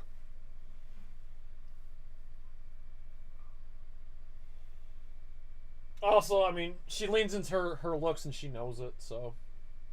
Oh, she's very smart with all of that. Yeah. Super smart with it. Like I said, she's the internet's girlfriend right now.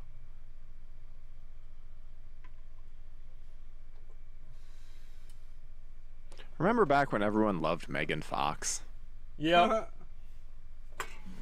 Yeah, and now she's divorcing. She's pregnant by Machine Gun Kelly, and she's divorcing him now. There was never no marriage. Oh, well, whatever. But she went through his phone and shockingly saw other women's text messages in there. Hello, if you're gonna date a traveling musician, dumb broad, you gotta like expect it or be lenient of it. Like, sorry, if you're gonna date. Yeah, but when you look like Megan Fox, you kind of go, no, I'm enough. Yeah, I know, but if you're gonna date an athlete or a musician, you know, women throw themselves, you know, at you, and like you gotta expect it. Like, I'm sorry, I don't. What? I mean, I don't know. I think if I was in that situation, I don't think I would be sleeping around. Yeah. Yeah. Yeah. I'm pretty loyal. Yeah. Yeah, but you So say you know that what? now, If that's- but then all these women come at you like, "Oh, Tyler Nichols," and like, dude, like, and then the fact that these women know you're dating Megan Fox, so they're gonna be like, "Oh, I want to be the bitch that ruins, you know, that steals the man from Megan Fox." Like, they're gonna, you know, that's how women operate. Yeah, but. And Machine Gun Kelly was. I want to move on from this And conversation. well, hold on. And Machine Gun Kelly was stupid enough to fall for it. And also, what the fuck are you doing looking through his phone? That's invasion of fucking privacy. I mean, shit, that's how my breakup happened. What was on your phone? What'd she find? So, you know, she found a conversation with my former neighbor, and you know, a little flirtatious, but there was no foul play. And then the next thing I know, I wake up to her screaming at me, and she threw a wine glass at me, threw me out of the house, tried to take my dog away.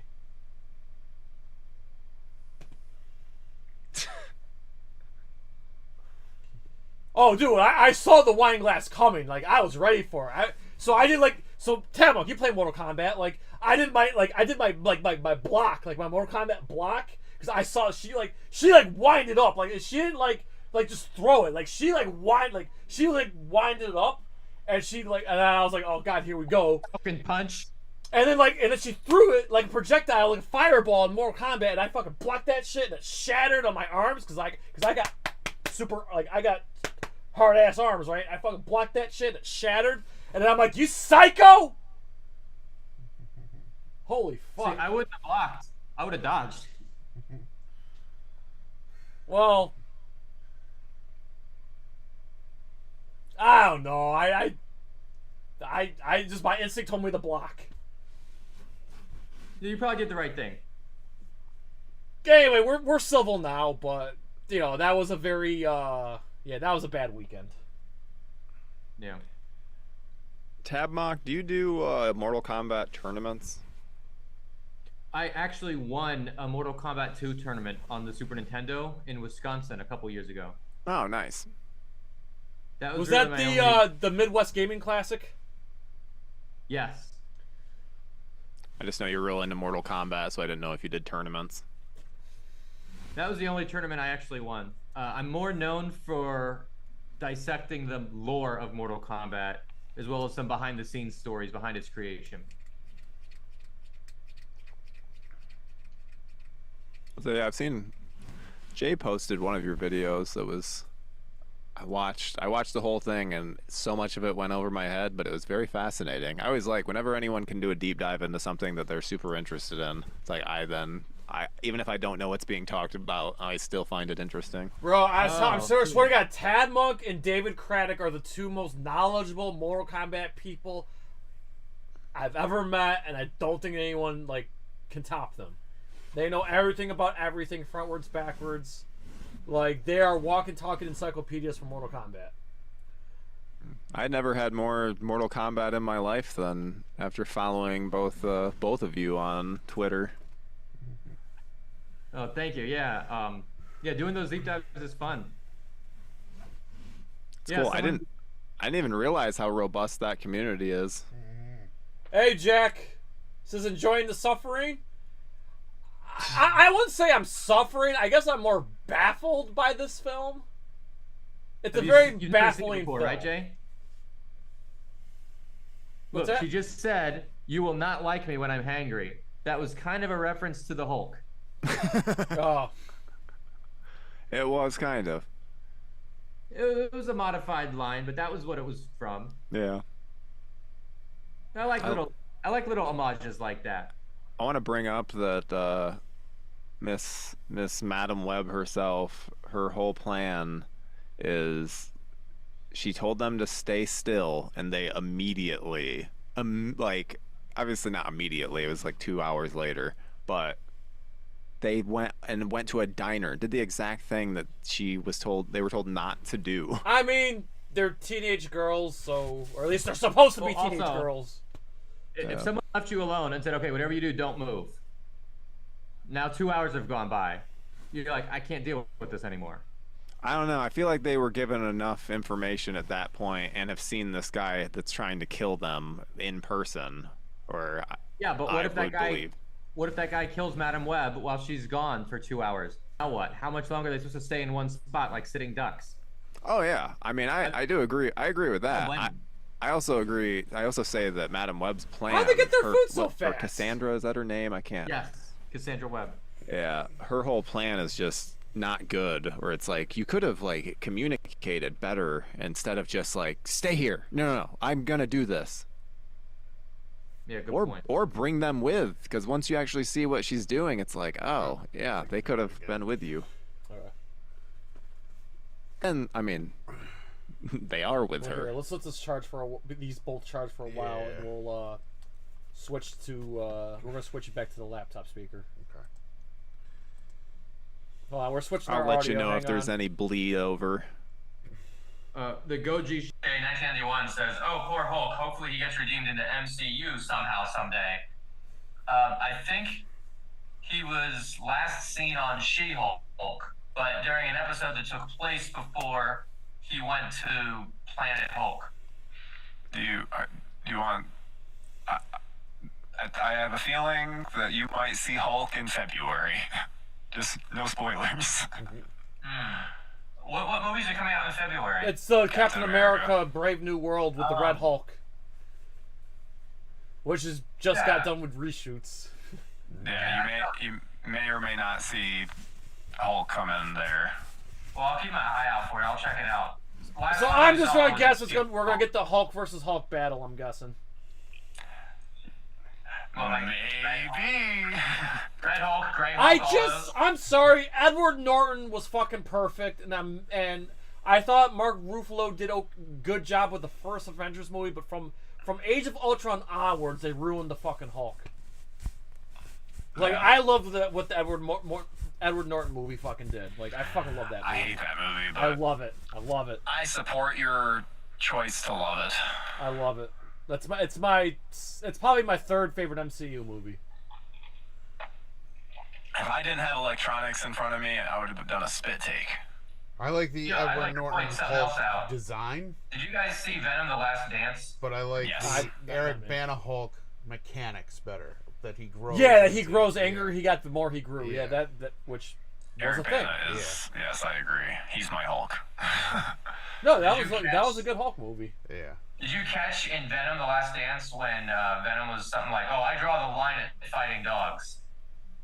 That had to be a reference to the Eric Bana Yeah. Hulk movie, right? Where Hulk was fighting like 3 dogs or something. It was like, Yeah. okay, this is stupid.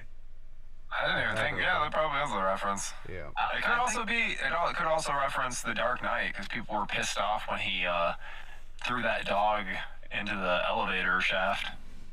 Yeah, people are sensitive. I agree. I thought it was to Hulk. I honestly thought that's what it was from, but maybe it was Dark Knight. Oh, I was just saying is like a overall thing of like this happens too much in comic book movies. Yeah. I draw the line at fighting dogs. I think the dogs. best solution to quote unquote fix the Hulk is we get a alternate universe Hulk and get a Hulk versus Wolverine movie, and make it Edward Norton. That is definitely the rumor, is that because they can't do like a solo Hulk movie for some reason. Because I think Universal still owns partial rights to the Hulk. I think. Which is weird because I thought that lapsed like a few years ago, but then recently reading about the Wolverine versus Hulk potential movie, where it's like it sounds like that's back in play, so I'm confused. But then again, that was a cool bit from Deadpool Wolverine. That was a cool bit. I would like to see that epic movie poster with Wolverine, Hugh Jackman having the claws out. And Yes. the claws, you see the reflection of the Hulk. Yep. Yeah, that was sweet. That recreation. That would be an was epic awesome. movie poster. I'm just saying. It was an epic comic cover. Yeah. I've seen so many people do like parodies of that where it's still Wolverine and it's still the claws, but in the reflection, instead of seeing Hulk, you'll see somebody like Luigi looking scared. The funniest meme was the Bobby Hill. Yes, Bobby Hill. the Bobby Hill. That's my purse. Like that was the funniest fucking. Bobby Hill showing up in the reflection of Wolverine's claws. Someone, I think McFarlane Toys has that Wolverine model cover coming out. Yeah. By the way, did you see the Iron Studios Scorpion Sub-Zero or the Toasty Fatality? Oh yeah, dude, that is epic. I want that. I think Iron Studios is the best. Iron Studios does the best Mortal Kombat statues in my opinion. Yeah. In fact, I don't want to move my camera, but they're right over here. Well, Sonya and Goro, those are Iron Studios. The other ones, those three are not. So this scene where they get up and start dancing on a table in the middle of a diner. So stupid. No, when you're trying to keep a low profile, that's what you do. Yeah, try and peacock for teenage boys. And that was a fucking hit song from Britney Spears that year. Yeah, I think that song was kind of toxic.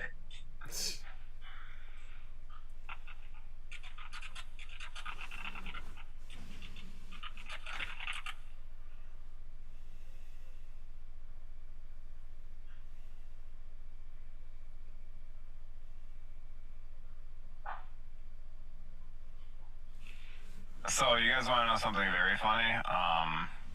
Yeah. Toxic was not released, at least as a single, until January 12th, 2004.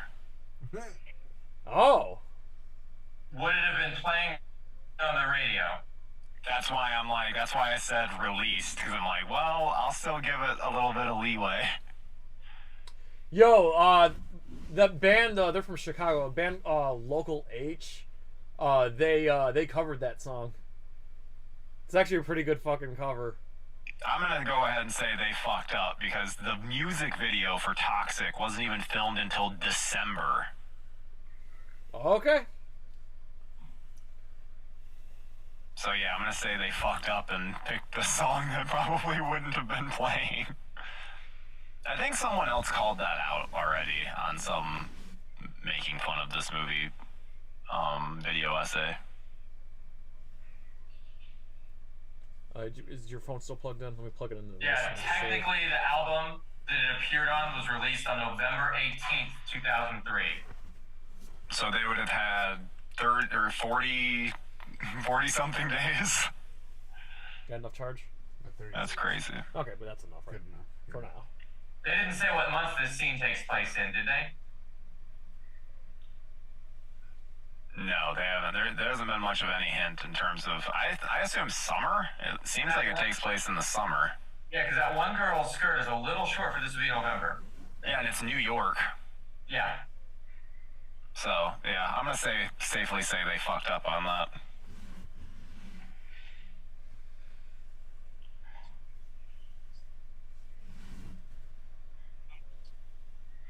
I also want to remind everyone that the the photos that they have of the girls, not the one they have of Dakota Johnson, but the ones they have of the other girls, are photos that the guy has recreated from dreams that he had of the girls, and they looked exactly like them.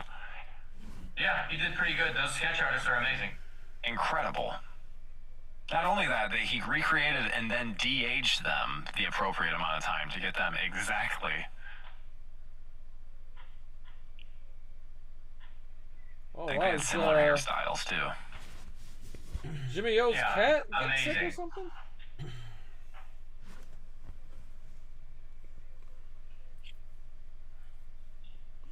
Wait a minute. Goji Shea says, "Hey Jay, a while ago I just randomly remembered your story about when you and Joe were in the 7th grade and your classmates started a mosh pit fight in the music room. Tyler and Tabmog if they don't know it." What happened there? Oh boy. Okay, this, you gotta understand, I don't know how the teachers were this fucking stupid. So, keep in mind, this is 7th grade. This is peak immaturity, okay? 12, 13-year-old boys. Okay, so, for whatever reason, it was picture day in middle school, and for whatever reason, like, the girls and the boys were separated, getting their picture, for whatever fucking reason. So all the girls were getting their picture taken first, and all the boys had to wait, so they sent all the boys to the music choir room with no supervision. And Jeremy Ranieri and Trevor Torres decided to throw chairs and start a mosh pit, and that happened. And then one of the female teachers came in, and obviously she was powerless, so she ran in and grabbed the infamous teacher who now passed away back in 2019, I think. His name was Mr. Berlin. Mr. Berlin was a big man, like big round. He looked like Dr. Robotnik. Yeah, he looked like Mario or Dr. Robotnik, just big, round, bad breath, yellow teeth, mustache. Kind of almost looked like Dane. Anyway, he just started screaming at all of us. And I just remember sitting next to Jim Kerr, and we're just fucking laughing. And, like, he's just fucking screaming at, oh my god, dude. But yeah, we destroyed the fucking music room that day. Why were they stupid enough to think that we're all gonna sit there and wait and be all of our best behavior when we're 7th grade boys with no supervision? Anyway, that was an epic day I'll never forget.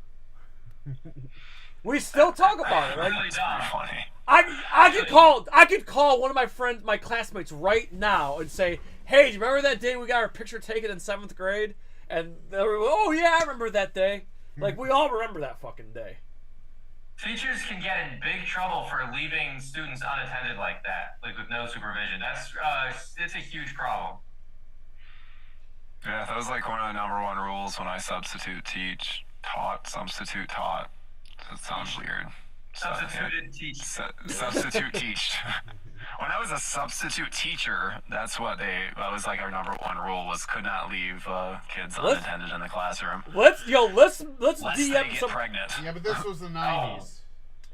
Joe, why don't we just randomly DM one of our classmates right now, get them the call right now, and put them on speakerphone, and see if they remember that day. Didn't we do that already with Baker? Yeah, but let's do it with somebody else. Let's see if Joe Rath or DJ Kwasiba or somebody will remember. Hold on, let me see if there's anybody like active on Facebook right now that's like not busy. And I was like, yo. Now, Jay, you've been missing out on Madam Web. You missed out that all of these girls have been essentially, I don't know, wronged by their families, neglected by their families or society. Yeah, they made reference to it. Wasn't it reference when they pulled up their profiles? Oh, they've been referencing. I was just making sure to clarify because the one girl, Anya Corazon, they clarified her dad got deported, and she's been like holding up in the apartment. That's why the landlord was trying to get rent earlier. And Sydney Sweeney's character is like a neglected rich girl. Her parents like don't care about her. Because I think her dad remarried. so they only care about the biological kid. I love how he talks. No one survives. I need to stop them from killing me. He sounds just like in a few. He sounds like Robert Patrick from Double Dragon.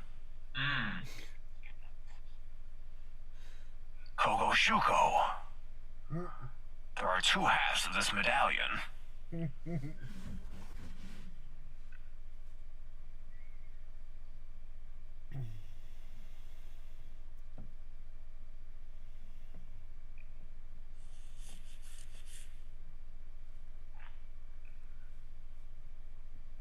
Scott and then looked at him, which girl I can relate.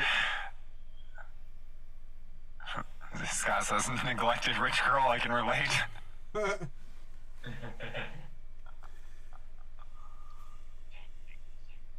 Just let Mike know we hit our goal.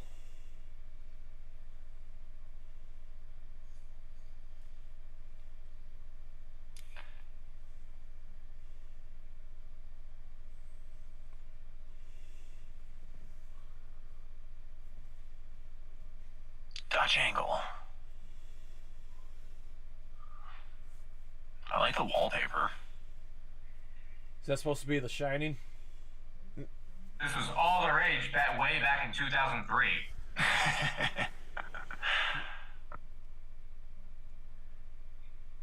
To be fair, this is probably designed in the 70s, so 2003 it may have still been up.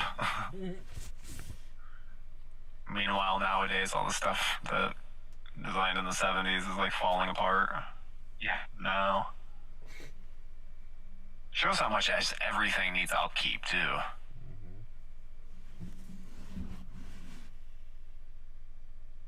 Thought he sounded like Willem, I assume that's Willem Dafoe in The Lighthouse. Yeah, I could see it.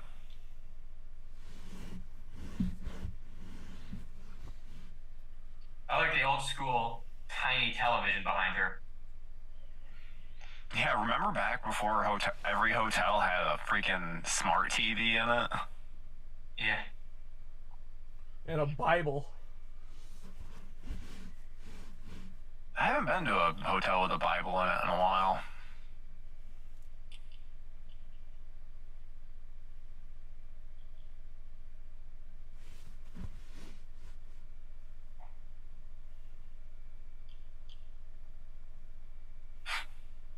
This got very no sexual. comment right now. No comment. I'm not gonna say it. Everything got very sexy all of a Yeah. sudden. Yep.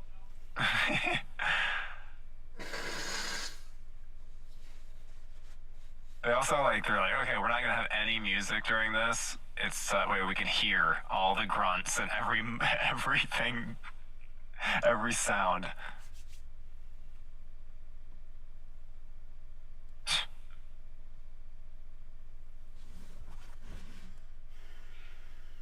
I mean, don't they teach you that you're supposed to like crack a rib when you do that? That's when you know you're doing it well. No, does no one else know CPR? I'm pretty sure that's the rule. I was certified at one point, but it was many years ago. But I will tell you that breaking a rib or cracking a rib is a possibility. It's not a goal. Yeah. No, definitely not a goal.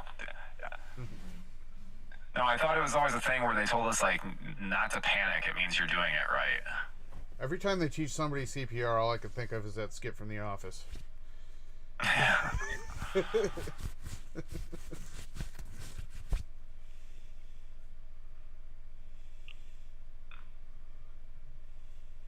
Spider stuff.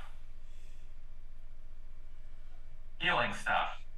Should say spider. I like spiders. Damn it. Someone should say spider stuff. Like, I don't know, whatever a spider can.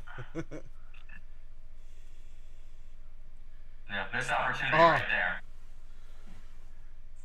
So you're leaving again? It says I eat math for breakfast.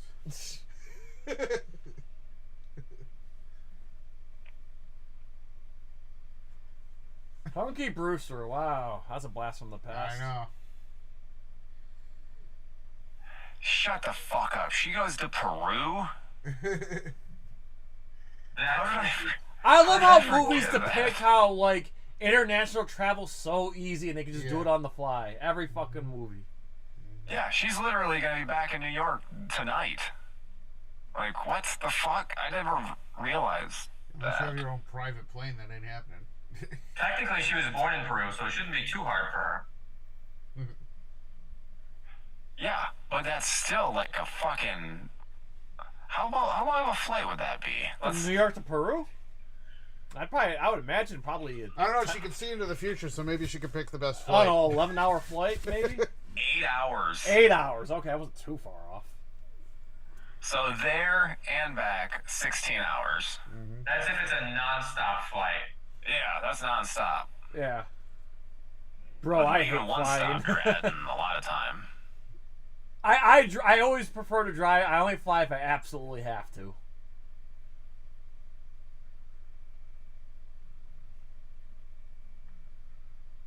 I'm like, my mind is blown right now. I never like I guess I was just distracted with something else by this point that I never put two and two together that she literally goes to Peru in the midst of all of this shit.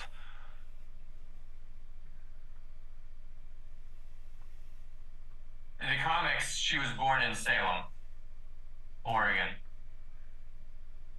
In this movie, she was born in Peru. I don't even know her, what she was as like a young lady in the comics. I literally just know her as old woman that gives away like this insane exposition in a very dreamlike way. I thought she was like a cosmic force. I didn't know she was like a regular person with parents and all that stuff. Who would become a... Yeah, good point. Yeah, cosmic force is a good way to put it. That's what I would have always assumed as well. I remember her from the 90s Spider-Man cartoon. I remember I where love that she brought- cartoon. Yeah, I remember when she brought together like 6 different Spider-Mans from alternate realities and said they have to team up. Yeah. So they got the same, like in the comics, sound like the same level as Lady Death. Well, I like that version of the multiverse that they introduced in that Spider-Man 90s cartoon. That was great. The 6 Spider-Men from the 6 different dimensions. That was great. Yeah. The 6-armed Spider-Man, the 6-armed Spider-Man, the millionaire metal like robot Spider-Man. Yeah. Speaking of new Spider-Man, projects, we'll call it. What do you think of the Spider-Man Noir thing with Nicolas Cage? I'll check it out. I love Nicolas Cage. Can't wait. I'll definitely check it out. Nicolas Cage is my second favorite actor. I read his first appearance comic. I haven't read anything else that he's been in, but I liked that world they set up. Yeah.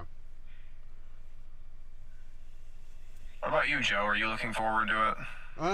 Well, I'm interested, but I'm cautiously optimistic, so we'll see.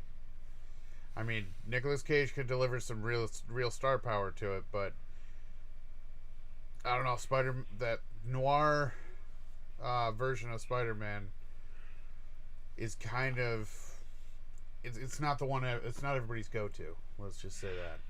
Yeah, it's very different. It makes me wonder if they'll take a Mandalorian approach with it, where Cage isn't in it much. Yeah. It's more of a stuntman in the like suit. under the mask more so, and he just does a lot of voiceover. Yeah. Oh yeah, you gotta imagine he's in his 60s now, so. Yeah. Madam Web on that Spider-Man cartoon from the 90s was voiced by Stan Lee's wife. Nice. Oh wow, I did not know that. Yeah. Great voice. I can literally hear it right now. Like, it's such a great voice. What is he? The Sorcerer's Supreme? I love that series. Though it is weird once you are told the fact that they aren't allowed to punch anyone during the show. It's hard to not see anything. And then Morbius had the tentacles. He couldn't bite. It sucked the blood. He had like the tentacles. Blood. It was plasma.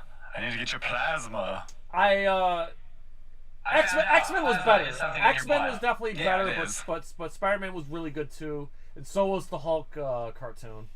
I learned that from that show when I was a kid. It's like, what the hell is plasma? Same. But that was cool. That was my first exposure to Blade. Like, I saw the episode of Spider-Man before I saw the Blade movie. That was my everything. Like Batman the animated series and Spider-Man the animated series. That was my exposure to everything for the first time. Yeah. Like all those characters. I knew a few of them beforehand, but one thing I really liked about the Spider-Man 90s cartoon was the way they made a lot of the villains' origins were tied around this machine called the genetic recombinator. Yeah. So that explains Kurt Connors and his lizard powers. That explains Morbius and his bat powers. They used it a lot for. I'm drawing a blank now on any more examples, but that genetic recombinator was just like a recurring device to explain new characters and new villains. Yeah, they used it for Carnage as well, was it? They did something. It was. And Hank Azaria was Venom? I did not know that. They repurpose it for the Spot. Like, the Spot uses something with it. I love a good MacGuffin. Yeah.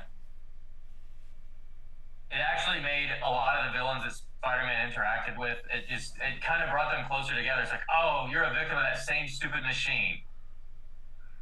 That's why the Sinister Six was so great when they finally did it. 'Cause it Yeah, was like, oh, we Kingpin. understand why. Like, we've got time to understand. Like, we've built up these characters and understand their gripes. So, and why they dislike Spider-Man, even if it's not like justified. Right. Because they're villains. Of course, it can't be justified. It's justified in their heads, but. J. Jonah Jameson also gave like a really good explanation of why he hates Spider-Man. Like, he's not just making shit up to sell papers. He's like, no, you actually are a threat. You should just leave this work to the police. In fact, you're responsible for some of the ways these villains came to be. So even if you're not working with them directly, you're involved somehow, and I'm going to put a stop to it. It's like, oh shit.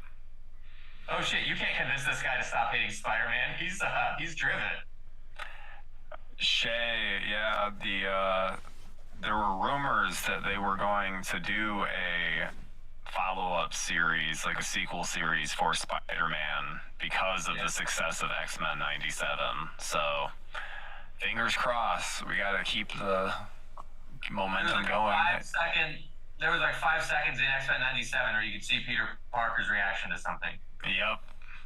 They did that a lot in the original X-Men animated series, where they would briefly show Thor react to the space pirates there, and fucking the disaster the disaster in New York City. Spider-Man was rescuing people. Yeah. Like, there was a lot of blink if you miss it cameos in there. Yeah, because in X-Men 97, it confirms that he reconnected with MJ, because the series ends with him going into the portal to try and find MJ. So then X-Men 97 confirms that, yes, he found her. Good.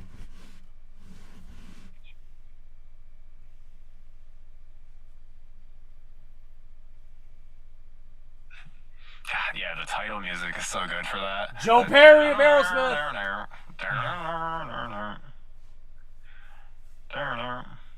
And the Spider-Man too. Yeah, that was Joe Perry from Aerosmith did the Spider-Man song. It's very guitar. It's super guitar heavy. Wah, like wah wah. Yeah, and that's Joe Perry's doing the voice box too.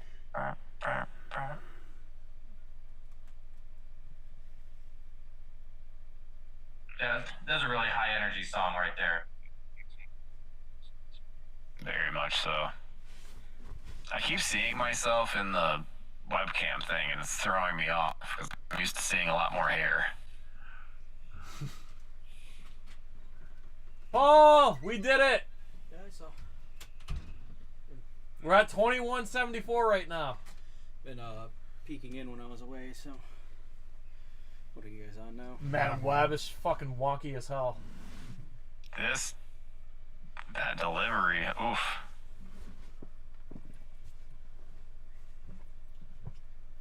I think it just confirmed. You sound so bored. Ass backwards. Did you Yeah. hear the quote just a second ago? I didn't hear. It said, "When you accept this responsibility, great power will come." It's like that's the reverse of the actual quote. Because they don't want to say the line. They gotta subvert it. All right, it was a clever subversion, though. I'll give them that.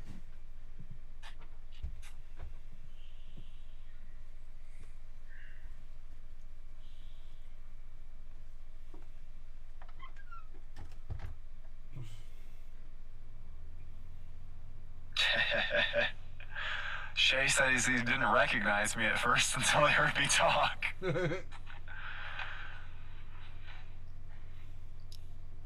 I'm sure I'm gonna have a bunch of publicists that as soon as I join Zoom rooms, they're gonna be like, "What the fuck?"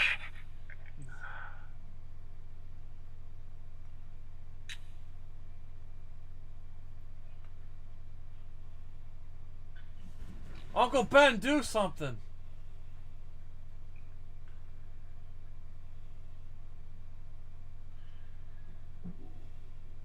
See, now this is part of the original story because they shot it all. So this is one that was still about Peter Parker being born and the guy wants to kill Peter. Yeah. So there's still, you can still see bits and pieces of what the original film was. Yeah. Why did the guy want to kill Peter exactly? Because Spider-Man, it's like the same idea, like Spider-Man kills him in the future, so he wants to, it's the baby Hitler scenario. Spider-Man's no killer. It still doesn't make sense, though. Exactly. Ben's his uncle, not his father. Oh, they're clear about that in this film. Yeah, that's his sister. Oh, okay. We haven't met May. That's Mary. I think Mary Parker is. Okay. Ben just started dating her. Well, where's the father then? Did they explain that? He's not around yet. Oh. Because then they would have to cast a main actor in case they need to use them in the future. And it's easier for them to just not cast them now. Yeah, Sean, it's because I switched it to our laptop speakers because our earbuds died. That's why. Strange sound with the audio. It's because my microphone's picking up the laptop because I'm using my speakers right now because we need to charge our headphones. I got whack ass earbuds, so they're just charging right now. The movie must be overpowering enough for me. Well, the movie's coming in. Like, we got headphones for the movie, but I'm saying for our laptop, we have for the Zoom. Oh, so when we speak, people hear. Yeah, they're hearing it. Yeah, on the microphone's picking it up. We're just letting our shit charge here a little longer. Like I said, these are cheap ass. Thank you. These are cheap ass $20 Bluetooth earbuds, so they don't last that long.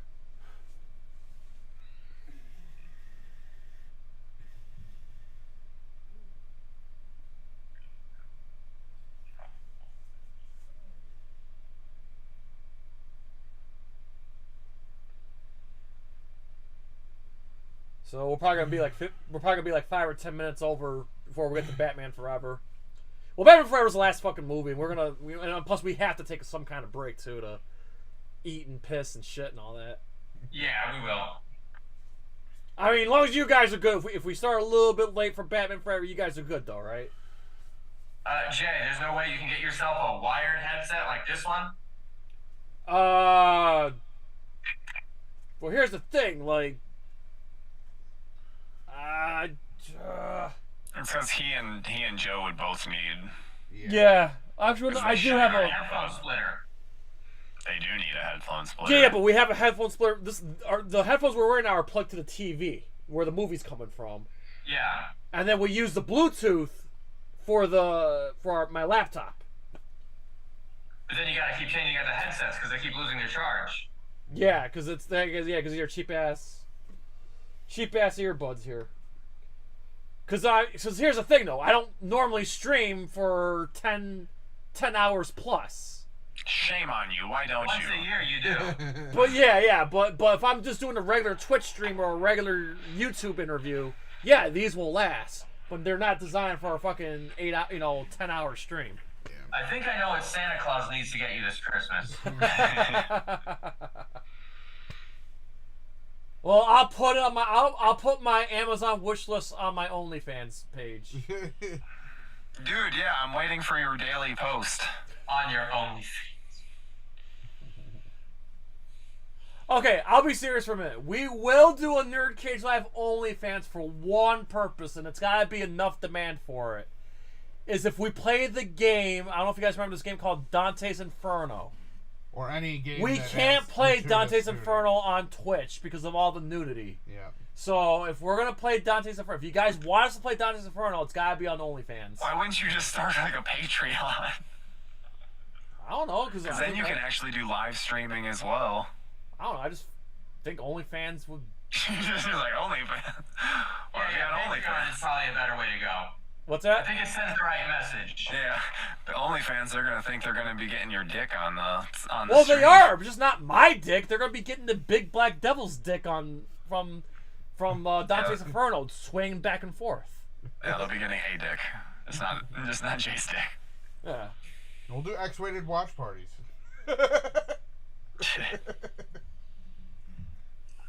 I'm just saying, like, yeah, we will gladly play Dante's Inferno, but we have to do it on OnlyFans. That would be the most. I will not be showing up for your X-rated watch parties. I do not need to watch Debbie Does Dallas with a bunch of men or anything like Well, that. no, we'll end up having like porn star rated guests or something on there, the girls. Hey, I mean, like Adriana Chechik and stuff, they freaking do Twitch channels now. That is true. Oh, people in the chat said they would watch. Referring to Dante's Inferno. All right. Well, like I said, you guys have to there has to be enough demand for it because. Again, I'm not like I said. It's the only that was a great fucking game, but we can't play it on Twitch. We absolutely can't. Too bad that wall caller doesn't have spider sense to warn of the danger. If only. If only.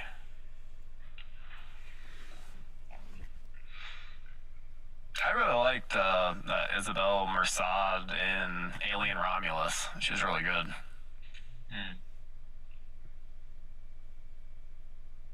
Yeah, see, Alien Romulus is getting a sequel. Can't wait. I hope it's better, but it's Alien Romulus definitely had its problems.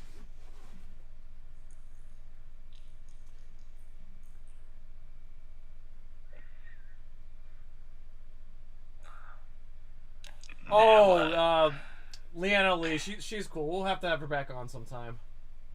She was a great guest.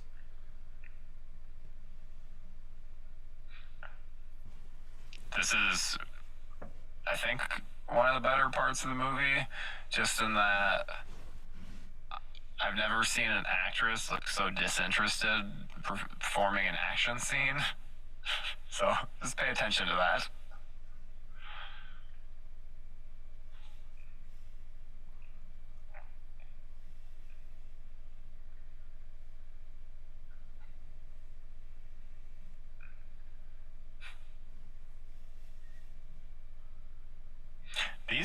These three girls have like no agency of their own throughout this film, and they are just dragged along from place to place. The only time they do something like is when they go to the diner and almost get killed by dancing on tables.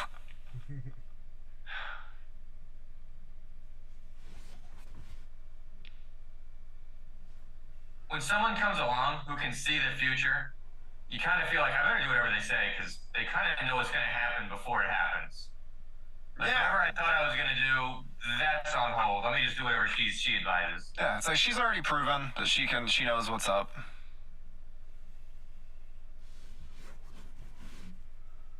Someone that can see the future tells me, hey, you probably shouldn't leave your house today. I'm going to be like, oh, yep, not leaving my house today. That's not happening.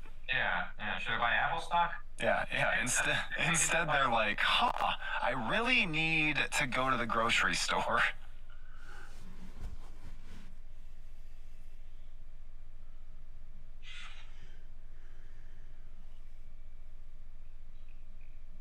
That is a lot of road flares.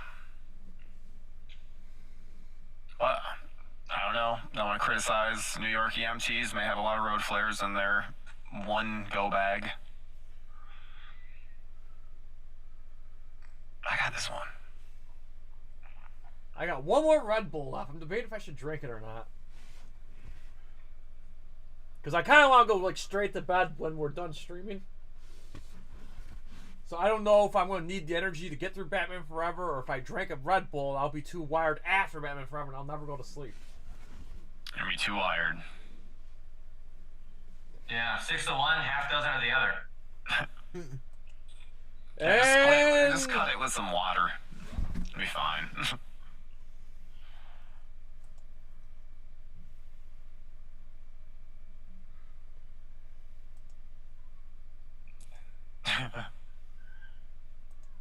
Good thing she knew the fireworks would blow a hole in the wall. Fire in the hole! Don't you love when like a single firework can break a hole in a brick wall?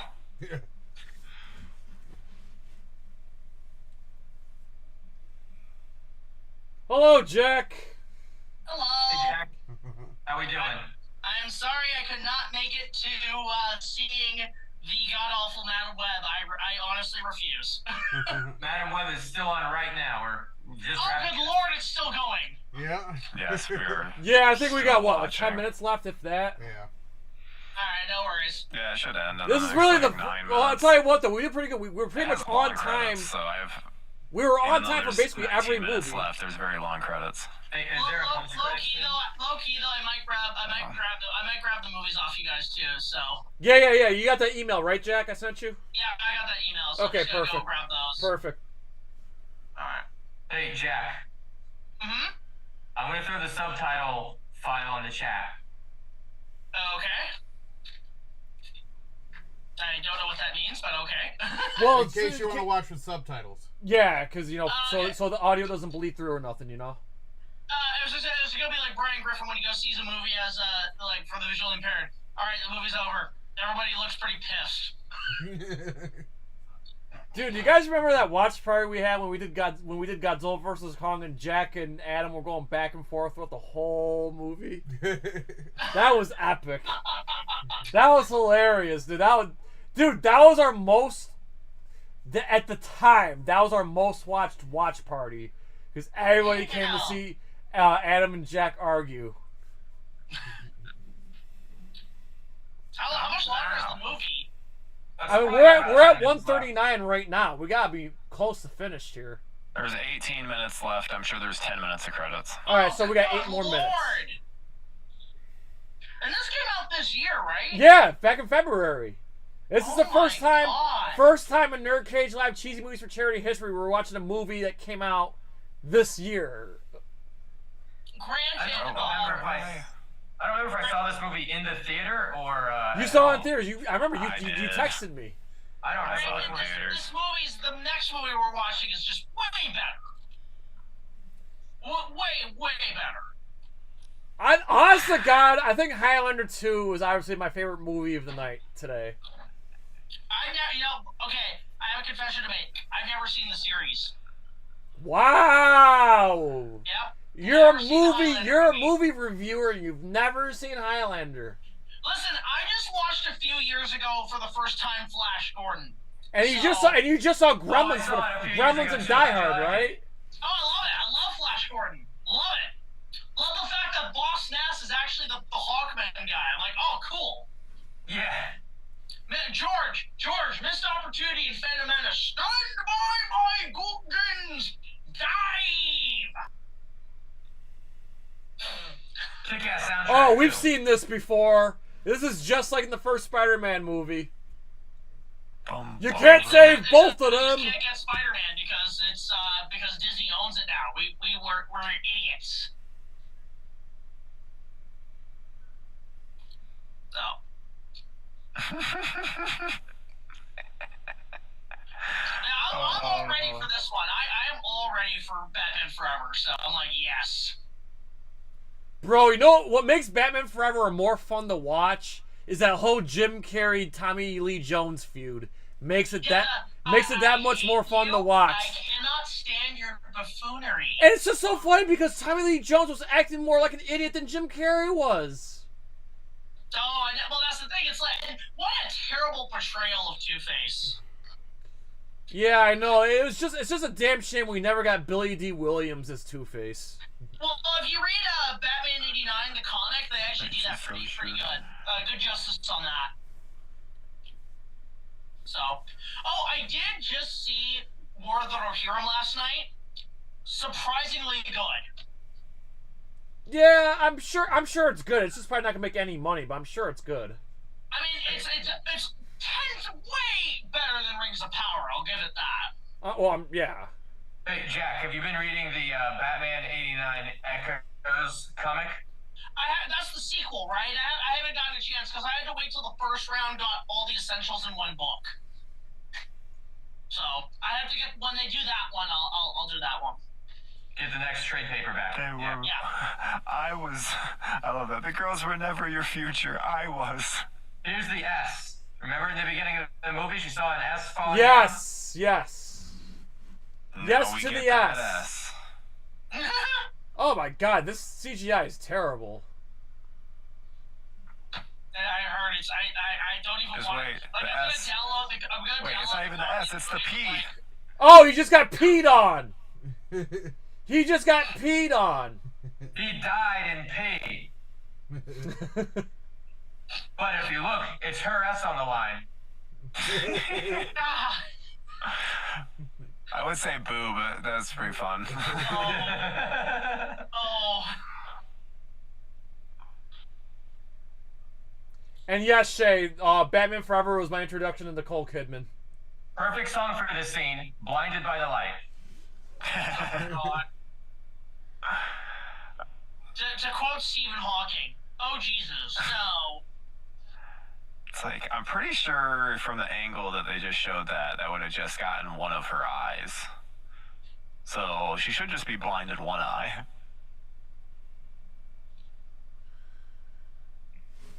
But also that apparently paralyzed her too.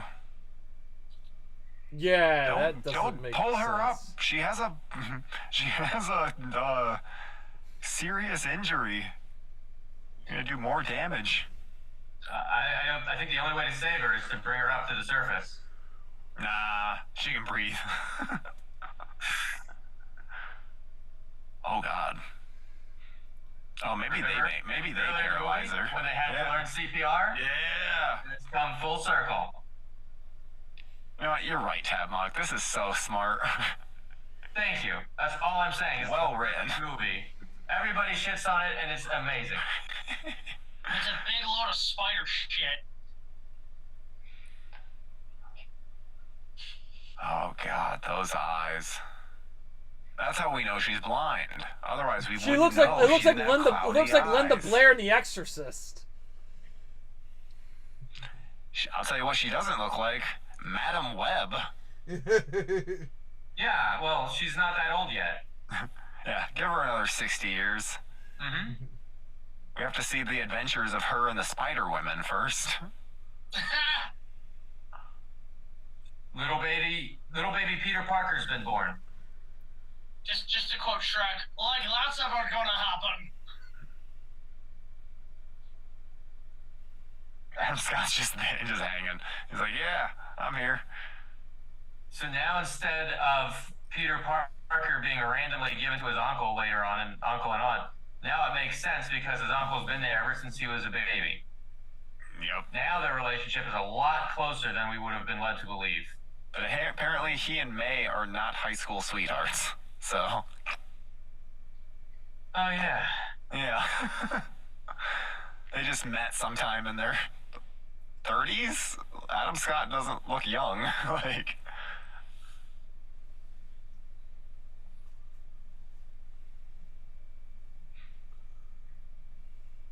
So you guys said you're going a little overtime because the movie's too long?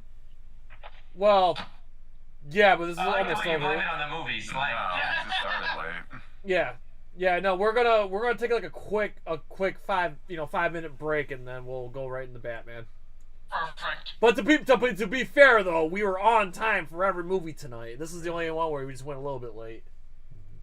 How far into the charity are we in? How far in the goal? We passed reached it. We're past it. Really? Yeah, 2174. Nice. Yeah. Here we go. Hang on. She's got her wheelchair. Yep, the wheelchair. Yep.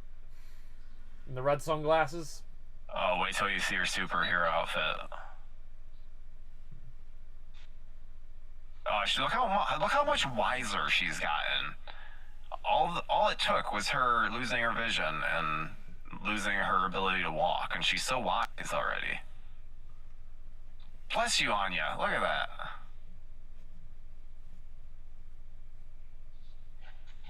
She's so regal.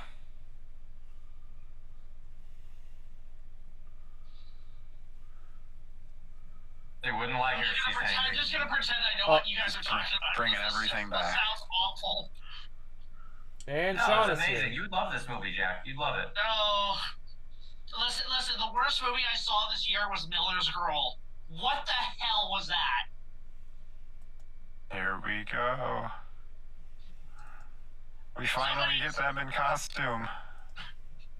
Hey, how's it going? Hey, how we doing, Sean? Good. Wait, Sean's here? I Yes, can't no. see him. No, there Sean's he is. not here. There he is. Hello. How's it going? I will be here for Batman Forever. Yeah, we're just wrapping up the Which movie Jack now. and I already did a full commentary on before. Which... We did. I'll say this. It'll be my next Batman movie to review because I plan to do both that and Batman and Robin eventually. I just don't know when. Nice. I like Batman Forever. I've actually got the audiobook of it. Oh, nice. One of them was narrated by Roddy McDowell, I believe. The first one. Wait till you see the ski It goggles. might be both Batman and Batman Returns. It may both. Ski goggles. No, I know. What is it? Renee Auberjonois did the novel. What the fuck? That looks like a fetish, like a red leather fetish. So bad. Look at the ski goggles. They literally just use ski goggles. Like, Bro, that's a fetish suit. glorious. Oh. I ain't watching the movie, so I'm just like, all right. I have to sit. All right, that was. By the way, guys, there is a new book coming out, or it's already out. I started reading it. It's called Batman Resurrection, and it's like a sequel to the Batman and Batman Returns films, but it introduces Clayface. Oh, nice. Is it like those Batman 89 comics, or is it in canon with those, or something kind of different? Because I know Sam Hamm wrote some, like, Batman 89 Echoes, Batman 89 this, Batman 89 yada yada yada. I mean, they're okay. They don't have the Tim Burton vision, which I think, like, it's a continuation, but, like, not the greatest. But We still, were talking about that before you came in. I've been reading Batman 89 and Batman 89 Echoes. I don't know if this is all considered canon as a sequel to 1989's Batman, but the author of the book is John Jackson Miller. Okay. I'm about halfway through it. I got too busy, but I stopped reading about halfway. I'm going to pick it up again when I can. All right, guys. You know, it also when I watch Batman Returns, because I watch it every Christmas Eve at 10 o'clock, so like when the bat signal strikes the last shot, it hit it exactly at midnight, and it took me a while. I realized, wait, the guy who plays Chip, that's Zangief from Street Fighter. Like what? Hey, yo, we're gonna. Change the channel. Yo, guys, I'm gonna roll the intermission, guys. We'll be back in like 5 minutes. All right. No. All right.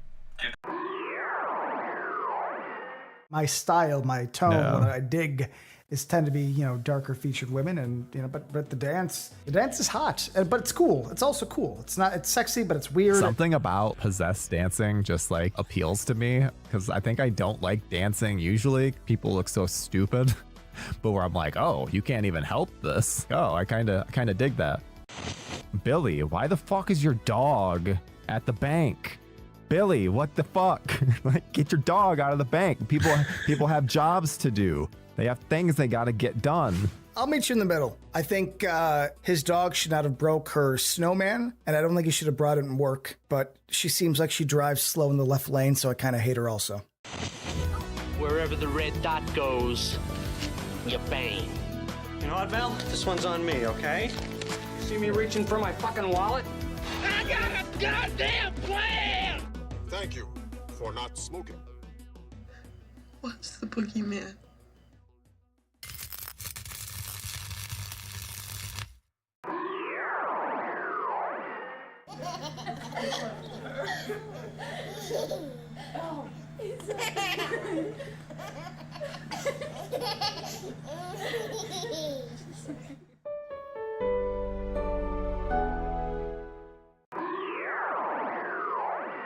Hi, Heather the Eatheart here. Make sure you like, subscribe, follow NerdCage Live.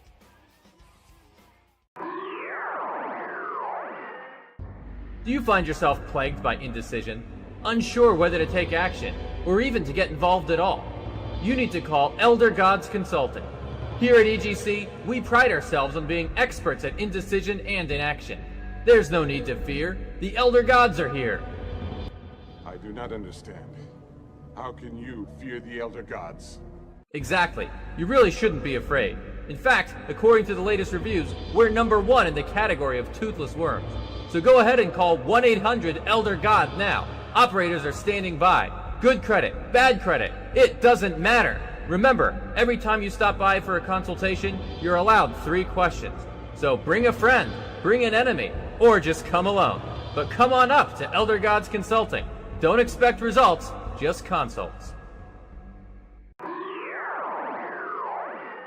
Hi, my name's Kev Bayliss, designer or redesigner of Donkey Kong, designer of Diddy Kong, Jago, Enderkuchen, and Whizpig. You can't beat me! But what you want to do is subscribe to NerdCage, the YouTube channel. Just go there, subscribe, because you know it makes sense. And that's that. NerdCage Live and Gaming are a perfect match! Shoot the J, Joe! Okay. Shoot it! Alright! Over on NerdCage Live on Twitch, Jay and Joe go live. Call me Bazooka Joe. It's all about you. Kaboom! Playing both old school and new school games every Tuesday night. Ooh, what a sight! Jay, stop looking at her face and run. But she's so beautiful! So be sure to follow NerdCage Live on Twitch. Run for your life, Joe. Run for your life, Joe. Running. Run faster. Oh no, Joe, the galaxy's doomed because of you. To scratch your gaming itch. Oh, nice kick, Joe. Thank you. Yo, that's diabolical. Wait. Yo! That's twitch.tv/NerdCageLive. This is Anthony Marquez, better known as Kung Lao for Mortal Kombat. Make sure to like and subscribe to NerdCage Live. Be there. Us.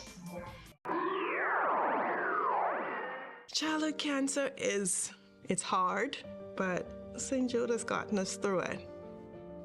St. Jude is hope for every child diagnosed with cancer because the research is being shared all over the world.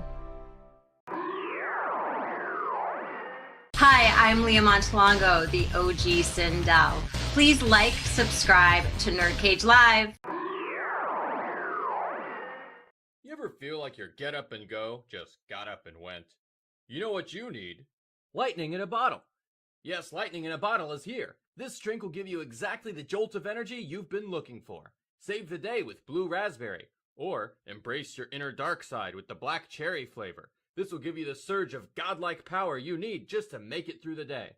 Plus, it's got electrolytes. So fuel up and prepare yourself for battle with the greatest energy drink the realms have ever seen. Lightning in a bottle.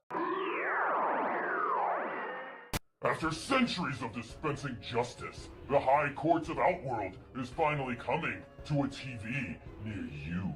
See how your Emperor, in his infinite wisdom, arrives at his verdicts and decides who's guilty and who's innocent. Here's a hint. No one's innocent. The penalty for stealing? Death. The penalty for interfering in Outworld affairs? Death. Sensing a theme? So tune in to Trial by Combat, weekdays at 4:30 after Judge Judy, and find out who lives and who will die.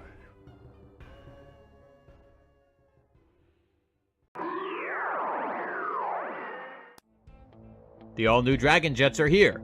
Rated best in its class by Consumer Reports, this all-terrain vehicle is perfect for land, sea, and air. Sleek, aerodynamic, 50,000 horsepower, capable of reaching speeds up to Mach 4. Comes equipped with Bluetooth for making hands-free calls. And state-of-the-art missile defense system.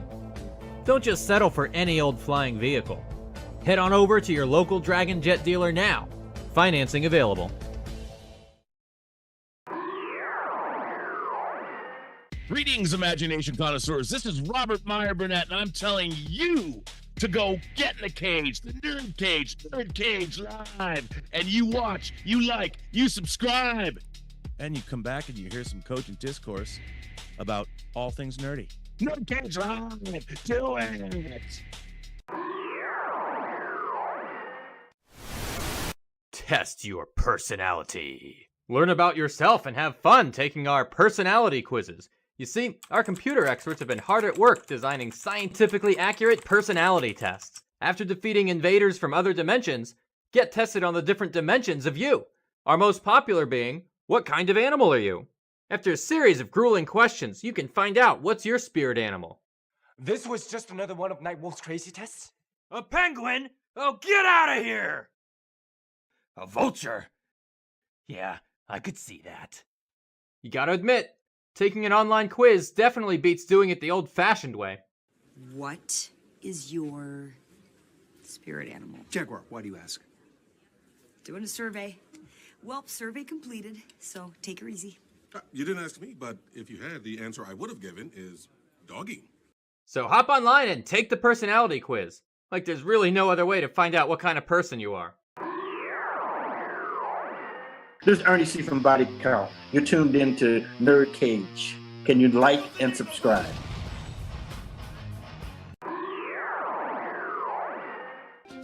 We're all thinking about survival, and day one, we owe it to that patient to come up with a treatment plan that's going to work. We are finding out more and more about each disease, and what we've seen is a population who are actually having more curative therapy. We're moving in the right direction. We're with them, and we're fighting this.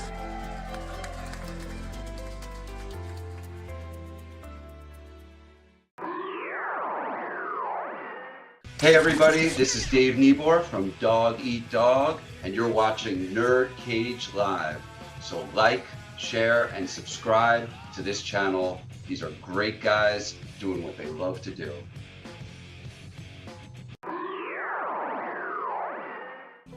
Up. That countdown. Up. Not ready for that countdown yet. There we go.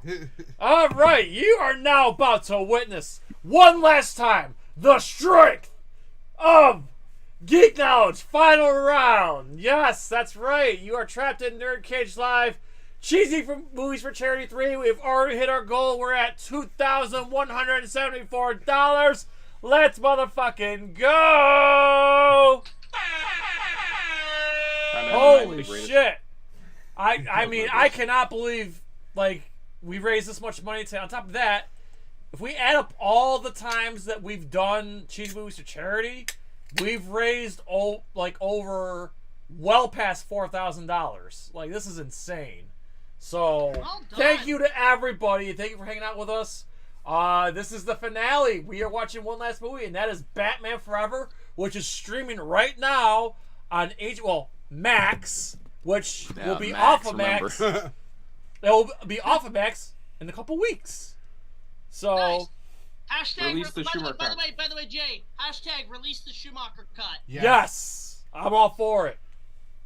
And So- apparently they've been screening it too, which is what irritates me because I want to see that cut of the movie. Yeah. All right, since we're running just a little bit late here, we're just gonna get right in. We've all seen this movie many times. We'll give our thoughts when we start the movie. So that being said, I'm all ready to watch it on Laserdisc. there we go, even better. So we got our, we're gonna do our RCA Batmobile. We're gonna do our countdown timer. Here we go. So Joe, get ready to hit the whatchamacallit, and then here we go. So here we go, everybody, in 10, 9, 8, 7, 6, 5, screen, right? 4, 3, 2, 1, 0. Everybody hit play. Here we go. Warner Brothers logo. Yep. We're all in. I'll say this: the music's great. The soundtrack. Yes. Yes, so do I. I agree. I've seen this movie probably at least 100 times. This was my first Batman movie in theaters. I saw this when I was a little kid. As a kid, this was probably my favorite when I was little, and then 89 and this were my two favorites. I mean, I loved all of them, but this one because I didn't own it till later on, and I think when I didn't own a movie, I liked it more because I couldn't watch it as much. It's funny because the theater I first saw this in, the place it is right down the road from me, and it closed in 2000. It became a Good Life Fitness Center, but the first movie to be premiered there, it opened in 1989, was Last Crusade. So. And bro, if you remember at the time, dude, Jim Carrey was all the rage. Mm-hmm. You can thank us Canadians for such an amazing talent.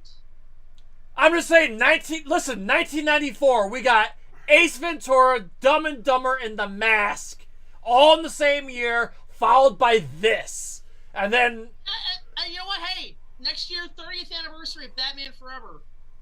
Mm-hmm. Ace Ventura literally came out like the week I was born, so it was like kind of like weird how like Jim Carrey in that efforts. I don't know. I'm just saying. Oh, I love that Batmobile. I'm gonna say this: best Batcave in the whole series. Schumacher's sets look amazing. I'm sorry, I don't like that Batmobile. I prefer the '89. No, I like the '89 one. I love the Panther suit. It's been labeled the Panther suit, and here comes the line. Okay, drive through. Val Kilmer's a great. That was because this was a McDonald's commercial. They used that. Actually, speaking of, I could show these off. I brought for the occasion to fill up with a Coca-Cola. I have all 4 original glasses from Oh my god. They were made in France, and the story goes is that their entire order was sold in 2 days, 2 weeks before the movie came out. So I have all the originals. So Batman, Two-Face, and Robin. Robin was the hardest to find, and then I have the Riddler, but they all have their individual little thing. That's a cool shot of the coin, though. Oh, I love that shot. That was in so many fake trailers. Schumacher's a good director. Mm-hmm. Like, he's falling down. Lost Boys? And what's that movie with the... Yes, I hope they die, and I hope they burn in hell. Oh, Time to Kill. Yes! He also did... I actually didn't mind Phantom of the Opera. Yo, Phone Booth, Phantom of the Opera, Schumacher was great. And by the way, according to Robert Mayer Burnett, Joel Schumacher fucked 700 men and women. He didn't fucking care. He fucked 700 men and women. Jesus! At the same time. 700! At the same time. How old was he when he passed away? He was like 80-something, right? Clueless, Lock. Oh god, Tommy Lee Jones is so over the Dude. top. Remember, Like, listen, I can't sanction your buffoonery. Baker. I love Rick Baker, but that makeup's awful. Oh my god, And yes, so I do stupid. have the original coin. This is from the Kenner toy. I guess a fun fact is when we were doing our Batman film, we needed the coin. I looked online. Coin replicas were going for way too much. So I looked online, and there was a listing locally for the original Two-Face toy from Kenner that came with the coin. So I bought it specifically to get the coin.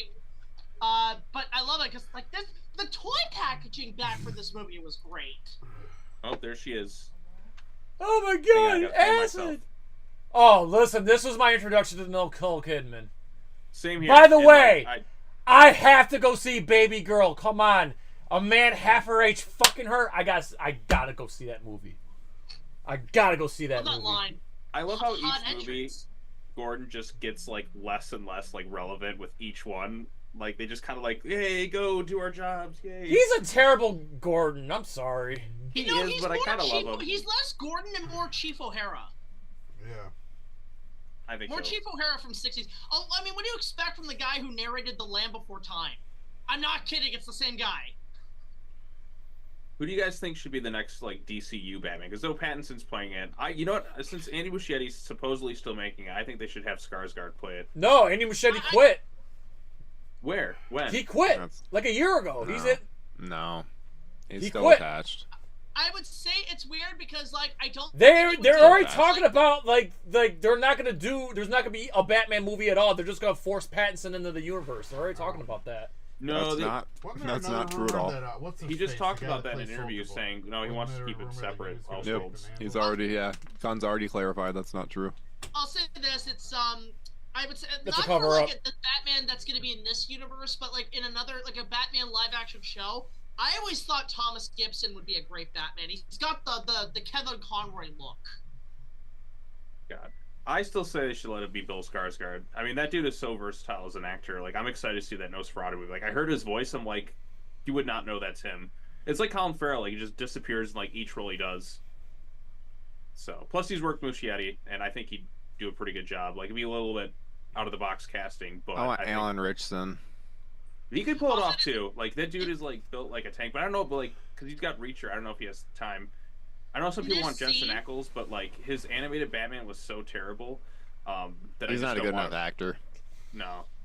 Say, first of all, I love the Tommy guns with the neon lights built in. It looks like a Nerf gun. Yeah, they use a lot of neon lights in this movie. Gotham City's got a lot. There's a deleted scene where when he punches the guy in, he looks at the camera and he says "going down," and that was in the trailer. Mm-hmm. But Again, see, I like, love the Panther suit. It's a good transition from Keaton to Kilmer. but you know, I'll give Schumacher this. Like, this is the movie that really started to put the focus on Batman more. Because, like, the Keaton films, he's kind of more mysterious. And I like that, too. But, like, I like that there's more of an arc with Bruce in this one, too. But, yeah, I love the set designs. Like, I feel like I love the gadgets. I feel like we're missing that in comic book movies is great set designs anymore. Because everything just feels like... Because everything's CGI, and it's all the same set. Like, it's all the same, like, they shoot everything in the volume. Yep. I feel like Matt Reeves in that did a pretty good job with Gotham. It's the best it's looked since... I think his Gotham, I think, is the best Gotham ever. So funny. I like the more stylized Gothic look that Burton had is my personal favorite, and I like the Schumachers even with all the statues and that, but it felt otherworldly. I feel like Gotham should not be the real world. Like, that's the thing with the Nolan films. It just was Chicago, Pittsburgh, or whatever. Oh, hold on. A little bit better. Hold on. We got a last minute edition right now. Oh shit! Oh snap! Let's go! What up, Lance? Joining for some Batman Forever?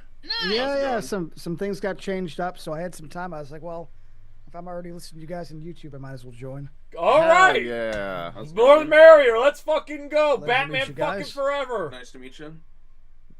I want to say too with this whole sequence is it's something I've actually. Do you want the about time doing. code, Lance? I already got it. You guys are.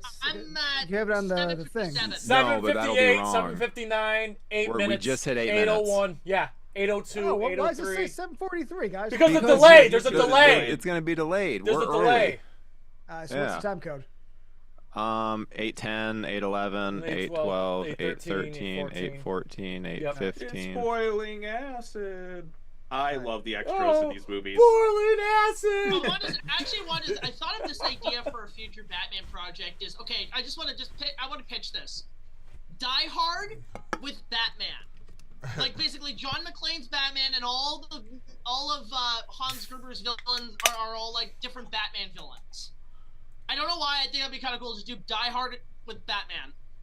I'm not sure if you've heard, but unfortunately, Alan Rickman, he might not be able to. He might not be able to join us. I'm just giving you shit. Helicopter. But you know what I mean? Where it's like just replace Hans Gruber with like one of the Batman villains. No, I gotcha. It kind of reminds me a little bit of Arkham Origins, where it's like the assassin sent to hunt Batman. Like that was such a cool idea, and then it just became the Joker again. But still, Arkham Origins is underrated. It had too many glitches, and I feel like that's one that. All of those games are fun. Right. I think it's a really underrated game. I just think it needed like some patchwork, and unfortunately, that's the one they never remastered. Also, Tommy Lee Jones, every fucking scene. No! Also, I love the fact that Kenner made that a toy. You can actually get that as a toy. Everything in this is a toy. Everything. In fact, I'll show this off. I've had this since I was a kid. I just bought it in the packaging. The 3-in-1 Bat vehicle playset because it was a good consumer product for parents who couldn't afford all the vehicles. So they said, Kenner said, let's put all the vehicles in one thing. We'll just rip out the electronics and the missile stuff, but the kids can have all three vehicles. And this was, for any cost-effective parents, the coolest toy to give their kids. And I loved this as a kid. This toy rocked. It was so satisfying putting the ship into like the Batmobile into the ship part because it would just fit in snugly in there. Like some sort of like bat sled or something. You can make and if you take all of it off, you can technically make the bat sub.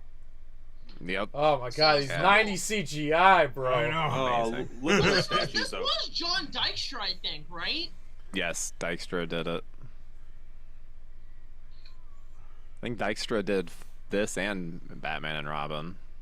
Yeah, like again, I don't mind. I get a kick out of the Batman and Robin set design because they have those giant statues, and I like to imagine like somebody's just working and like right behind, and it's like the statues are very unclothed, so like imagine somebody's working like behind them, they have the giant statue like right behind them.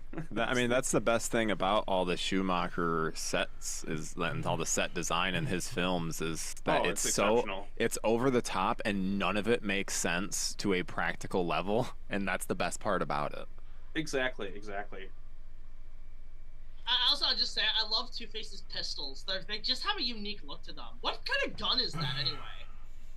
I have no idea. Bro, Batman Forever on Sega Genesis was fucking awesome, but the arcade game, bro, I played at Galloping Ghost. Yes, I played it at Galloping Ghost, dude. It's fucking Super Saiyan Batman. Where you guys from? Is there multiple Galloping Ghosts? I thought that was Chicago. It's Chicago. Brookfield, Illinois. Yep, it's awesome. How the fuck do you guys know about Brookfield, Illinois? I'm being blown away now. The G-Fest. It was G-Fest. Yes, dude, last 2 years. Dude, I go up there all the time. From? All right, well that's like my old hood. I used to. Nice. Well, not exactly, but Brookfield Zoo is like not too far from it. Yes, I've been there. I've been to Brookfield Zoo. And of course, it's a Superior Zoo. Yo, come on, we had this conversation. Pequod's Pizza, come on. At some point, I need to upgrade my. I want to get the Panther. Oh, not the Statue of Liberty. I love the Panther suit. Yo, Wiener Circle. I've been to Wiener Circle. I was never a hot dog guy. Want to talk Pequods? That's my shit. Okay, the shot of Batman emerging out of the water feels like a cologne commercial. Like, can you just very well see like somebody just put like scent to the bat or something? Like right here. Here, Sean. Want to smell like kiss from a rose? Want to go on the grave? Try the new bat cologne, only from Sephora. Oh, and then they got that. I mean, yo, that would sell. Can you imagine like a cologne bottle in the shape of the Batman symbol, glass Batman symbol of cologne? Can you imagine how heavy? Fun fact, guys. Gossip Gertie was played by Bob Kane's real wife. Yeah. Oh God, CGI, bro. Bob Kane, who had very little to do with the actual stuff that we like Batman for. Well, he was on the set for the 4 films. No, I mean in terms of the character of Bill Finger made like everything we love. Hey, don't forget. He went to SU, I think. Pay close attention. John Favreau's in the background. Yeah, he's right here. He's on the right, or he'll be on the left side. I know that. He's watching. Okay, I'm going to learn how to make comic book movies from Joel Schumacher. Oh, by the way, this sound of the bobblehead, you could actually get that in one of the. Remember those like kids books where you press the button and it makes sounds? You could find that on one of those. Man, I just saw Sonic the other day. It's just funny to see Jim Carrey again. Sonic 3? Yeah, I reviewed it for Joe Blow. Oh, how was it? I liked it. All right. Okay. Yeah. Very unenthused. Well, I'd give it a 7. I liked it. Has anybody seen the riff tracks of Batman Forever? I've seen some bits. No. There's one. The guy in the manager for Wayne Enterprises, like in the background, he's just doing the funniest faces. You mean Ed Begley Jr.? Yeah. I didn't know who the actor was. Yes. I remember him from like the Page Master. He's in a bunch of good. He's actually in Strange Darling, oddly enough. My favorite part is where he's like, put face. You see him coming up, he's face palms, and I just remember riff tracks. His performance is awful. You know, I wonder if I think it would work better for Nigma's motivation if like Bruce rejected him after going through the trials rather than just like, hey, I need to go through. But then again, he's already insane, so. Hey, there's one thing this movie got right. Edward Nigma was a Wayne Tech employee. Actually, I people have brought this up that the Riddler is technically in the Dark Knight trilogy. He's just not called Edward Nigma. It's Colin Reese. Yeah, Coleman Reese isn't dead within an hour or whatever it goes. Yeah, because the thing is, when they pronounce it, his name, they call him Mr. Reese. And what does that sound like? Mystery. Mm-hmm. So, like, right here in these shots, the guy in the background looks like he's trying to take a dump. Like, come on, Metamorphosis, work your magic. I never really like noticed some of this stuff, but he just looks so angry. Hey, come on, Metamorphosis, work your magic. I'll say this. the Schumacher films has my favorite bat signal. That is my favorite bat signal. Mm-hmm. It looks pretty cool. Beautiful. I will admit, I've had, as a person who has interacted with fans, I've had moments like this. It is terrifying. So this movie has kind of aged well.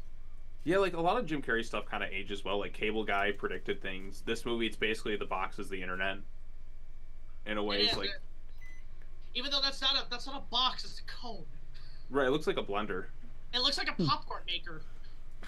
You know, I do wonder what happened to Edward Nygma's box in like Batman and Robin because it's never referenced. Like you see the costumes like in universe to Strong. Yeah, the jail cell or whatever. They definitely either Gotham PD or I would even say Wayne Tech probably confiscated all of Nygma's tech. They probably labeled it as stolen. So maybe there was like a big news report saying Edward Nygma turned out to be a fraud who stole a lot of Wayne Tech. What do you guys think the liquidation process is for villains stuff in a villain's lair? That's the conversation. That's the conversation we're having right now. I love this though. The fact that Wayne Enterprises has a thing to the Batcave. I like that. Mm-hmm. That's pretty cool. It's very Adam West-esque. But see, this is the shit I miss in like a lot of these like Batman Fun? movies. Like, yeah, the fun aspect of it all. Yeah, they haven't been fun in a while. Well, actually, I'm gonna celebrate right now. I'm gonna take my McDonald's cup. Nice. I'm gonna put some Coca-Cola. I don't have Diet Coke. I was about to say, but that was the Burton films. This was right. I'd say this was no. Listen, the one thing I missed out on when this came out, I wish I could go back in time, 30 years, and try the McDonald's superhero burger because that shit looked like it slapped. I'm sorry. How do you guys like that shitty Batmobile? What is wrong with you people? That Batmobile is awesome. I call it the Sharkmobile. It's just. Oh. It looks like a shark. I mean, I like it more than Batman. Yeah, I like it more than Batman and Robin. I want yeah. Okay. Yeah. Okay. Yes. I'll give it that. But still. I'm sorry. Nothing will beat the '89 Batmobile. That was the best. No, that's still the best one. Okay. I'm curious because it sounds like everyone has an order. Where would you rank the Tumbler amongst all of those? I hate it. Hate it. Listen, here's my argument. It's Two. not something Batman would drive. It's something the Ninja Turtles would drive. Mm-hmm. Okay, I'd go It looks like they instead of went to Mattel, they went to Playmates. Okay, I'll go Batman '89, Batman '66, Pattinson's Batmobile, the Batmobile from Batman v Superman, then this one, then Batman and Robin, and then the stupid Tumbler. Tumbler's dead last. What about? Well, I like the animated series one. I'm talking like real life vehicles. All right. Okay, for me, '89 Batmobile is still the best. They turned the animated Batmobiles into real cars, and they actually look sick. Mm-hmm. The '89 one is my favorite. Second place is tricky because it's like, I could go the Forever one. I like the Pattinson one, but it's still like it doesn't feel like a Batmobile. It just feels more like a car. I kind of like muscle car. Yeah. Just a muscle car, and I like it having more comic booky. So I guess I'd do Pattinson's like third, or third, and then fourth I do the Snyder Batmobile because it definitely felt like they kind of fused a little bit of them together, and I kind of like the aspect of it. Like it felt more Batmobile-like, but like kind of taking aspects of the Tumbler. So I think it's a good Batmobile. I mean, from a practical sense, yeah. What about then Tumbler and then Batman and Robin would honestly be my least favorite Batmobile. Oh, the '60s one too. God, that car! I've seen that car like driving around, like people build replicas. Oh, I was just driving down the street, and then I'm just talking about real real life Batmobiles, no cartoon, no games. I love the idea of Jim Gordon just showing up in his pajamas. Like, what is he doing? I love the whole idea. What are you doing even at police headquarters in your pajamas? Chase Meridian, her whole thing is she's just horny for Batman. That's her entire motivation. This entire movie is, hey, I want to fuck Batman. Oh, I know. It's amazing. I mean, I'll say this. We actually got good press when we did at Comic-Con in Toronto. Me and Honey Bear, we actually cosplayed Batman and Chase. We got a lot of coverage on that. I made her a little clipboard with all her psychologist stuff with the Riddler envelope. So I was like, all right, I'm going the extra mile on this. I love this line from Ed Begley Jr. right here. What the hell is going on here? What's going on here? Business. but I cannot wait for Osiris to do like a whole compilation of this, like sync to the movie, which would be amazing. Caffeino. This is so quotable, this movie. I love it. The little like twitching is like. Ding, ding.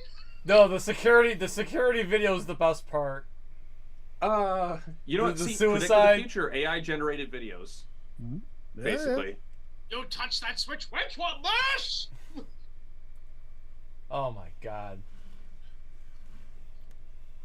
That just looks like a silly like science project from elementary school or something.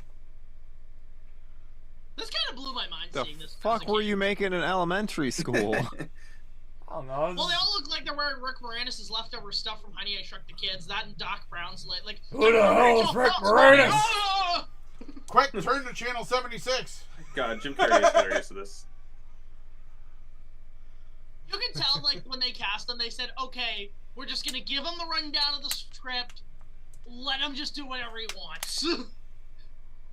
I'm pretty sure he did, right? Because doesn't Tommy Lee Jones hate him because he Before did everything he wanted?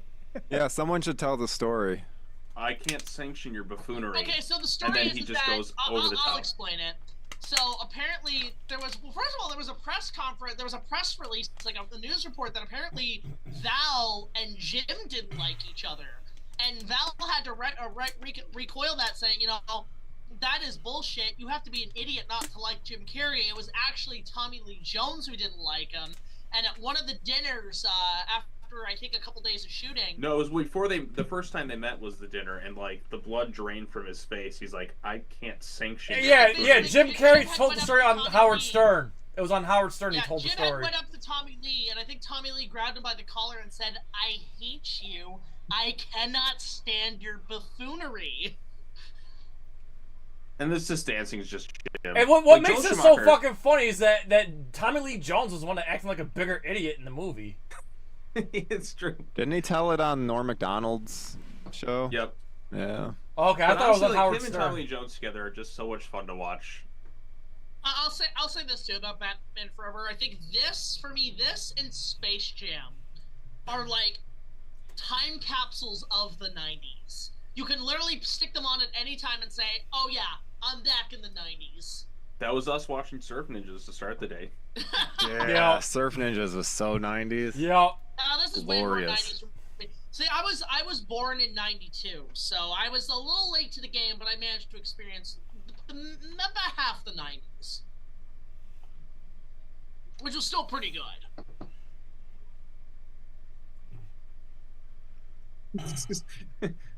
My favorite part is where like he runs down the hall and he's just like, hang on! So dramatically. You know, if the guy just fell to the side, like, you know, just like tipped over his chair like that, wouldn't he have been fine? I don't know, it's weird. It's like, is Wayne Enterprises architecture, is it like you lean down to the window? Like, what like, how does it have this much speed? I know he pushed it, but, like, it doesn't have that much speed unless you're going downhill. Very fragile glass, too. I like how they speed up the film. Right here, he's like, hang on!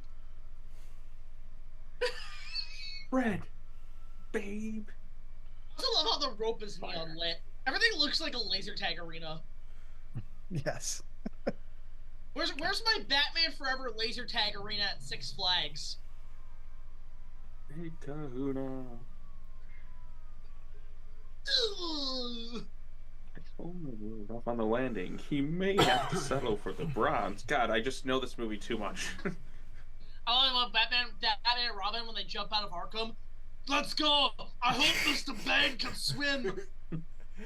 Remember, so this is ridiculous. also the one with the neon light gang, right? Oh yeah. Yeah, I love the neon. They're in both of them. This one and Batman Okay. and The most Robin. ridiculous scene in this movie is this fucking courtroom scene.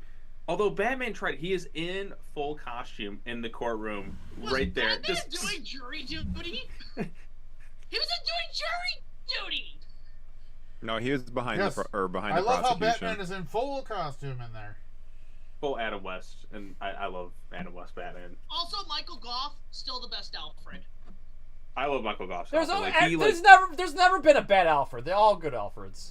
Yeah, like because all the live action Alfreds have The been fact good. that Mattel, I love the fact that was it McFarlane Toys? They're now making Alfred an action figure. Yes. Well, Alfred has that Pennyworth show where it's like a prequel to the Gotham series.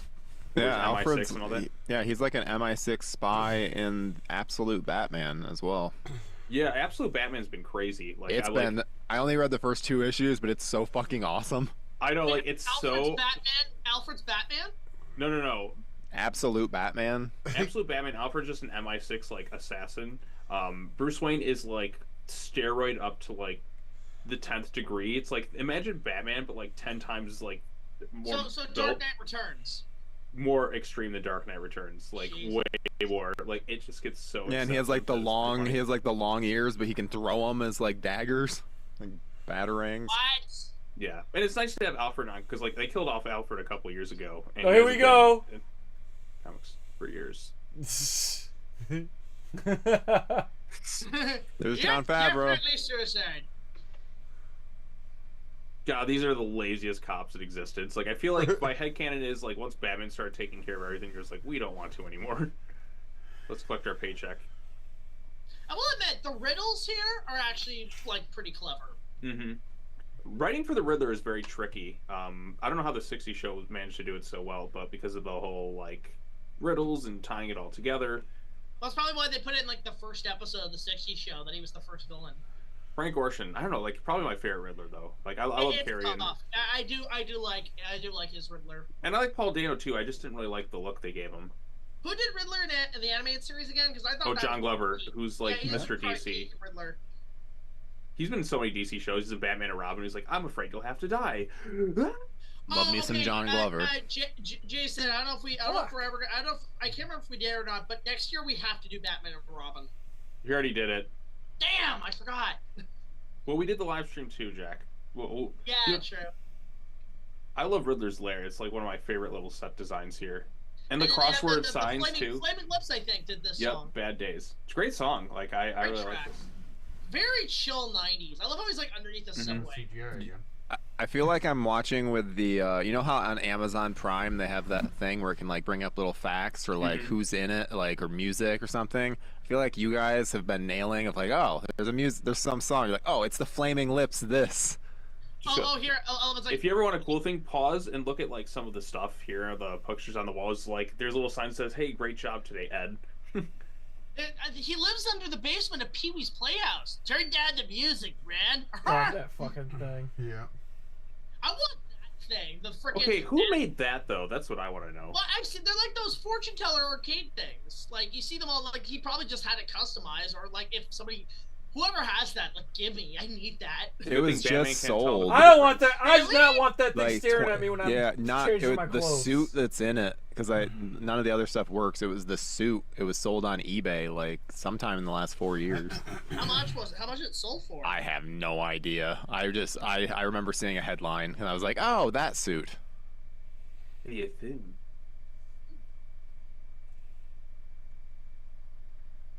Because I think over the last 4 years, Warner Brothers has been going through and selling a bunch of the archive. Because like Joe Burrow just bought a Batmobile. Mm-hmm. I remember there was some guy, I think it was like on Marketplace. He was selling a replica of the ending Batarang from this movie that was folded up, and I'm like, damn, I kind of want that. Whoa! Did you guys see at the beginning of that shot how pink the sky was? Yeah, weird. I love this little aesthetic, like the daytime of Gotham. I love like, that car. Of course, you got the Dutch camera angles there. I mean, like I said, Schumacher's got some style to his movies. Yeah. I mean, I love too that like I always think of Bruce Wayne in this. Kilmer's Bruce Wayne. I always think of turtlenecs. Like whenever I picture him. I will say him and George Clooney for me probably the best Bruce Wayne personas was in these two films. That's what Schumacher got down. He got more Bruce Wayne down than Batman. I agree with you on Kilmer. I think Clooney was bad as both. Clooney was okay. Clooney just had more of the charming Bruce Wayne, like the billionaire playboy philanthropist. He got that down. But like everything else, yeah, not that good. Oh, hold on, we got $10 donation. We're at $21.84. Nice. Yay! All right, Wait, let's see. How much we got to get for Jay to cut his hair all the way? No. What's going on there? He wouldn't agree. He refused. Not doing it. Wow. I know, he was so close when you were on. I don't know what happened. I was gonna say I'm gone for a movie, and all of a sudden it's not happening now. No, he's. Oh, it's my cousin Mary. Mary, thank you. I love you, cut his Mary. hair like this long. It has to be short. It has to be like right there, dude. Well, he's cutting his locks off to get the short hair. That was the deal. And I'm donating it.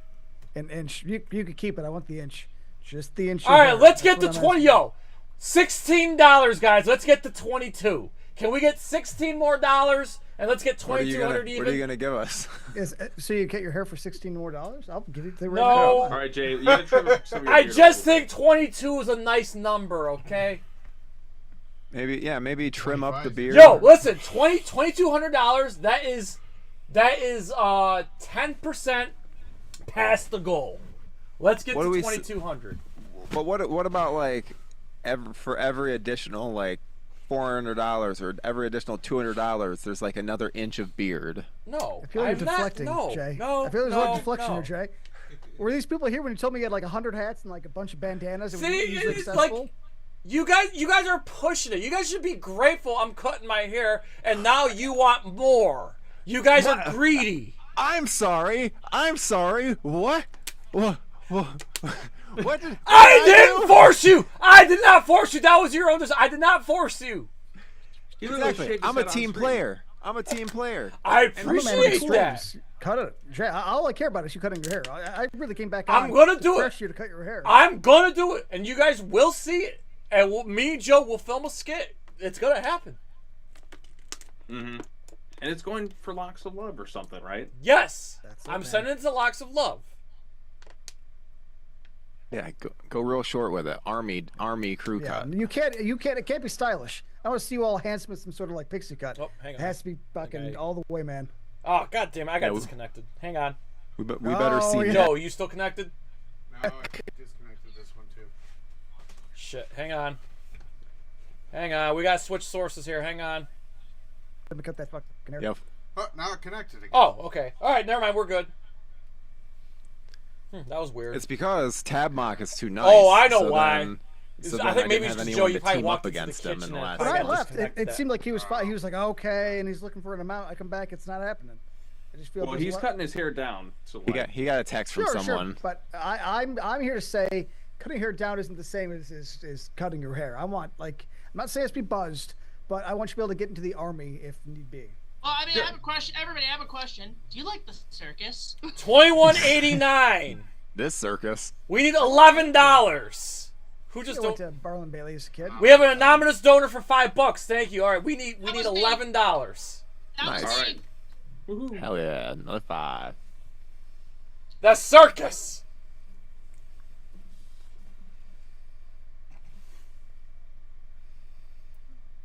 Oh, Gossip Gertie. Oh, people that weren't here earlier are asking about the lineup for next year, Jay. Shadow of the Statue. Thank you. No, I'm cutting my hair short. All right, I'm just not going bald. Okay, because I don't have that beautiful turtle wax, Chris Bumry, Lance Velchik, Joe Blow baldness. Okay, I don't got the baldness vibe. How do you know? Because I didn't know. I run my fingertips through my head, and I can feel lumps and bumps and other shit. I got lumps too. It's all an illusion, buddy. It's all an illusion. No, Jerry, you're gonna cut like this short. What I love is so apparently, obviously this is supposed to be the Dick Grayson origin of how he, became Robin, but apparently they said they definitely did take a lot from Jason Todd as well. They kind of combined Jason and Dick into one character. So, Chris O'Donnell's a great Robin. He was fine. He was just old. Right. So, but see, I think Brave and the Bold fixed that because people were like, why is he taking a kid in? No, the best Robin we ever got, the best Robin Nightwing we ever got was in Titans. I've actually met that guy. He was pretty nice. He was an awesome fucking Robin. The Wayne Manor here is all the way back where kind of close by at Casa Loma. I love Gordon in the background. Bro, the first two seasons of Titans was fucking tits.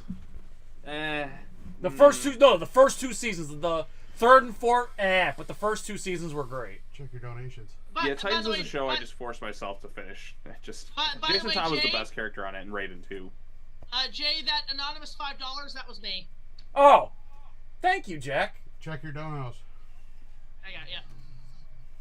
Okay, when he does the death drop. Oh, we did it. 2,200. All right. Check the. Woo! What the hell is that with the polka dots in that? Like the big, huge, like. Thanks, Joe. green broccoli head. It's polka dot. No, it's polka dot man. Oh my god, you're right. With the like crazy green hair. Like Schumacher's set designs are just crazy. I wonder if that was the origin story of Polka Dot Man. The circus went out of business, so he went and blamed Batman for it because he never showed up to save him.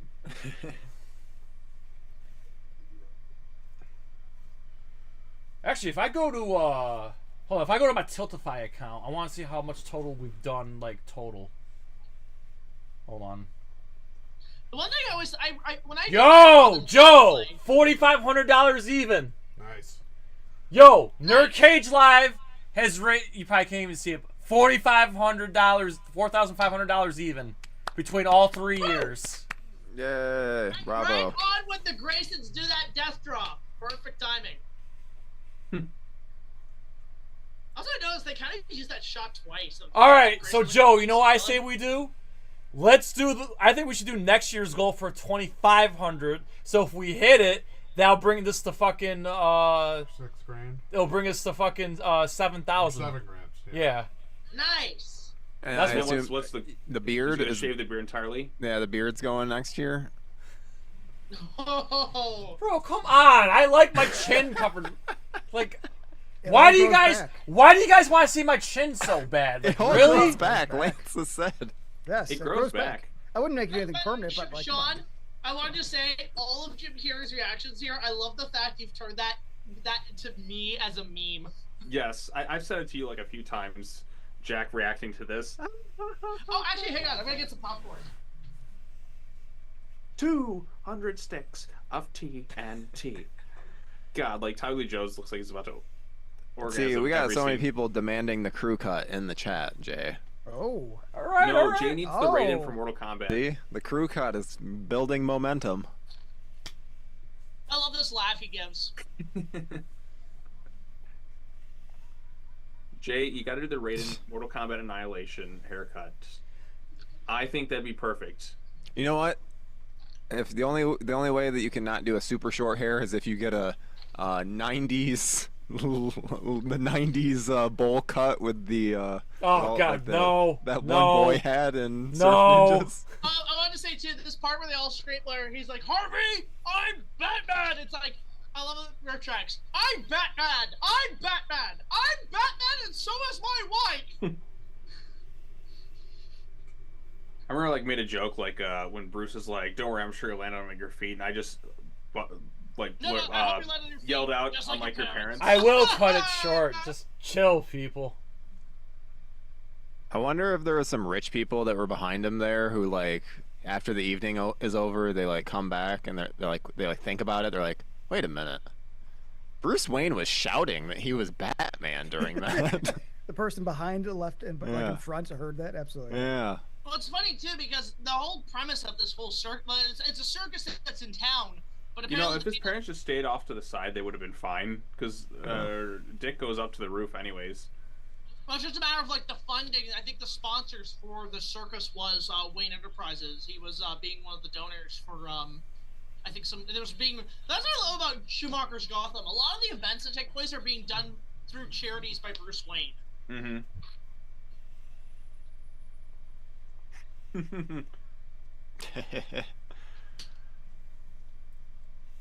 think Harvey would be like, Bruce, what the hell are you doing? I kind of like how Bruce gets involved, like in the fighting too. I think that's what honestly, this is one of my like shows like Schumacher's skill as a director, like how effective like this is without actually seeing them hit the ground. Like you kind of get the shots of them falling, and then you just see Bruce's reaction. Like to me, that's really effective. I thought the animated series did that apparently pretty well all of this is Jason Todd. The fact it's Two-Face, because I think that was in the comics. Right, well, the Flying Two-Face Graysons killed was Jason's Tony parents. Zuko and all that, but like right there, you don't need to see it. Like you just have his reaction, and I think that's like good enough. That's perfect. I wish especially when you're aiming it for kids.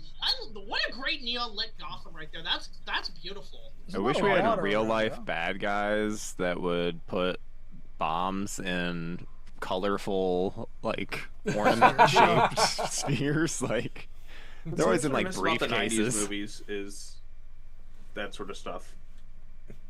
Some personality. Yeah, like the personality, like I think Batman '89, the Joker, the fact that he just sits down with a boxing glove gun pointed at his TV, so when he's angry, he just shoots it that way. Like, I don't have to know like the logistics behind it. I just think it's funny. Elvis thing. It's the Elvis thing. Or speaking of Jim Carrey, Ace Ventura 2, where the fuck does he get a giant mechanical rhino? No, right here where they all link to the parents. And in honor of the Graysons, send in the clowns. I got the statues there, like and a horse humping a rock. Way to ruin the moment. Thank you, Joel Schumacher. Social service shit. Like he's a grown adult. That's like adopted basically. That's because he's 19. That's a metaphor. That's a metaphor. Joel Schumacher fucking everybody. Yep. What's that story? How's that story go again, Jay? Oh, according to Robert Meyer Burnett, who was on my show a few months ago, he said on one of his shows. So he said, the night that Joel Schumacher died, I watched his live stream, and he was talking about. He's like, Joel Schumacher swung both ways, and he slept with over 700 men and women. At the same time. What a legend. But everyone says like nice things about Joel. But here's the thing: Joel Schumacher was a very nice person, and that everybody on set loved him, and he loved to fuck. Yeah. Yeah. Did he beat Jack Nicholson's record in Hollywood? Because you'll never have a sex scandal with Jack because he is fucking. Yeah, but Jack doesn't have sex with men and women. He just has sex with women. Joel Schumacher swung both ways. Once, and afterwards she adopted me. It didn't matter if it was a pussy or a man pussy. He fucked it.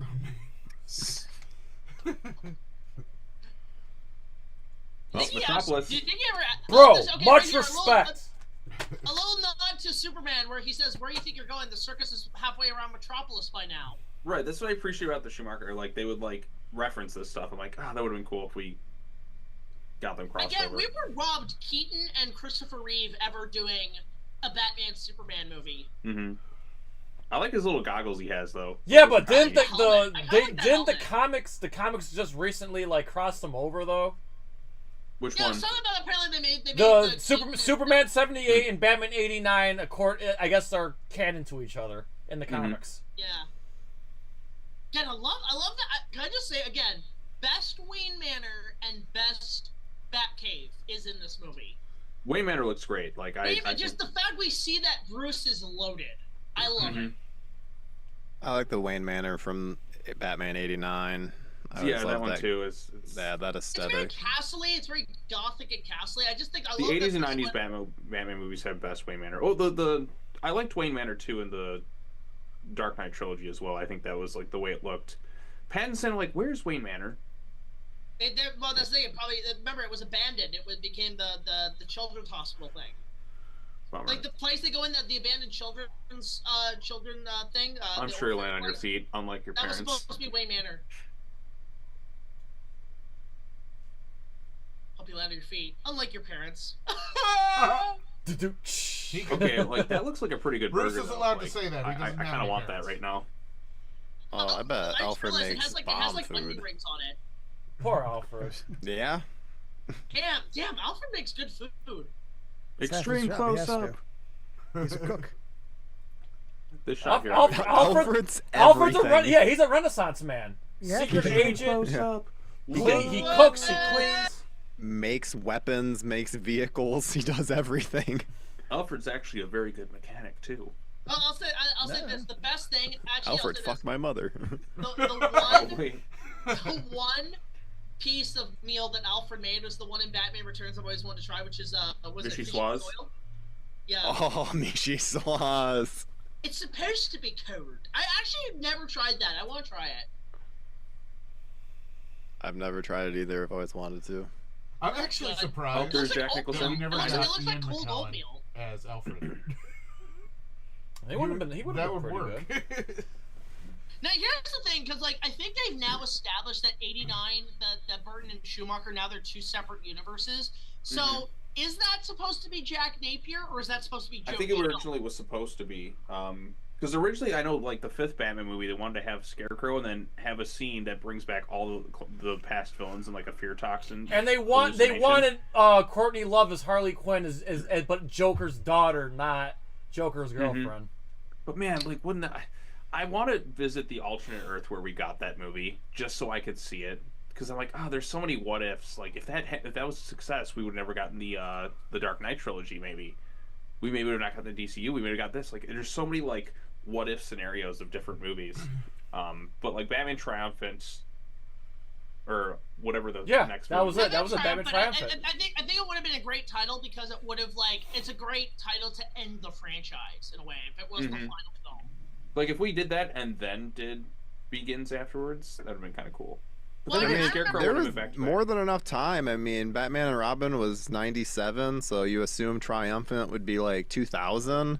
That's more than enough. It's weird. I remember of a when I was a break. kid. I remember I was always wanting after Batman and Robin because I saw that in theaters. I remember thinking for a couple of years, when's the next one coming out? I mean, I wish we got fucking Burton Superman with Nick Cage, man. Yeah, that would have been cool. Hey, we got it in the Flash. That script was awful. I mean, Superman Lives is awful. As Lightpost Films calls it, the flush. Yeah, but that documentary, the Death of Superman Lives, that fucking documentary ruled. But hey, they at least got the giant spider in Wild West. Well, I remember what was it in I was bringing up this up. I was thinking, like, when are we gonna get a 5th Batman? And I remember going to the theater, and I saw a teaser trailer for a movie that I swear they were teasing it to be the 5th Batman. They were playing the Danny Elfman music, kind of. They had like a narrator saying, the greatest hero is coming back. He moves in shadow, and it was the fucking Scooby-Doo movie. And I was just like. I was so hyped for this thing, and finally a 5th Batman, and then they show Scooby-Doo, and I remember I was jaw-dropped, I was like 9 years old, and I'm like, fuck you. Hey, I did that too. Trailer. I did that too when I saw the Son of the Mask trailer. It was in front of like Return of the King. It's like, it's been many years. It's coming back. You see the mask, I'm like, oh, we're going to get the mask too with Jim Carrey. And then I see the CGI dancing baby, and all my enthusiasm just went, yep. God, that was awful. Again, to quote the nerd, the Mask 2? Oh, that's a great prize. That movie never got fucking made. Well, didn't Jim Carrey say he was open to doing a mask? Like just the other day, he said he was open to doing a mask. If it has the right script. I actually can we just listen? We're getting Shrek 5. If that does well, we should get listen. If they can get Carrey, they should get. I'd rather see a third Ace Ventura than a second Mask. That's just me. Has anybody seen Dumb and Dumber 2? That's gonna all be bad. There's no way. I'm sorry. I gotta be the. You can do sequels. You can do legacy sequels well. I mean, humbug. Not with. I'm sorry, not with comedies. If you guys could prove me wrong, name one. Beetlejuice. That was decent. Might be the closest, and still not even close to the first. So it doesn't have to be close to the first. Just has to not ruin it. Just has to not ruin it. Because then it's like I don't want you to. Yeah, I don't need my. You can't wait too long to do a I'll say legacy this: sequel. it's like That's the problem. I mean, like legacy sequels can If you be wait done. too long. And I feel like they can be done. He's saying comedy. I'm saying yes. You're right. It's called Twin Peaks: The Return. It's called Asher Steel Dead. Yes, they can. I'm saying comedies. Top Gun, but he's saying comedies. I think comedies are really. Yeah. The DNA of a comedy is the decade and the year it was made. Yeah, the time it came out. Yeah. I got Dumb and Dumber 2. Same actors, same producers, same directors, same but writers. okay, Lance. Here's what I do want for a legacy sequel. I want a Twins sequel with Arnold and Danny. The director's son said no. That's why you don't get it. Can you make it a twist where it's a Batman movie where it's the Penguin and Mr. Freeze? It would be such a different movie. Keaton's just there in the background. I want to see what they're up to now. Yeah, that'd be cool. The tone of that movie is. Then they gotta make Junior 2. No. Junior was not good. No, how much worse can we make the deepfake Arnold baby? No.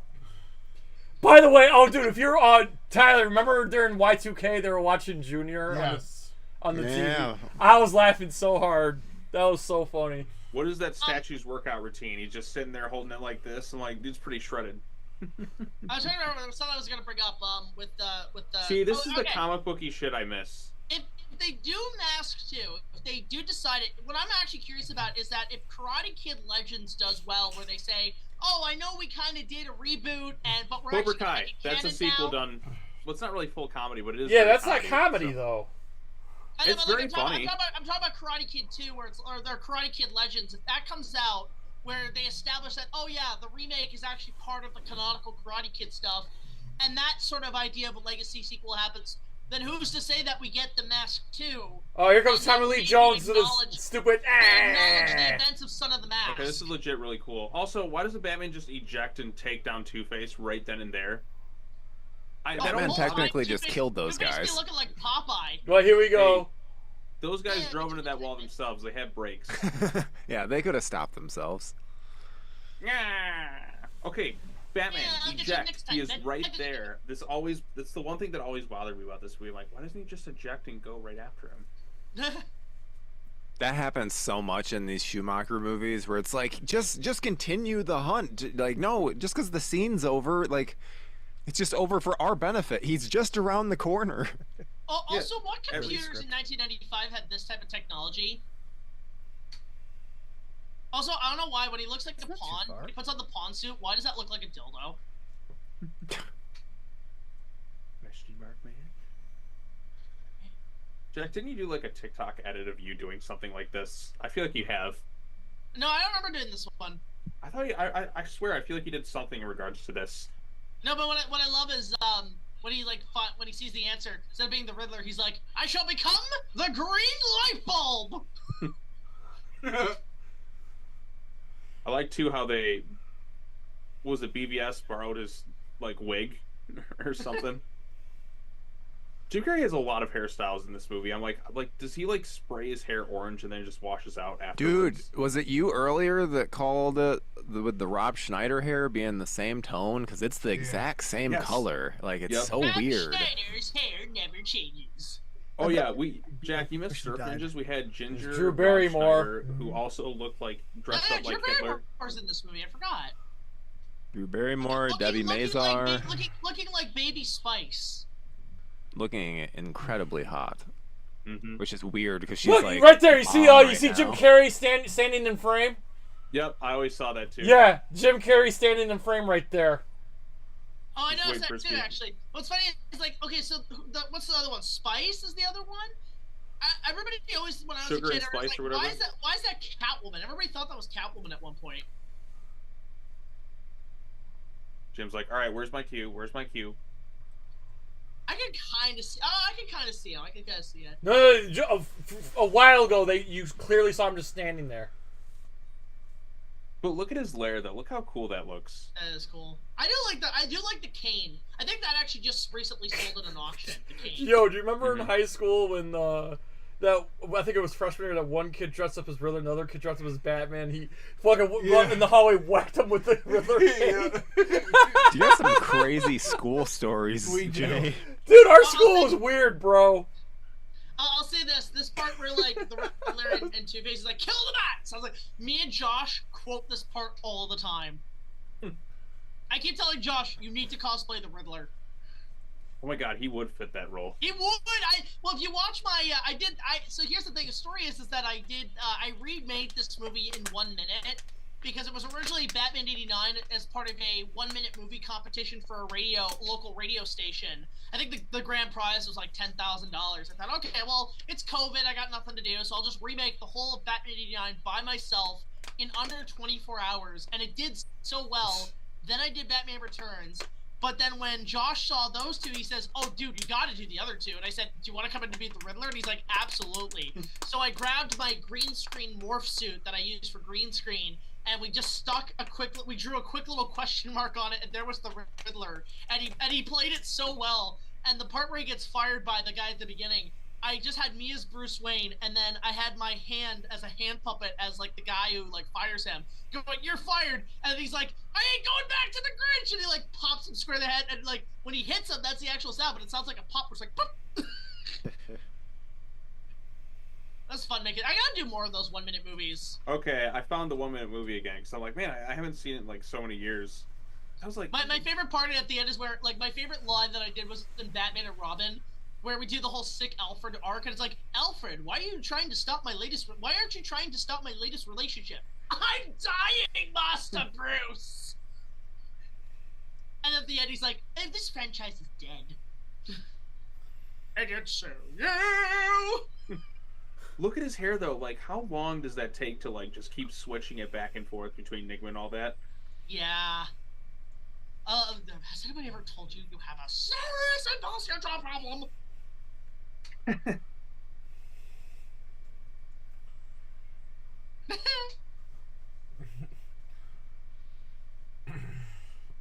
Why is that? It looks like a telescope, but they just glued some stuff on it. Also, I mean, that just looks like a blender. You just gotta get those like Looney Tunes cartoons because it's Warner Brothers, so it's free copyright.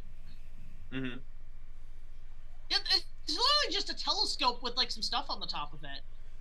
Oh my This is your brain on the box. This is my brain on the box. Does anybody else feel like a frog? God, like this movie, like it's just one of those ones I could just watch endlessly. I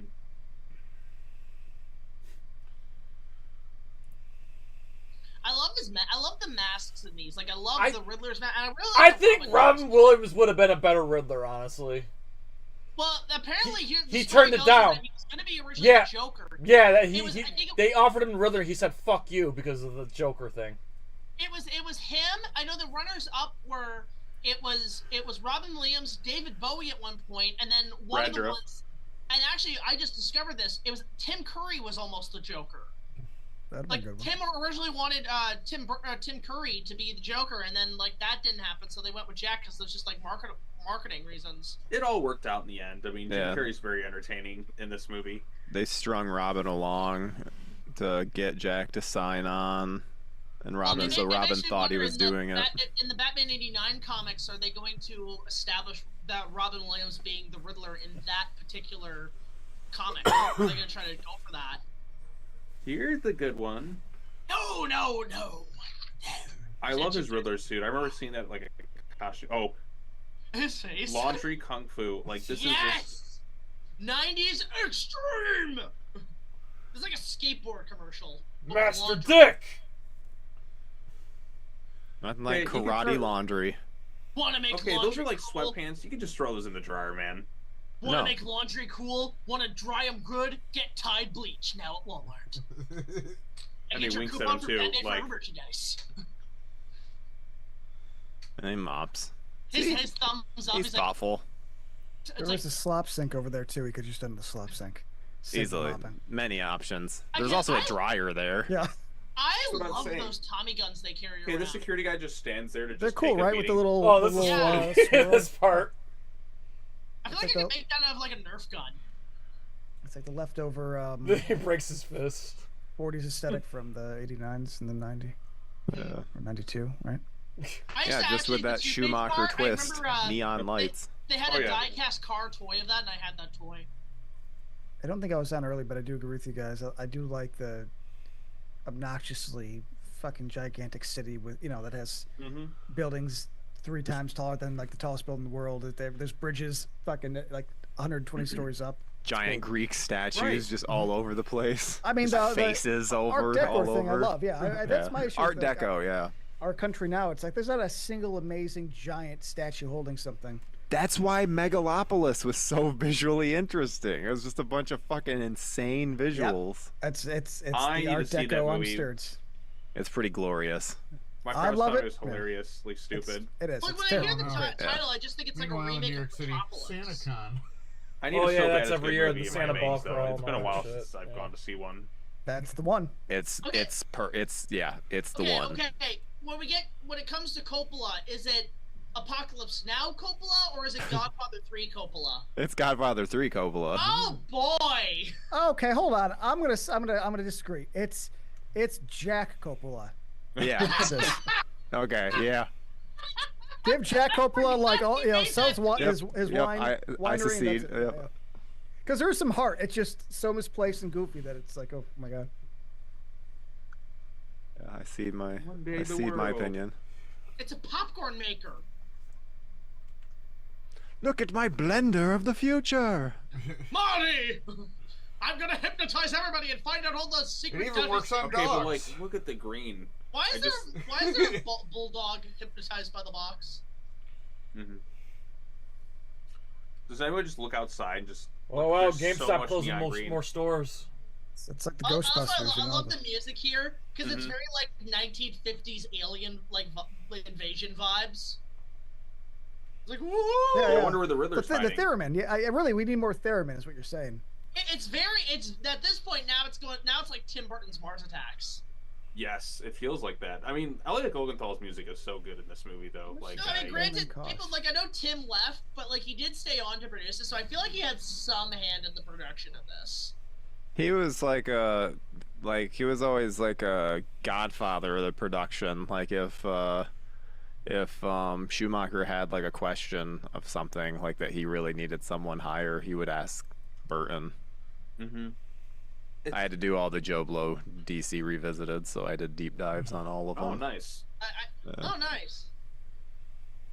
Like, did you Great, ever great watch videos, by the set? way. He visited the set and he's like, You have "Oh to send them my to me God." so I can check them out. Me too, yeah. I mean, like, he probably secretly, like, Tim goes to the set of this movie, and he's thinking, oh, yeah, it's Schumacher, it's great. His head, he's just like, good God, they're ruining my vision. From everything I've read, he was always super supportive, and he was like, "Yeah, do you? It's not my thing anymore." Again, I just Intruder love alert! the Intruder Batcave in alert! this. Intruder alert! Intruder alert! Shut up! You should have had maybe a second lock on the door, though. Okay, it's weird because I remember Kenner had the Batcave playset that folded up into Wayne Manor, but then they did another Batcave toy set that was like 3 layers. It's an intruder alert. Let's turn everything on and give him access to the Batmobile. The safe opens. Yeah, in case they weren't aware that you're Batman, we need to make it real clear. If you kept all the lights off, it'd be like, "Oh, I fell into a cave." And then, like, it just flashes social security number, bank Albert's giving Dick account Grayson that codes, look and of, I'm everything. going to feed you to my giant monkey named Congo. Or Conga. It gets to a point where it's like you feel like Bruce just kind of wants people to find out, where he's like, getting real lazy with my secret. Point, he's the how it should have ended Batman. Hey, Dr. Jason Meridian, do you want to know my secret identity? Is it Bruce Wayne? How does everybody know this? I mean, he uses the same voice, so I don't know. I know you guys. Yeah, love he this doesn't guy. change it at all. I feel like Val Kilmer's playing Val Kilmer for sure, dude. He's like, I'll yeah, just say, I'm Batman. I'm another Batman. piece of merchandise. Honey Bear got me this. It's this Riddler. Actually, it's a stamp. So you can like stamp the Riddler onto something. That's cool. Is that the one from the Batman animated series? No, it's from Forever. It's from first. Sorry, I'm old. Let me do this real quick. Yeah, it's hard. I can't tell either. Yeah, it's hard to tell over it because it looks like the new Batman Adventures where he's all kind of green. You see here, like you see here. But Okay, like, there you go. Put a Because little far away, it's cotton- like blurry. You put a little fabric underneath, you can stamp the Riddler on it. That's awesome. Yeah. We found that with like a game store for like Look at those creepy portraits in the background. Buck or something. It's cool. Sorry, I probably you might answer. I got who's Honey Bear? My girlfriend. Oh, okay. I'm sorry. It's just the way you mentioned it. I was like, it's like a person or like a place. I was like, shit, is there like a cool place that has a bunch of like toys? Cool.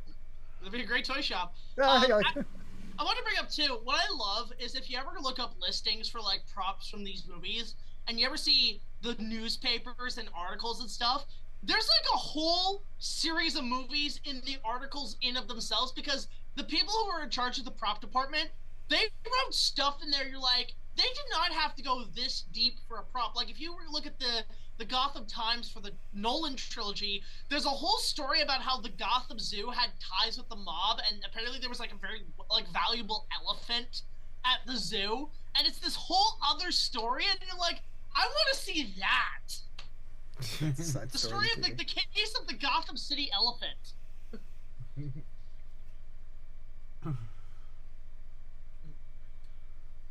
Because you're thirsting over Batman the whole time. Actually, I'm gonna fill my water. Get a little agua. Amateurs. I came in with a half glass. That was my own fault. Yep. As I said, amateur. Yes. I'm new. What are you gonna do?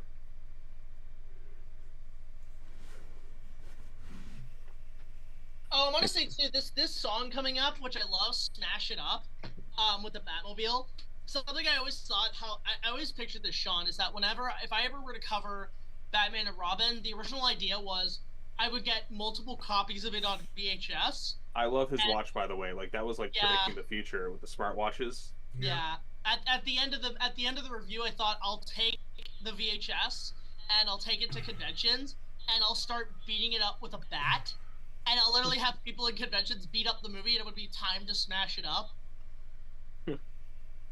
I kind of want to make the cause I have an Apple Watch. I kind of want to make that shot of Alfred, like the watch face. Like right there. Car. Yeah, like also, making the watch The only face. time the Batmobile flips out the shield piece. It's weird because that became the go-to toy. It was never the straight-up version. I just love looking at the backgrounds of these two. Like, there's like I remember like the behind-the-scenes video for this too. Like, it's Chris O'Donnell and the Batmobile pulls up. He comes out, he's like expecting somebody else. What'd you expect? Superman? Wait, was that the statue holding the pair of balls like in Batman and Robin I just saw? They probably reused the prop. Is that a It is. McDonald's? See the McDonald's in the background? There's a McDonald's arch in the background that when the Batmobile pulls up. And then here's Brandy's song is in here. Where Are You Now by Brandy. Again, I'll say this. I love, what do they call this gang? The Neon Gang or the Skeleton Gang? They kind of show up in Batman and Robin, but they're kind of modified a little bit. Yeah, but yeah, right in the background, like when the Batmobile pulled up in the previous shot, you saw there was a McDonald's there.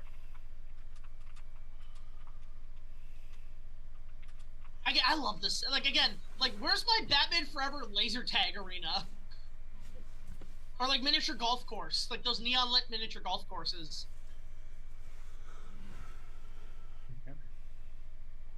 I'm Batman. Who the hell are you? I love they also changed his voice. I love the skull guy. Like, can I get a whole movie with this whole Batman fighting this entire gang? I feel like this would have been cool for like the Arkham games, as like an Easter egg or something. Like you fight this gang. I love this neon sticks because like those can like double for lightsabers. Okay, that flip kick is pretty funny, but still kind of cool. And then I love it's just you and me, Skeletor. I will destroy you, He-Man. It's so choreographed, but like as a kid, I thought it was so fucking cool. This is Power Rangers. Power Rangers has some really good action scenes though. Actually, what's funny, there was when this movie came out, there was actually at the same time Mighty Morphin Power Rangers the movie was about to come out. Mm-hmm. So there was like this box office rivalry between Batman and the Power Rangers, which I thought was kind of funny. Okay, I always cracked up at one shot because like it's like a running shot. This guy's like running like this. He's like screaming right into the camera. That's right there. I don't know, I just found that kind of funny. How many fucking people are there? This gang is massive. One of the biggest gangs in Gotham. Yeah, I was gonna say it's Gotham, dude. I love Batman's just like everyone's like, oh shit. Okay, look at how he like falls down. It's like that's he's on a awesome. zip line. I don't care. It looks like a stunt show at Six Flags, but I don't care. That's awesome. More of that, please. Also, that one shot where he lands, you see like the cape go over his head. He immediately starts trying to beat him up. He's acting like the kid who has a fit at the end of Garbage Pail Kids. I just love how he's just bastard. Barely he like didn't save my parents. Hey, they didn't land on their feet. That's all you had to do was sacrifice yourself. Come on. All your parents had to do was just pay the mob money. That's all it took, Dick. Again, I love how like this Batcave has no goddamn railways on that bridge. you know, if you fall, it's on you. They don't got to deal with OSHA. They just got to deal with Alfred. Master Bruce, oh shit! Ah! I got you a big bag. Oh shit, my hip. Actually, like, there's actually some legit, like, good serious scenes too. Like the scene I like this scene. Taking a life. Yeah. And again, this is supposed to be the reflection of basically the show that Bruce has grown up. He's not just beating up people because my parents are dead. He's doing it because it's just his job. And like you see, like apparently the last two films, if they were canon, did take a toll. Like he never got over the death of his parents. He just kept beating up. Like the revenge just kept going. This is Bruce Wayne with the most turmoil, I think, in any cinematic film other than Pattinson, because Pattinson kind of took things to another level. Yeah, the problem was Pattinson's Bruce Wayne just wasn't very interesting. Like, dude, he was too. I'm sorry, he acted like his parents died yesterday. That was my fucking problem with Pattinson. See, what I liked about Keaton too is he felt kind of in control. He was a cool Batman, but I hated his Bruce Wayne. If they bring in Robin, I need a scene like this. I really just They ain't need bringing more in Robin scenes into like this. the Reeves verse. We're gonna get him in the DCU. And I've seen in Creature Commandos they have an image of like a future kind of flash forward of the universe, and like you see like people like on spikes, Superman's like hung up on like a cross or something, and then like Starfire's like impaled. You see Robin kind of impaled on something, and a lot of other heroes. So it's like they seem to be kind of like leaning towards something with that. But we are gonna get Robin. I'll say this. No, yeah, we're gonna get that shitty Damian Wayne. Hey, he is the GOAT. He's the characters. worst. You just gotta actually read more stuff than just sticking with the Injustice video game. Yeah, Damian's great. Damian's a piece of shit. You notice that big top hat guy chauffeur at the building? Oh. Why is that hinting the Mad Hatter? That guy with the The blue guitar. chauffeur at the building. Holy shit. He's like trying to do like a pink Prince thing. Mm-hmm. I like how he just like even up to the mole like mimics everything he does. Oh, the must know. Dude, she just like orgasmed right there at the sight of I him. was like, "How's my mole?" I'm gonna be honest. Like Gossip Gertie always looked like one of my aunts. Brucey. Shut up. You're here to work. I wouldn't lie. I would love to like be at one of these events, these parties. They look like Bruce Wayne. Give him credit. Whenever he runs an event, they're a good party. Mm-hmm. Same haircut and everything. I'm the opposite. I see parties like this and it looks like a nightmare to me. I mean, if you're listen, I would just go there for the food. Be like, all right, I'm just like, but like, oh, what are you here for? I'm just here to eat. No, I'm just Need hungry. to fill up. Yeah, like the entrees look delicious at this thing. Now this is a good party because you could go eat and nobody to talk to you because What a there's so many grand people. pursuit you must be. You just always have to keep walking around so it looks like you're busy. It's like at work, like hold something and walk around. Just put it in a box, look like you're rich, and then just go in and get a free meal. Yeah, it's like you ever been to a place that has like a funeral next door and you walk in and get like the wake and you get the food? It's the same thing. You know? Just look like do you that all belong. the time. All the time. I think Kilmer actually all has done the it once. best live action Batman voice in a movie. Cup. Like I gotta It's a great fight you. balance. Really? It's a perfect. Nah, balance. it's Keaton, bro. I don't was know, gonna 'cause say Kilmer Kilmer is- sounds like Kilmer. He sounds like. What is up with this guy's he has, hair? like I said, he's got a great voice for stuff. I mean, like good voice acting, like Prince of Egypt and all that too. We haven't gotten why a does- voice why that does I that fully guy- why like does- in live why- action yet. Like that guy. Nobody who will was be just as good on as Kevin Conroy. Yep. He's the gold guy- standard. the guy who was just on the screen looks like the bastard offspring of Dennis Nedry and Ron Jeremy. No, imagine somebody having those fantasies of something dirty too. I like this bit too. He puts on the glasses, like how he's kind of thought that was. Okay, one funny thing is when they dance, watch Jim Carrey in the background. He is doing everything he can to make Nicole Kidman Mimicking. break, and she does. But Glasses he off. he tries to mimic everything he sees Kilmer do, like constantly.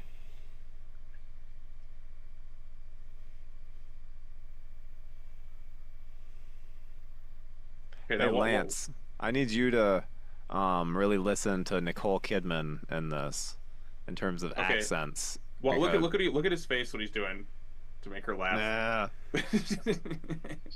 What am I looking for? 'Cause I No, think you're Kilmer- you're a big accent person, Yeah, so but I want to know. Kidman's not bad, but she's Australian. Australians are probably the best at mimicking her accent.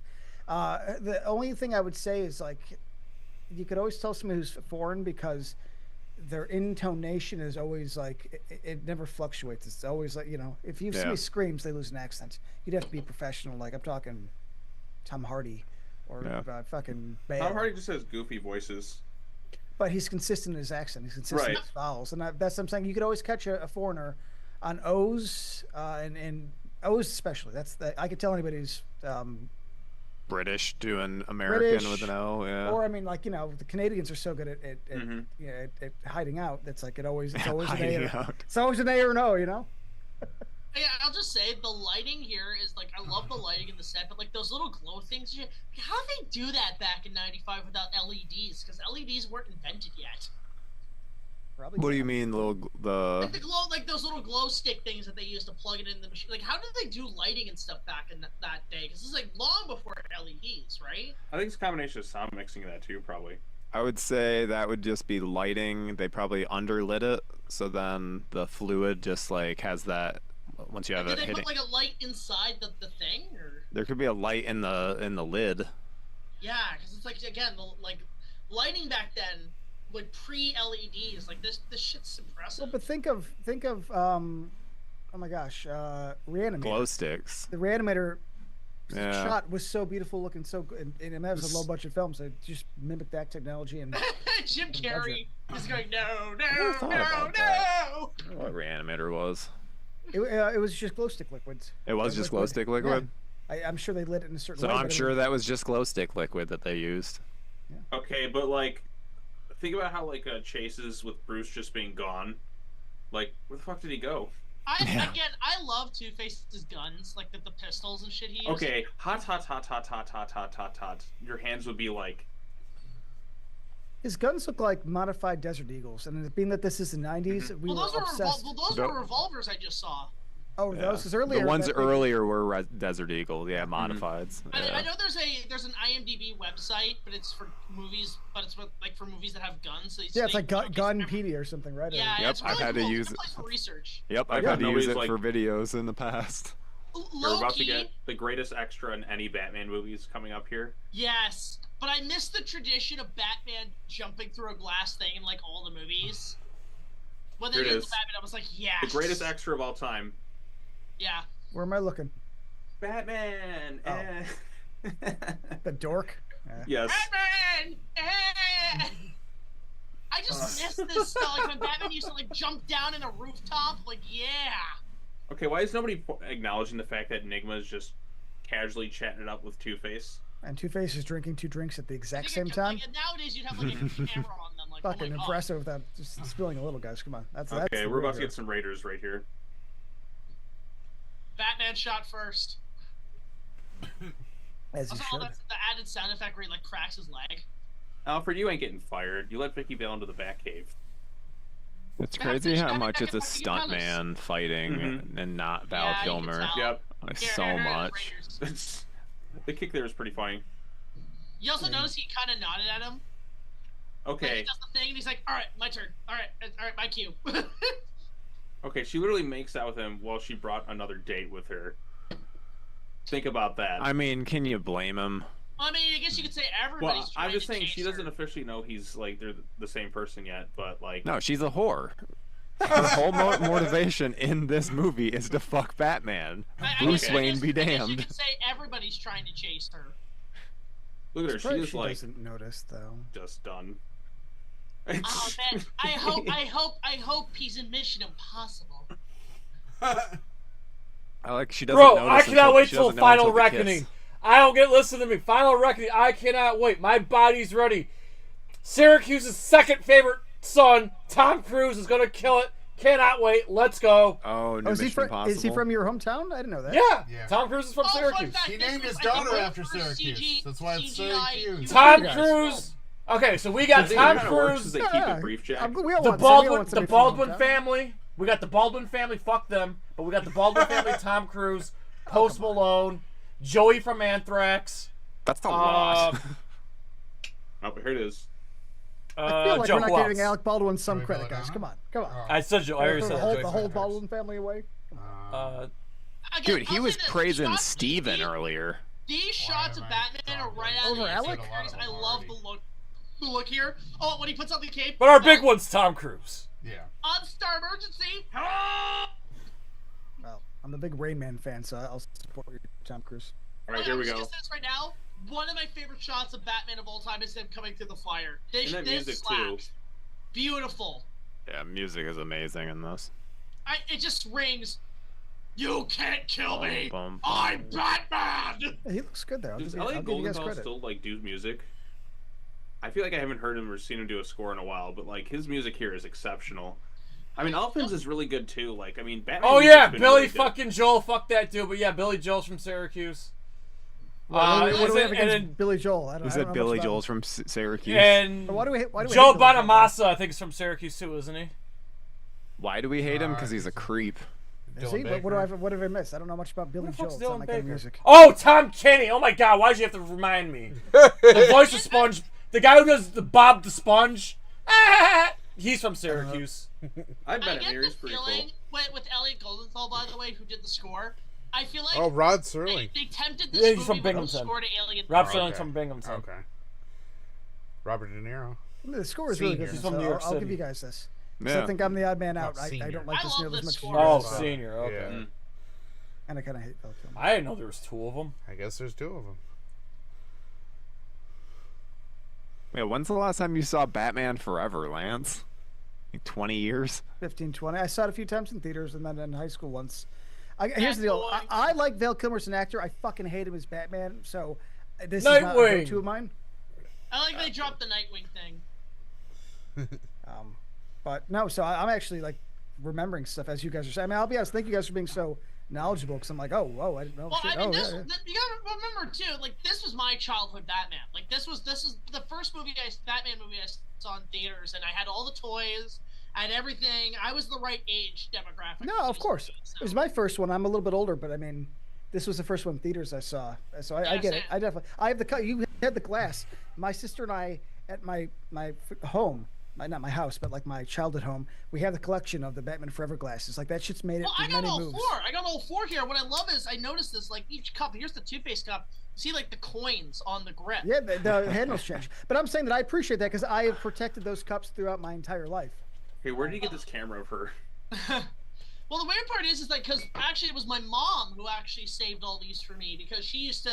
She took me to McDonald's all the time. We had like the Pogs and everything, so she kept a lot of this stuff.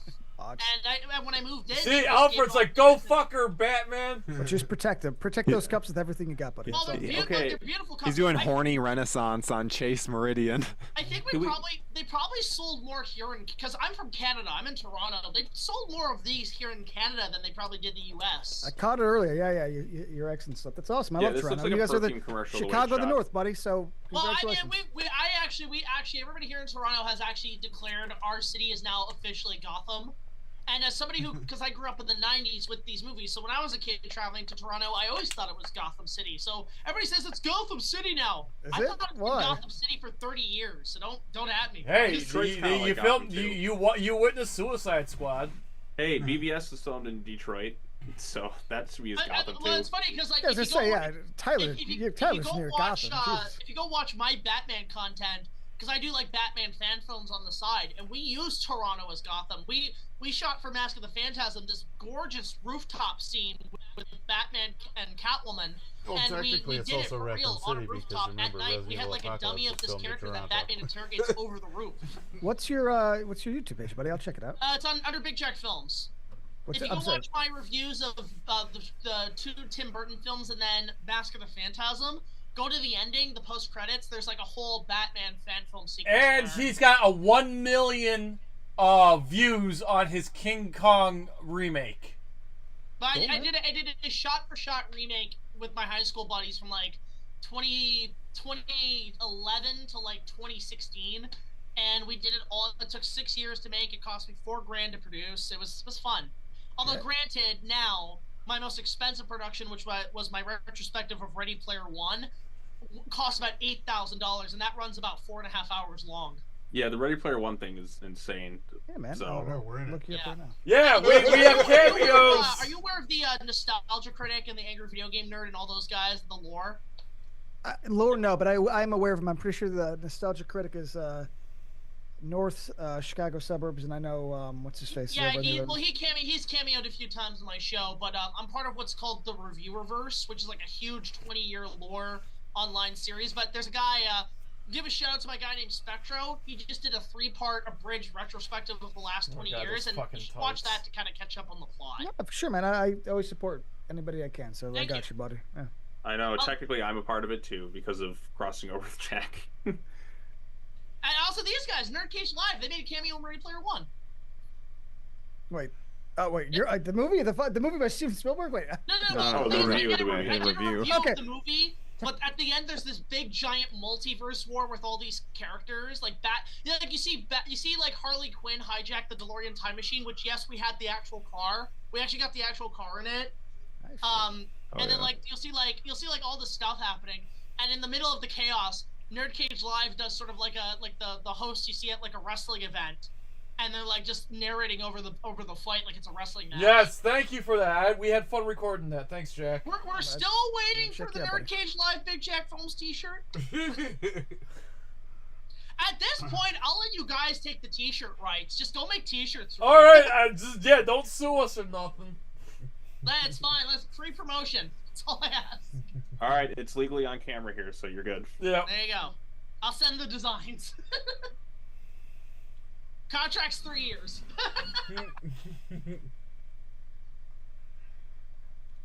Sean, show everybody your shirt, our band shirt. That's right. So we made that fucking I shirt, and Warner Brothers fucking took it down. The only shirt I wore was That's this. Sweet. Keep calm and call Batman. Well, I did see, Jay, you had a Dreamcast one that I Yep. buy a few if I ever get a chance. No, I'll get it for you, man. I'll get you one since you helped us with the stream. I'll get you one.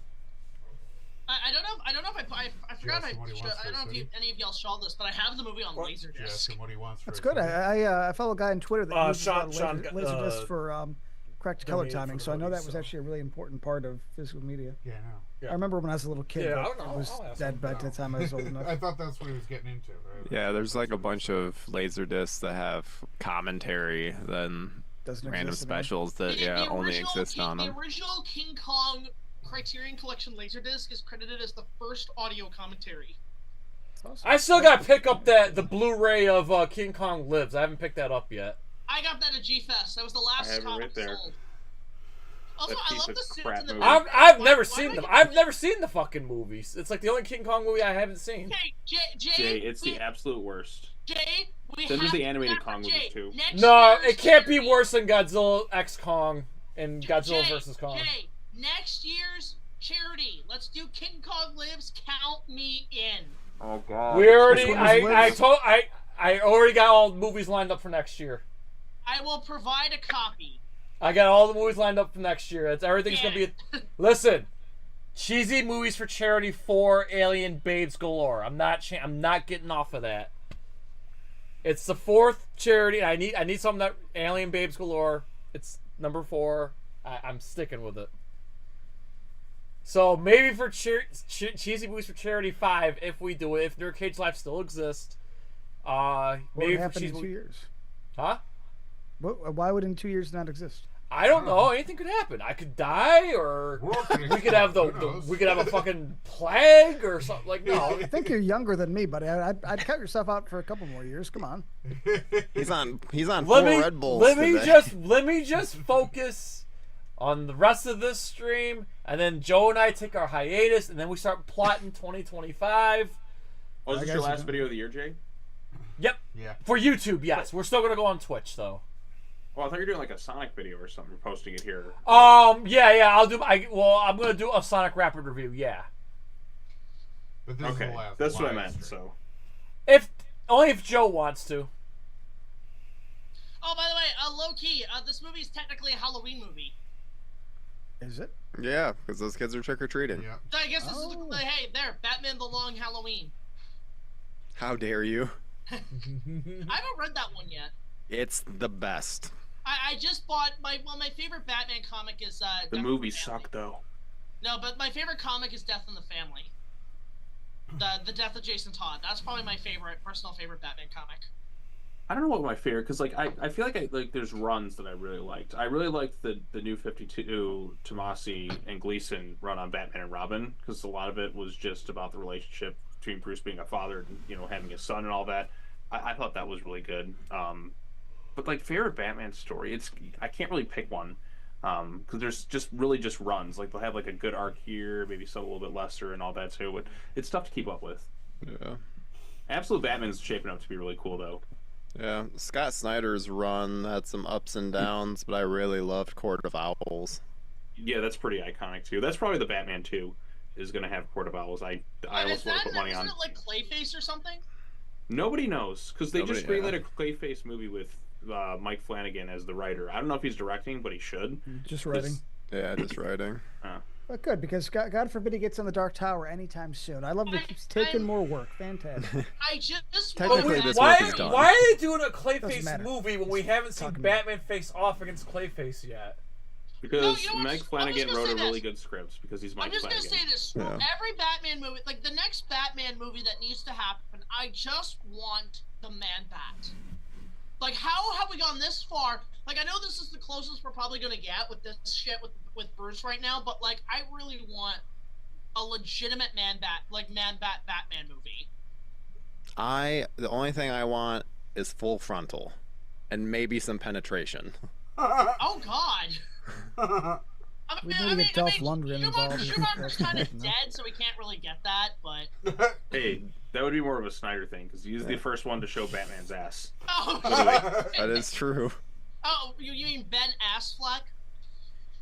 No, Ben Affleck. Dude, there was that one quote from Snyder where he's like, you know what, I want things to be dark. Like in my Batman world, you know, he could be raped in prison. That's a possibility in my Batman world. I'm like, Hey, what? Todd Phillips was like, hold my beer. Let me do that with the Joker.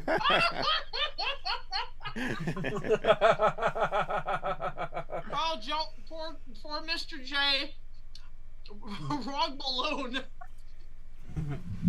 He's like, oh, aren't you gonna buy me a drink first? Oh, that's He weird is. because I actually didn't mind Joker PTSD. too. I do I like this hated look it. she gives here. I love this look. She realizes who she is, and it's just like, don't worry, I got this. You're fine. You're Wait, cool. quick or tweet. Alfred's so dumb. Unleash the hounds. Stuntman. Oh my God, Alfred. Oh yeah, really is stuff, man. Okay, that spandex outfit is pretty goofy.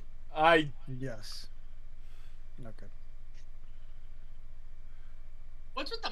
Why do they feel like they got the mask from Silver Shamrock? He's got the Rob Schneider hair dye. But like he like takes the time, he has to style his hair like that and all that too, and Again, I love that cane. Like that. Actually, I think that cane just recently got sold in an auction. spank me. But like he looks like one of those like 1950s like I don't know, like art pieces or dolls or something like that with the way they like do his makeup. Yeah, it's very David Bowie inspired. Mm-hmm. That's good. I never actually thought about that. This is a bit of Intruder alert! Intruder Dude, alert! especially he gets more and more Bowie as the. I mean, Now he gets Ziggy that's Stardust. I should say impressive. as it I mean, goes on. honestly, okay, David Bowie as the Riddler would have been kind of cool. Yes. What Just era full on is that? Goblin King David Bowie and Batman would be amazing. This is just Jim Carrey being Jim Carrey and just yucking up everything possible. It's great. Again, that cane is just gorgeous. Bowie was too sober at this time. I would need drug fueled Bowie to be doing a Riddler. Well, Well, yeah, fun fact too is my mom actually 94, worked for David 5. Bowie at one point. 95 Bowie was like, this is gonna be right before he did Earthlings, so this is like, fucking Mary Bowie. This is Yeah, happy Bowie. sober. This is like charmed, like hello. It means he'd take the role seriously, though. It means it'd probably just be a recreation of the 60s. Yeah, my mom, I did like the late 80s, like around before I was born. She had actually, my mom and dad worked in the music industry back in the day, and she had worked with David Bowie on a couple of projects in Toronto, and they were really good friends back then. Like they actually really were. They got along really well. That's awesome. crazy. I've always heard he's Oh he's my a cool God, guy. dude, this is just Jim That's Carrey. a Well, the reason personally I exist is because of Ringo Starr. Because my parents both worked. That's where they first met, was on a show that Ringo Starr did. Hey, I'll say this as a Beatles fan. People talk a lot of shit about Ringo, but that guy is not only a human metronome, better than most in terms of keeping time, but he was able to sort of like come up with parts right away, live, on fucking spot, and they'd be on the album. So let's give Yeah, it, he dealt with the craziness. But he's not documentary. Ringo for me is Hold up. I love Ringo because one is the reason I exist. Two, because he was in the top. I used to watch Thomas the Tank Engine show while I was a kid, so he was like the narrator. Oh, he was your Tom. Okay, I was George Carlin, but you had Ringo. Oh, I love Carlin. Listen, Carlin's like probably my favorite, but I do like Ringo. No, I'd Ringo as well, a little, but I was Carlin. But I know what you're saying. Yeah, But I it's like love Carlin. Like Carlin was like that. That's one of my personal heroes right there. I love Carlin. smartest man on earth. Yeah, like this is again worst portrayal. I will say this: no Batman movie to date has ever properly done Two-Face right in live action. I'll even say, like, listen, Aaron Eckhart was the closest, but it still wasn't Two-Face. Yeah, because he didn't have split personality. They chickened out on multiple personality disorders. Yeah. Great performance though. It was a good performance, but like I didn't not see Two-Face. I just saw him transforming into another Joker. Much like this movie, it's just the Joker again. It's like, can you? It sucks when the animated series did it, and they didn't. And that was a kids show. Okay, the little cane kick.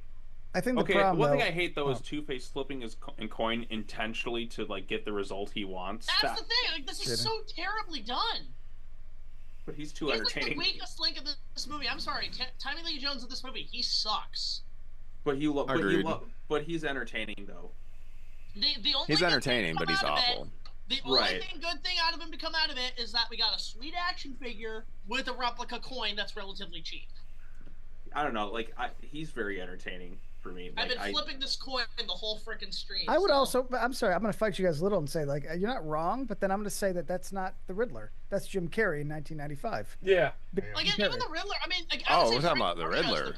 I was talking about Two-Face. No, I'm saying that we could use the same criticism against Two-Face as the Riddler. This is not the Riddler. This is just Jim Carrey being Jim Carrey. I agree. His Enigma was actually pretty good though. Like, cause his Enigma it's more Jim Carrey trying to be But Frank Gorshin. Enigma act like Ace Ventura, though? What did he do? All the wacky, goofy things. Not I feel every like- bit though. Like, there's the bit where he's like, you were supposed to understand. Like, he's like, he gets kind of that creepy, uncomfortable vibe, which Jack was pointing out. Like, I love his jacket here. He's I pretty want that Jim. He's jacket. pretty Jim Carrey. I love that. I'm also the only person here that's cynical about this movie. I would say that nobody's brought up to the best part when he's fucking melted and weird and he has like the low voice. I like that Riddler. The monster one was this is like a precursor to the Grinch. oh, like in the video game. Okay, Frank Gorshin's still, I think, the best Riddler though. Yes. Yes, I agree. Yeah. His performance is the best on that show because you can do funny and serious. Like, it can flip it in an instance. I like whoever plays him in the Arkham games. He made me want to kill him. Oh, that's why the best thing about Arkham Knight is just beating the shit out of Riddler. Yeah. Because, like, Origin's the thing that irritated me the most. You get your first Riddler trophy and that's it. I'm like, what a load of bullshit. And then, like, Arkham Asylum, we don't get to beat him up. Arkham City, it's just kind of like a quick takedown. Arkham Knight, it's like, finally, we could beat the shit out of this obnoxious asshole. And if you beat it on, like, the first thing, New Game Plus, all your riddles are solved, so you just do it again. I've been waiting And my then whole it's life to beat up the Riddler. I love that. You're just like, all these games, I couldn't fucking do it, but I got my Never one. got to. Did everyone else also notice the Gotham PD outfits didn't really change from like Burton to Schumacher? Save him some money, probably. Based on his performance in True Detective, I think Matthew McConaughey as Two-Face in a new movie could work. I think a decade ago, absolutely, Shay. I think he's aged out of it. I don't know who I'd want to see play Two-Face. When Andy Serkis was cast in the Batman, I thought he was going to be Man-Bat and was just going to do motion capture stuff, and then I was like, Alfred? Huh. Never had a bad Alfred, though. It was good Alfred, Yeah, though. I just thought I liked like, his it's Alfred. weird that he's not a villain. Yeah, but I didn't like how they something that's depicted not Alfred motion being an asshole, though. That's the only thing. Yeah, I kind of agree. I don't know, but maybe I gotta give it another chance. I like the movie, Oh, but here comes. I didn't like the Okay, Alfred. The Penguin show was a lot better than the Batman movie. Penguin was I gotta watch amazing. it. I know. I Oh, gotta watch can't it. say. Yeah, I gotta watch it, Exceptional. I just realized you see the Two-Face coins on the lab thing. So he was already ready to go. He's been getting those. Okay, There's the Panther ass. suit or the sonar suit? Yeah, here we I go. kind Here of we like the go. sonar suit. Ass. The zipper on the crack. Yeah, probably sonar suit. Right here, where because it doesn't have the Robin nip shows sign. up. This Yeah, is a less Marvel moment. Greek. This is the Marvel audience screaming moment right here when he shows up as I Robin. guess the audience cheered loudly when we finally got Robin. Yeah. Like, man, I fucking hate that It's a fact great with all these costume. damn Batman movies. No Batman and Robin teaming up. I know Dark Knight Rises, Robin John Blake's his name, It's so but hard it doesn't count. It's hard to pull Because off, man, in live because action. Batman that Robin big was It's so easy, bad, like, guys. Because it was so the- awful. No more Robin. It's not as hard as people make it out to be. Yeah, These are the- comic book movies. Rumor is that Matt Reeves is introducing him in Batman 2. Okay, if we're gonna, I want Jason Todd's Robin because I feel like if they do a third one, they have to do Death in the Family. I just want Death in the Family adapted. I don't care about the anime one. I want live action Death in the Family. The ingredients are there. Partner, look at that. That's a cheerful moment right there. It's awesome. I get more of that. I want my dynamic duo back on the big screen. The only reason I don't want Death in the Family is I don't need another Joker story. Make it like Court of Owls that do that or something. Right. But like save Joker for like the like just as an act, like sort of like at the third act. Don't make it like the main focus. I just kind of want a more comic booky Joker. Like I don't want to try and do something so radically extreme, like Jared Leto's with the stupid tattoos, or Joaquin Phoenix, whatever he was doing in Joker 2. Like I just want like somebody who just feels really comic booky, like pulled from the page, like Mark Hamill. I mean, we already got Barry Keoghan. Yeah, but that's still a weird take on it too. I love this Batboat and Batwing more than the other films. Like this I don't is still think... my favorite Batwing. And Oh, here comes the thumbs up! The thumbs up! I don't think we're getting more comic booky, guys. I think that era's over. I think. Oh, another thing, we need the Batboat back. I want the Batboat back in these movies. Wouldn't shock me if. I just don't think the era's. You know, I mean, maybe I'm wrong. Wait for it. Let's see what happens with the James Gunn DCU, though. Okay, that's a good point. Can we get the Batboat in one of these movies? I want the Batboat back. The Batboat's just so cool. That's a great shot with the Batboat, then fly up and then there's the Batwing. Beautiful. Beautiful.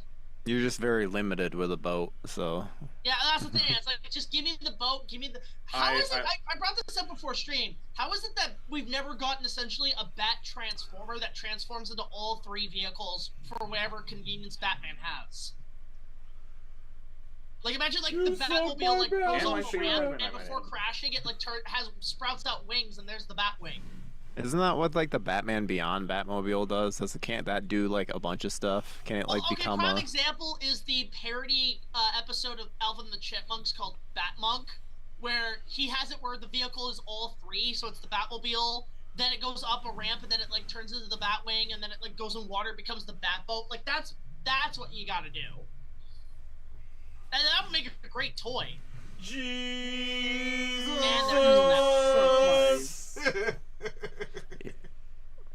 Yeah, what is that? The Mr. Freeze episodes of Batman the Animated Series? Is it Heart of Darkness?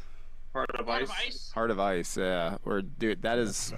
They need to just adapt that for one of the... Giancarlo Esposito as Mr. Freeze. No, fucking sick of that guy playing the same role over and over again. You shut up, Sean! No, I'm not. I'm just No. He's just Stanley Tucci as Mr. Freeze. I'd say Cranston would be a great Mr. Freeze. Or Gordon. You know what? No, he's doing Malcolm in the Middle. He's busy. How many people are aware of the character of Snitch in the Batman comics, who's one of, like, the Batman's of gangster affiliates who kind of rats out people of the crime wave in Gotham to Batman? He was, like, a minor character in one of the comics. I don't know why. Steve Buscemi in one of these things. Get Steve Buscemi in one of these Batman movies. Quick, he's old. As who? He's old as fuck. Like one of the old gang mob bosses or mob gangsters in Gotham. You want Isn't there like a rat kind of character in villain in Batman? No, that would be cool. That would be cool. Oh yeah, the Rat King. Batman shows up in the warehouse that they're hiding in. That would be fucking cool. I'm not gonna lie. I love how the Batwing just for a brief moment becomes the Bat Sub. Yeah. Like I said, I like the gadgets in that. Like I kind of miss like the crazy grapple gun with the net thing. That's awesome. The shark repellent bat spray. Oh, the shark repellent's awesome. Holy sardines! The real game. Oh, here comes my favorite they have, like, line. The Holy Rusted Metal line. Yeah. Holy Rusted Metal, Batman!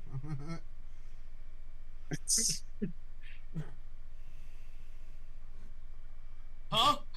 Those costumes would be so heavy coming out of the water. Mm-hmm. I will admit the McFarlane action figures look pretty freaking solid. Robin, wait. That was the thing. I guarantee they told Val in the booth, sound like Kevin Conroy. That was a Kevin Conroy line. I love how he's looking around like, wait, where did he go? More look of at how like this. overblown everything is. But like I said, I like the more fantastical looking sets and all that too. It's more visually interesting. And I just love seeing Batman and Robin work together. Like, I need this in my movies. I need I'm sick of Batman being alone. Like, give that man a team to work with. Right. I mean, Justice League kind of gave us a little bit of that, but it wasn't like enough. But I need but not with other. I just need Batman, Batman with a protege. The Bat family. With a protege, basically. Which Brave and the Bold will apparently get that, and Damian will solve the Kid Robin problem because he's already like a trained assassin. Like, you just do the hit girl route. It's an easy layup. Best thing to do, actually, just do Fast and Furious with Batman, just in terms of character dynamics. Family. Family. Exactly. Everything family. Vin Diesel, I don't care. Vin Diesel's Batman. I don't care. Vin Diesel is Mr. Freeze. Yes! Because Vin, if his ego's in check, he can actually do some good stuff. Can he? Shot of Robin. I think him as Mr. Freeze, if he actually plays it well, we don't need to see before where he's already established. His booming voice would fit Mr. Freeze pretty well. I don't think he's done any acting since Saving Private Ryan. Iron Giant. That's his best movie. movie. that was the same year. Actually, you know what? Another thing they should add Oracle. Just do Oracle. Go directly to Oracle. Well, I think what they'll do is if Damien's there, you already have an established Bat family, and see that's the thing I like is we don't just already have it there. Actually, I never liked Oracle. Because I remember there was an interview recently with Alicia Silverstone, and she said that if they offered her to come back to be Batgirl, she would definitely do it because she feels like now that I know more of the comics and the character, I could probably do it better. But I could see her playing Oracle today. No. She was in Y2K, and she is very, very old. Ooh. Well, you know what I mean? Just an older Oracle, you don't even have to do Barbara Gordon. You can just have Oracle be just a totally different character.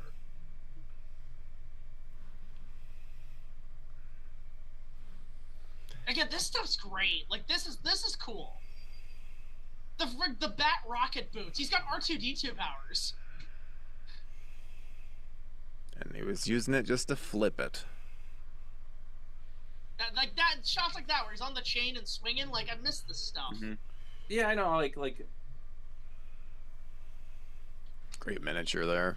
Mm-hmm. Beautiful. This set, the Riddler's main throne room is beautiful. That's a beautiful. The fisheye lens. This is the Riddler I'm talking about. This monsterish, or not that. Well, a little later was. Look at his little glittery outfit. This is when he's in. God, this is too much. That's David Bowie. Yeah. That's David Bowie right there. There's some middle insane for sure. Yeah, Riddler's totally in love with Batman though, in this movie. His cane makes a sword sound. Everyone's in love with Batman in this movie in some way. It's a short cane. That's true. Two-Face hates his love for Batman. It's like they had two takes. And me! And me! He did a Sailor Moon pose there for a sec. Actually, Just men's minds. In Sailor Moon, they actually do kind of establish that Batman's a thing. No, I think it's the other way around. Bruce Wayne's apparently a fan of Sailor Moon. Well, fantasies. That line always cracks me. I always thought about doing a crossover story about Batman and Sailor Moon teaming up. I've seen fan art of that. I'm that's awesome. His voice, but Val's Stone Cold serious face to kind of help sell it better. So hard. I can. Yeah, he sells it. He sells all of it. Right, like I said, I think Val Kilmer's a very underrated Batman. I agree. Vance is crazy. We get to Kevin Conroy. He's so bad. Him and Ben Affleck closest to the animated series we probably ever got. Keaton's still the GOAT live action though. Yeah, I didn't like Affleck. I love his you, Tyler. Affleck was awesome. I actually liked a lot of Affleck. The first intro scene in BVS when he's running right into the buildings going down, that felt really Bruce Wayne-y. I actually think the first 10 minutes of that movie are the best of it. Aside Come on, from the warehouse scene, Sean. Come on. I said aside from the warehouse scene, which was awesome. That's the best Batman fight scene. That scene is legit really cool. I am still convinced that they were originally going to have Christian Bale do all that. It just felt proper, but then circumstances, they're just nah, just reboot it. I feel if Bale stayed on, it probably would have been more accepted. Two-Face is just cackling and giggling. It's like, and dreams one day being there naked with the girl. That's a filthy lie.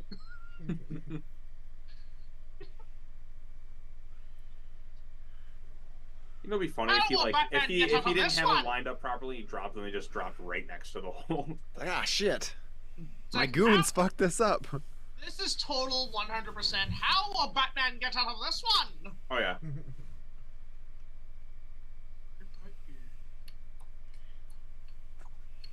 I mean, this is Spider-Man.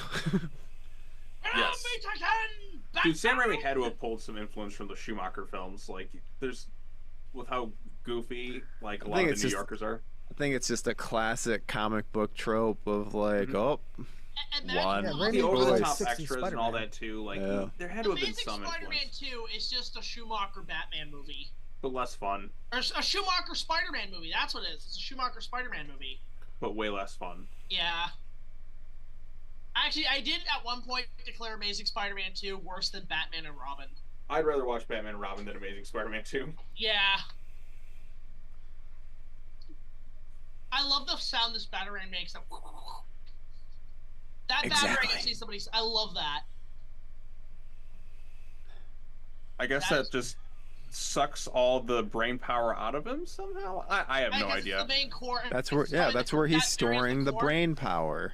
Didn't you see? It was green. No, Sean. This whole explosion, you cut to Ivan Ooze destroying the command center. The Black Plague. And then his face here. Position. The bully he punched for the Union. Cut the sword on, destroy. Oh, Tommy, no! Tommy, Alpha, you must warn the other Power Rangers.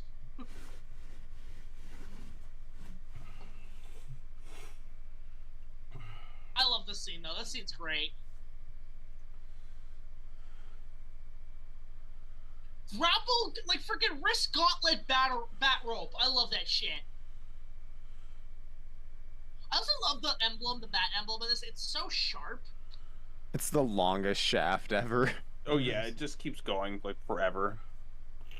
It's like, good thing we were 5 miles in the air. I love how like getting out of that rope made Robin drop faster. Boy, Robin, you really accomplished nothing except like. It's still just cool to see this, like just Batman and Robin teaming up for the first time in a big movie. This shit slaps. Second time, I mean, Batman the movie still counts to me.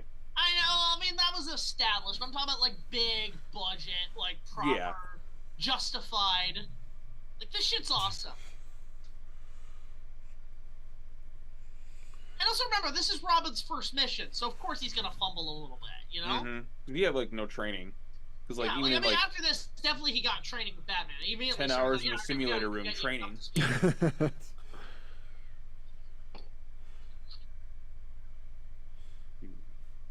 His laugh does just crack me up. The monkey.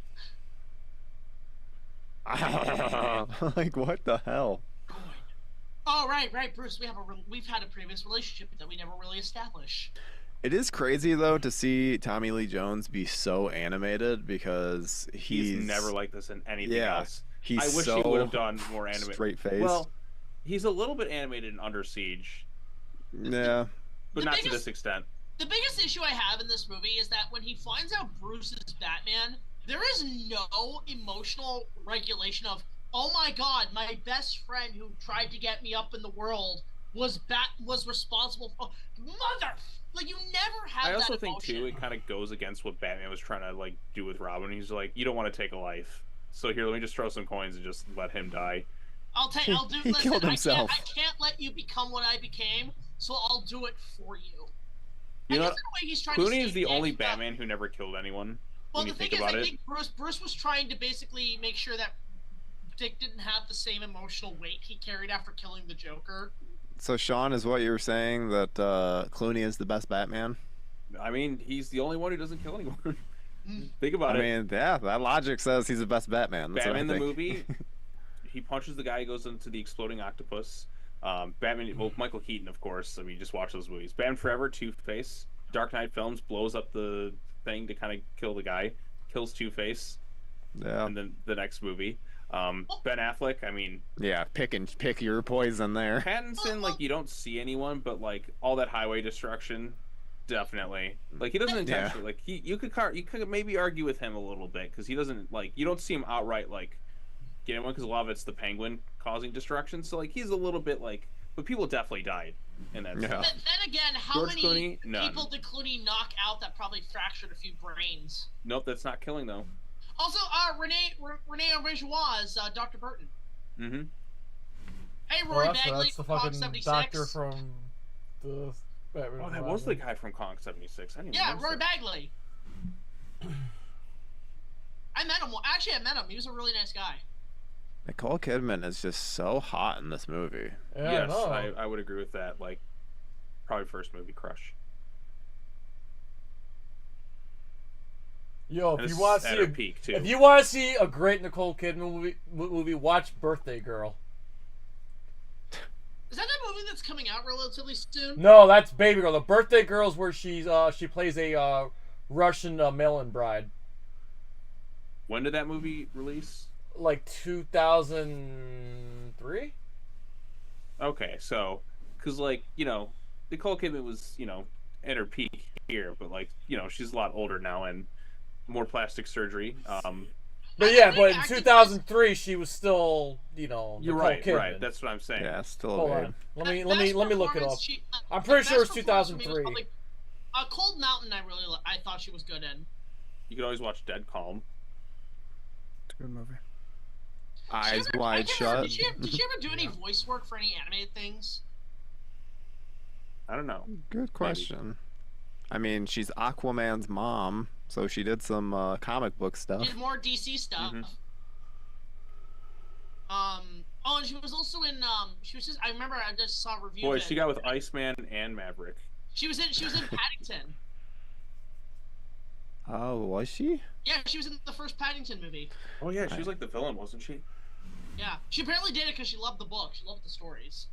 Those movies are fantastic. I never saw the second or third. Look at Alfred. He's like, yeah, Master Bruce, I taught you well. And this time I totally did. I totally didn't ruin your relationship. This time I totally didn't jinx it. My favorite line in my 1 minute movie. Okay, it was 2001. Okay. Okay, so still peak. And then this final shot, great way to end the movie. And then we got to listen to the credits, of course, because the credits are The absolute best, peak. all the best songs. That is I love that shot. We need this again. We need this again. Yeah, like, I mean, all these damn Batman movies, no fucking Robin, and that Give irritates me Robin me. or Nightwing. I'll take Nightwing. Just give me the dynamic duo. I tell you what, when they give us that Batman movie, we get the first shot of them together. It's gonna be like in the trailer, like everyone's. It's gonna be a cheering moment. Yep. Dun, dun, dun, dun, dun, Love, dun. great credits too. Yeah, because then we got Kiss from a Rose. I love the Batman logo at the end, like kind of silhouetted. It's gorgeous. Mm-hmm. I can't remember if they sued or if it just almost went to litigation, but Smashing Pumpkins was pissed. For this really? That they got relegated to credits. Oh, Jimmy, you know what I love? This is YouTube, this one. I love how Smashing Pumpkins and Batman and Robin, though, they do the same. They rectified that with the teaser to Zack Snyder's Watchmen. That's right. Which I thought was the better version. You know, the Watchmen trailers were excellent. I'll say that. Like, those two that they had, I agree. one. The trailers were great. I still like that movie. That teaser at the Dark Knight, and I was like, that and Terminator Salvation, I'm like, I'm in. Next year. Salvation, great trailer as well. Just a movie I've never watched a second time. I actually still think Salvation's better than the second best sequel next to Terminator 2. I disagree. No, I mean, listen, T3 has its moments, but I was more engaged with Salvation, and then they just said, no, screw it, we're just going to remake the whole thing by just doing Genesis, which I never even saw. I didn't hate Genesis the first time I watched it, and you watched it a second time. No, I never even saw it. I heard it was so bad, I'm like, I'm not watching this. I never watched Dark Fate because I saw that they killed John Connor the first minute of the movie. Like, James Cameron, weren't you the same person who complained that they did that in Alien 3? James Cameron kind of sucks nowadays. I'm going to be honest. He does. Like, True Lies was his last. True Lies movie. was his last great movie. Yeah, True Lies is fantastic, and he was going to do a second one, but then 9/11 happened. He's like, terrorism isn't really funny. I won't accept this Nazi hate. I know he was going to do Alita Battle Angel, but he said, I can't do it, guys, so I'll give it to Robert Rodriguez. That's a good movie, though. Yeah. I thought I saw once, and I was like, it's decent. I mean, we're getting better with anime adaptations, I feel like, in some ways. Sean, do you think we're ever going to get another shot at Dragon Ball? we're gonna get another shot at Dragon Ball. It's inevitable. Oh, Like, my God. The thing with Dragon Ball Evolution is nobody really saw it because it was so like under-marketed because they knew it was a shit show. It's a guilt. I can watch. It's one of the most enjoyable bad movies. Okay, Jay, Dragon Ball Evolution, it's cheesy movies for charity, like 4 or 5 or whatever. 5. That's just beautiful. Jay, do you have I'm a not full thinking onesie? that. What's that? Jay, do you have a full onesie? No. It's just a Christmas sweater and Here we Christmas go. pajamas. Oh, okay. They looked so similar, so I was like, holy shit, that is impressive. Thanks, I appreciate it. But no. Time all alone on the sea. Yeah, so they just, I don't know, like, I still listen, it's 30 years now, I still fucking love this movie. This is still, okay, like, ranking the Batman movies, like, personal favorites, number 1, Batman Returns, number 2, The Batman, number 3, The Dark Knight, number 4, Mask of the Phantasm, Batman Forever is number 5, 5th favorite Batman movie. 89 is still my favorite. Probably Dark Knight 2, Mask of the Phantasm, and this one and Returns are like kind of like right neck and neck after that. I just love Batman. So I enjoy this movie. It's not, it's a fun romp. Batman's That's right. possibly It's a great time capsule. Batman's a very versatile character. Lego Batman's another great one. I like that. I haven't seen that one since theaters, actually. Oh, it's hilarious. Like, it's amazing. I really just, like I said, at this point, I've seen this movie enough times. I just want to see the Schumacher cut, the 3-hour cut. I really do. Is it 3 hours? 3 hours, yeah. Really? Kevin Smith is the only person that hasn't. He screened it. He actually screened it in New Jersey. I wanted to fucking go, but I didn't make it out there. But is it like cleaned up though? I wonder if it's like cleaned up or has it got still the film dirt on it? No, it's like a work print version. Yeah. Well, Yeah. So I would just see out of sheer curiosity of like what Schumacher was really intended the movie to be. You know. Like, I can't believe they cut the most important scene where he goes to the Red Book and that, too. Like, that should have been in the movie. Because it, like, literally, like, it builds to that. Because, like, his guilt manifests because he blames himself for actually going out that night. Like, that should have been in the movie. Yeah. A lot of Bruce's, like, personal arc is taken out. Right. Like, that scene should have been in the film. I think, like I said, with the fine-tuned editing and everything, like, it could have been... right there. And there's some more deleted scenes too I would like to have seen, but yeah. Wow, that was an adventure today. I only did 3, but like 10 hours and 22 minutes. Yes. Oh, yeah. Dude, Tyler, thanks to everybody, but Tyler stuck it out the whole fucking day. And I'm glad I convinced him to do it. Right. So it was a fun time. You did a very good selection of movies. It made it pretty easy to show up and hang out. Well, thank you. I appreciate that. Yeah, I think next year, again, the Alien Babes galore. I think we'll have a lot of fun. We'll be a little horned up, and that's what's gonna make it even like funnier. Like we're gonna be watching these. Maybe we'll invite some women next year. Well, actually, I should say I just because it's the end of the stream, I threw in one more $1 for you guys. All right, 2,201. All right, I'll take it. But for real though, I can't believe we put up this amount of fucking money. Like, wow, like. You did a good job, man. You know. Yeah. Thank you. Well good for you guys. Great cause. Thank you. Good job, Yeah, we'll definitely do it again next year. I'm I'm hoping if the channel gets bigger, like the dream is if the channel gets bigger. Now that I want to do like cheesy movies for charity, I would also love to do a gaming charity. Where Joe and I play. I'm not saying bad games, no way, but we play games for charity. I think I'd like to do that. I would like to do that too at some point. You play a game until you beat it. Yeah. I just like I said, like at least with this, we kind of perfected the. I think we kind of perfected to do the charity stream where we put the link up early, we get everybody hyped up for we hyped it up for what, a month? Yeah, we made like a hard push for like a month, like We're finally gonna see you get a decent haircut. Finally gonna look respectable. Yeah, so for NerdCage Live Season 6, starting in February, you're gonna see me with a new look. Dude, I'm on Season 8. Well, Joe and I are still going to Twitch. So if you follow us on Twitch, you'll see my short hair on Twitch. Can't wait. I can't wait to see the reveal. So when are you gonna get the haircut? I don't know. I'll figure it out. Let me just get through. Can I just get through my birthday tomorrow? Like, let me. Oh, happy birthday! Happy birthday! Thank you. Yeah, let me get through my birthday and I'll figure it out from there. I think it's cut your hair. Yeah, we all grow old. Cut your hair, buddy. Come on. I'll say Cut it that, on your birthday. my birthday, I'm probably gonna get another tattoo.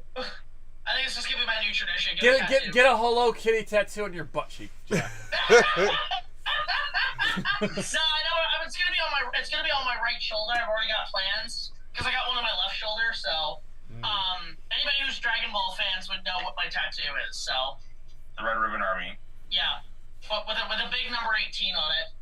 Mm-hmm. There we go. Yeah, Jack. Yeah. God, he's done some wacky stuff. If you want context, just go watch my channel.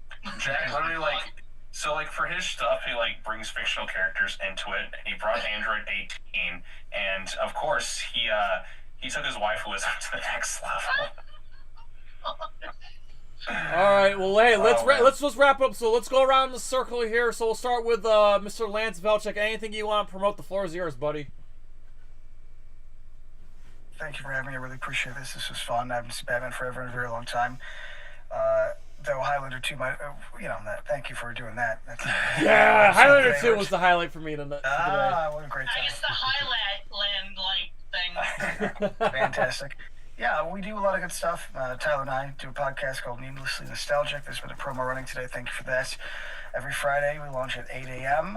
I also do some work for Joe Blow Horror Originals as a writer, editor, and narrator. Check out that stuff. And then that's it, man. Be kind, eat good pizza, and treat animals well. Well said. All right, Big Jack Films, man. Go ahead. Yeah. So I just do reviews on all the King Kong movies. I'm part of the Reviewerverse canon up there with Nostalgia Critic and Video Game Nerd, Link Carl, all those guys. Tune in Christmas this year. I've got a new Christmas special review of The Nutcracker Prince from 1990. It's an animated film with Kiefer Sutherland, Megan Follows. It's going to come out hopefully Christmas, and it's a really cool retrospective. It's my last episode of the year, and then I go into working on the next round, but tune in for that. I also got, hopefully coming out this coming year, this retrospective of the Star Wars prequel trilogy. It's going to be a very massive epic series, and looking forward for you guys to see more of that coming up. Excellent. Definitely looking forward to your content. Tyler Nichols, man, go ahead. Floor is yours, buddy. So yeah, as Lance said, I am also hosting Needlessly Nostalgic with him. We cover different movies. We just wrapping up some Christmas horror movies, and then we're heading into the Evil Dead franchise in January. And you guys, listen, you guys gotta do Terminator, because remember we talked about during the Terminator live stream, and you guys gotta do Highlander. You gotta do Highlander and Terminator, man. We have so many that we will be doing. Highlander. Cannot wait. We've only done, so far we've only done Friday the 13th, the whole John Carpenter filmography, and then a bunch of Christmas favorites, and now Evil Dead. So we still have a lot of stuff to go. We've had a blast doing it. And then, yeah, you can also check out, I do a lot of stuff up for Joe Blow. I'm on Joe Blow Horror Originals a bunch. You'll hear my voice all the time if you go over there. Well, and if you do Halloween, get Sean on there. Well, and then I do a bunch of interviews, including there's going to be a really good one coming up probably next month with Molly Quinn. I talked to her for about 20 minutes, and we talked about Mike Flanagan for like half of that. It was a blast, so check that out. But otherwise, yeah, Jay, thank you so much for having me, because this has been a blast. Sean motherfucking Wick, JT is reborn. Yeah, well, thanks for having me on for the live stream once more. I had an absolute blast. Because, I think I was on, briefly, the last 2 years, but, this is one where I really got to, stick around more, which was a lot of fun, of course. Now that we hit the goal, you can finally, like I said, get a decent haircut. I mean, I do respect Tyler just outright going, no, this is getting shaved right on stream. So, it's now I'm used to it more like this than, before, because we've been, all day. Like I said, the fact that you just went up and just did it right on the stream, I really kind of admire that quite a bit. But yeah, you can check out stuff on my channel. Like I said, there's some comic book related stuff coming out on Thanksgiving. Wanted to get it out on Halloween, but the Halloween Ben's video because it was so crazy with the post-production. Jack even had to help me out with it because Jack saw all the crazy effects that were involved in that video. Like, it just got so... I said, hold my Diet Coke.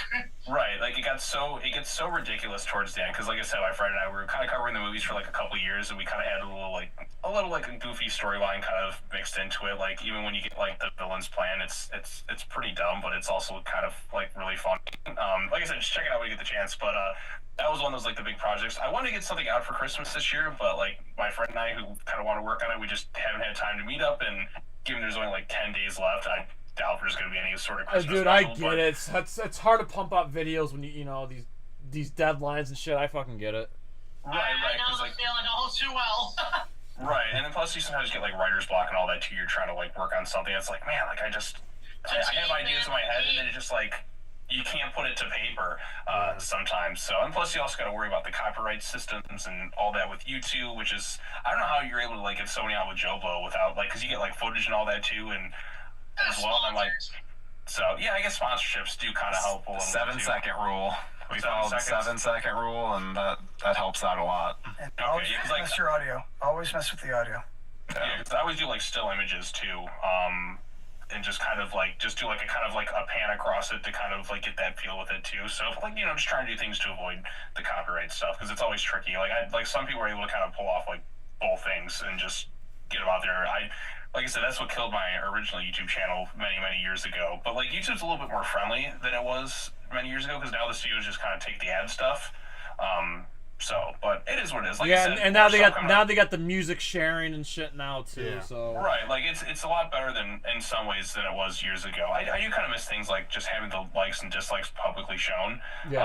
I think you can get like a browser extension. Yeah, I was gonna say yeah, exactly. I was just about but when you're on your phone, it's kind of tough to like tell sometimes too. So, but yeah, like I said, more stuff coming up next year. I don't know what my next like big like written video will be. Like I said, I have a lot of unscripted stuff, like the comic reviews are like every week too. And then, you know, after the movie's like a fun thing where we just immediately after seeing the movie just kind of do a quick reaction to it. Sonic 3 will probably be the next one, because like it'll be out next week, unless I see like Kraven the Hunter in that too or something, which I kind of want to see with my friend, and I want to see it together, and we'll see if we can kind of like get together to see the movie, because it's going to be absolutely like atrocious. Actually, Monday I have to put out my review of Lord of the Rings: War of the Rohirrim. So. Oh yeah, I keep forgetting that one's out, but like. It's good. I liked it. I really enjoyed it. Like, I'm excited for like a big 2D animated film, like in theaters, but I'm also kind of checked out on Lord of the Rings after the Hobbit films. And then there's also. Good. It's like Princess Mononoke. Okay, and then like, you know, the Hobbit films kind of killed it for me, and then you also have that Rings of Power show, which I've only seen a little bit of it. I'm like, way this is better. awful. This is way better. So, like certain series, you just feel kind of checked out. Like me and the MCU are just kind of checked out for the most part. But like I said, there'll be more stuff next year. I'm just up in the air of what I want to cover next, because I already have some stuff kind of written, but like not finished. But yeah. I'll just hit me up. Okay, yeah, we'll see what happens. But like I said, follow along, more stuff, and we'll see what happens. But thanks for having me on this year. It was a pretty good time. I especially had fun in this and Surf Ninjas. Over the Top was nice, just kind of have casual conversations. But that movie, I'm like, I have no interest in seeing that one again. It wasn't as fun as I. Just the arm wrestling scenes. Yeah. That's it. Other than that, it kind of drags in a lot of bits, but Surf Ninjas is at least like it felt long in some ways, but it was so 1990s time capsule, and there's more material to work with. And Batman Forever, like I've seen so many times. Like there's even a full commentary that Jack and I did together. Listen, anything with Batman, Sean and I are in. 100%. Right. Like I said, I wanted to make sure to like. I even had like the costume change too. Like Sean, we need to go to a convention dressed as Batman and Nightwing or Robin or whatever. We just have. Yeah, I got the Red Hood cosplay, so I can always bring that. There we go. Robin. So yeah, but thanks for having me on. I really appreciate it. This was a fun time. All right, excellent. So just a couple things we want to promote real quick. Joe, if you haven't already, yes, check out our live stream with Kevin Bayless, Rare Extraordinaire. Yes, talked about Killer Instinct, Donkey Kong Country, the creation of the characters. That was a goddamn great interview. And Joe, next week we'll figure it out on Twitch. Yes, tentatively Tuesday. Sonic X Shadow Generations continues. Yep, more Shadow gameplay, and then Joe, next weekend Zelda withdrawals. Yes, more Zelda Echoes of Wisdom. Yes, and I'll just conclude real quick. This is basically... Whoops. Oh, hold on. No. There we go. This was our season finale. So that being said, 5 seasons of NerdCage wrapped up as we get ready for season 6 starting in February. And guess what? May 2025 will be our official 5-year anniversary. There we go. So I don't know what we're gonna do for that. I can't believe we've been doing this 5 years. I know. Fuck. But I'll just say this. Again, thank you. Like, if there's anything I want to be remembered for in NerdCage Live specifically, it's cheesy movies for charity. And the fact that we hit our goal this year, we did $2,200. We're $2,201. $4,500. Finally cut his damn hair off. $4,500 raised. I'm so excited for that. And, you know, like I said, it's for a good cause too. Yeah. But I can't wait to see. You'll see. I promise in 2025 we're gonna have more celebrity guests. I'm coordinating as we speak. I think what we're gonna kind of do, what kind of I think kind of works for us. What we did, I don't know if anybody really noticed what we did. I think what we're going to try to do is, like, maybe once a month we have, like, a headliner guest. And then, like, the other live streams that same month, we'll do like, our watch parties, our rankings, our tier makers, our, you know, other discussions, our spoiler discussions. But I like to see if we can get, like, one huge headline guest a month instead of having, like, all these guests back to back to back to back. I want to kind of spread them out and have, like, one big guest a month. And just do other small shows to promote it. That's the format I kind of want to do. Joe and I are going to map out our games for Twitch on 2025. As right now we're trying to get through Zelda and Sonic, but we're going to start mapping out our games for 2025 as we have some huge releases coming out. And I may be starting my own Twitch just to do long plays because we can't do that on our Twitch with the two of us with our time constraints, but I might be able to find a way to do my own Twitch to do longer play games. And nice. We'll I just lost my fucking train of thought. I'd like to do more watch parties. I'm not talking about like this one. Like there's so many like watch parties that I would like to do. Obviously, I like to correlate it with like anniversaries and stuff like that. But yeah, I'd like to do more watch parties. You know, but yeah, I think the main plan is we'll try to get one big guest a month with other shows leading up to it.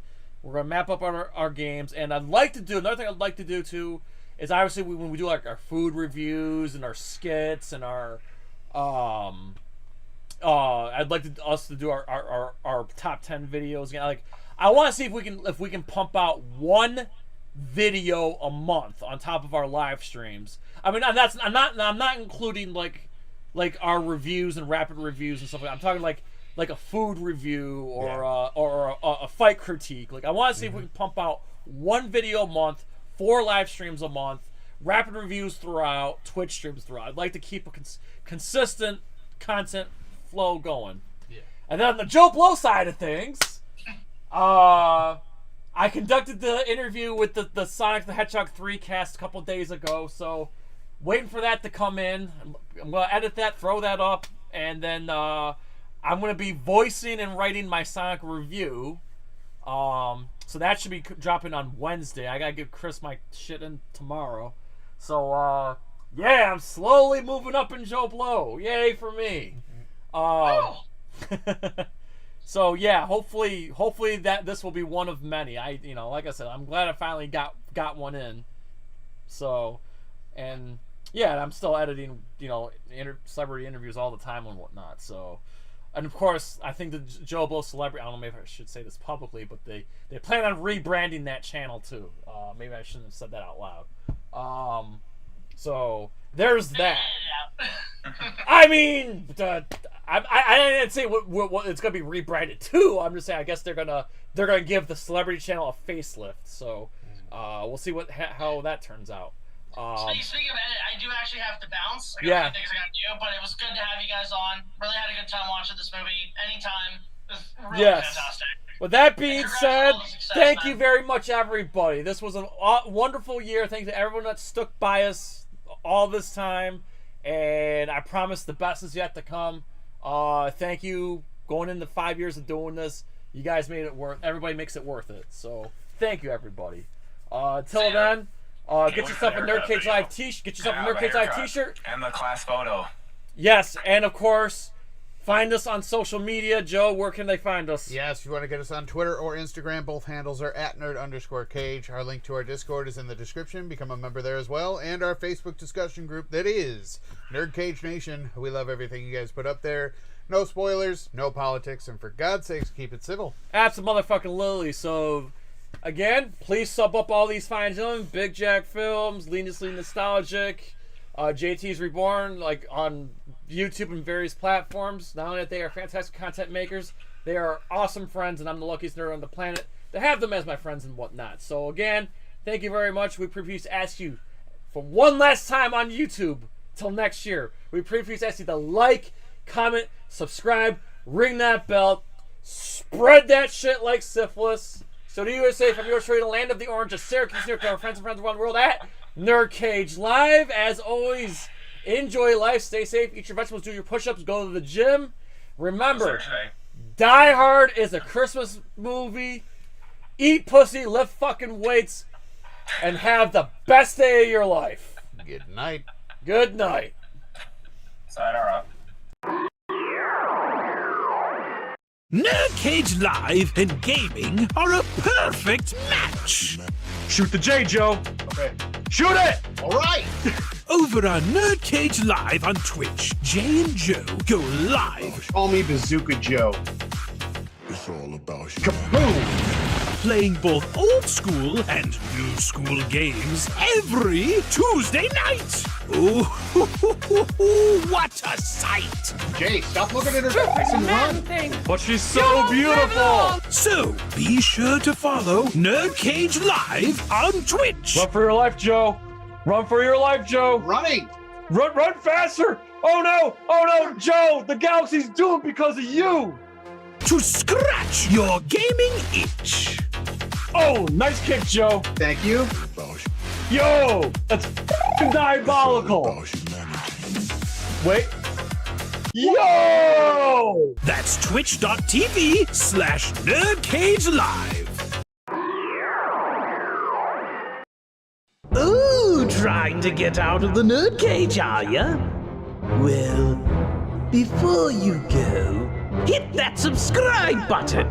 And if you're really intrigued, ring that bell.